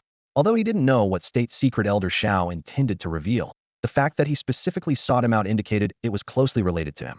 "Good child, I'll get straight to the point," Elder Xiao said, his tone serious. "This is not a trivial matter. If it weren't for the fact that your final command to the Electro Beast matched the energy required for this secret candidate, I wouldn't have approached you, no matter how strong your abilities." As for Lin Hongyu, he naturally benefited from his son's success. Despite Elder Zhao's current status, which gave him a general understanding of various state secrets, delving deeper required submitting the relevant applications.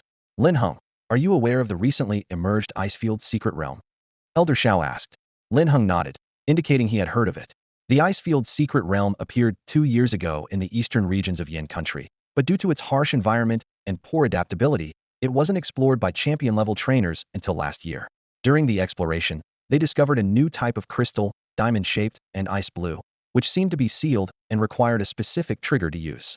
Initially, we thought it was a special treasure born of the Icefield, but after a series of studies, we found that the energy within this crystal bears some resemblance to the Mega Evolution Stone, yet is fundamentally different. Elder Zhao's voice carried a note of tension. Lin Heng felt a jolt, vaguely guessing what it might be. Z Crystal. Lin Hongyu, listening on the side, was both puzzled and curious. It is well known that the Mega Evolution Stone was the greatest discovery of the past decade, giving ordinary Pokemon the chance to Mega Evolve, allowing champion trainers to approach the position of Master. Although currently, the number of trainers who can achieve Mega Evolution is few, those who can are all at least of champion level. This evolution surpasses the ultimate evolution limits of Pokemon, representing a higher level of evolution. Pokemon that Mega Evolve temporarily unleash hidden powers, displaying abilities not attainable through normal evolution.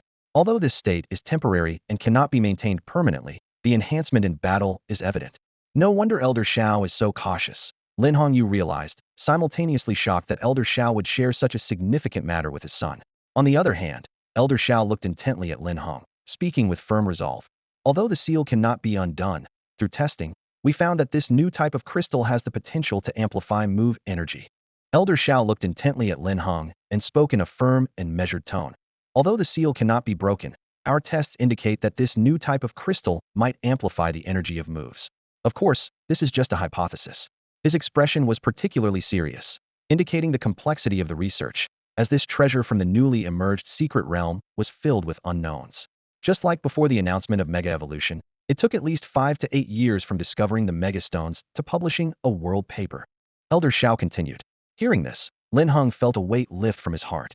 His suspicions were confirmed. This was indeed a Z crystal. The diamond-shaped, ice blue crystal seemed to contain some unknown seal. While it could only be detected to enhance move energy, it couldn't be used directly. The discoveries in the snowy plains strongly pointed to the Ice Z. This was the pure crystal that could turn into an ice attribute when carried by that llama. In the anime, the protagonist used the Water Z to achieve the spectacular scene of Greninja wielding a giant shuriken, akin to a legendary feat. Lin Heng had always been intrigued by the Z crystal, knowing that using Z moves could potentially amplify a Pokémon's move power by over 5 times, even without considering additional effects. If the trainer had exceptional talent, like his Pokémon using a Z move, the effect would be even more outstanding, and the power would increase further. The importance of the Z crystal was undeniable.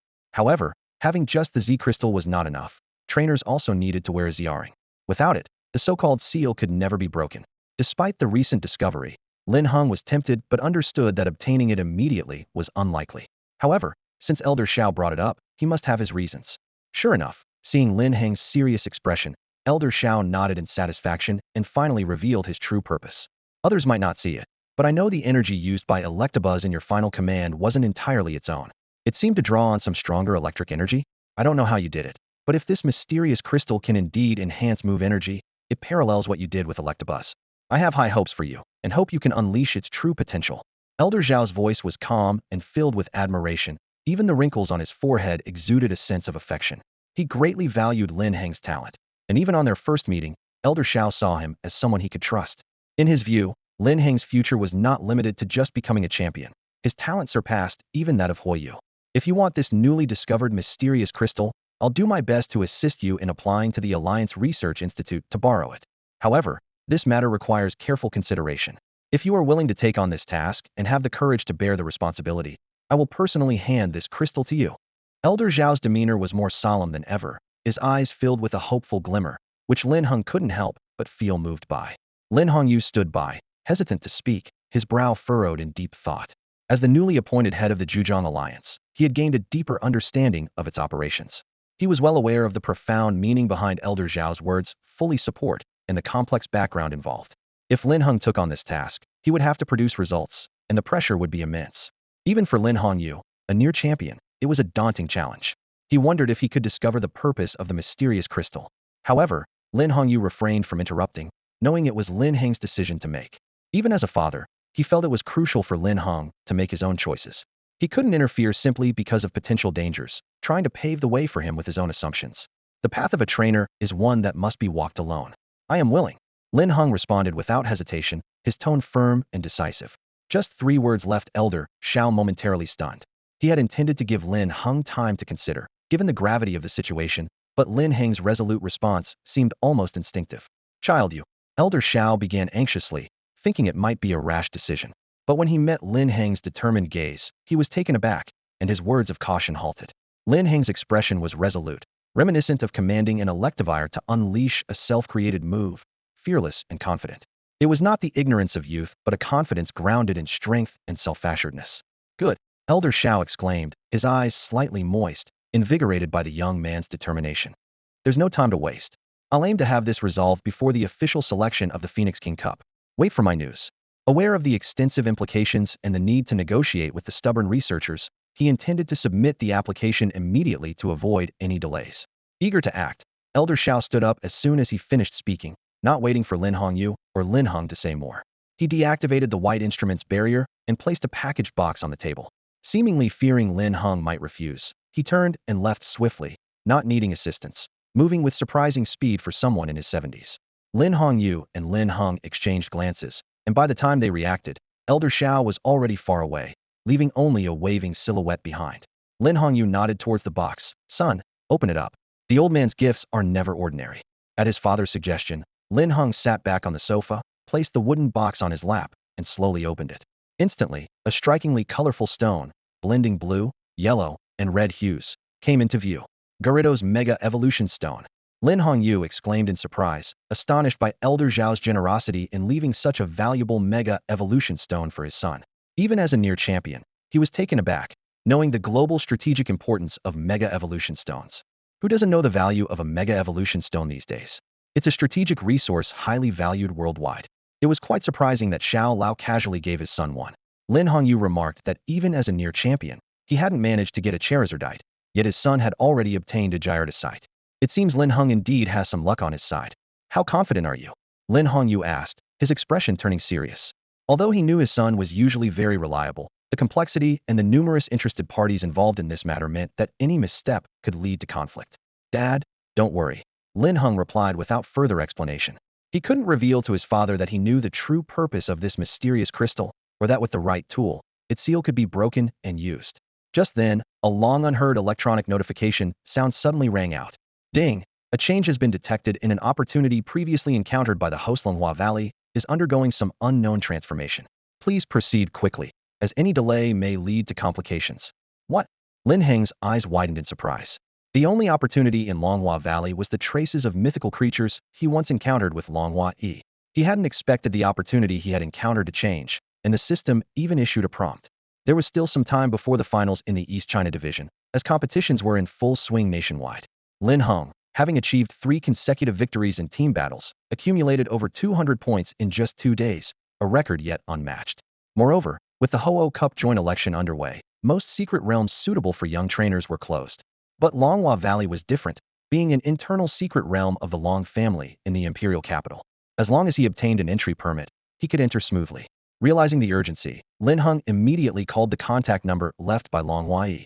After waiting for a few seconds, a calm yet puzzled male voice answered. Hello? Who is this? It's Lin Heng. What? You Lin Heng, how did you? Longhua Yi's voice was flustered, mixed with a hint of delight. Is Longhua Valley accessible now? Lin Heng went straight to the point, as their relationship was limited to battles, and there was no need for small talk. He was more interested in what changes had occurred in Longhua Valley. Of course, you can enter. A bet is a bet. I'll just inform my father. Are you coming? Yes, send me the address. Lin Heng said before hanging up. Longhua Yi, snapping back to reality, quickly sent the address of Longhua Valley. Who knows, my points are barely 100. Longhua Yi clicked his tongue in regret, disappointed that he couldn't join the trial. Since losing to Lin Heng last time, he had subconsciously set him as a target. Although the Zhejiang selection had nothing to do with him, he closely followed every match Lin Heng participated in and even defended him against detractors without hesitation, acting much like a fan. Longhua unconsciously began to idolize Lin Heng, holding him in high regard in his conversations. Therefore, when Long's father heard his son advocating for an admission spot for Lin Heng, he wasn't surprised and nodded routinely. All right, I'll instruct the butler to let him in, he said, a glimmer of interest in his eyes. He was curious to see what made Lin Heng so impressive that even his own son, whom he had painstakingly nurtured and who was regarded as a prodigy, admired him so much. After bidding farewell to his family, Lin Heng boarded a plane to the capital. The secret realm of Longhua Valley wasn't located in the city center but on the outskirts, just a few dozen kilometers from Lang City. Having experienced the comfort of a Charizard mount previously, Lin Heng had a custom flying saddle made for Gyarados, but it still took an hour or two to reach the capital. For a long journey, the plane was more comfortable. Worried about potential delays, Lin Heng bought a ticket within minutes of receiving the address and decided to depart at 6 in the evening. Around 8:30 p.m., the plane landed on time at the capital airport. Instead of taking a taxi, Lin Heng headed straight for the self-flying area. As he tossed the pokeball, a bright light flashed, and the roar of Gyarados echoed through the airport, drawing the attention of many. Gyarados was not a common flying mount, as most in the airport's self-flying zone were Pidgeots or Fearos. Before anyone could get a clear look at the trainer, a gust of wind swept by, and the jet-black Gyarados melded into the night, leaving the amazed onlookers behind. Despite it being nighttime, the evening breeze was pleasantly warm, so Lin Heng didn't need to use a psychic barrier for protection. The flying mount's gear sufficed.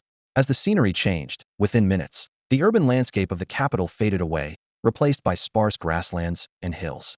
The temperature dropped, the warm wind turning cold against his face, as if crossing seasons in just a few kilometers. Linhung wasn't surprised by this.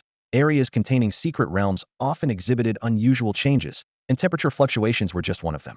When the gently rolling hills suddenly transformed into towering peaks, Linhung patted Gyarados' head, signaling it to descend. Moments after Linhung jumped off, a voice called out from behind him. "Hello, are you the young master of the Lin family?" Turning around, Linhung saw a middle-aged man in a neat uniform, bowing politely. After Linhung nodded, the butler led the way, followed by members of the Long family responsible for security.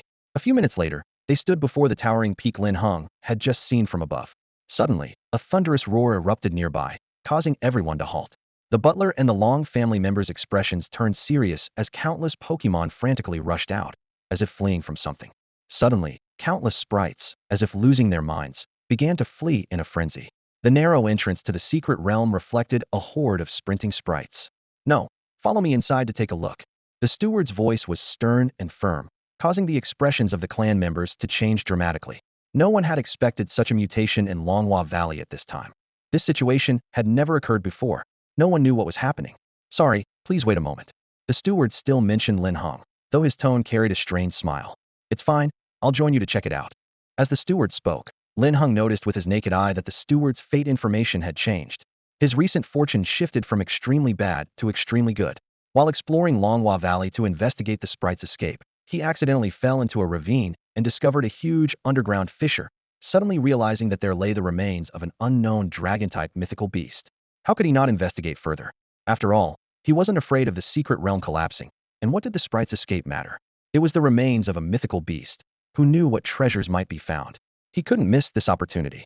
The steward was surprised, but, given the urgency, he couldn't dissuade Linhung and reluctantly agreed.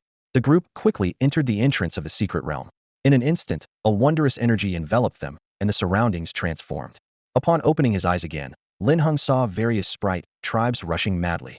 Any grass, trees, or stones in their path were trampled to pieces by countless paws, and some sprites fell and got injured in the haste. Among the running sprites, there were Rattata, Nidoran, and occasionally a Dratini or Gummy, making them extremely rare. Even so, dragon-type sprites were exceedingly rare in any secret realm. The proportion in Longhua Valley was among the highest, which is why many trainers were willing to exchange better resources just to visit. Dragon-type sprites were indeed the prized possession of trainers, and Longhua Valley lived up to its reputation. Lin Heng's interest was piqued. "Gyarados, let's go." At his command, Gyarados soared into the sky, heading in the opposite direction of the fleeing sprites per Lin Heng's instructions. The steward froze, unable to stop him in time, and Linhung had already vanished on the back of Gyarados. "Forget it. Let's quickly stop them from running amok." The sprites, like headless chickens, were in a chaotic frenzy, seemingly sensing an impending danger. Wild sprites are always keenly perceptive, so these phenomena often indicate a natural disaster is about to occur. An earthquake? A volcanic eruption? The steward's mind was a whirl of confusion, cold sweat pouring down his forehead as he was drenched in sweat. He was anxious, unable to make any sense of the situation. But whatever the reason, it meant that Longhua Valley was facing a great catastrophe. Entering the secret realm at such a time was akin to courting death. However, Linhung was too fast, and there was no time to warn him. Knowing that he was the son of a near champion, any mishap could provoke the wrath of the Lin family, causing a rift with the Imperial Dragon clan. Neither the young master nor the head of the family would want to see such an outcome. Sigh, this friend of the young master is truly wired differently from most people. The butler gave a few simple instructions and then turned to leave the secret realm. Meanwhile, Linhung seemed peculiar in the butler's eyes, as he was directing the Gyarados to advance in the opposite direction. As the number of spirits decreased, he distinctly noticed a strikingly different barrier among the continuous valleys, as if a giant had split the towering peaks with an axe. The Gyarados flew towards the fissure, with almost no spirits in sight around them. Yet there was nothing abnormal within the secret realm. Linhung had dismissed natural disasters like earthquakes or volcanic eruptions as the reason for the spirit's escape from the start. After all, if it were truly a disaster caused by changes in the secret realm, the butler's omen would not have shown great fortune, nor would the remains of a dragon-type mythical beast have been discovered. Thus, based on the omen, he speculated that the most likely reason was the exposure of the mythical beast's aura. Mythical beasts are called so because of their immense power. Even in death, they do not vanish without a trace. The unique domain created by their death lingers for a long time, and the strong aura causes wild spirit tribes to panic, triggering this upheaval. Of course, the exact reason why the aura of the dragon-type mythical beast remains was exposed still needs further investigation. As they drew closer to the isolated fracture zone, the Gyarados suddenly became agitated, its whiskers moving without wind, and its breathing grew louder. Linhung immediately reached out to soothe it, covering it with a gentle power of verdant energy and visibly calming the Gyarados. However, Linheng's expression grew increasingly tense. He sensed that the ancestral dragon's true form hidden within the Gyarados seemed to resonate mysteriously with the gorge beneath the cliff, further confirming his suspicions. By now, the sky was dim and visibility was poor. The Gyarados flew low, landing at the edge of the cliff. Linhung leaped down, hearing the sound of rushing water in his ears. He took a flashlight from his backpack, and its strong beam instantly illuminated the surroundings, with a damp scent coming right at him. The river below the fracture zone shimmered in his eyes. There was a river? Linhung frowned. This was entirely unexpected. He had thought the area beneath the cliff would be dry, but a river was truly bizarre. Moreover, he sensed that the temperature here was higher than elsewhere. Linhung secured the flashlight to a rope device tied to his arm, specially designed for high-powered flashlights, making the mist below the cliff even clearer. The Gyarados slowly descended, letting out a roar, its eyes wide. Though it was a water-loving creature, these mists made it uncomfortable. Hearing the Gyarados' thoughts, Linhung furrowed his brow. As they drew closer to the bottom of the cliff, more water vapor from the river below enveloped them, rolling like layers of white fog. Could it be hot springs? As they moved downward, Linhung also noticed unusually lush trees growing on the cliff walls. His actions suddenly halted when his discerning eye swept over one of them. As Linhung descended further, his attention was drawn to the trees growing along the cliff face. These trees appeared particularly lush, yet were difficult to notice in the darkness. When his perceptive eye scanned one of them, Linhung was suddenly taken aback. It bore a fruit similar to a pine cone, layered with scales and glowing with a reddish-orange hue, hanging securely under the tree, nearly hidden in the dark. This was the legendary dragonfire fruit, a mysterious fruit said to contain the life force of all living things. When consumed by elves, it enhances their special attack, while humans can use it to boost their mental strength based on their constitution. Linhung was startled, then overjoyed. This was an unexpected delight. The conditions for the dragonfire fruit to form are extremely stringent, making it highly valuable and rare among tree fruits, and its cultivation is dauntingly difficult. Soil, fertilizer, humidity, and even the presence of an elf's aura are all essential. In the wild secret realms, the dragonfire fruit is nearly impossible to find due to its challenging growth conditions. Yet here on this cliff, a dragonfire fruit tree was hidden. This discovery thrilled Linhung, as there are very few ways to enhance an elf's special attack value. An elf's 6 attributes include physical attack, physical defense, special defense, stamina, and speed. Physical attacks are like close combat moves such as Thunder Punch and Dragon Tail, while ranged attacks like Hurricane and Flame Vortex are classified as special attacks. Therefore, the significance of the dragonfire fruit is undeniable. Even elite and champion trainers covet it. Their elves have reached a certain level, making further enhancement difficult, but by boosting these 6 attributes, their strength can see a significant change. Furthermore, the dragonfire fruit's description mentions that humans consuming it can also enhance their mental strength, a fact not widely known. However, the accuracy of the perceptive eye is unquestionable, suggesting this might be a hidden ability of the dragonfire fruit. Linhung immediately commanded the Gyarados to approach the dragonfire fruit tree, then carefully used his psychic abilities to pick the fruit, collecting a total of 7. He didn't rush to consume them, but instead placed them in his spatial backpack.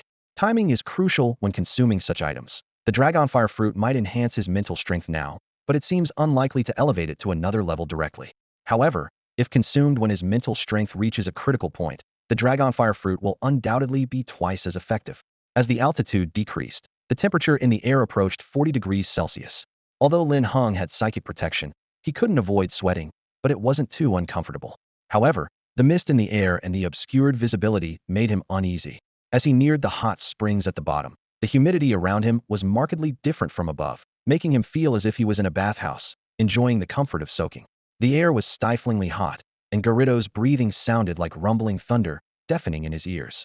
Linhung didn't say anything, as the rapidly rising temperature and humid environment made him feel increasingly drowsy. Gyarados' sound echoed in his ears, as if reminding him to stay alert. Linhung pinched himself hard, feeling his stamina depleting faster, and quickly released Wobbuffet and Metong. The two unleashed their psychic shields instantly, enveloping Linhung and Gyarados. He exhaled slowly, and Gyarados also breathed a sigh of relief, thinking to himself, "Phew, I almost rolled my eyes there." Accompanied by Gyarados grumbling, under the full protection of Metagross and Wobbuffet, they swiftly reached the water surface, just an inch away. The river beneath the cliff was bubbling like boiling water, constantly churning. Visibility was terrifyingly low. Linhung reached out his hand, and could only see the white mist, with his fingers barely discernible. However, his unique psychic perception hinted that the real secret lay beneath the water surface. Wobbuffet, Metagross, Gyarados, are you ready? Though they couldn't see each other, the power of the Viridian Forest connected them mentally. All three nodded in unison. Metagross intensified its energy, Wobbuffet employed its mysterious safeguard, and Gyarados gave it his all, sprinting as fast as possible to make it through in one go. As soon as the words were spoken, a buzzsaw roar. The psychic shield intensified once again, and Gyarados swiftly plunged into the churning river. As a water-type Pokemon, Gyarados swam fluidly under the shield's protection. Despite the darkness, his keen sense of smell quickly located the target, and he charged forward without hesitation. With the movement of his tail, a whirlpool began to form, and the distant orange-eared glow started to enlarge and become clearer. After what seemed like an eternity, a fiery red cavern appeared before them. There was no white mist here. The air was distorted by the intense heat, and Linhung could see the ripples with his naked eye. Metagross and Wobbuffet looked increasingly strained, clearly struggling to hold on, as this was a genuine lava cave. The surrounding lava emitted extreme heat, and even with psychic protection, Linhung felt his skin sting as the moisture in his body began to evaporate. Wobbuffet, use Mirror Coat. This was the moment Linhung had been waiting for. At his command, the struggling Wobbuffet shuddered, raising its flat hand slightly. Its powerful psychic ability formed a transparent barrier, reflecting all the lava's heat and fire energy back at that moment.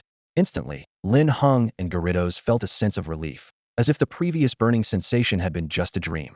Seizing this opportunity, Linhung quickly directed Gyarados through a small opening beneath the lava cave.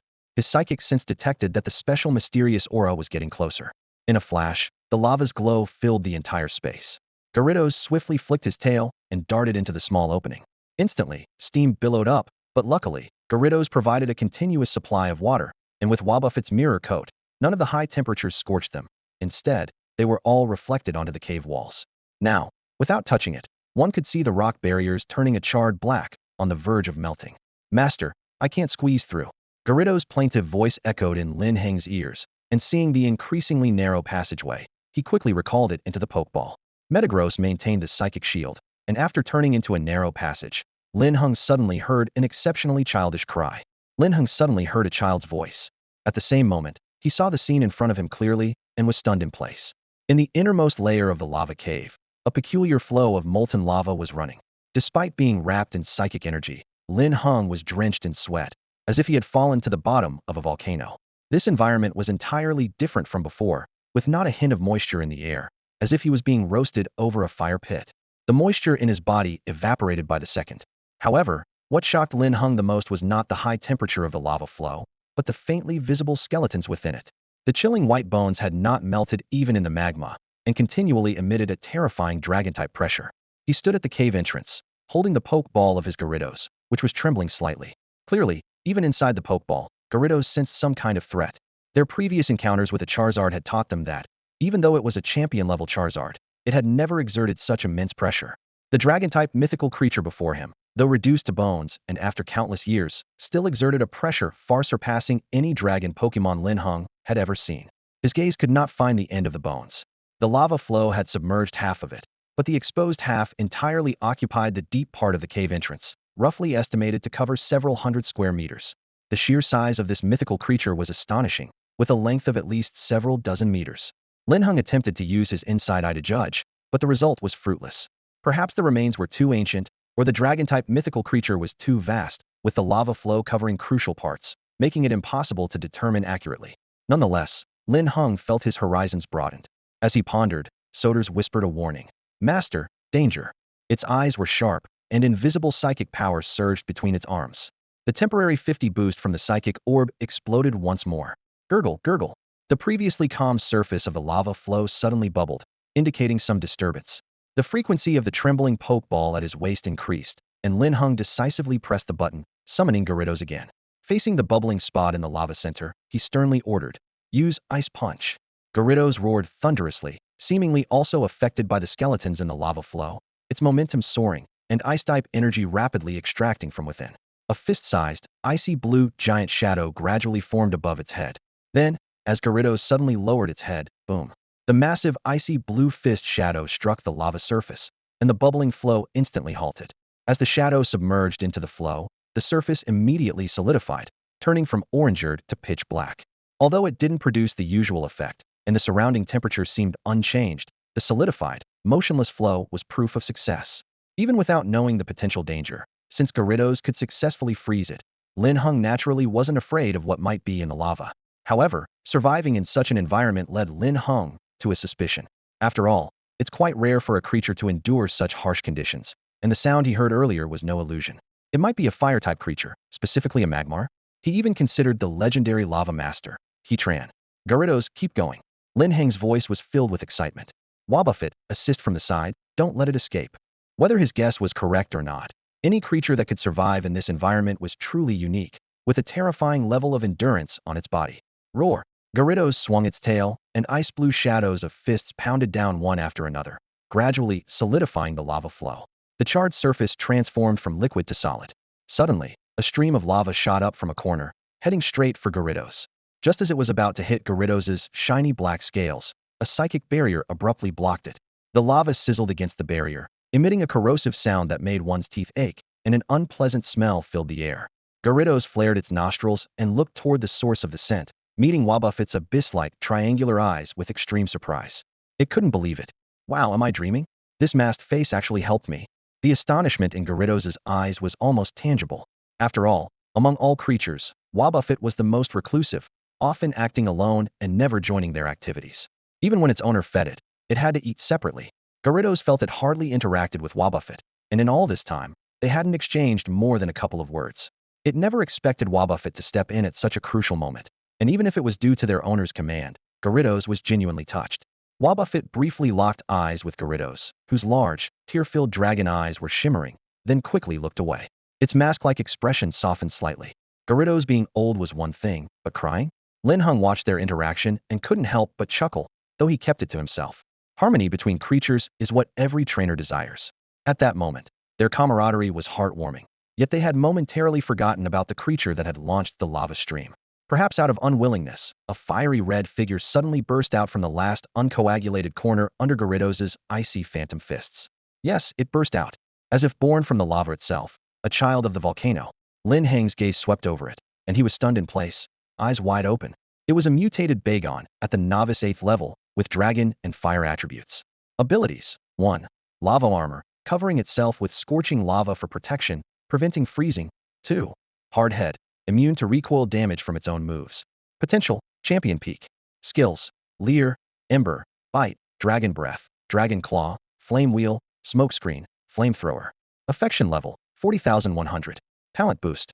Description: born from a unique geographical environment, sensing the aura of a dragon-type legendary beast's remains, this Bagon hatched and emerged from the lava flow. Its innate attribute mutation grants it unparalleled control over lava, and it was born feeding on the remains of dragon-type legendary beasts, developing a terrifying digestive system. That's all for today. Thank you so much for watching. I hope you guys enjoyed. If you wish to have another part of this recap, please give us at least 1,000 likes. Please don't forget to comment and subscribe to our channel for more content like this. Until next time.